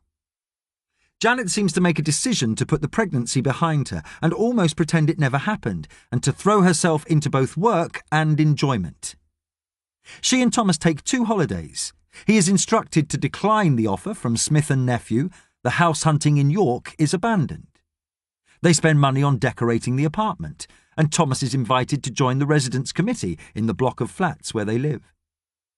He takes to his new role with relish, putting post-it notes on the windscreens of tenants who fail to park their cars in the few spaces provided without edging over the lines. He knocks on the doors of flat owners to remind them that extra rubbish bags put out with the bins should not contain foodstuffs for fear of attracting vermin. He is at the vanguard of the campaign to get Transport for London to install a bus stop closer to the block. He and Janet spend more time together. They attend the theatre once a month. They spend summer evenings drinking by the river. She even allows him to try to tutor her in the ways of proper music. To his mild dismay, she seems unable to take to David Bowie, but that is a wrinkle he feels he can live with. They have sex again, but not as frantic and weighted with need as before. Thomas runs every morning, getting leaner and fitter, revelling in a complete lack of responsibility other than to make Janet happy. Had Thomas not felt such utter relief that things seemed to be on the same track as he imagined they were supposed to be, he might have considered that Janet was, in fact, in a measure of denial about what had happened. On New Year's Eve, they are, as usual, at the Eason household for the festive season. A small party has been arranged, with 1 or 2 of Janet's parents' friends and neighbours. The subject of the miscarriage is notably absent from conversation, as though it has all been wiped from recent history. As the chimes of Big Ben issue from the TV screen, Janet throws her arms around Thomas and gives him a long, drunken kiss. Not sad to see the back of this year, to be honest. It had its moments, he says. But apart from we've had, it's not been bad. Janet nibbles on his ear, which he finds quite agreeable, and then she whispers, I'm ready to try again. For one crazy moment, he thinks she's talking about David Bowie. Then she says, "For a baby, I am ready to try again." "Well, we don't want to rush into it," cautions Thomas reasonably. "I want to make a baby." Janet presses her body against his. Thomas laughs nervously. "What? Right here in your parents' living room?" Janet stands back, holding him at arm's length, searching his eyes. "You do want to try again, don't you?" He doesn't know quite what to say, and by the time he's found the right words, he doesn't get the chance to use them. Janet is shouting at him, throwing her glass against the wall. Everyone in the room stops and stares. Thomas doesn't get half of what she's screaming, not a quarter, but the gist is clear. He never wanted children. He wasn't even upset when she lost the baby. He's an emotionally stunted man-child who thinks he can go through life at his stupid, pointless Frankenstein job and listening to his stupid, pointless music and doing his stupid, pointless runs and typing up the minutes of his stupid, pointless residence committee. His stupid, pointless life, says Janet, is utterly, utterly worthless. She is taken, sobbing, into the kitchen by her mother and a coven of friends. Janet's father cleans up the broken glass and glowers at him. "New Year ruined," he says, and Thomas is left standing in the middle of the room, everyone pretending not to talk about him, wondering if he should just cut his losses and smash the CD player and its relentlessly chirpy Daniel O'Donnell Christmas album that's driving into his brain like a sledgehammer. Thomas has no idea how they limp on for the remaining years and is not inclined to give Claudia the gory details of the progressive shrivelling of their marriage until they are two people who share a flat but barely speak, edging past each other like strangers, him sleeping in the spare bedroom for so long that it simply becomes his room, where he installs a record player and floor-to-ceiling piles of vinyl. One day, Janet sighs and says what they have both known for a long time. It's over. "Is there anyone else?" he asks, because that seems the right thing to say in this situation. "No," she says. "And there never will be while we're together. But in the future, who knows? I'm 38. I'm not over the hill yet. I can still be happy. So can you." "I am happy," says Thomas, his eyes filling with tears. "If you are, it's in spite of me, not because of me," says Janet. "I've booked a week off work. I'm going to stay with my parents. I'd like it if you had moved out by the time I get back." "Can we stay friends?" says Thomas, though he knows it sounds a wretchedly daytime movie sort of thing to say. Janet looks at him, and he wonders what happened to that twinkle in her green eyes that so arrested him when they first met, wonders when she lost it, wonders why he never noticed it had gone. Were we ever? Chapter 54. Everything in Moderation. Ellie meets Dalil in the burger place where she works, and he's waiting for her at a table near the door, food already on the Formica surface. "I got your chicken burger, fries and a chocolate milkshake." He stands when she walks in and waves his hand to the plastic chair for her to sit, as though they're on a dinner date in a fancy restaurant. Then, seeing her face, he says, "Don't you like chicken burgers?" "I suppose." Ellie slides into the chair. "I just don't like people making my mind up for me." Dalil sits down and regards her critically. "You look nice," he decides. "I didn't know what to wear." She self-consciously pats her jeans and the black vest under her hooded zip-up. "That's great. Perfect." He cocks his head on one side. "You look different when you put your hair up. And you know how to do your makeup. Most girls at school look like they're auditioning for the circus, or for Stephen King's It, or maybe for that clown on the poster over there." "Where is this party, anyway?" They got a unit on the industrial estate. You know that goes up to the motorway? We'll have to get a bus. Do you want me to get you something else to eat? No, it's fine, sighs Ellie, looking around the burger place, careful to avoid the mirrors that always make her look washed out and tired under the sterile white lighting. She sees someone she knows emptying the bins and nods at them. Not that she has what you might call friends, not at any of her jobs, not even at school. She looks at Dalil, wearing a wide-collared white shirt with a swirly brown pattern which he could have pinched from his dad's wardrobe. For some reason, it looks good on him. He's wiping condensation off his glasses and blinking at her. With a shock, she realises that Dalil might actually be her only friend in the world. Do you like grime, anyway? Dalil puts his glasses back on. I can take it or leave it, to be honest. I do like some of the more political stuff. I like Skepta, Shutdown. Do you remember that from a couple of years back? Me and my G's ain't scared of police. We don't listen to no politician. I'm not into it like my brother Ferdy, though. He's mad for it. Do you know what I like? All sorts of stuff. The Carpenters. Calling occupants of interplanetary craft. I love that one, me. Ha! That reminds me. Your little brother said he'd been talking to that Major Tom on the phone. Cracks me up, that. He was on the news, you know. Well, not him, it was about him. Something about him having to do a spacewalk to fix some broken dish or antennae or something. Ellie eats while Dalil talks, and she envies him the easy, almost offhand manner in which he speaks on anything and everything, bobbing from topic to topic like a bee in search of pollen. She wonders what it must be like to be so carefree, not to have to worry about grown-up things like Ellie does. She realises he's paused and is looking expectantly at her. Am I boring you already? Sorry. She takes a slurp of milkshake. Did you say something? I asked you what music you were into. Ellie shrugs. Whatever's on Radio 1, I suppose. Radio 1's the work of the devil. It's so anodyne. What does that mean? Ellie bunches up the last of her fries and pops them in her mouth, then licks her salty fingers. Dunno, I read it in The Guardian. I don't think it's good.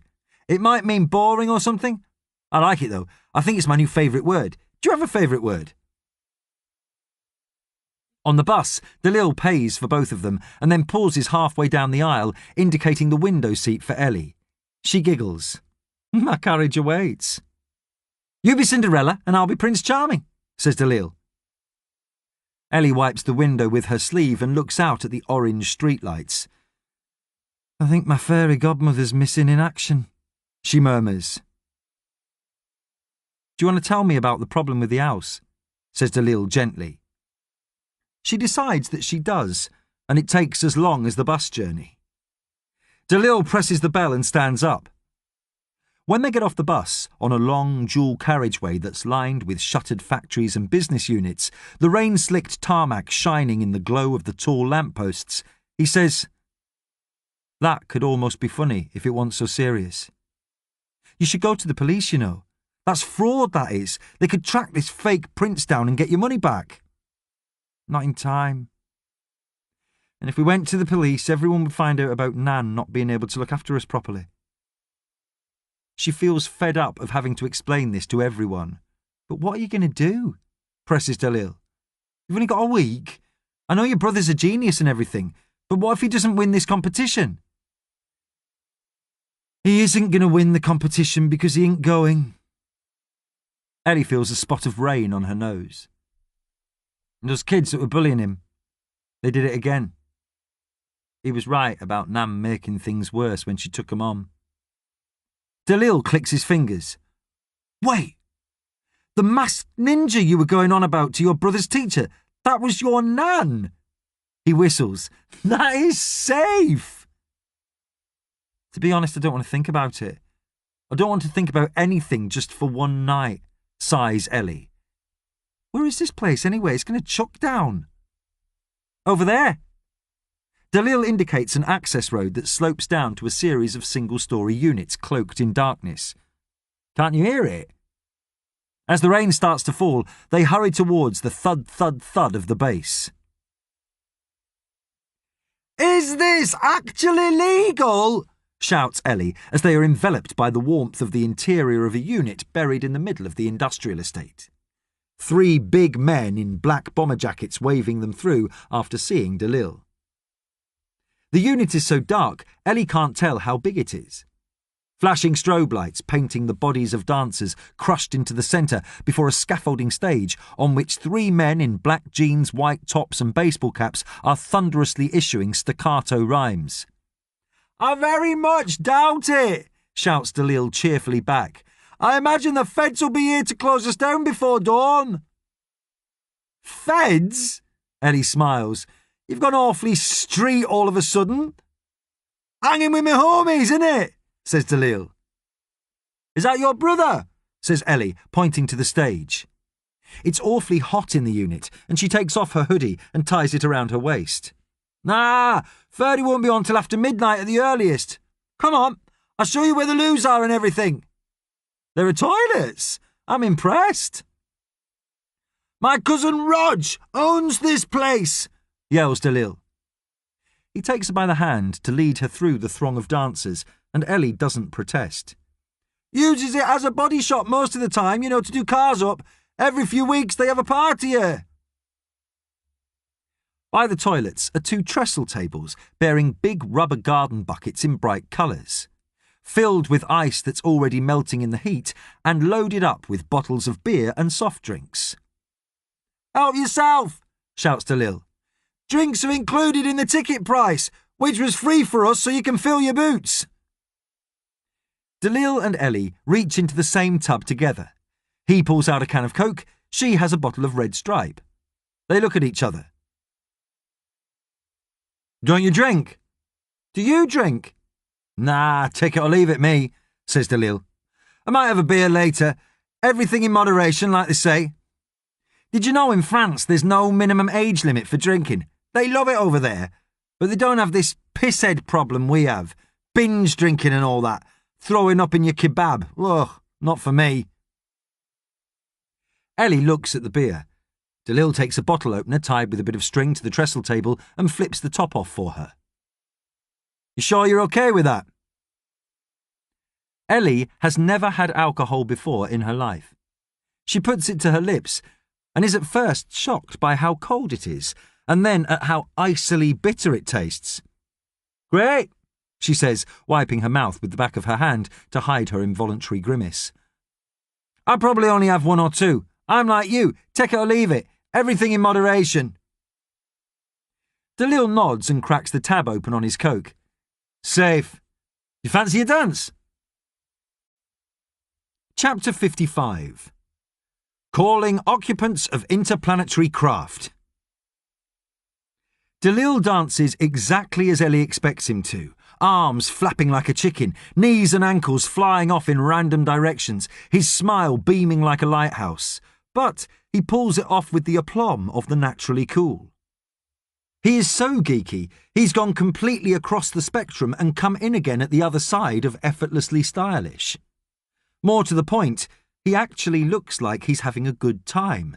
Come on, he yells. You want fame? What fame costs? And right here is where you start paying. In sweat. Ellie yelps as he grabs her arm and pulls her deeper into the mass of gyrating bodies. What's that off? She shouts. Dalil throws back his head and waves his arms in the air. Fame! I'm gonna live forever. I'm gonna learn how to fly. As Ellie tips up her beer bottle and is surprised to find it empty, she thinks that he might just at that. After her second beer, Ellie realises she needs to pee very, very badly. And when she comes out of the toilet, she can't find Dalil, so she stands by the trestle tables and helps herself to another bottle. It's actually not that bad when you get used to it. As she looks at the people dancing, she realises that not everything about growing up is actually that bad. Some of it is quite fun. It's just that all the things she's done, looking after her brother, caring for her nan, cooking everyone's meals, making sure everyone gets here on time or there when they should. All that's the boring stuff. She's just been doing the boring stuff all this time without having any of the fun. Ellie is startled to realise she needs to pee again and wonders if she's got an infection or something. She puts down the empty bottle and weaves unsteadily towards the toilet. When she comes out, Dalil is waiting for her, cracking open another Coke. She grabs onto his arm and shouts, "Stop being so boring, have a beer!" He raises one eyebrow. "I will, after this. Do you want to dance again?" On the dance floor, Ellie swings around her half-empty bottle. Is this a second? A third? Fourth? Who's counting?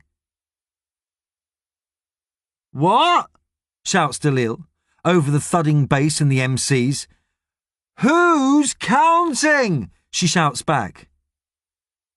"Who's counting what?" he yells. "Beers!" Dalil looks at his empty Coke can and crushes it in his hand. "OK, I'll have one with you. Come on, my glasses are steaming up anyway." "It's all those girls on the dance floor," says Ellie, swinging on Dalil's arm as he tries to take the tops off two bottles. "That's what's making your glasses steam up. Some of them are gorgeous like models." Dalil shrugs. "No nicer than you." Ellie laughs wildly. Dalil hands her the bottle, running with condensation. Their fingers touch, and she looks up into his eyes, or at least into his steamed-up glasses. Her heart is beating faster than it ever has before. She doesn't even know how or why, but her body is pressed up against his, moulded to him. "Give us a kiss," she says. Dalil puts down his bottle on the table and takes her elbows in his hands, then laughs and gently pushes her an inch or two away from him, breaking the hot contact of their bodies. She feels her eyes prickle. "You fancy me?" "I have a policy not to get off with girls when they're drunk," he shouts. Ellie raises her eyebrows. She counts off on her fingers. "1, Dalil Alain, I am not drunk, I've only had 2, or 3, and 2, you get so much action that you have a policy." "Every gentleman should have a policy," nods Dalil. "But to be honest, this is the first time I've ever had the chance to put it into practice." What feels like some considerable time later, Ellie is sitting on the concrete floor with her back against the breeze block wall. She's crying, and she doesn't even know why. "Can you lend me £5,000? She says. "I would if I could. Give it to you if I had it." "What about your parents? Can they lend it to me?" Dalil laughs. "My dad's a bus driver and my mum's a cleaner. We get by, but only just. I'm sorry, Ellie."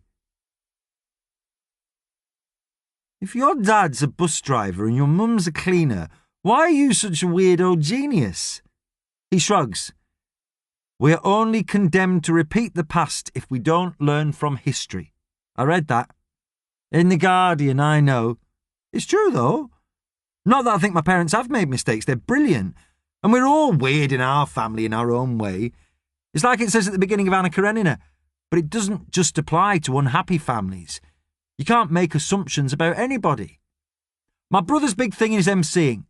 My dad paints these brilliant pictures of Barbados, but he's never even been. He just uses photos. My mum sings like an angel. We all do our own thing, like any family, like yours. There's nothing special about the Ormerods. We just balls everything up." "No, you don't," says Dalil kindly. "And even if you do, you don't have to balls everything up forever.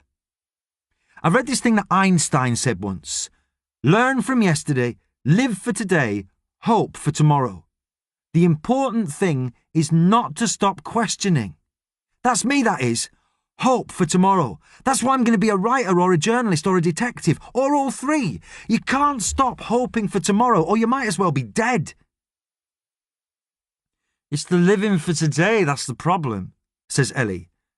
I don't even want to have to worry about this stuff. I just want to be a kid.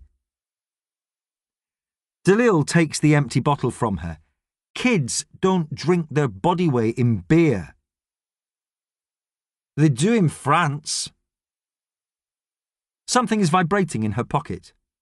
I'll move to France and get adopted by a French family, and we'll sit on our balcony in Paris, and I'll drink wine and read Anne Karenina. She tries to wriggle her phone out of her jeans but can't. What time is it anyway? Dalil looks at his wristwatch, which is an old digital one, of course. Nearly 1.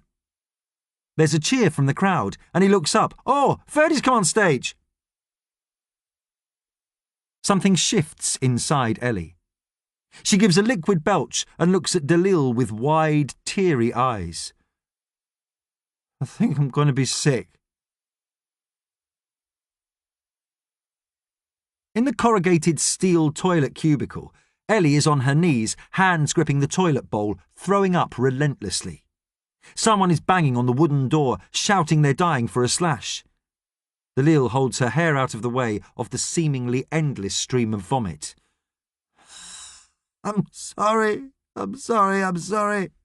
gasps Ellie between vomiting and sobbing. I shouldn't have let you have so much beer, it's my fault, says Dalil, rubbing her back. She can't decide whether she finds it soothing or annoying. Yes, it is your fault, she says, retching again. You shouldn't have let me have so much beer. Why don't you have a policy on that? She's sweating and freezing all at the same time, and with each heave, her stomach muscles convulse and knot. This has ceased to be fun. They were only supposed to be here to see... Oh, God! She dissolves into sobs. We missed your brother. Oh, God, I'm sorry. It's fine, says Dalil softly. I've seen him before. He's not all that. Ellie leans forward to heave again.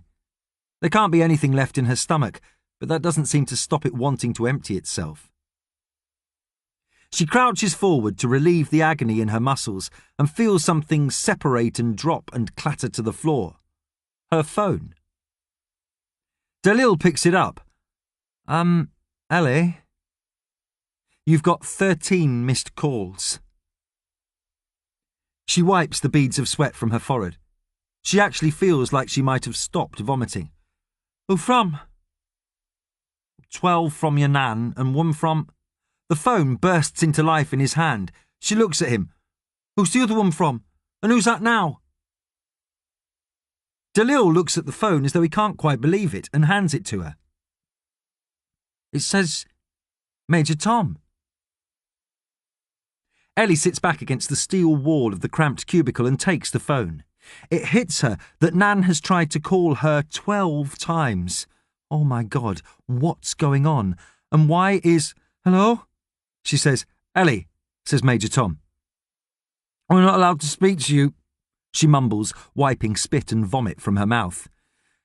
Gladys has been trying to get you for the last hour, he says. He sounds indistinct and crackly and very far away. Dalil says, That's not really... Is it? What's happened?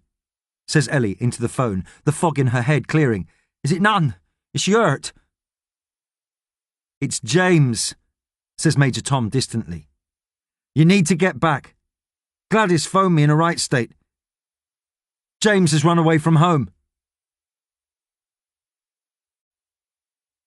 Chapter 56.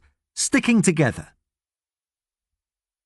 It is almost 2 a.m. by the time Ellie gets Dalil to persuade a taxi to come out to the industrial estate and take them to Santos Street, where Gladys is pacing up and down the hearthrug in her long dressing gown and her slippers.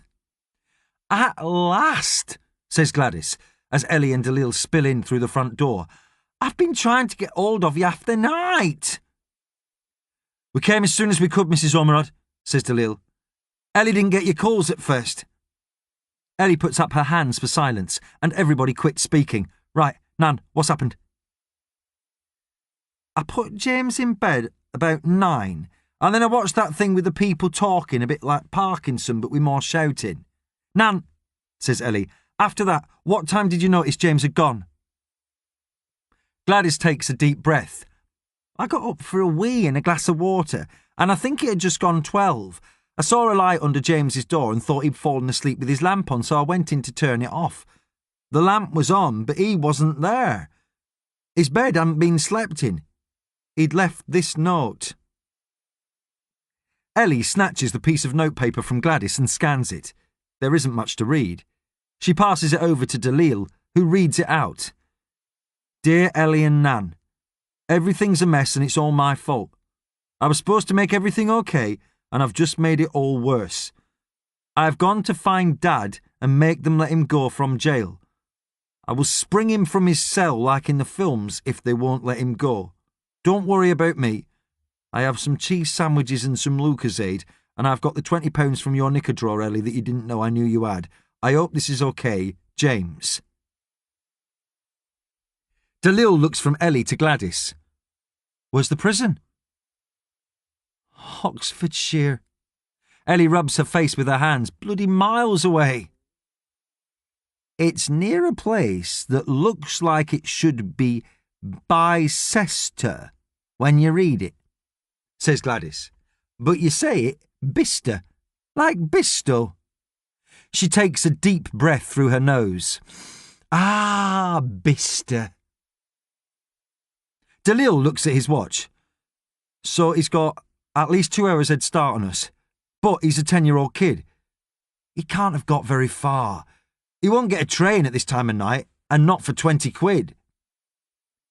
Might get a coach, though. He could be hitchhiking. Tears spring from her eyes, and her hand flies to her mouth. Oh, God, anything might have happened to him. She takes out her phone and jabs at it, saying to Gladys, Haven't you tried to phone him? Course I have, says Gladys, affronted. I'm not stupid. He didn't answer the phone, same as you. That's why I had to call Major Tom. Ellie listens to the phone ringing out, and when it clicks onto the answer phone, she shouts, James, pick up! Call me back. We're worried sick. You're not in trouble. As soon as she kills the connection, she says to Dalil, I'll strangle the little bastard when I get my hands on him. Ellie, I know it's not what you want to do, but I think you might have to ring the police. Ellie nods and puts her hands over her face, sitting down heavily on the sofa. I can't believe it. After all this time, doing my best to keep us together, I can't believe it's all unravelled like this at the last minute. Even if I don't call the police, James is going to get himself picked up by the authorities at some point. So whichever way it falls, we're done for. And what if some... She can't bring herself to say the word and swallows back her sobs. What if some bad guy gets hold of him? Ellie's phone buzzes into life and she almost drops it. She glances at the display and says, deflated, Major Tom. She opens the connection. Hello? The line hisses and crackles. I can hardly hear you. I know, I'm heading out of range, says Thomas. Have you him yet? No, have you? I'm trying, but can't get through. 2 minutes ago, hold me. Lost the connection. What? Shouts Ellie. What? He tried to call you. I think was him, but the line crackling and I lost, says Major Tom. The line hisses and clears. It keeps coming and going. I'm getting out of range fast, but I've got a couple of hours left. I think he's all right. I just need to get back in touch with him. I'll text him, shouts Ellie. I'll text him and say if he won't speak to me, at least for him to talk to you, he'll do that. Right, says Thomas. I'll try him again. You sit tight. I'll call you back. Ellie furiously texts and looks up at Dalil. It's going to drive me mad just sitting here. I hope Major Tom gets back in touch with him. There was something on the news earlier, says Dalil. There's a problem with his communications system on the Ares 1. That's why the signal's bad. They were saying he has to get out there and do a spacewalk to fix something. I wish we could do something. We need to be looking for James ourselves. We could, says Gladys. Dalil is looking at his phone. If he has got a lift or a bus, he'll be heading south. We could get on the M6 if we had a car." "We do," says Gladys. Ellie sighs. "It's pointless. We're 15. Even if we had a car, we don't have anyone to drive it." "We have," says Gladys. "Nan, maybe you should go back to bed." "Wait!" Dalil waves his hands. "What did you say, Mrs. Ormerod?" "I said we could, we do, and we have," says Gladys. "We could go looking for James. We do have a car. We have got someone to drive it." Ellie looks at Dalil. No, we don't. Don't be ridiculous." Gladys goes into the kitchen and comes out holding a set of keys. "We've got your dad's van parked outside, and I can drive." Ellie stares at her. "No, you can't." Gladys gets her purse from the arm of the easy chair, delves into its pocket and says, "Yes, I can." "Look, here's my driving licence. I passed my test in 1966. Ellie stares open-mouthed for a moment. "But you're... you know." "I'm fine," says Gladys crossly. "Look, Ellie, I'm not stupid. I know what's wrong with me. But you're going to have to help me, all right? You and Dalil, you might be drunk, he might be crackers, and I might be losing the plot, but if we stick together, we might be all right. That's what makes us strong, right? Sticking together. That's how we've always done it round here. They might put fancy names on it every few years, like Community Spirit or Big Society or something else that they've paid someone a fortune to come up with, but it doesn't really need a label. It's just about people looking out for each other. That's the way we do things. That's the way we've always done things." "Grassroots socialism in action," says Dalil with admiration. Gladys points a finger at him. "Oi, you! I said no labels or fancy names, all right?" "So what are we waiting for?" says Ellie. "Come on!" Gladys frowns at her. "I need to get dressed first. I might be losing the plot, but I'm not going to Bisto in my nightie." "Can she really drive in her condition?" whispers Dalil as Gladys goes upstairs. Ellie shrugs. "I don't suppose she's meant to, but with us looking out for her, acting as her eyes and ears." Ellie puts her hand to her mouth. "Oh, but you don't need to come. You should probably get home." "Are you kidding? I knew you were a dark horse, Ellie Ormerod, but one night with you's like falling down the rabbit hole. You try and stop me." Ellie has the phone at her ear again, muttering, Come on, James, where the bloody hell are you?" Chapter 57. Going South. The decision to go and find his dad at Bullingdon Prison was one that James made around an hour after he had gone to bed, where he lay wide awake in the darkness, listening to his nan snoring in her room. He couldn't quite say why it was a good idea, but he didn't have anything else. Everything was ruined, and they were going to lose the house anyway. At least Dad should know what was going on. So he gets up, gets dressed, and goes quietly downstairs to make some sandwiches and pack a bag. He goes into Ellie's room and borrows the £20 he knows she keeps in her underwear drawer for emergencies, then rips a page out of his schoolbook and writes a note, which he leaves on his pillow. It is 11:30 when he lets himself out of the house and sets off in, according to the compass app on his phone, a westerly direction towards, he is sure, the motorway that will take him south towards the prison.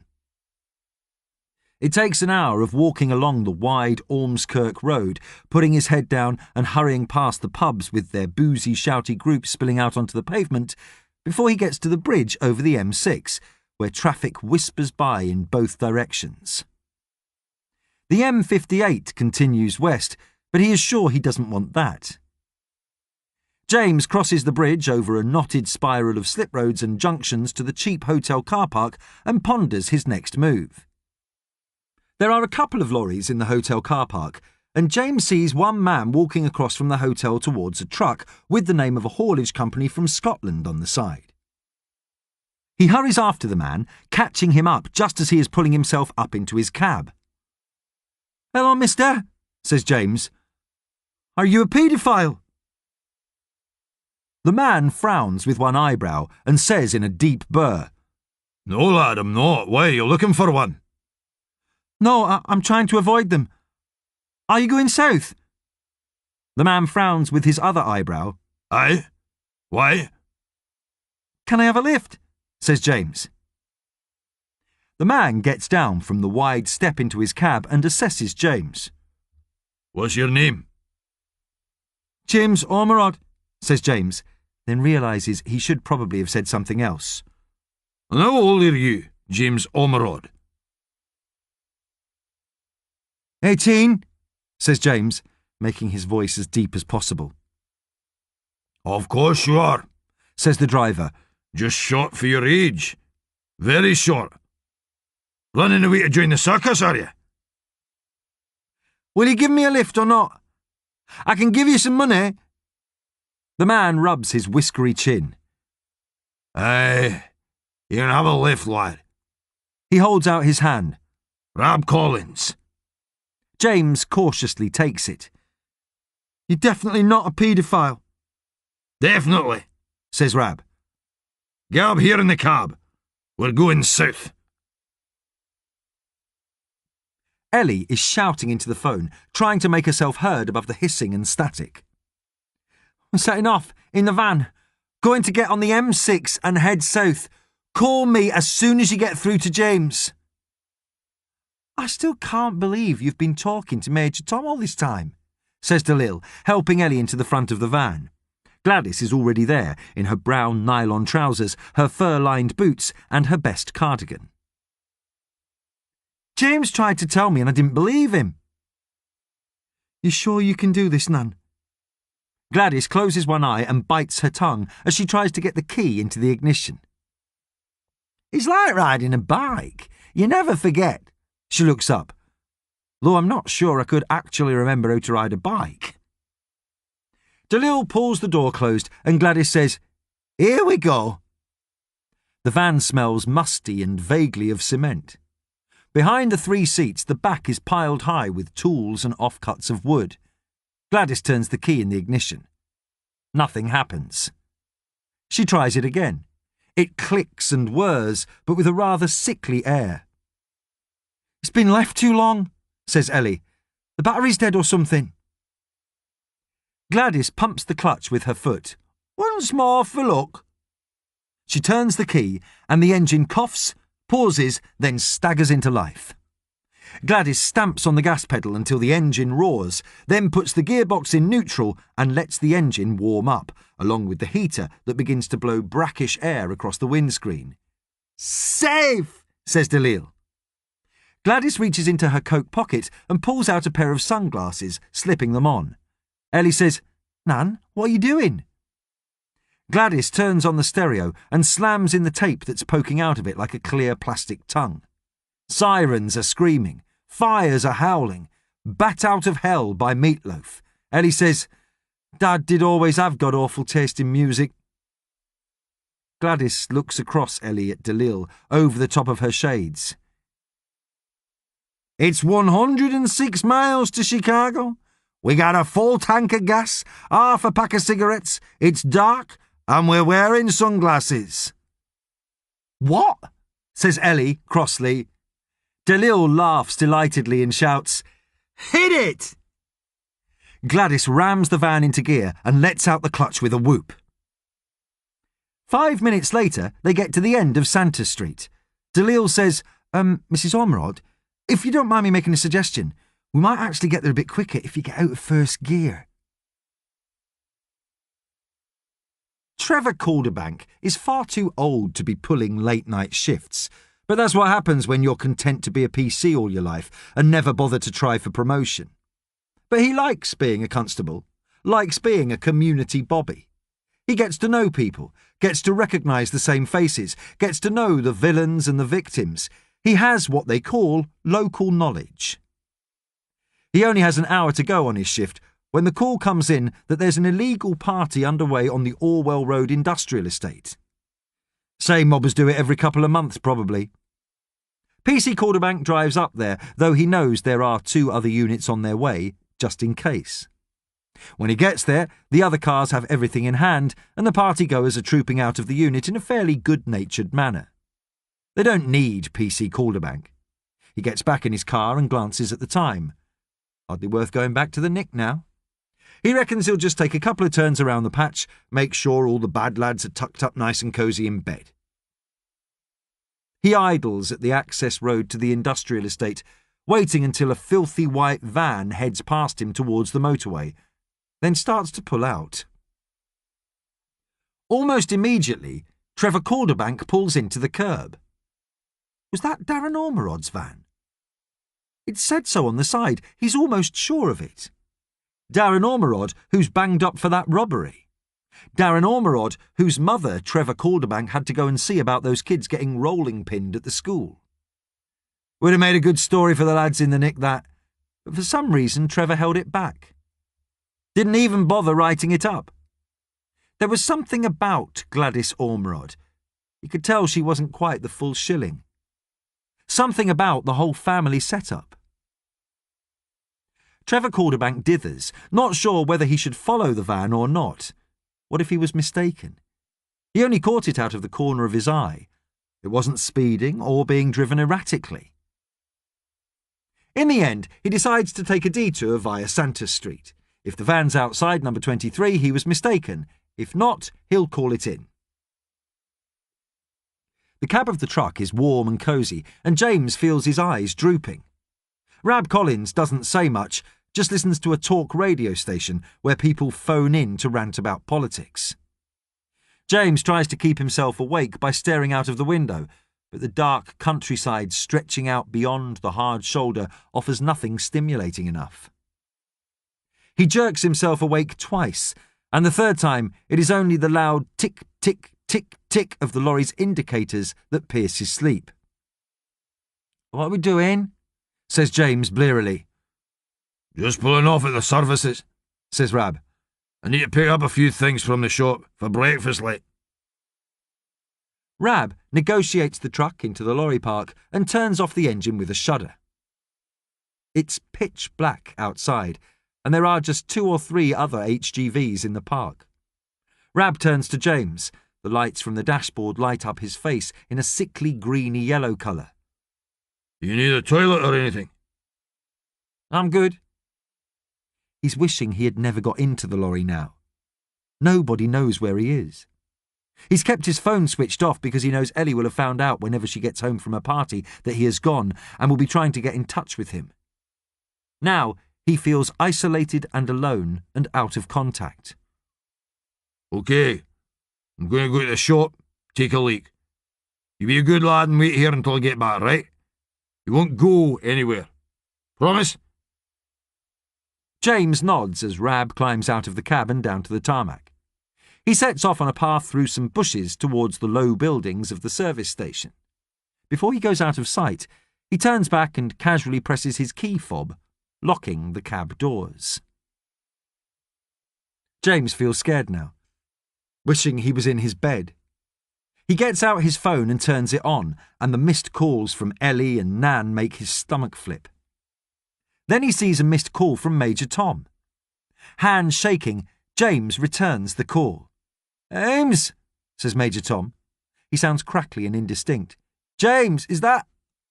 Are you all right?"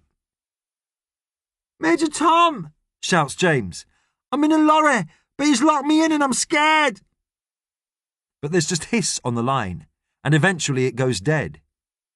James is trying to redial when he looks up and sees, silhouetted against the lights of the main service station car park, the shape of Rab Collins returning to his lorry. James's eyes widen and his heart sinks to his stomach as he realises the trucker isn't alone. 2 other outlines flank him. All this stopping for food and toilets, it was all a ruse. Rab and his mates. They have got him where they want him, and he's trapped, and he has no idea what they're going to do. "Oh God," thinks James, and clutches his bag to his chest and starts to cry. Chapter 58. The Ormerod Way. PC Calderbank stands in the rain outside 19 Santa Street, in the space previously occupied for long months by Darren Ormerod's van. If it has been stolen, he can't imagine why, given the state of it, unless it's for the tools in the back. The house is in darkness, which you would expect given the hour. He goes to the window and peers through a crack in the curtains, and then hammers on the door for the third time. A light comes on in the bedroom next door, but nothing in the Ormerod household, which suggests they are out. And also, he reasons, if they are out and the van is gone, then they are out in the van. But the children are obviously too young to drive, and if Gladys Ormerod is at the wheel, well, he doubts that she should be. He decides to call it into the station. "So," he says when he gets through, "need you to run a check for me on a Ford Transit. The number should be in the computer already. It's registered to an Ormerod Darren of 19 Santa Street." "Will do," says Sue. "Ormerod, did you say? Funny that." "Why?" "Something's just come in from Cheshire. The motorway unit at Knutsford Services. Suspected runaway with the same surname." "Was there a first name?" says PC Calderbank. "Have they picked him up?" "Possibly James? And no, they ain't got him. Believed to be in the vicinity, though." Although his shift is all but over, PC Calderbank thinks it would be a good idea to get back to the station. Rab Collins looks at his watch. He really needs to be on the road. These sprockets won't get themselves to Bristol. "Almost done, sir," says the policeman, flicking through his notes. His colleague is away to one side on the phone to the Wigan Nick. "So to summarise, you picked up this boy at Junction 27 near Wigan, and he indicated only that he was heading south. Given his age, you estimated between 9 and 12, and the time of night, you surmised he was running away." "Aye," says Rab. "I thought I'd just spook him if I asked him too many questions. I didn't want to leave him there in the middle of the night, so I pulled off here because I know you guys have a base at Knutsford. I told him to stay put, told him I was waiting to get some food. I locked the cab, but he must have squirreled out through the window." The other policeman heads back to them, tucking his phone in its holster across his high-visibility vest.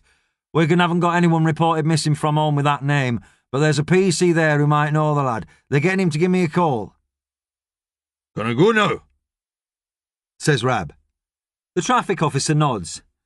"Yes, sir. You can be on your way soon as we've had a look inside the trailer." "I haven't got him tied up in the back," protests Rab. "I'm not Hannibal bloody Lecter, you know."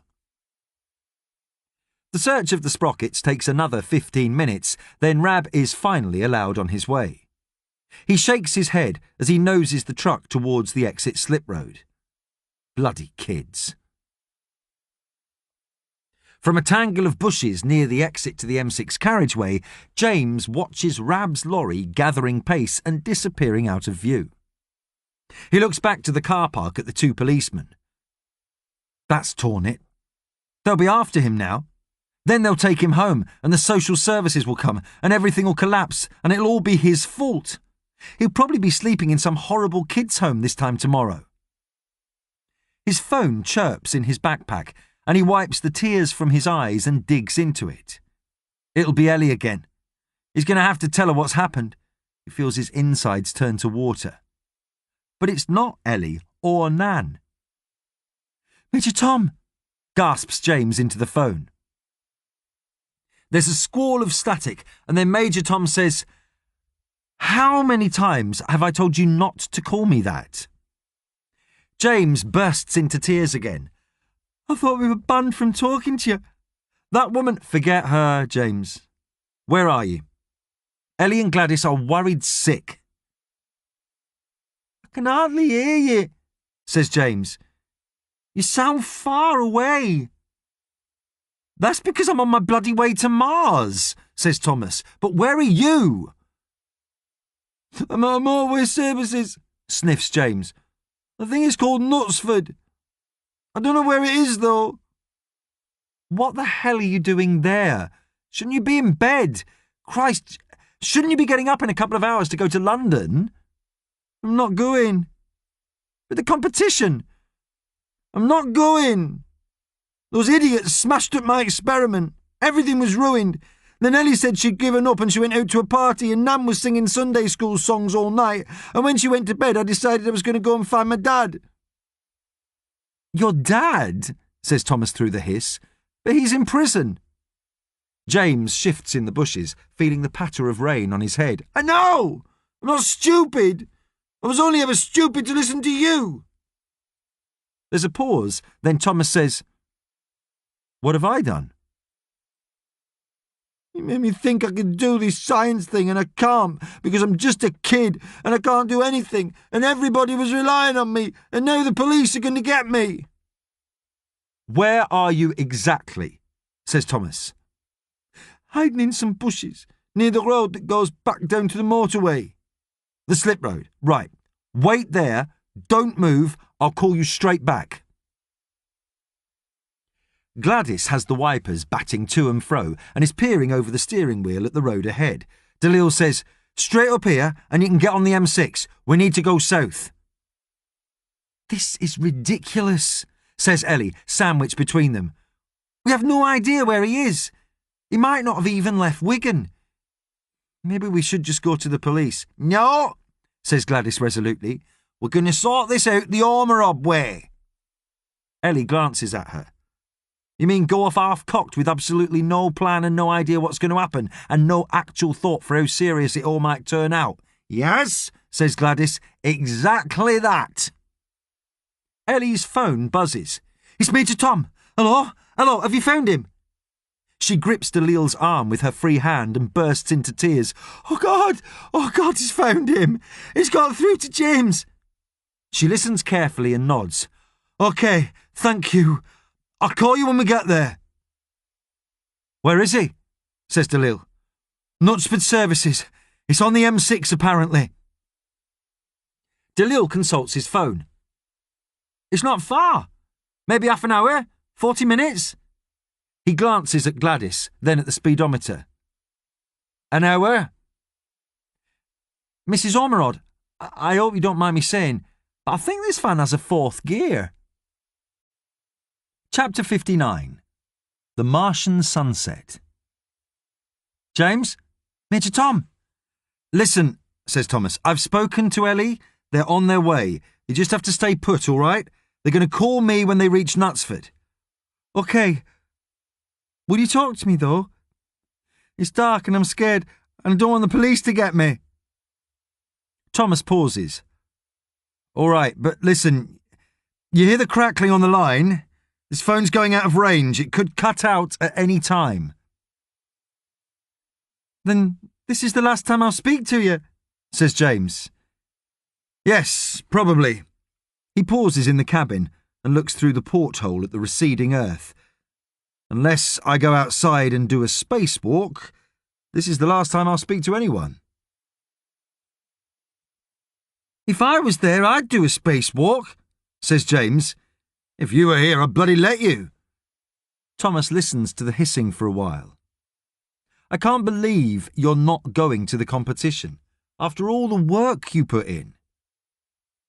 I wouldn't have won anyway, says James. It was a stupid idea. It was a great idea. I can't believe you're just giving up. This could be the start of everything for you, James. It could open doors. You could be whatever you want in life. I'll never be anything. I'm just James Ormerod from Wigan. I'm not like you. I'll never go to Mars. Thomas says nothing for a moment. No.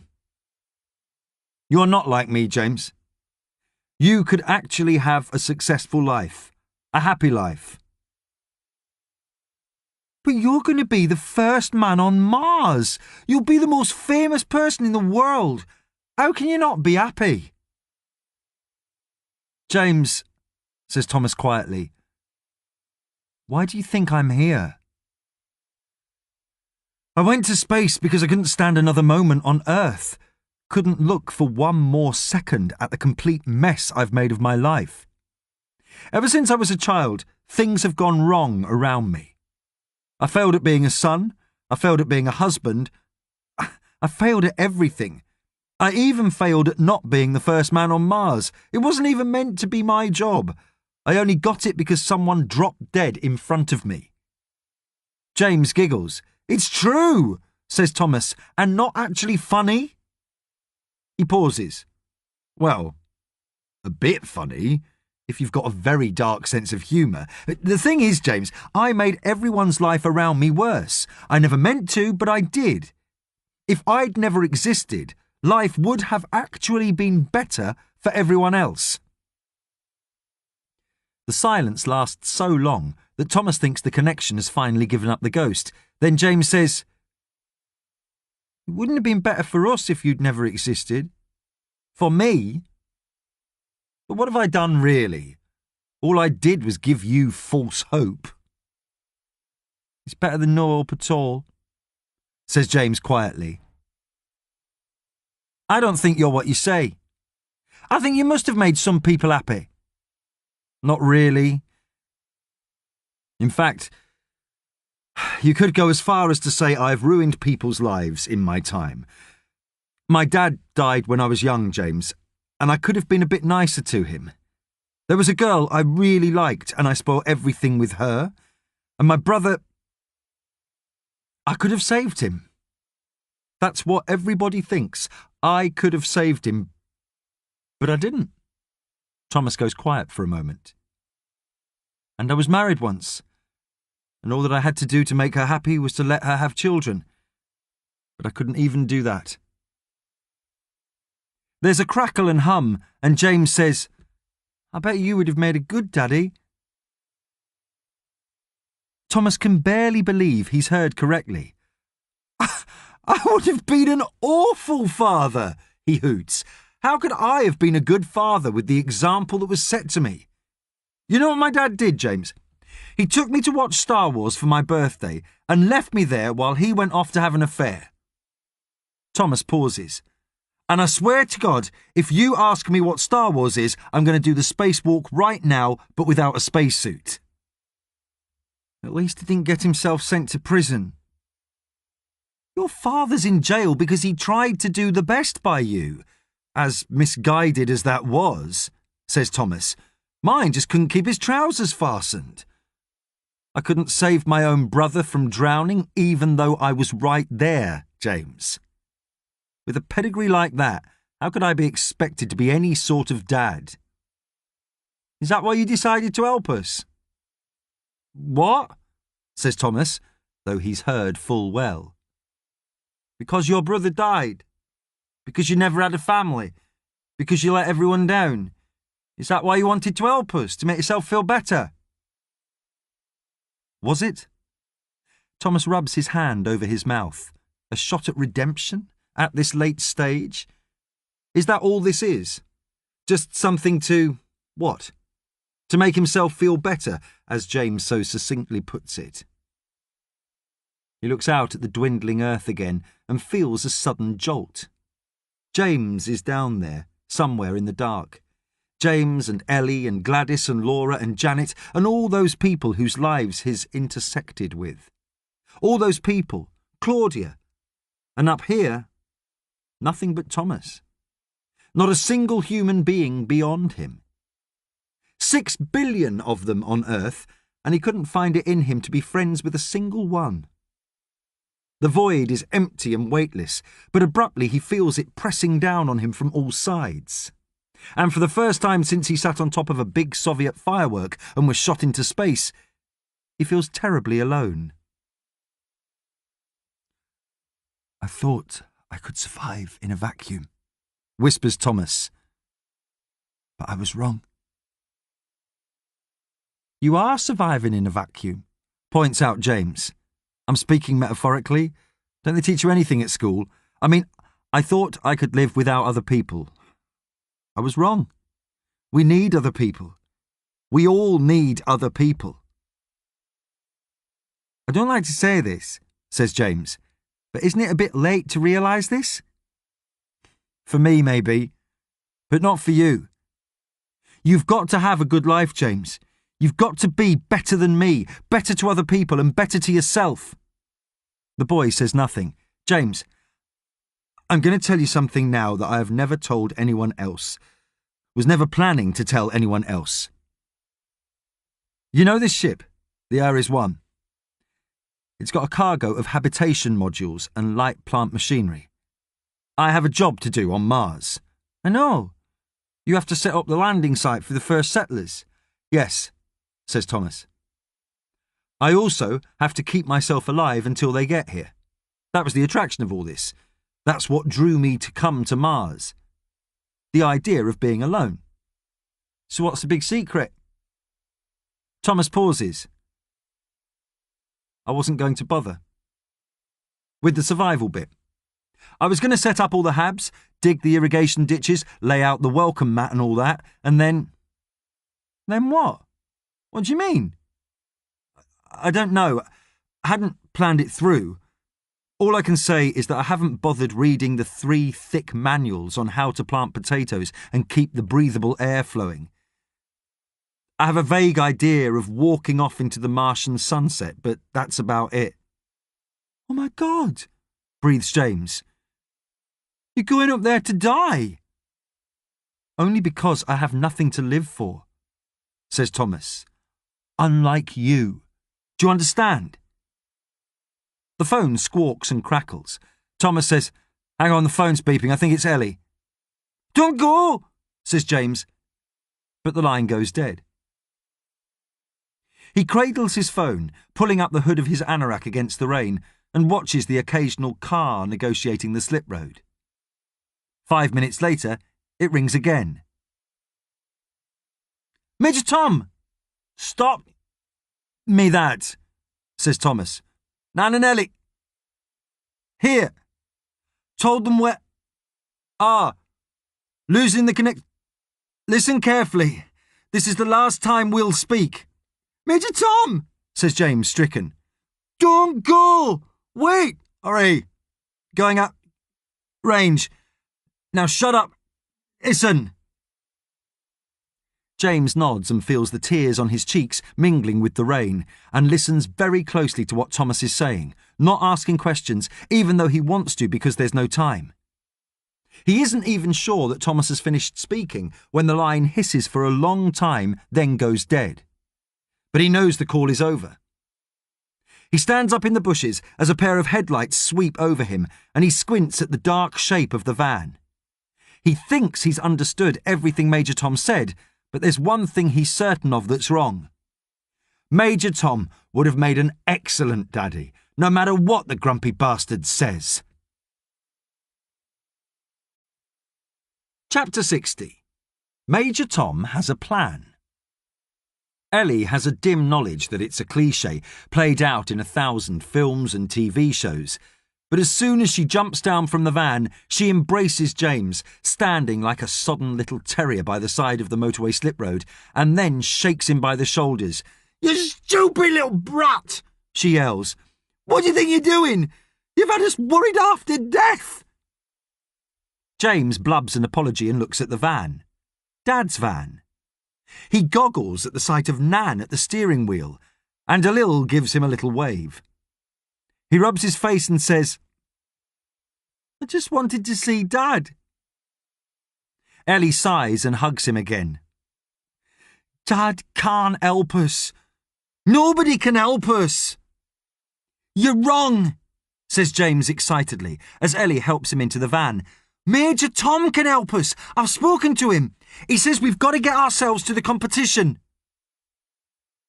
Ellie looks at her phone. But he's gone 3 a.m. We'd have to get to London. She squeezes in at the end, pushing Dalil and James up against Gladys. Nan shouldn't even be driving as it is. Perhaps we should go back to Wigan. Meet up with James's teachers. I don't want to go with Mrs. Britton, says James. Can't we just go ourselves? What if she's cancelled the train tickets? I can get us to London, says Gladys. I had a nap this afternoon, I'm fine. How far is it anyway? Dalil consults Google Maps on his phone. About 200 miles? We could do it in 3, maybe 4 hours, depending on traffic once we get on the M40 and then into London. Bags of time, says Gladys. She rams the van into gear. Everybody set. We can sing songs to keep us awake. I don't understand, says Ellie. You don't have an experiment. What's the point of going? I don't know, but Major Tom has a plan. I don't know what it is because the phone went dead, but he said we just have to get to London and it'll all become clear. Oh, and we have to have a telly. That's very important. We need a telly and the BBC News on. Maybe he's done a version of your experiment up on his spaceship, says Dalil. That would be dead safe. James looks at Ellie. He's really sad, you know. That's why he's so grumpy. He's had all this awful stuff in his life. He's going to Mars to get away from it all. He's going to Mars to die. But I think he feels like he's made a mistake. He realises not everybody's bad or hates him. Ellie bites her lip. The sensible thing is to go home, but there might be a chance to save them all. Could she ever forgive herself if she stopped them taking it? Can you do this, Nan? It's a long way. I've had me vitamins. Look, says Dalil, we've only been on the road an hour. What if Mrs. Ormerod does another half hour, then I'll take a turn. You're only 15, says Ellie. I can drive. It's one of my many talents. Ferdy taught me, and I think we're probably past the point where we have to worry about whether we're doing anything illegal. Did you learn on Southport Beach like me? Says Gladys. I did, beams Dalil. Ellie thinks about it. What was it she said to herself? She's not going out with a whimper, but a bang. Drive, she instructs Gladys. Gladys whoops, pulls the van out onto the slip road. The engine whines and protests as she gathers speed and joins the carriageway. Second gear, murmurs Dalil. Gladys crunches the gears and starts to sing. She wore a cherry ribbon. She wore a cherry ribbon in the merry month of May. And when I asked her why she wore that ribbon, she said it is for Wigan and we're going to Wembley. Precisely what the 2 officers of the Cheshire Constabulary Motorway Division do not need at 3 o'clock on a Saturday morning is a 10-year-old boy missing from home. They have conducted a sweep of the services buildings and are standing in the pale light of the petrol station near the southbound exit slip road. We're going to have to call it in, Gary. Get some uniforms here. Gary nods. What did Wigan say? The other officer, who is called Adam, consults his book. Definitely not reported, but there is an Ormerod family with a kid called James matching the description. This PC Calderbank's been round to their house. There's nobody in and the van belonging to the dad's missing. He's banged up down in Bullingdon, by the way. Gary nods again, as though the son of a convict is going to be exactly the type to hitchhike to his patch and go missing in the middle of the night. Adam goes on. Calderbank thinks the family might be out looking for him. He also suspects the vehicle is being driven by a pensioner who might not have all her jam jars lined up in the pantry, if you know what I mean. A bleary-eyed motorist pulls up to the petrol pump nearest to them and gets out. Gary, following procedure more than in hope, says, Excuse me, sir. I don't suppose you've noticed a white van with... He looks to Adam. Darren Ormerod, builder, written on the side. Ford Transit 99 plate, says Adam. Possibly being driven by an elderly woman, adds Gary. The driver, unscrewing his petrol cap, nods towards the slip road. You mean that one? Gary peers through the rain. There is indeed the outline of a white van pulling away from the side of the exit road, heading towards the M6. He looks at Adam. I'll drive, says Adam. Come on. They are only 5 minutes from Knutsford when disaster strikes. Gladys is several verses into the song now, and it makes her feel that Bill is with her, egging her on. He did like to sing that song when he went to the rugby, did Bill. There were a couple of saucy verses as well. She's not sure if the kids are ready for those. "Mrs. Ormerod," says Dalil. "Oh, don't worry," says Gladys. "I know they don't play the rugby at Wembley in May anymore, but August doesn't seem to fit the song quite as well." "Mrs. Ormerod," says Dalil urgently, looking into the flashing blue lights filling the wing mirror on the driver's side. "It's not the song. It's the police." Chapter 61. One More Call. Thomas has spent the past 20 minutes sorting through the foil-wrapped dried food packages in his larder. He is stuffing them into a bag which he keeps tight hold of around the opening to prevent them floating away as he sorts through, selecting those meals that have beans and pulses, vegetables such as cauliflower and cabbage, dairy products, cereals. He shuts the rest of them away and pushes himself to the desk, clipping the bag to the wall and ripping open one of the meals. It's supposed to be mixed with water and blasted in the microwave oven, but he begins to eat it down, squirting water into his mouth to offset the dryness. Then he picks up the phone and closes his eyes.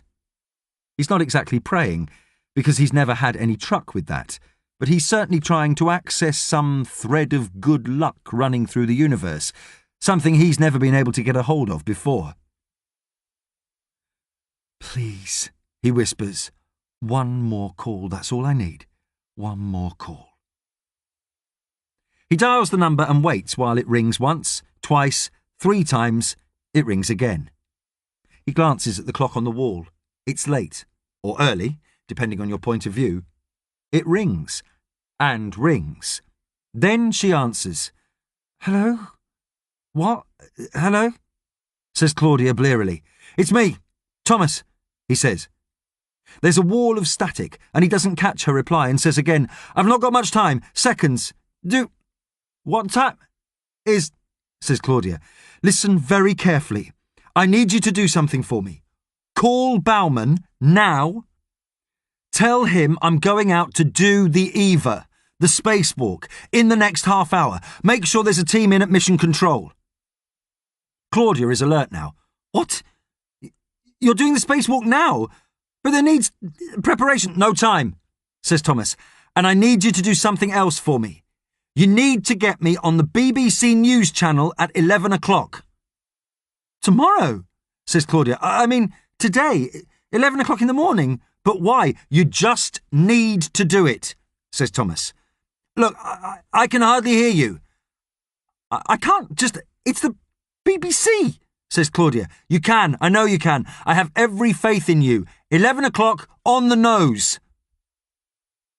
There's a long hiss. The connection's lost. But then her voice comes back, just for a moment. "Be careful," she says. Then is gone.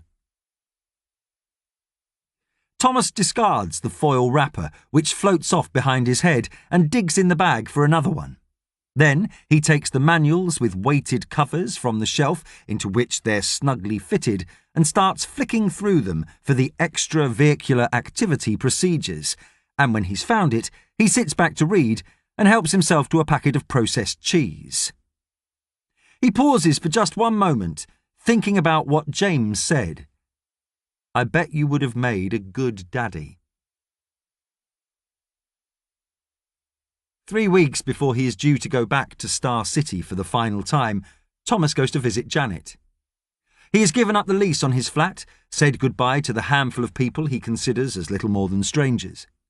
He will spend some time in final training at Star City, then he will be transferred to the Baikonur Cosmodrome in Kazakhstan for the blastoff, which is considered an ideal launching spot for 2 reasons. 1, the weather conditions are extremely temperate and barely fluctuate, ensuring no delays to the launch.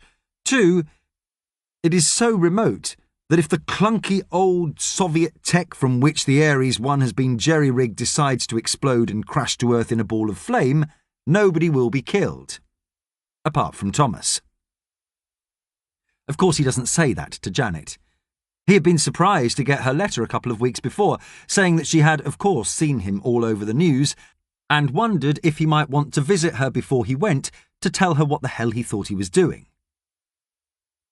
She lives in London still, in a nice townhouse with a long garden at the front. The parallels with his visit to Laura many years before are obvious, even down to the butterflies in his stomach as he walks up the garden path, but of course he doesn't say that to her either. He doesn't really know what he's going to say to her until the point where she opens up the front door. "Oh," says Thomas. "You're pregnant?" "I am." She hasn't changed much since the last time he saw her. She is still slim and pale and red-haired and is holding a tea towel that says Scarborough on it.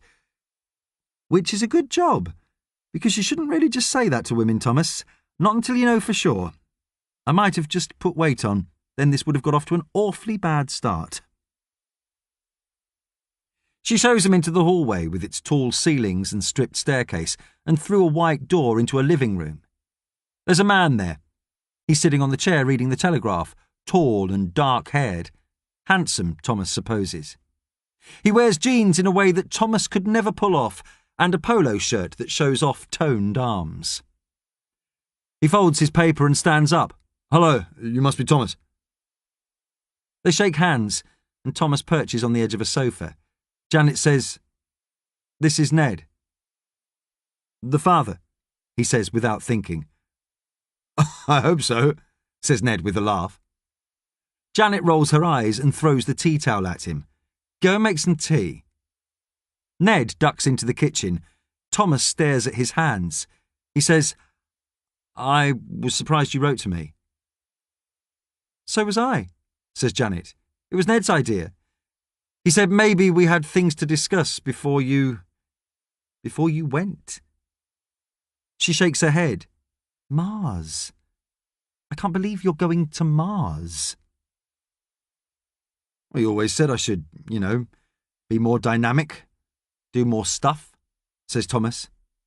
She laughs. "I meant put your socks in the laundry basket and maybe put a couple of shelves up, not go to Mars." Thomas points at her stomach. "And you've been doing stuff, too?" Janet lays her hands on her belly. "Yes, about 4 months ago. Thomas searches for the right words. Congratulations." "Thanks," she says.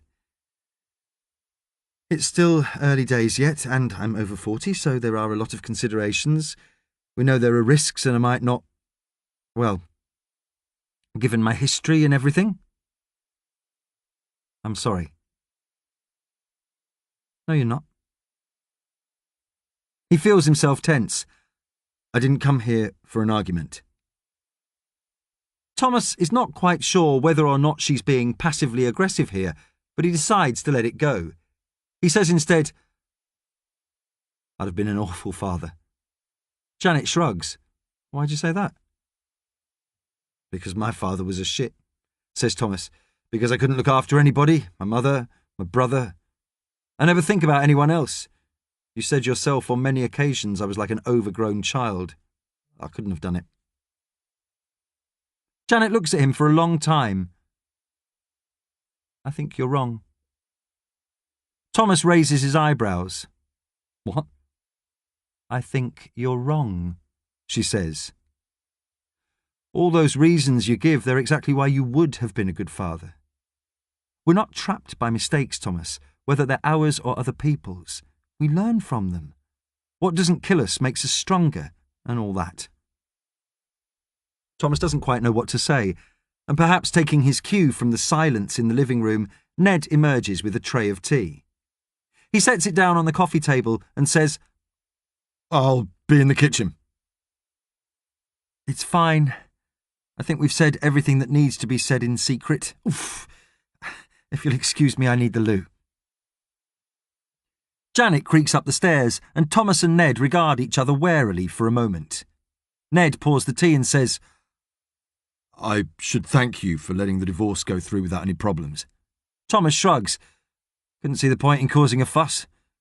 To be quite honest, if I hadn't got those papers through on that day, I wouldn't be going to Mars right now. So it all worked out all right." Ned looks at him curiously. And you're good with all this? All this going to Mars on your own, not potentially seeing another living soul for 20 years or something? Thomas smiles. It's brilliant. I've done Earth. I've done people. Can't think of anything better. Ned pulls a face. Wouldn't do for me. Well, no. Especially not with a baby on the way. Congratulations. Thanks, says Ned. Though I can see there might be some benefits in not having to see certain people ever again. He raises one eyebrow in invitation. Thomas takes a chance. And how's spending every Christmas and birthday in York working out for you? Nightmare, says Ned, and they both laugh. Hearing Janet's tread on the stairs, Ned hurriedly changes the subject. So, Chelsea's chances this season? At the door, Janet gives him a chaste kiss on his cheek. I'm glad we had the chance for a chat, to clear the air. I still can't believe you're doing this. Neither can I sometimes, says Thomas. They both look up at the sky, imagining life beyond the blue. Janet shakes her head.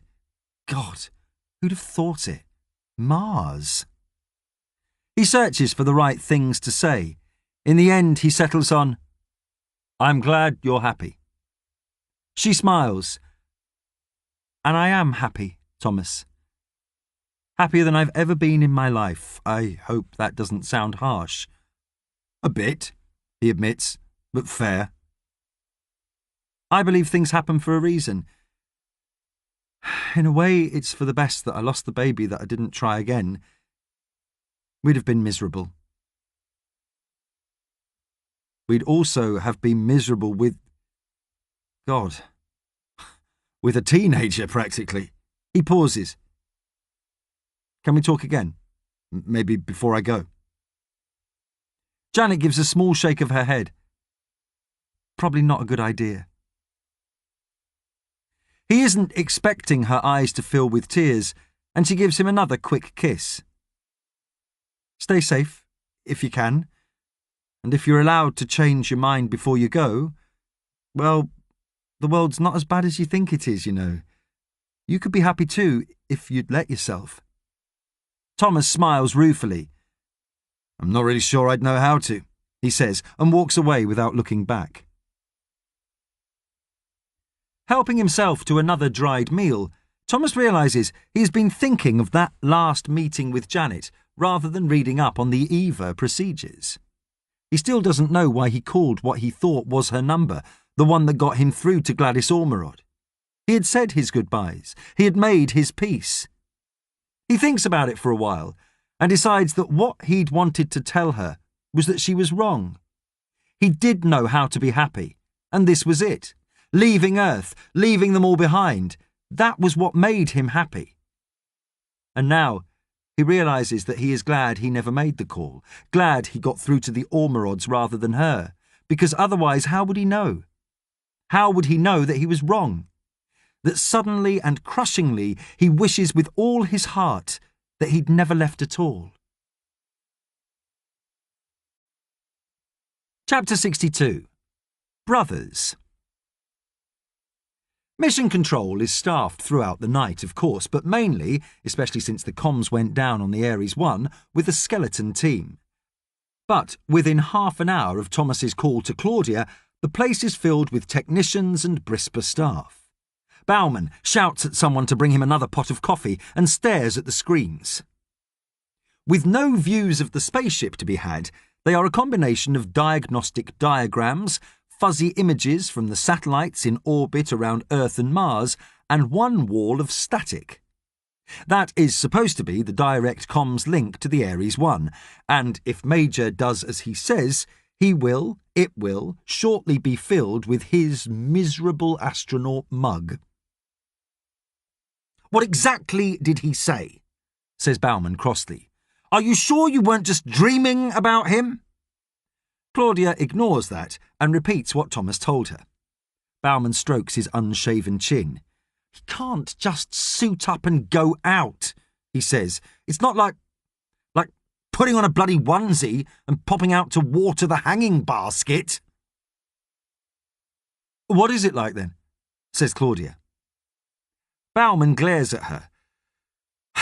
He's supposed to acclimatise for hours. Sit in the spacesuit and breathe nothing but pure oxygen. If he doesn't do that, he doesn't get rid of the nitrogen in his body. And what if he doesn't get rid of the nitrogen in his body? Says Claudia.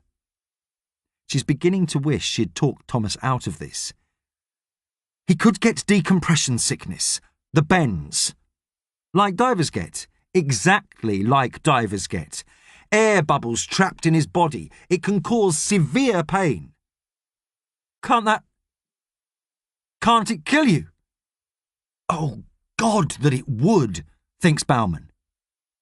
He knows that is not the thought of a rational man, but he has to admit to himself that it would be an attractive proposition. Of course, billions of pounds of equipment and flight plans would be lost, but he fantasises for a moment about Thomas Major contorted in agony, slowly dying on the big screen. Claudia would shed a tear and then wrap herself around Bauman, whispering, "I thought it was Major I fancied, but really, I was just projecting my suppressed feelings for you onto him." Bauman frowns. Would Claudia talk like that? Well, he'll just have to work on what she would say later. Bauman turns to grab the coffee from the technician who's hovering close by. I just wish we knew what had possessed him to do the Eva in the middle of the bloody night. Claudia is aware of Craig standing beside her, the only person in Mission Control who doesn't look like he stumbled out of bed. He murmurs to Claudia, "I might be able to help with that. Over here." She follows him out of earshot of Bauman, and Craig says, "I've been looking through the transcripts of his calls. The kid he was helping. This school science competition is supposed to be today, at Olympia in London." Claudia looks at him. You think that's what all this is to do with? Why he wants to go live on the BBC at 11? Craig shrugs. "Did you get that sorted?" "I'm still working on it," says Claudia tightly. She clears her throat and says to Bauman, "I'm just going to go to my office, work on some announcements. Call me on my mobile if anything happens." Bauman nods without looking at her. "Let's just hope you're not putting out a press release saying the poor bugger's floating halfway to Venus without a spaceship." He shakes his head. "I just knew Thomas Major was going to be trouble. Knew it. But would anyone listen to me?" Thomas is, of course, fully aware that he's meant to spend a good 4 hours breathing nothing but oxygen before attempting a spacewalk. The air mix on the Ares 1 is 20% oxygen and 80% nitrogen, and a pressure roughly the same as sea level on Earth. If he climbs into the extravehicular mobility unit, or spacesuit as he likes to call it, at the same pressure, he'll look like the Michelin Man. So, the pressure has to be drastically reduced, which means upping the oxygen to near 100%. So says the manual, which also suggests the 4 hours pre-breathing on a respirator. Thomas figures if he exercises constantly on the treadmill, he could do half that. Eventually, he allows himself 60 minutes, and that's going to be pushing it if he's going to get outside, fix the dish, get back in, repressurise, and get the comms link up and running in time for 11. It is, he admits, a very big ask. It is also, when it comes to going out there, a very big if.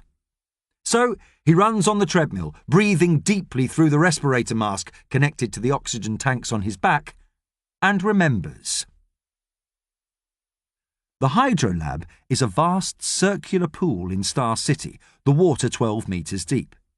For the past 5 hours, Thomas has been sitting in an Orlan spacesuit, which is a fetching shade of Soviet beige, while his heart rate and vital signs are monitored by a trio of white-coated doctors via a series of sensors taped to his skin. Insulated in the suit and helmet, he can only converse with the doctors and his old friend the meerkat via shortwave radio. The meerkat, stripped to the waist, proudly bearing his hairy, broad chest, grins at Thomas. "Maybe 20 more minutes, then in you go." In the pool has been submerged a Soyuz TM orbital module, which is the nearest thing in Star City to the hybridized Ares 1. The Hydrolab is designed to ape the effects of weightlessness to train cosmonauts for extravehicular activity. Thomas nods. He isn't sure if it is the steady flow of oxygen that is rushing through his system, but he feels a little unusual. One of the doctors says something to the meerkat, who thumbs his radio handset and says cheerfully, "Your heart is banging like the shithouse door in a Siberian gale. What is being your problem?" "I don't see the point of this," says Thomas, his voice sounding tinny and echoing in the helmet. "I thought this movie was Journey into Space, not Voyage to the Bottom of the Sea." "Imperialist American claptrap," declares the meerkat. Thomas decides not to point out that Journey into Space is a BBC radio programme. "We are Battleship Potemkin. We are brave Russian sailors rising up in revolution." "I failed to grasp the analogy." One of the doctors nods at the meerkat, who says into his radio, "Heartbeat all okie dokie. Get in." Thomas stares at the winch that the meerkat brings over to fasten to the harness on his spacesuit. "I'm not sure I can." "Nonsense," says the meerkat, slapping him on the shoulder, which stings even through the thick suit.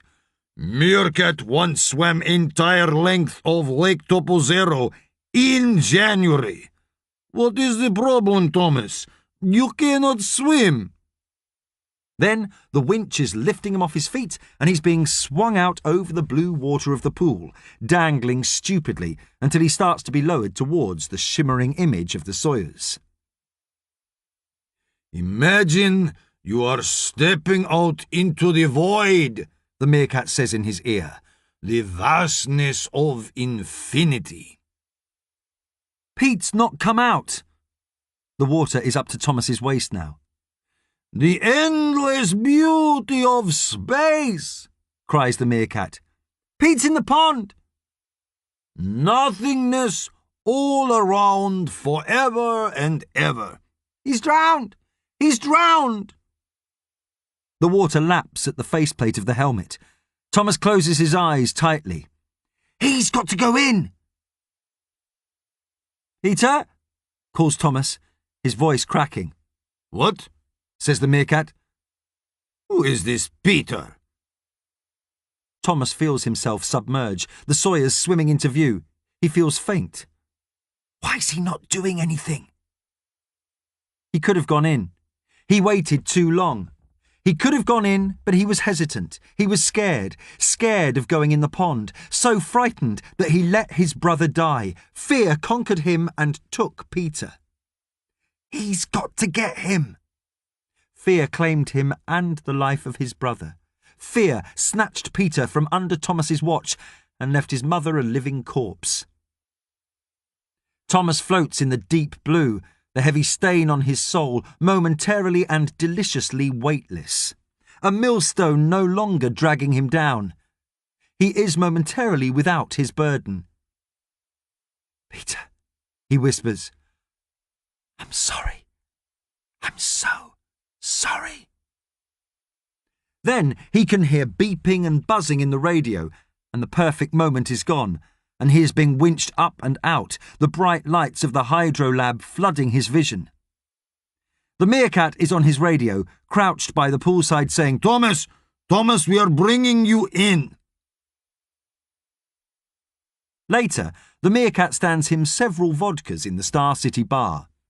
"No training for a week," he says, directing Thomas to a dark booth with a dark leather sofa curving around a round table.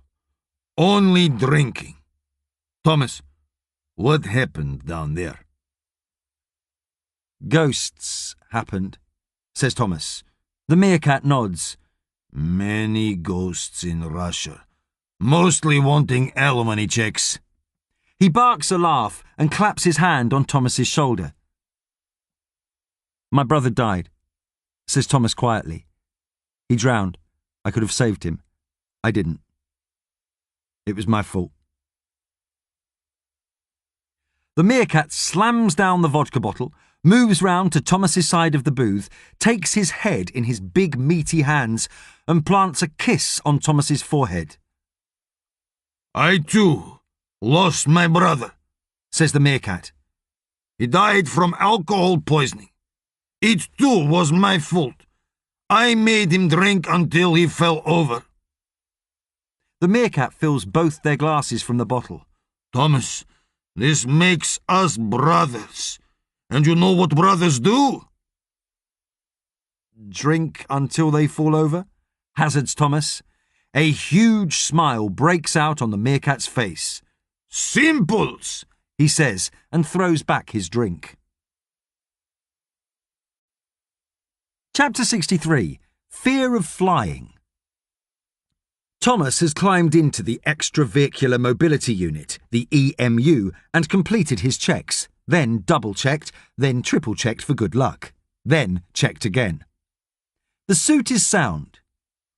All he has to do is walk to the airlock at the front of Shednik 1 and step out into space. Simples. He walks slowly and deliberately towards the airlock. He is not yet convinced he can do this. He pauses when he reaches the door and its central wheel lock. Thomas unlocks the airlock door and steps inside a cabin the size of a large wardrobe and turns and closes the door, locking it from the inside. He gives it a tug. It is sound. Now, Thomas turns and faces the exterior door. All that stands between him and the endless infinity of space. He checks the oxygen gauge on the arm of his suit for the 10th time, then hits the switch on the wall to equalise the pressure inside the airlock with that of outside. He watches the red light on the switch blinking until it turns green. On the wall of the hull beside the switch-operated sliding door is a tether that clips to his belt, alongside the array of tools attached there for the purposes of fixing comms dish damage. The tether is coiled round a steel column fixed to the floor, his lifeline to the ship. Now, all he has to do is hit the door control and step outside. Thomas closes his eyes and takes a sip of water through the straw in his helmet. Eyes still closed, he leans forward and hits the switch. When he opens them again, he is looking at infinity. "My God," says Thomas. Nothing had prepared him for this. At first, it's like looking at a piece of black velvet, perfect and flawless and all-encompassing. Then the stars emerge, shy pinpricks of light that intensify before his very eyes, blazing suns billions of light years away, some so far that they have long since died, their light the mere ghosts of their past lives. He edges towards the lip of the door and grabs with both gloved hands onto the hull. There is not, as he'd feared, a sense of vertigo. It's much, much worse than that. There's no fear of falling because there's nothing to fall to. It's a fear of flying forever and never being able to stop. It's a horror of scale, a terror of scope, a crushing sense of insignificance in front of all that emptiness. But it is, of course, not empty at all. This black night is haunted by ghosts. The blackness of space wavers, and here they come, 3 of them, swimming like pale fish out of the darkness where they have been waiting for Thomas all this time. Peter, his brother, the boy who died. His and Janet's unborn child, who Thomas sees for the first time, is a boy. The boy who never lived. And finally, a small boy who looks around at the blackness, the stars fattening and resolving into the light-painted faces of a cinema audience, and who wonders just where his dad has gone. Thomas Major, the boy who didn't die, but didn't truly live either. Thomas regards his 8-year-old self. "It wasn't your fault," he whispers. "None of it was your fault. None of it is my fault. I couldn't save any of you. It's taken me until now to realise that. But there is a little boy I can help down there on Earth. A little boy and his family. I can save them. Is that enough? Thomas closes his eyes. When he opens them, the ghosts have gone. Yes, it's enough. He takes a deep, long breath of oxygen and launches himself out into forever. Thomas has never seen the RS-1 in all its glory. He was within the main capsule, which was encased in the nose of a rather large rocket that blasted him off from Kazakhstan, almost crushing the life out of him with the G-force as it broke free of Earth's gravitational grip. The sections of the rocket boosters fell away one by one until he achieved orbit, and then it unfurled like a pupating insect. He feels bad that he refers to the ship as Shednik 1. It's beautiful. It looks like a dragonfly, its shimmering solar panel wings spread out, lazily harvesting the fiery energy of a sun that never sets. A further 3 modules, all containing everything he and future settlers will need for life on Mars, are linked to the main section like a train, ending in the engine block that pulses him relentlessly on in a huge curve towards the red planet. Thomas remembers another dragonfly, lazily skimming the surface of a pond. His breathing is loud in his helmet. The RS-1 is skimming the surface of the universe, of everything there is, there was, there will be.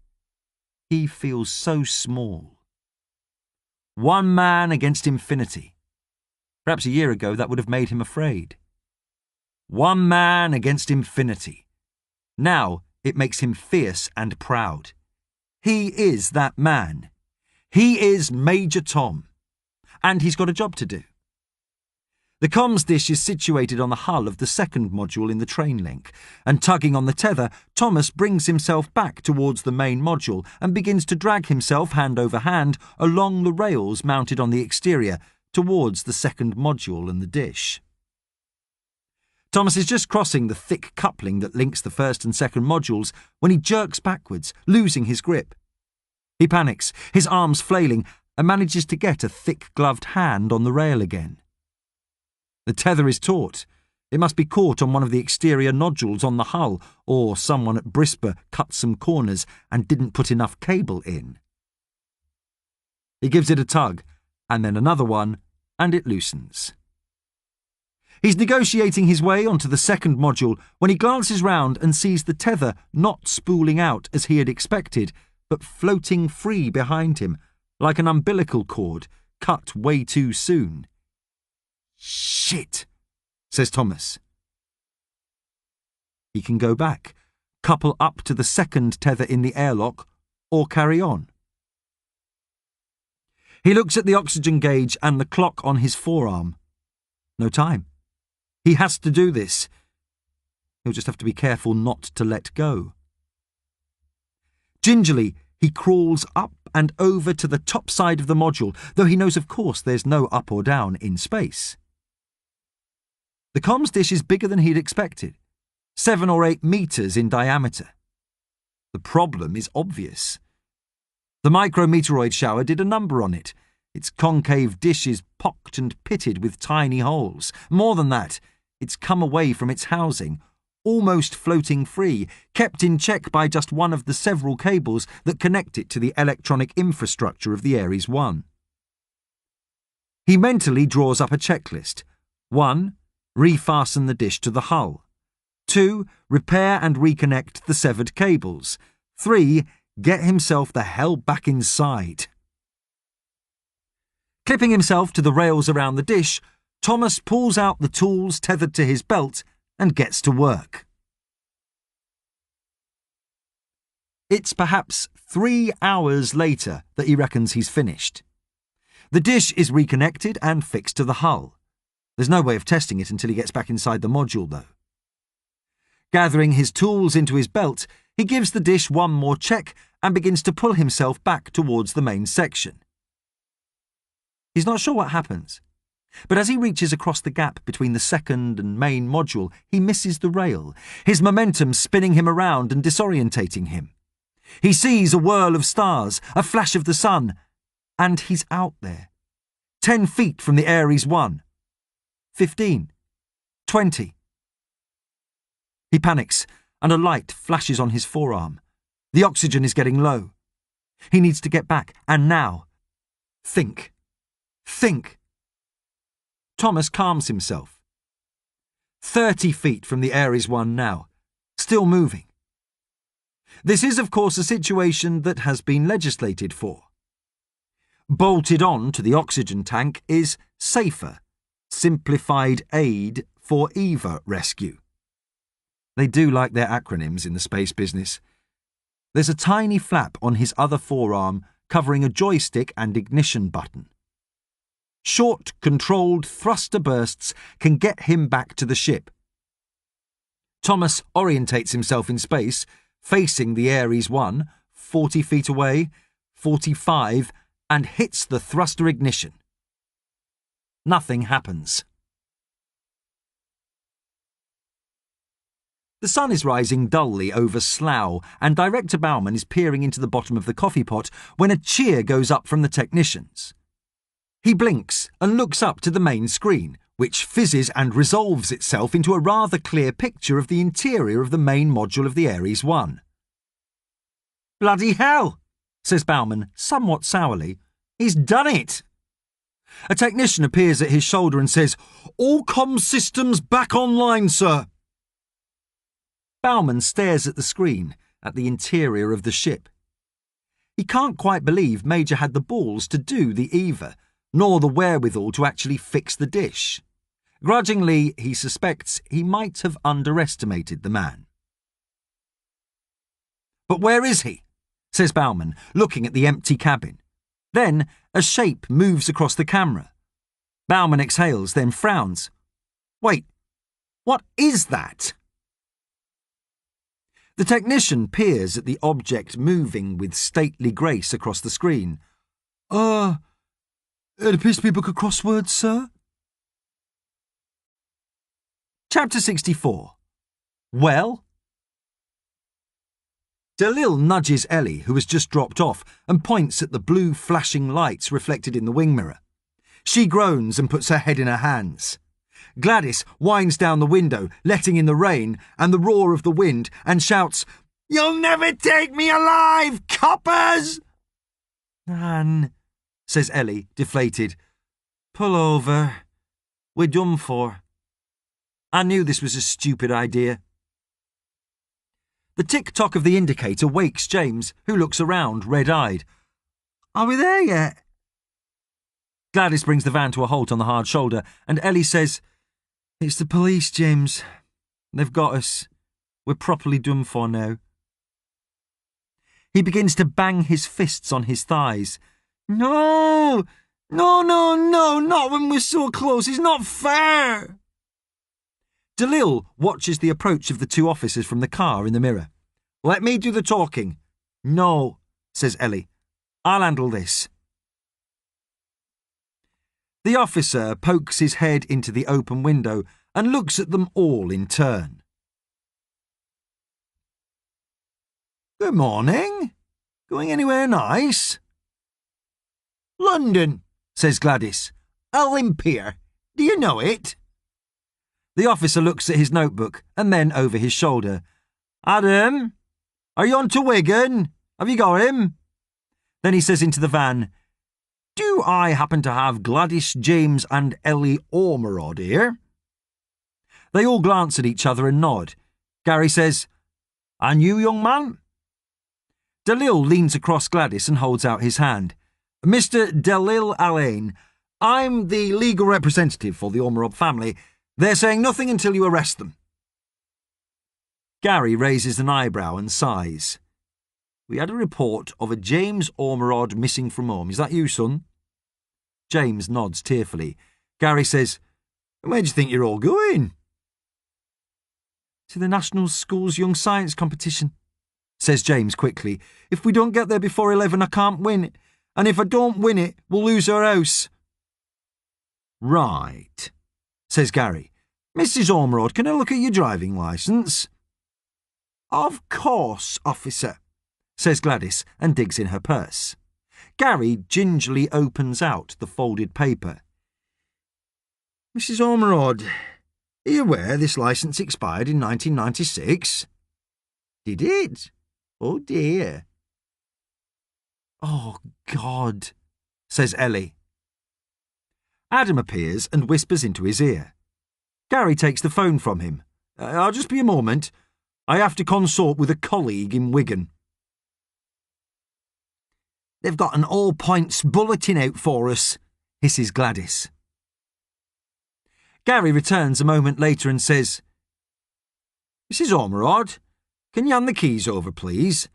I'm afraid we can't let you drive any further. My colleague here is going to drive your vehicle back to Wigan. James punches his thighs again. No, it can't be over, not now. The wind is cold on the hard shoulder of the motorway, and as they watch Adam driving Darren Ormerod's van back onto the carriageway to turn around at the next roundabout, Ellie wraps her arms around James. We gave it our best try, she says softly. But it wasn't good enough, was it? It's never good enough. We always nearly make it and then it all collapses. Ellie puts a hand on his shoulder and says to the policeman, What's going to happen to us? Well, first things first, I need you all in the car. It's not safe standing on the carriageway. Dalil, Gladys and Ellie climb into the back seat and Gary motions for James to ride up front. James says, Don't think me getting a ride in a police car makes up for anything. I'm not a little kid. Gary sighs. I have just been speaking to a PC Calderbank in your hometown. He has given me something of a quick rundown on your situation. So what happens now? Says Ellie. You take us back to Wigan. Do we get arrested? Social services waiting for us. Precisely none of those things, says Gary. I'm not sure why, but you have PC Calderbank to thank for this. It appears I am now to spend the rest of my shift driving you to London as a matter of urgency. Ellie looks at Dalil and James, and they break out into a small cheer. Gladys throws her hands in the air and sings happily, One man went to mow a meadow. We're here, says Gary, pulling the police car up outside the red brick facade and curved glass room of the Olympia Conference Centre. Dalil, Ellie and Gladys have been dozing in the back seat.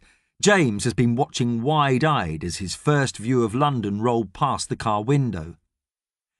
Ellie blinks and yawns and says, Thank you so much. What time is it? Gary leans over the back of his seat. Nearly 10:30, bang on time. How are you getting home? I hadn't thought that far ahead, says Ellie. We'll organise something. The policeman shrugs. I have to go back up north anyway. Might as well see this through. James has been telling me all about it. Ellie glares at James. Even if they win the competition, they still can't risk anyone finding out about their situation. Dalil breathes on his glasses to clean them and says, Oh, my breath stinks. Lovely. Ellie nudges Gladys. Nan, we're here. She pauses. Nan! James looks over. Is she all right? She looks, I'm just resting my eyes, snaps Gladys. I want to sleep. We'll leave the car here, says Gary as they climb out and stretch. He grins. Perk of the job. Inside, Olympia is vast and cavernous like an aircraft hangar. In the main hall there is a stage with several smaller platforms around the edge of the huge space. Banners proclaiming the National School's Young Science Competition hang from the vaulted glass ceiling, past mezzanine floors from which people lean. The place is packed with people. Whoa, says James. Ellie glances at him. The last thing they want is him taking fright now, especially since no one seems to have any idea what he's going to do. There's a long registration desk at the back of the hall, and they go over to tell them James is here. Ellie says, "James Ormerod, St. Matthew's Primary School, Wigan." A woman looks through a list and tuts. "We had word from your teacher that you weren't coming. She phoned this morning to say she couldn't get hold of you." Ellie says, "We decided to come down on our own." The woman looks them all up and down with a critical eye. "Have you slept in a car or something?" Gladys stares at her. The woman looks at her watch. "We did leave your entry open because your teachers asked us not to formally withdraw it, just in case you were making your own way down. But I'm afraid I'm not sure we can allow you to participate now. We really needed your teachers here, and you should have registered properly by 9. James's shoulders sag. "I told you. Every time we get close, we take 10 steps back. Please," says Ellie. "You don't know what we have been through to get here." "Leave this to me." Gladys elbows Ellie out of the way. "Look, love. This little lad's worked his socks off to be here. I've driven a van down the M6, I've sung 16 verses of She Wore a Cherry Ribbon, and I've been pulled over by the police. I am 71 next birthday, and you really don't want to make me mad." The woman taps her pen on her table. "Well, you're here now, I suppose." She indicates the main stage, before which are rows and rows of chairs, all filled. "James is on in 10 minutes. The big stage. Good luck." They wander down the aisle between the rows of seats.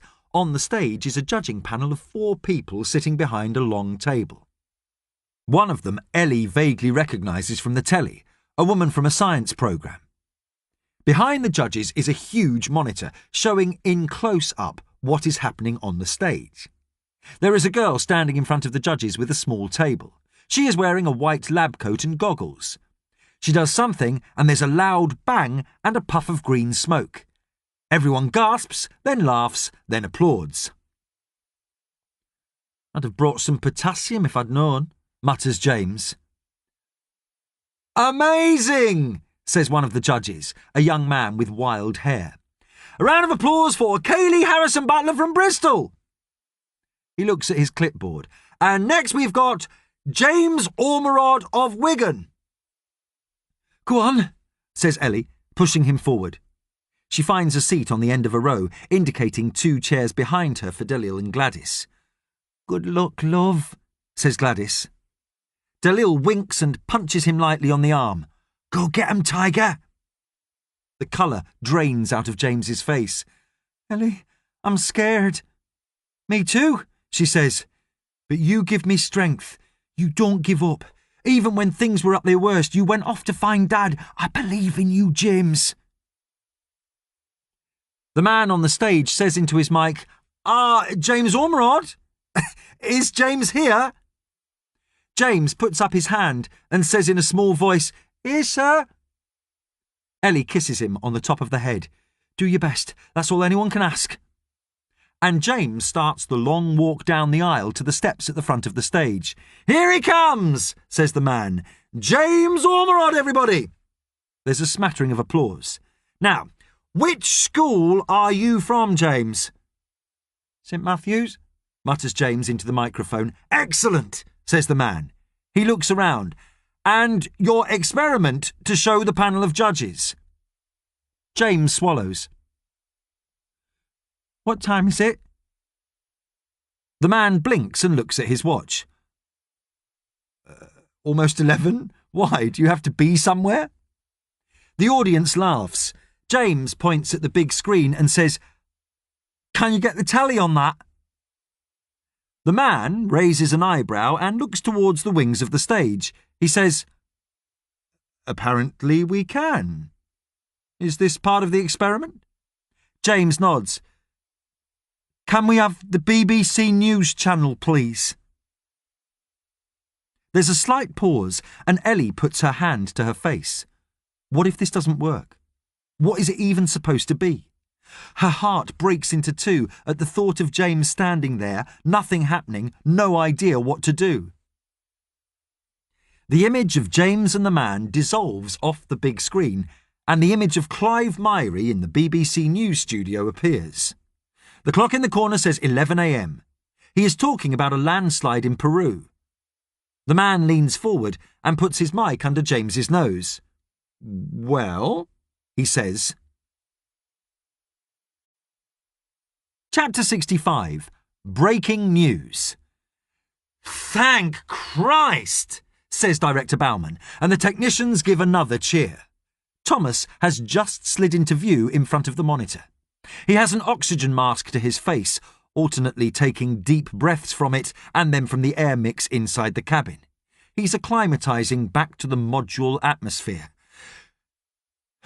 "Shednik 1 to ground control," says Thomas between breaths. "Are you receiving me?"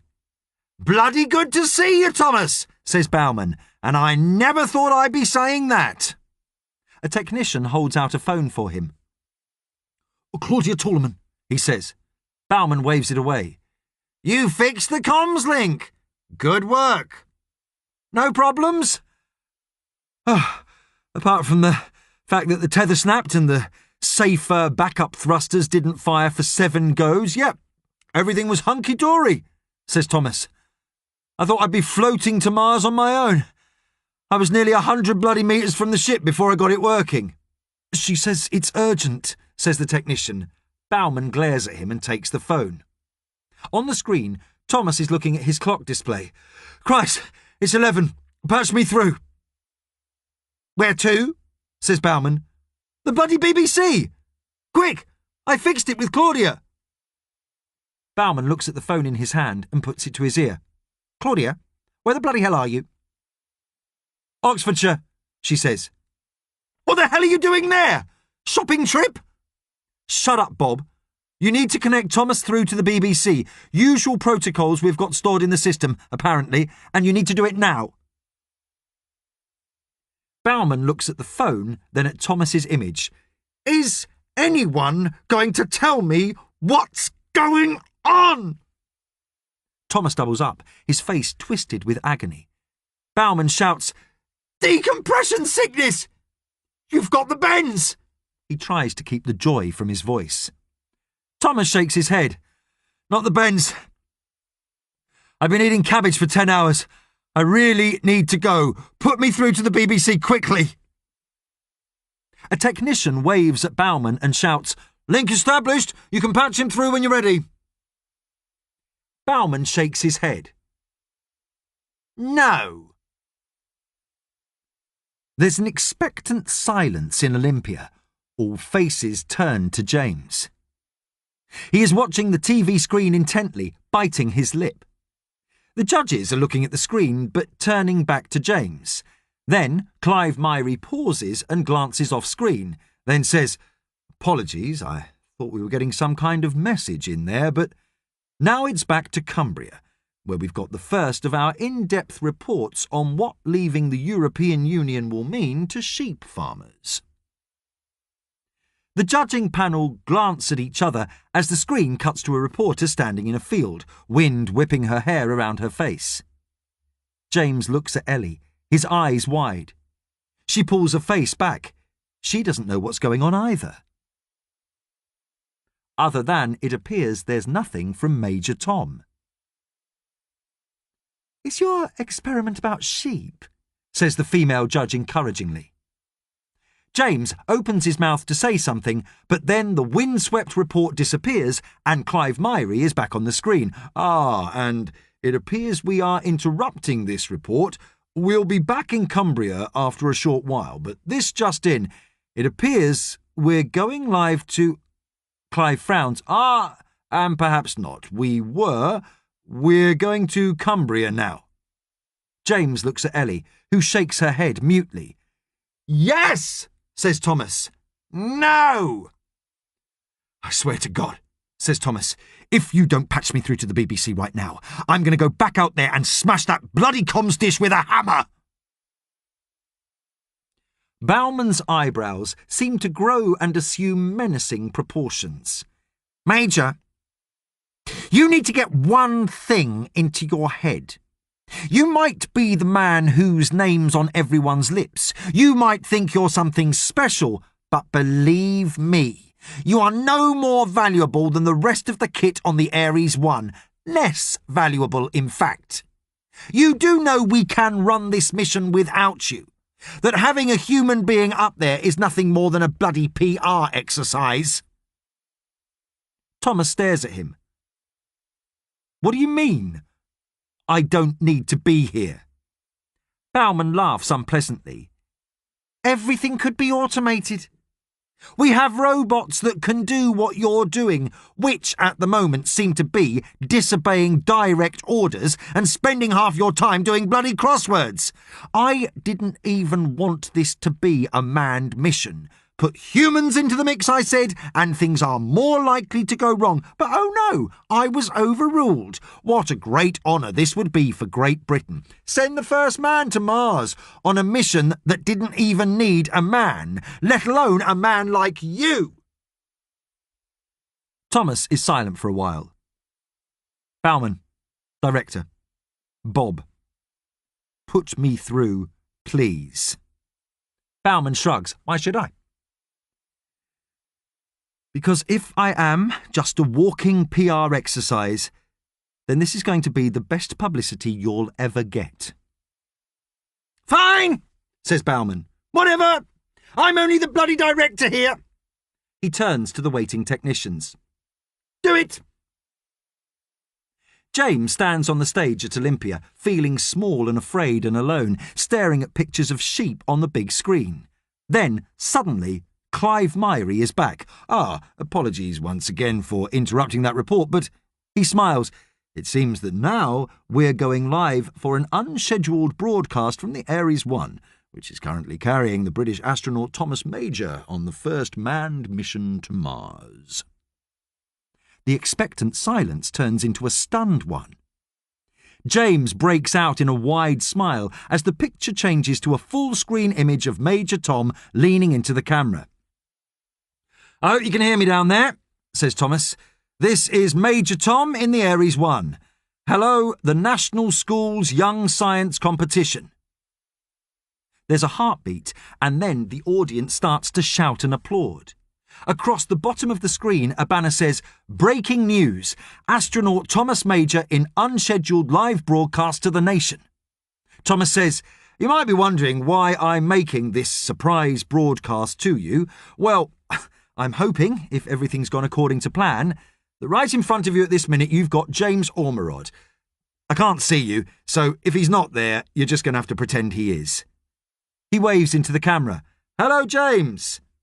James waves back and shouts, "Hello, Major Tom," though he knows he can't hear or see him. "Right," says Thomas, "down to business. Now, I imagine you're thinking, where's James Ormerod's experiment? And why's Thomas Major involved in this anyway? Well, the fact is that just yesterday, James's entry for the competition was smashed up by bullies at his school.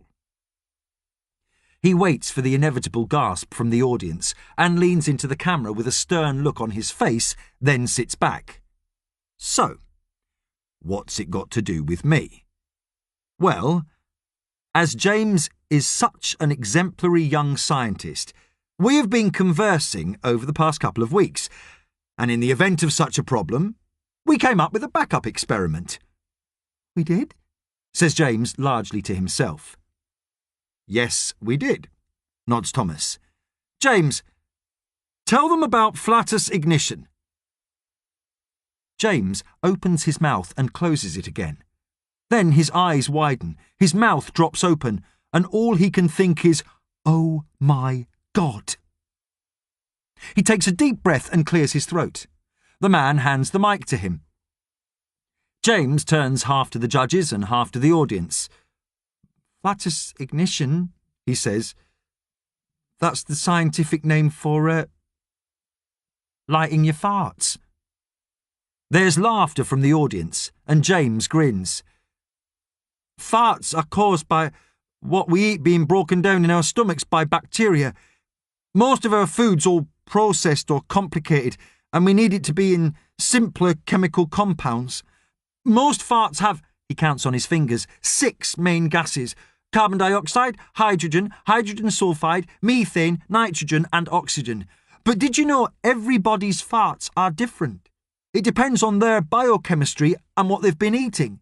That's why mine are dead loud but don't smell much, but my nan's are quiet and whiffy. Silent but deadly, we always say.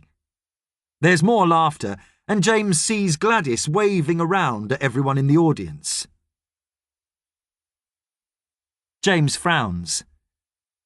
But even though they pong, I wouldn't want her to go into a home. That's what'll happen if we lose the house. They'll split us up. We love our Nan, even if she is going a bit daft. But our dad's in jail, and Ellie's doing everything. She's my sister. She's brilliant. There's a silence, and James catches the stricken look on Ellie's face. He clears his throat and begins to speak again. Lattice ignition occurs when you fart on a naked flame. Hydrogen, hydrogen sulfide and methane are the most flammable gases. There's mostly hydrogen, and that makes a yellow flame. If you have a lot of methane, it burns blue. I've never been able to do that. It's really rare. They call it the Blue Angel. Thomas coughs and starts to speak again. Now, I don't know how long the BBC is going to keep us on air, so we're going to have to speed it up. I imagine you're pretty fed up of the word fart by now, but bear with us just a bit longer. Thomas steeples his fingers beneath his chin. Look, I had a brother once, and he was always trying to light his farts. Little boys, they're just horrible, aren't they? The audience laughs again. Thomas looks down. He died, my brother, when he was the same age as James is now. Silence descends on the hall. I always thought it was my fault, but now I don't think it was.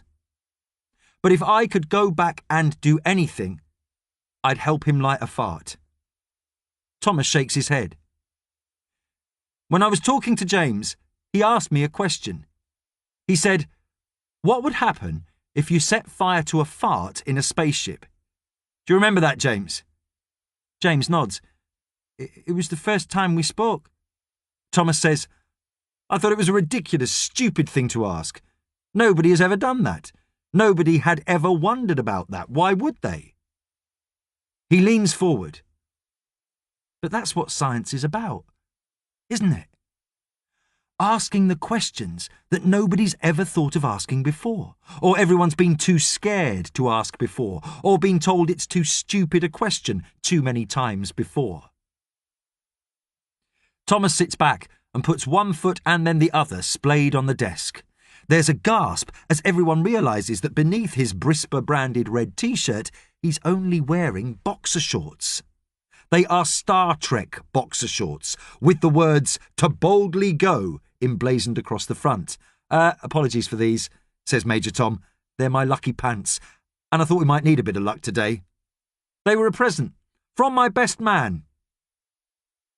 There's a pause, then Thomas says, anyway, what would happen if you set fire to a fart in a spaceship? He reaches to one side and picks up a cheap disposable lighter. In the name of science, shall we find out? Chapter 66. What's the worst that could happen?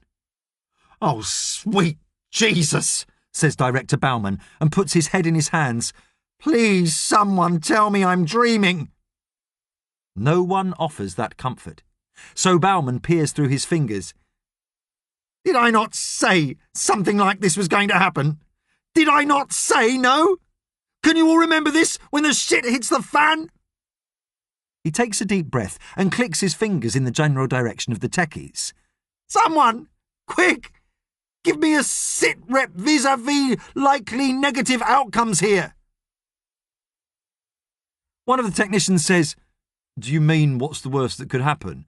Precisely that, yes, says Bauman testily. The technician considers this. He ignites all the oxygen on board the ship and blows it to smithereens. And the best case scenario? The technician shrugs. The flint on his lighter doesn't work. Bauman can feel his chest tightening. There must be something in between. He looks up at Major on the screen, legs akimbo, undercarriage lowered. Another technician raises a hesitant hand. NASA has done controlled experiments with fire on spaceships to see what would happen. They went off without incident. Bauman glares at him. And would you call this a controlled experiment? He puts his head in his hands. Someone else is at his elbow. Director Bauman, I have the Guardian on the phone, and the Mail and the Sun. Well, pretty much everybody, really. Where's Claudia? That's what I'd like to know, He growls, jabbing at his phone. Claudia, where the bloody hell are you? Still in Oxfordshire? Just walking into Olympia, she says. What's on there? Come on, woman, this is an emergency. You're a rude, sexist bore with no imagination, shouts Claudia. Have you seen this? Have you bloody seen it? Do you think Terence Bradley would be lighting his own farts halfway to Mars? Do you? Do you think Terence Bradley would be live on every single news channel in the entire world right now? Yells Claudia back. He was a rude, sexist bore too. I can see why you had a hard-on for him. Bauman feels faint. His head is pounding. His heart is pounding. He can't feel his thumbs. He's going to blow up the Ares One live on television. All those people watching this. He pauses. His eyes widen. He laughs. What am I thinking? Nobody has to watch this. He shouts over to the technicians, Kill the feed! No, shouts Claudia. You can't. Not now. Kill the feed! Screams Bauman. The techies look at each other uncertainly. Kill the fucking feed! He is not doing this! Not on my watch! Don't touch anything! Booms a voice. Bauman turns in astonishment to see Craig looming over him. What the fuck do you want? Craig points at the technicians. You leave this running, all right? Think of that little lad. I'm the director! Screams Bauman, throwing the phone on the floor. You're not the boss of me! Director Bauman, I'm hereby relieving you of your command, says Craig. You're not of a fit mental capacity to make decisions any longer. You're stressed and you have been up all night. Bauman sneers. What do you think this is? The good ship Lollipop? You can't relieve me of my command. He brings his face close to Craig's. I'm going to have your balls for this, you pansy! Craig smiles. Don't let your mouth write checks your arse can't cash, he says, then delivers a swift, hard uppercut to Bauman's stomach. The director staggers and falls onto his backside. He stares uncomprehendingly at Craig standing over him, then shrugs and crosses his legs. I'm fine. You have your Apollo 13. I don't care anymore. I didn't even want this job. He giggles. I always wanted to be a lumberjack. Craig leaves him sitting there, whistling to himself, and picks up the phone Bauman discarded. Claudia, it's Craig. We're still on the air. He looks up at the screen. And a good job too. I think our boy's going to blow.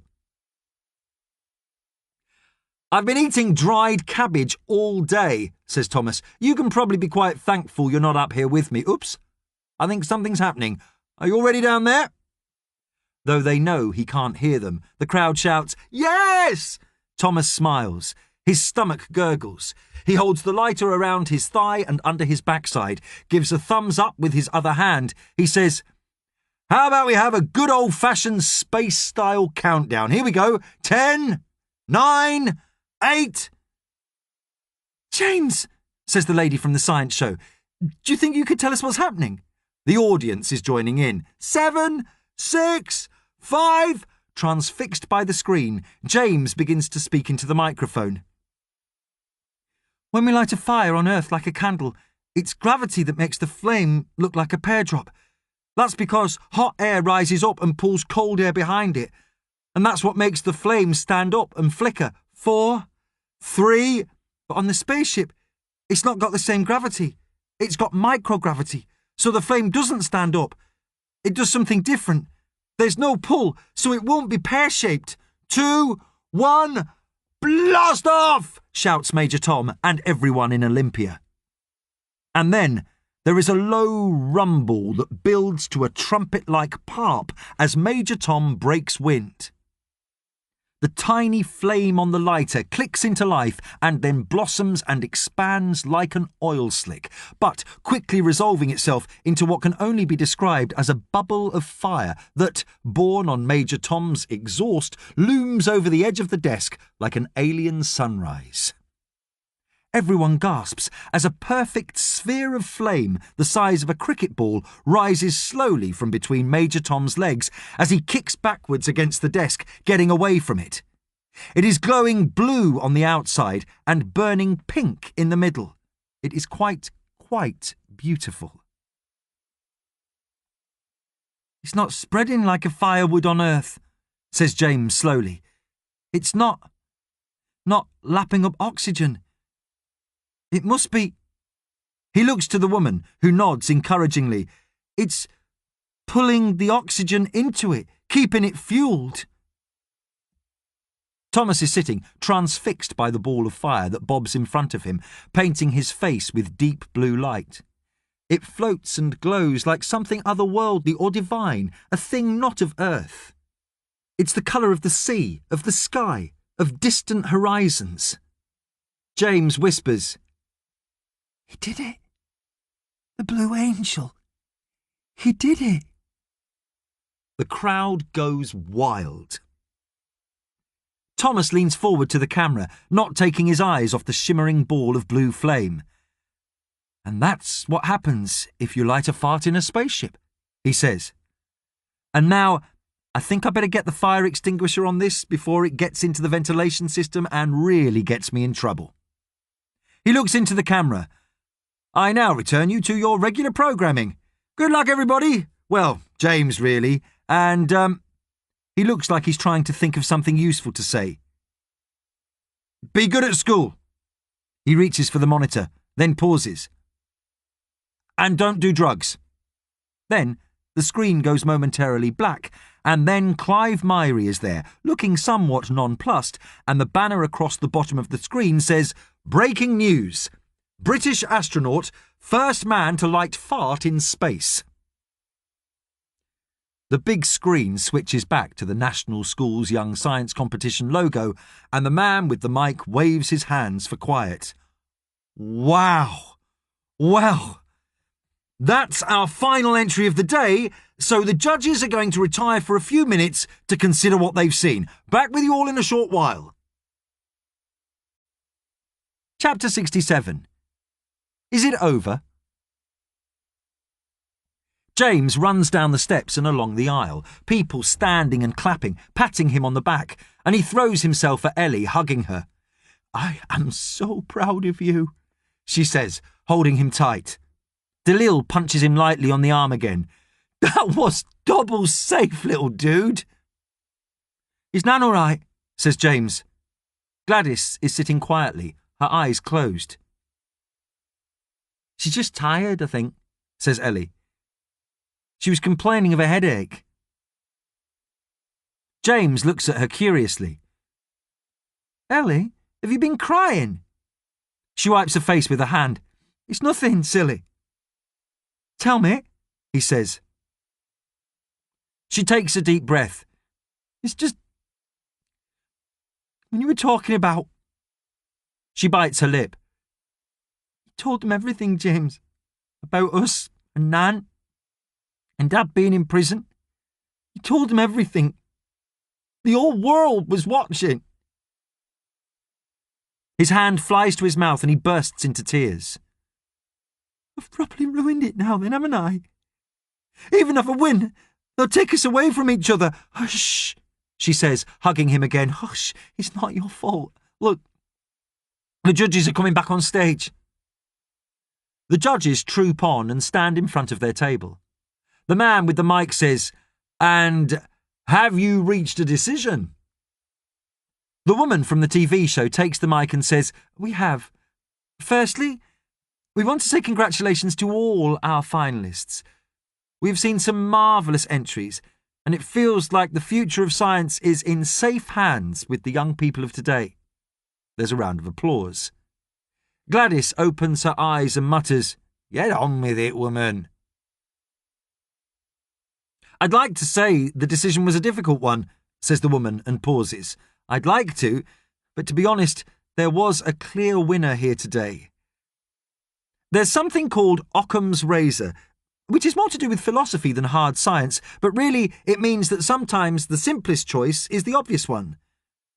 And when it comes to originality, a sound grasp of scientific principles, bringing something new and practical to theory, well, what can I say?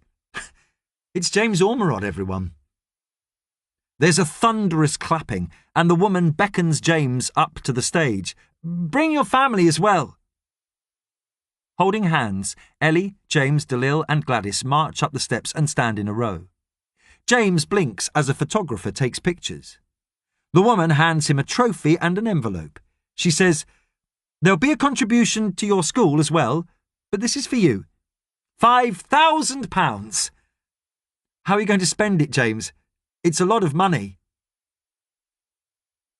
"Probably pay our phone bill," says James. "It must be astronomical by now." The crowd laughs again.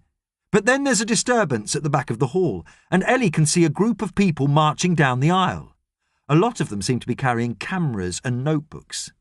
At the head of them, she recognises that woman who came to their house, Claudia. So this is it then. She's getting her bit of PR.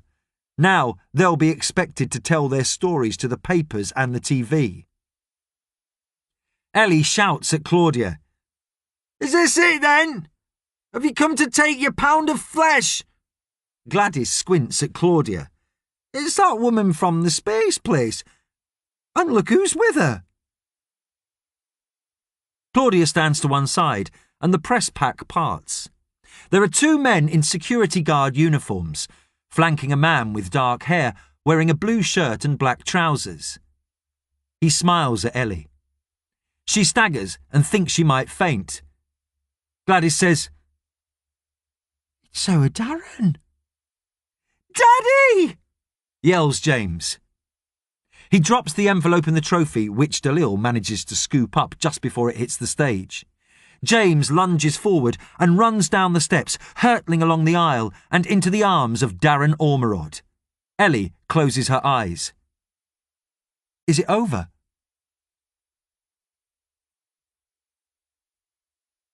They are taken into a private room on the upper floor. Claudia, the Ormerods, the security guards and Dalil. James cannot stop hugging Darren. Ellie regards him a little warily. She says to Claudia, "Did you do this?" Claudia smiles. "Ever since I met you, I've been in talks with the probation service. I outlined the situation and, given that your father has been an exemplary inmate, they agreed to let him out on licence due to the time he's already served. He's essentially still serving the rest of his sentence, but instead of being in prison, he can do it at home. With you. So long as he keeps his nose clean, he won't go back." Darren extricates himself from James's grip and looks at his daughter. "Ellie," he says, "don't I get a hug?" Ellie looks away. "I haven't forgiven you for what you did." "You should have told me," he says, "about the trouble you were in. I could have done something." "You couldn't have done anything," she says, "not inside. We couldn't come to visit you because Nan was getting worse, and when you phoned, well, I didn't want to worry you. You'd have just made a fuss to someone, and that would have got us split up quicker." Ellie folds her arms and looks at her feet. "I've been coping. Maybe we don't even need you anymore." Darren's face creases with anguish. "Don't say that. I know you're angry with me, but don't say that. I'm back. We can do this. We have to do it together. Ellie feels one tear roll down her cheek, then drop onto her forearm. She looks at her dad, then runs towards him, throwing her arms around his neck. He holds her tight, and Ellie feels like a child again, and cries like a child, and hugs her dad. And for the moment, she lets herself believe that it's all going to be all right. Gladys goes over to that Claudia, who's crying like a baby herself, and says, "Can I speak to Major Tom?" Claudia dabs at her eyes and says, "What, Mrs. Ormerod? Now?" Gladys nods. "It's quite important, very important, I think. Can't you phone him?" Claudia shrugs and punches a number into her phone. She says into it, "Mission Control? Craig? Where's Bauman? What? Whistling? Never mind. Can you ask if the techies can patch this call through to Thomas? Is that possible?" "Yes, I'll hang on." Gladys has a headache, and she feels like she should go for a lie down. While she's holding, Claudia frowns at her. "Mrs. Ormerod, are you all right? You look a little pale. Oh, hang on." She hands the phone over. "You're through to the Aries 1. Thomas sits in front of the monitor through which the audio is being routed. "Gladys," he says, "lovely to hear from you. How did he do?" "He won, of course," says Gladys. "Though, farting on live telly, I don't know what the world is coming to. Anyway, it wasn't that I wanted to talk to you about. I was resting my eyes before James went on, and I had a little dream about Mr. Trimble." "Trimble?" says Thomas at a loss. He had almost forgotten what conversations with Gladys were like. "Yes," says Gladys crossly. "Mr. Trimble. He was one of my Sunday school teachers. Keep up. I've been thinking about Sunday school all the time since you gave me that crossword clue. I think I've cracked it." Thomas pauses, then says, "Bloody hell. Have you?" He looks around for his book and pencil, finds them hovering near the window. "Hang on, I've got it. Here we go. 18 down. If put off, can encourage angina, say proverbially. 4 letters. It's the last clue. I'm stumped." "Well," says Gladys, "angina, that's like heart disease, isn't it? That's what did for my bill in the end. And when you put something off, you defer it, don't you?" Thomas stares at the grid. "I still don't get it." "It's the proverbially that does the trick. Proverbs, from the Bible, chapter 13, verse 12. "You're going to have to help me out," says Thomas. "I never did Sunday school." Gladys sighs. "Hope deferred makes the heart sick," she says, "but a longing fulfilled is a tree of life. If put off, it can encourage angina. If deferred, it can make your heart sick, you see?" He does. With a flourish of his pencil, Thomas fills in the 4 blank squares. "Hope," he says. "It's hope. I've got it." Gladys looks at Darren, embracing Ellie, James, standing beside them with his arms stretched around them both. Dalil and Claudia are standing together, crying. Gladys smiles. "We've all got it, Major Tom," she says. "At last, we have all got hope." Chapter 68. February the 11th, 2017. "This is ground control to Major Tom. Come in, Major Tom." Thomas anchors himself at the desk and smiles into the camera. It's Claudia, standing in mission control. "This is the Aries 1 receiving you loud and clear," he says. "Not Shednik 1, says Claudia with a raised eyebrow.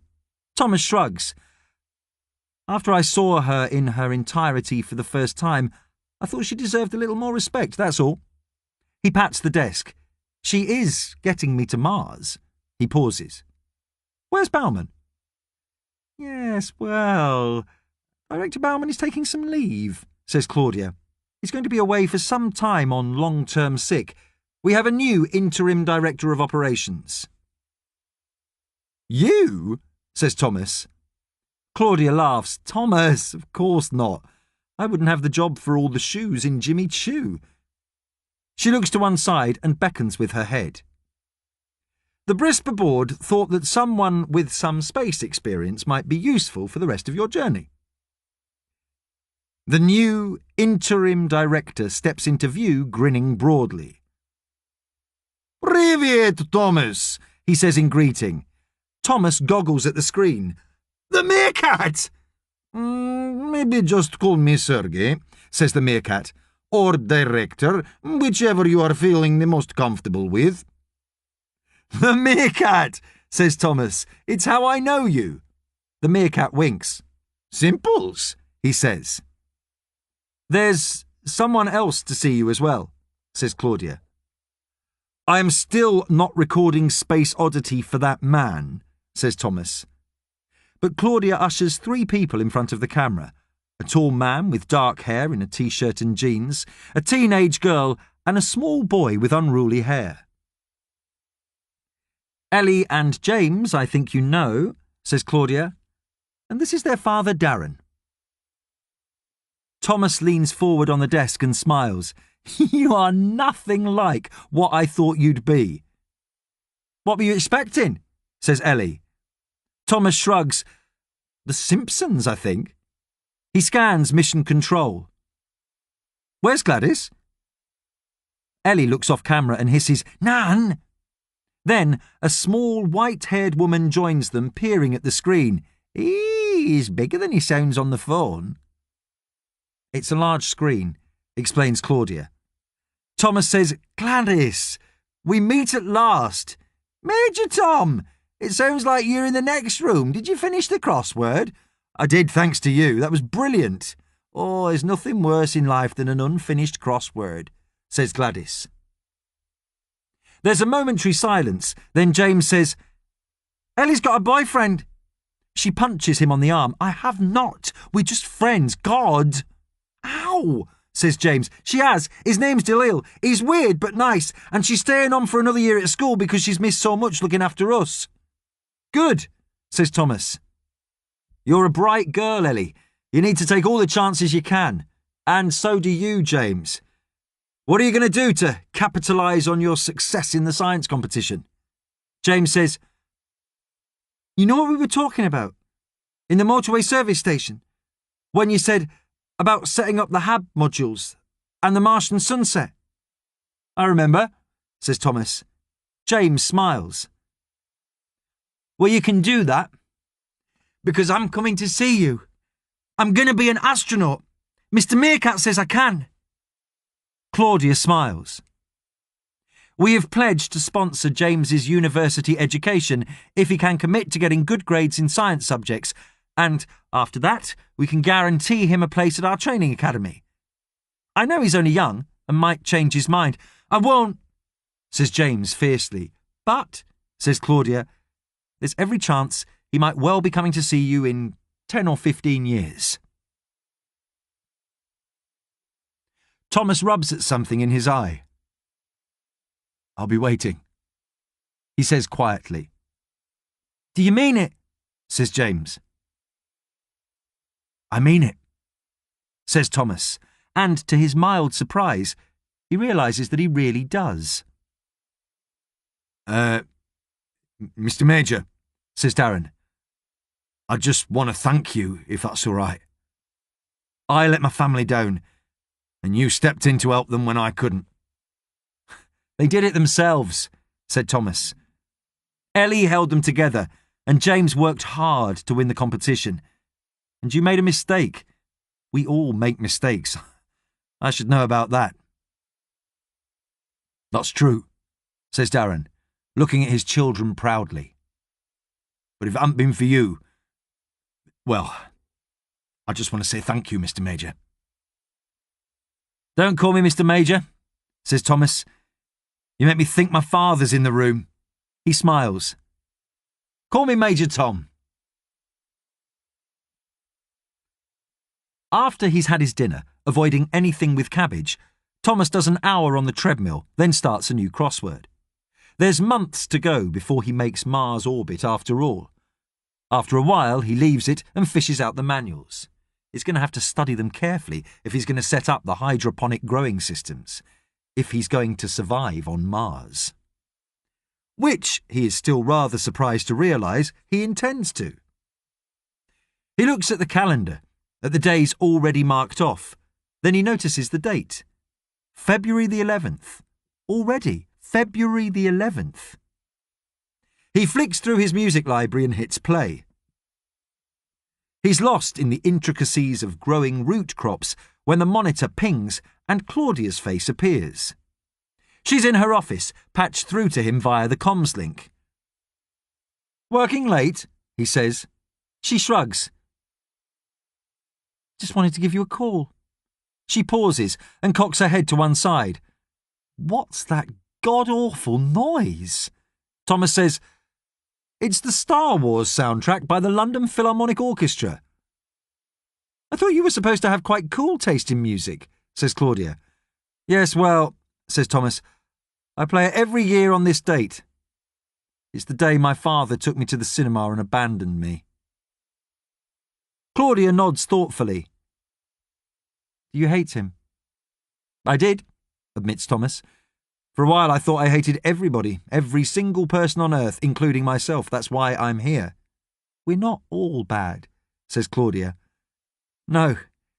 It's almost funny that it took for me to leave it all behind before I could realise that." He pauses.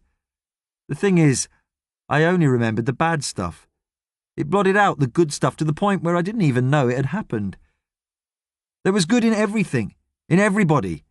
I just chose not to see it." "Even that day at the cinema," says Claudia.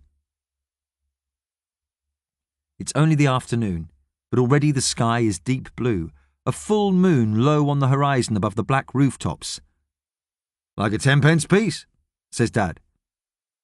Thomas closes one eye and puts his thumb and forefinger around the disk of the moon.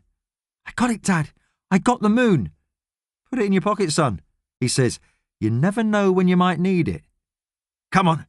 We're going inside at last." "Yes," says Thomas, "even that day at the cinema." They sit in silence for a while, each one looking away when they catch the other's eye. Eventually, Thomas says, "What sort of music are you into anyway?" Claudia shrugs. "Listen to that. Stuff on the radio. I don't know much about music." She pauses. "Why don't you educate me?" Thomas nods. "Good idea." He kills the Star Wars soundtrack and scrolls through his music. "Here we go. Why not start with a bit of Bowie?" As the music begins, Thomas looks through the window at the earth, which is now just about the size of a 10-pence piece. He closes one eye and, with his thumb and forefinger, plucks it from the blackness. "What are you doing?" says Claudia, puzzled and amused. "I got the earth, and everyone on it," says Thomas softly. He puts it into his pocket next to his heart. "You never know when you might need it." "You're funny, Thomas. I actually think I miss you, but I didn't even know you properly until you went away." Thomas says nothing, but instead closes his eyes and listens to the music. And then he starts to sing as the Aries One moves slowly yet inexorably like a beautiful dragonfly on its one-way journey through the void. "There's a starman and he's waiting in the sky." The end. This has been Calling Major Tom, written by David M. Barnett, read by David Thorpe, produced and directed by Douglas Keane. Text copyright 2016, production copyright 2016, the Orion Publishing Group, an Hachette UK company. For more information, please visit our website at www.orionbooks.co.uk. Audible hopes you've enjoyed this program.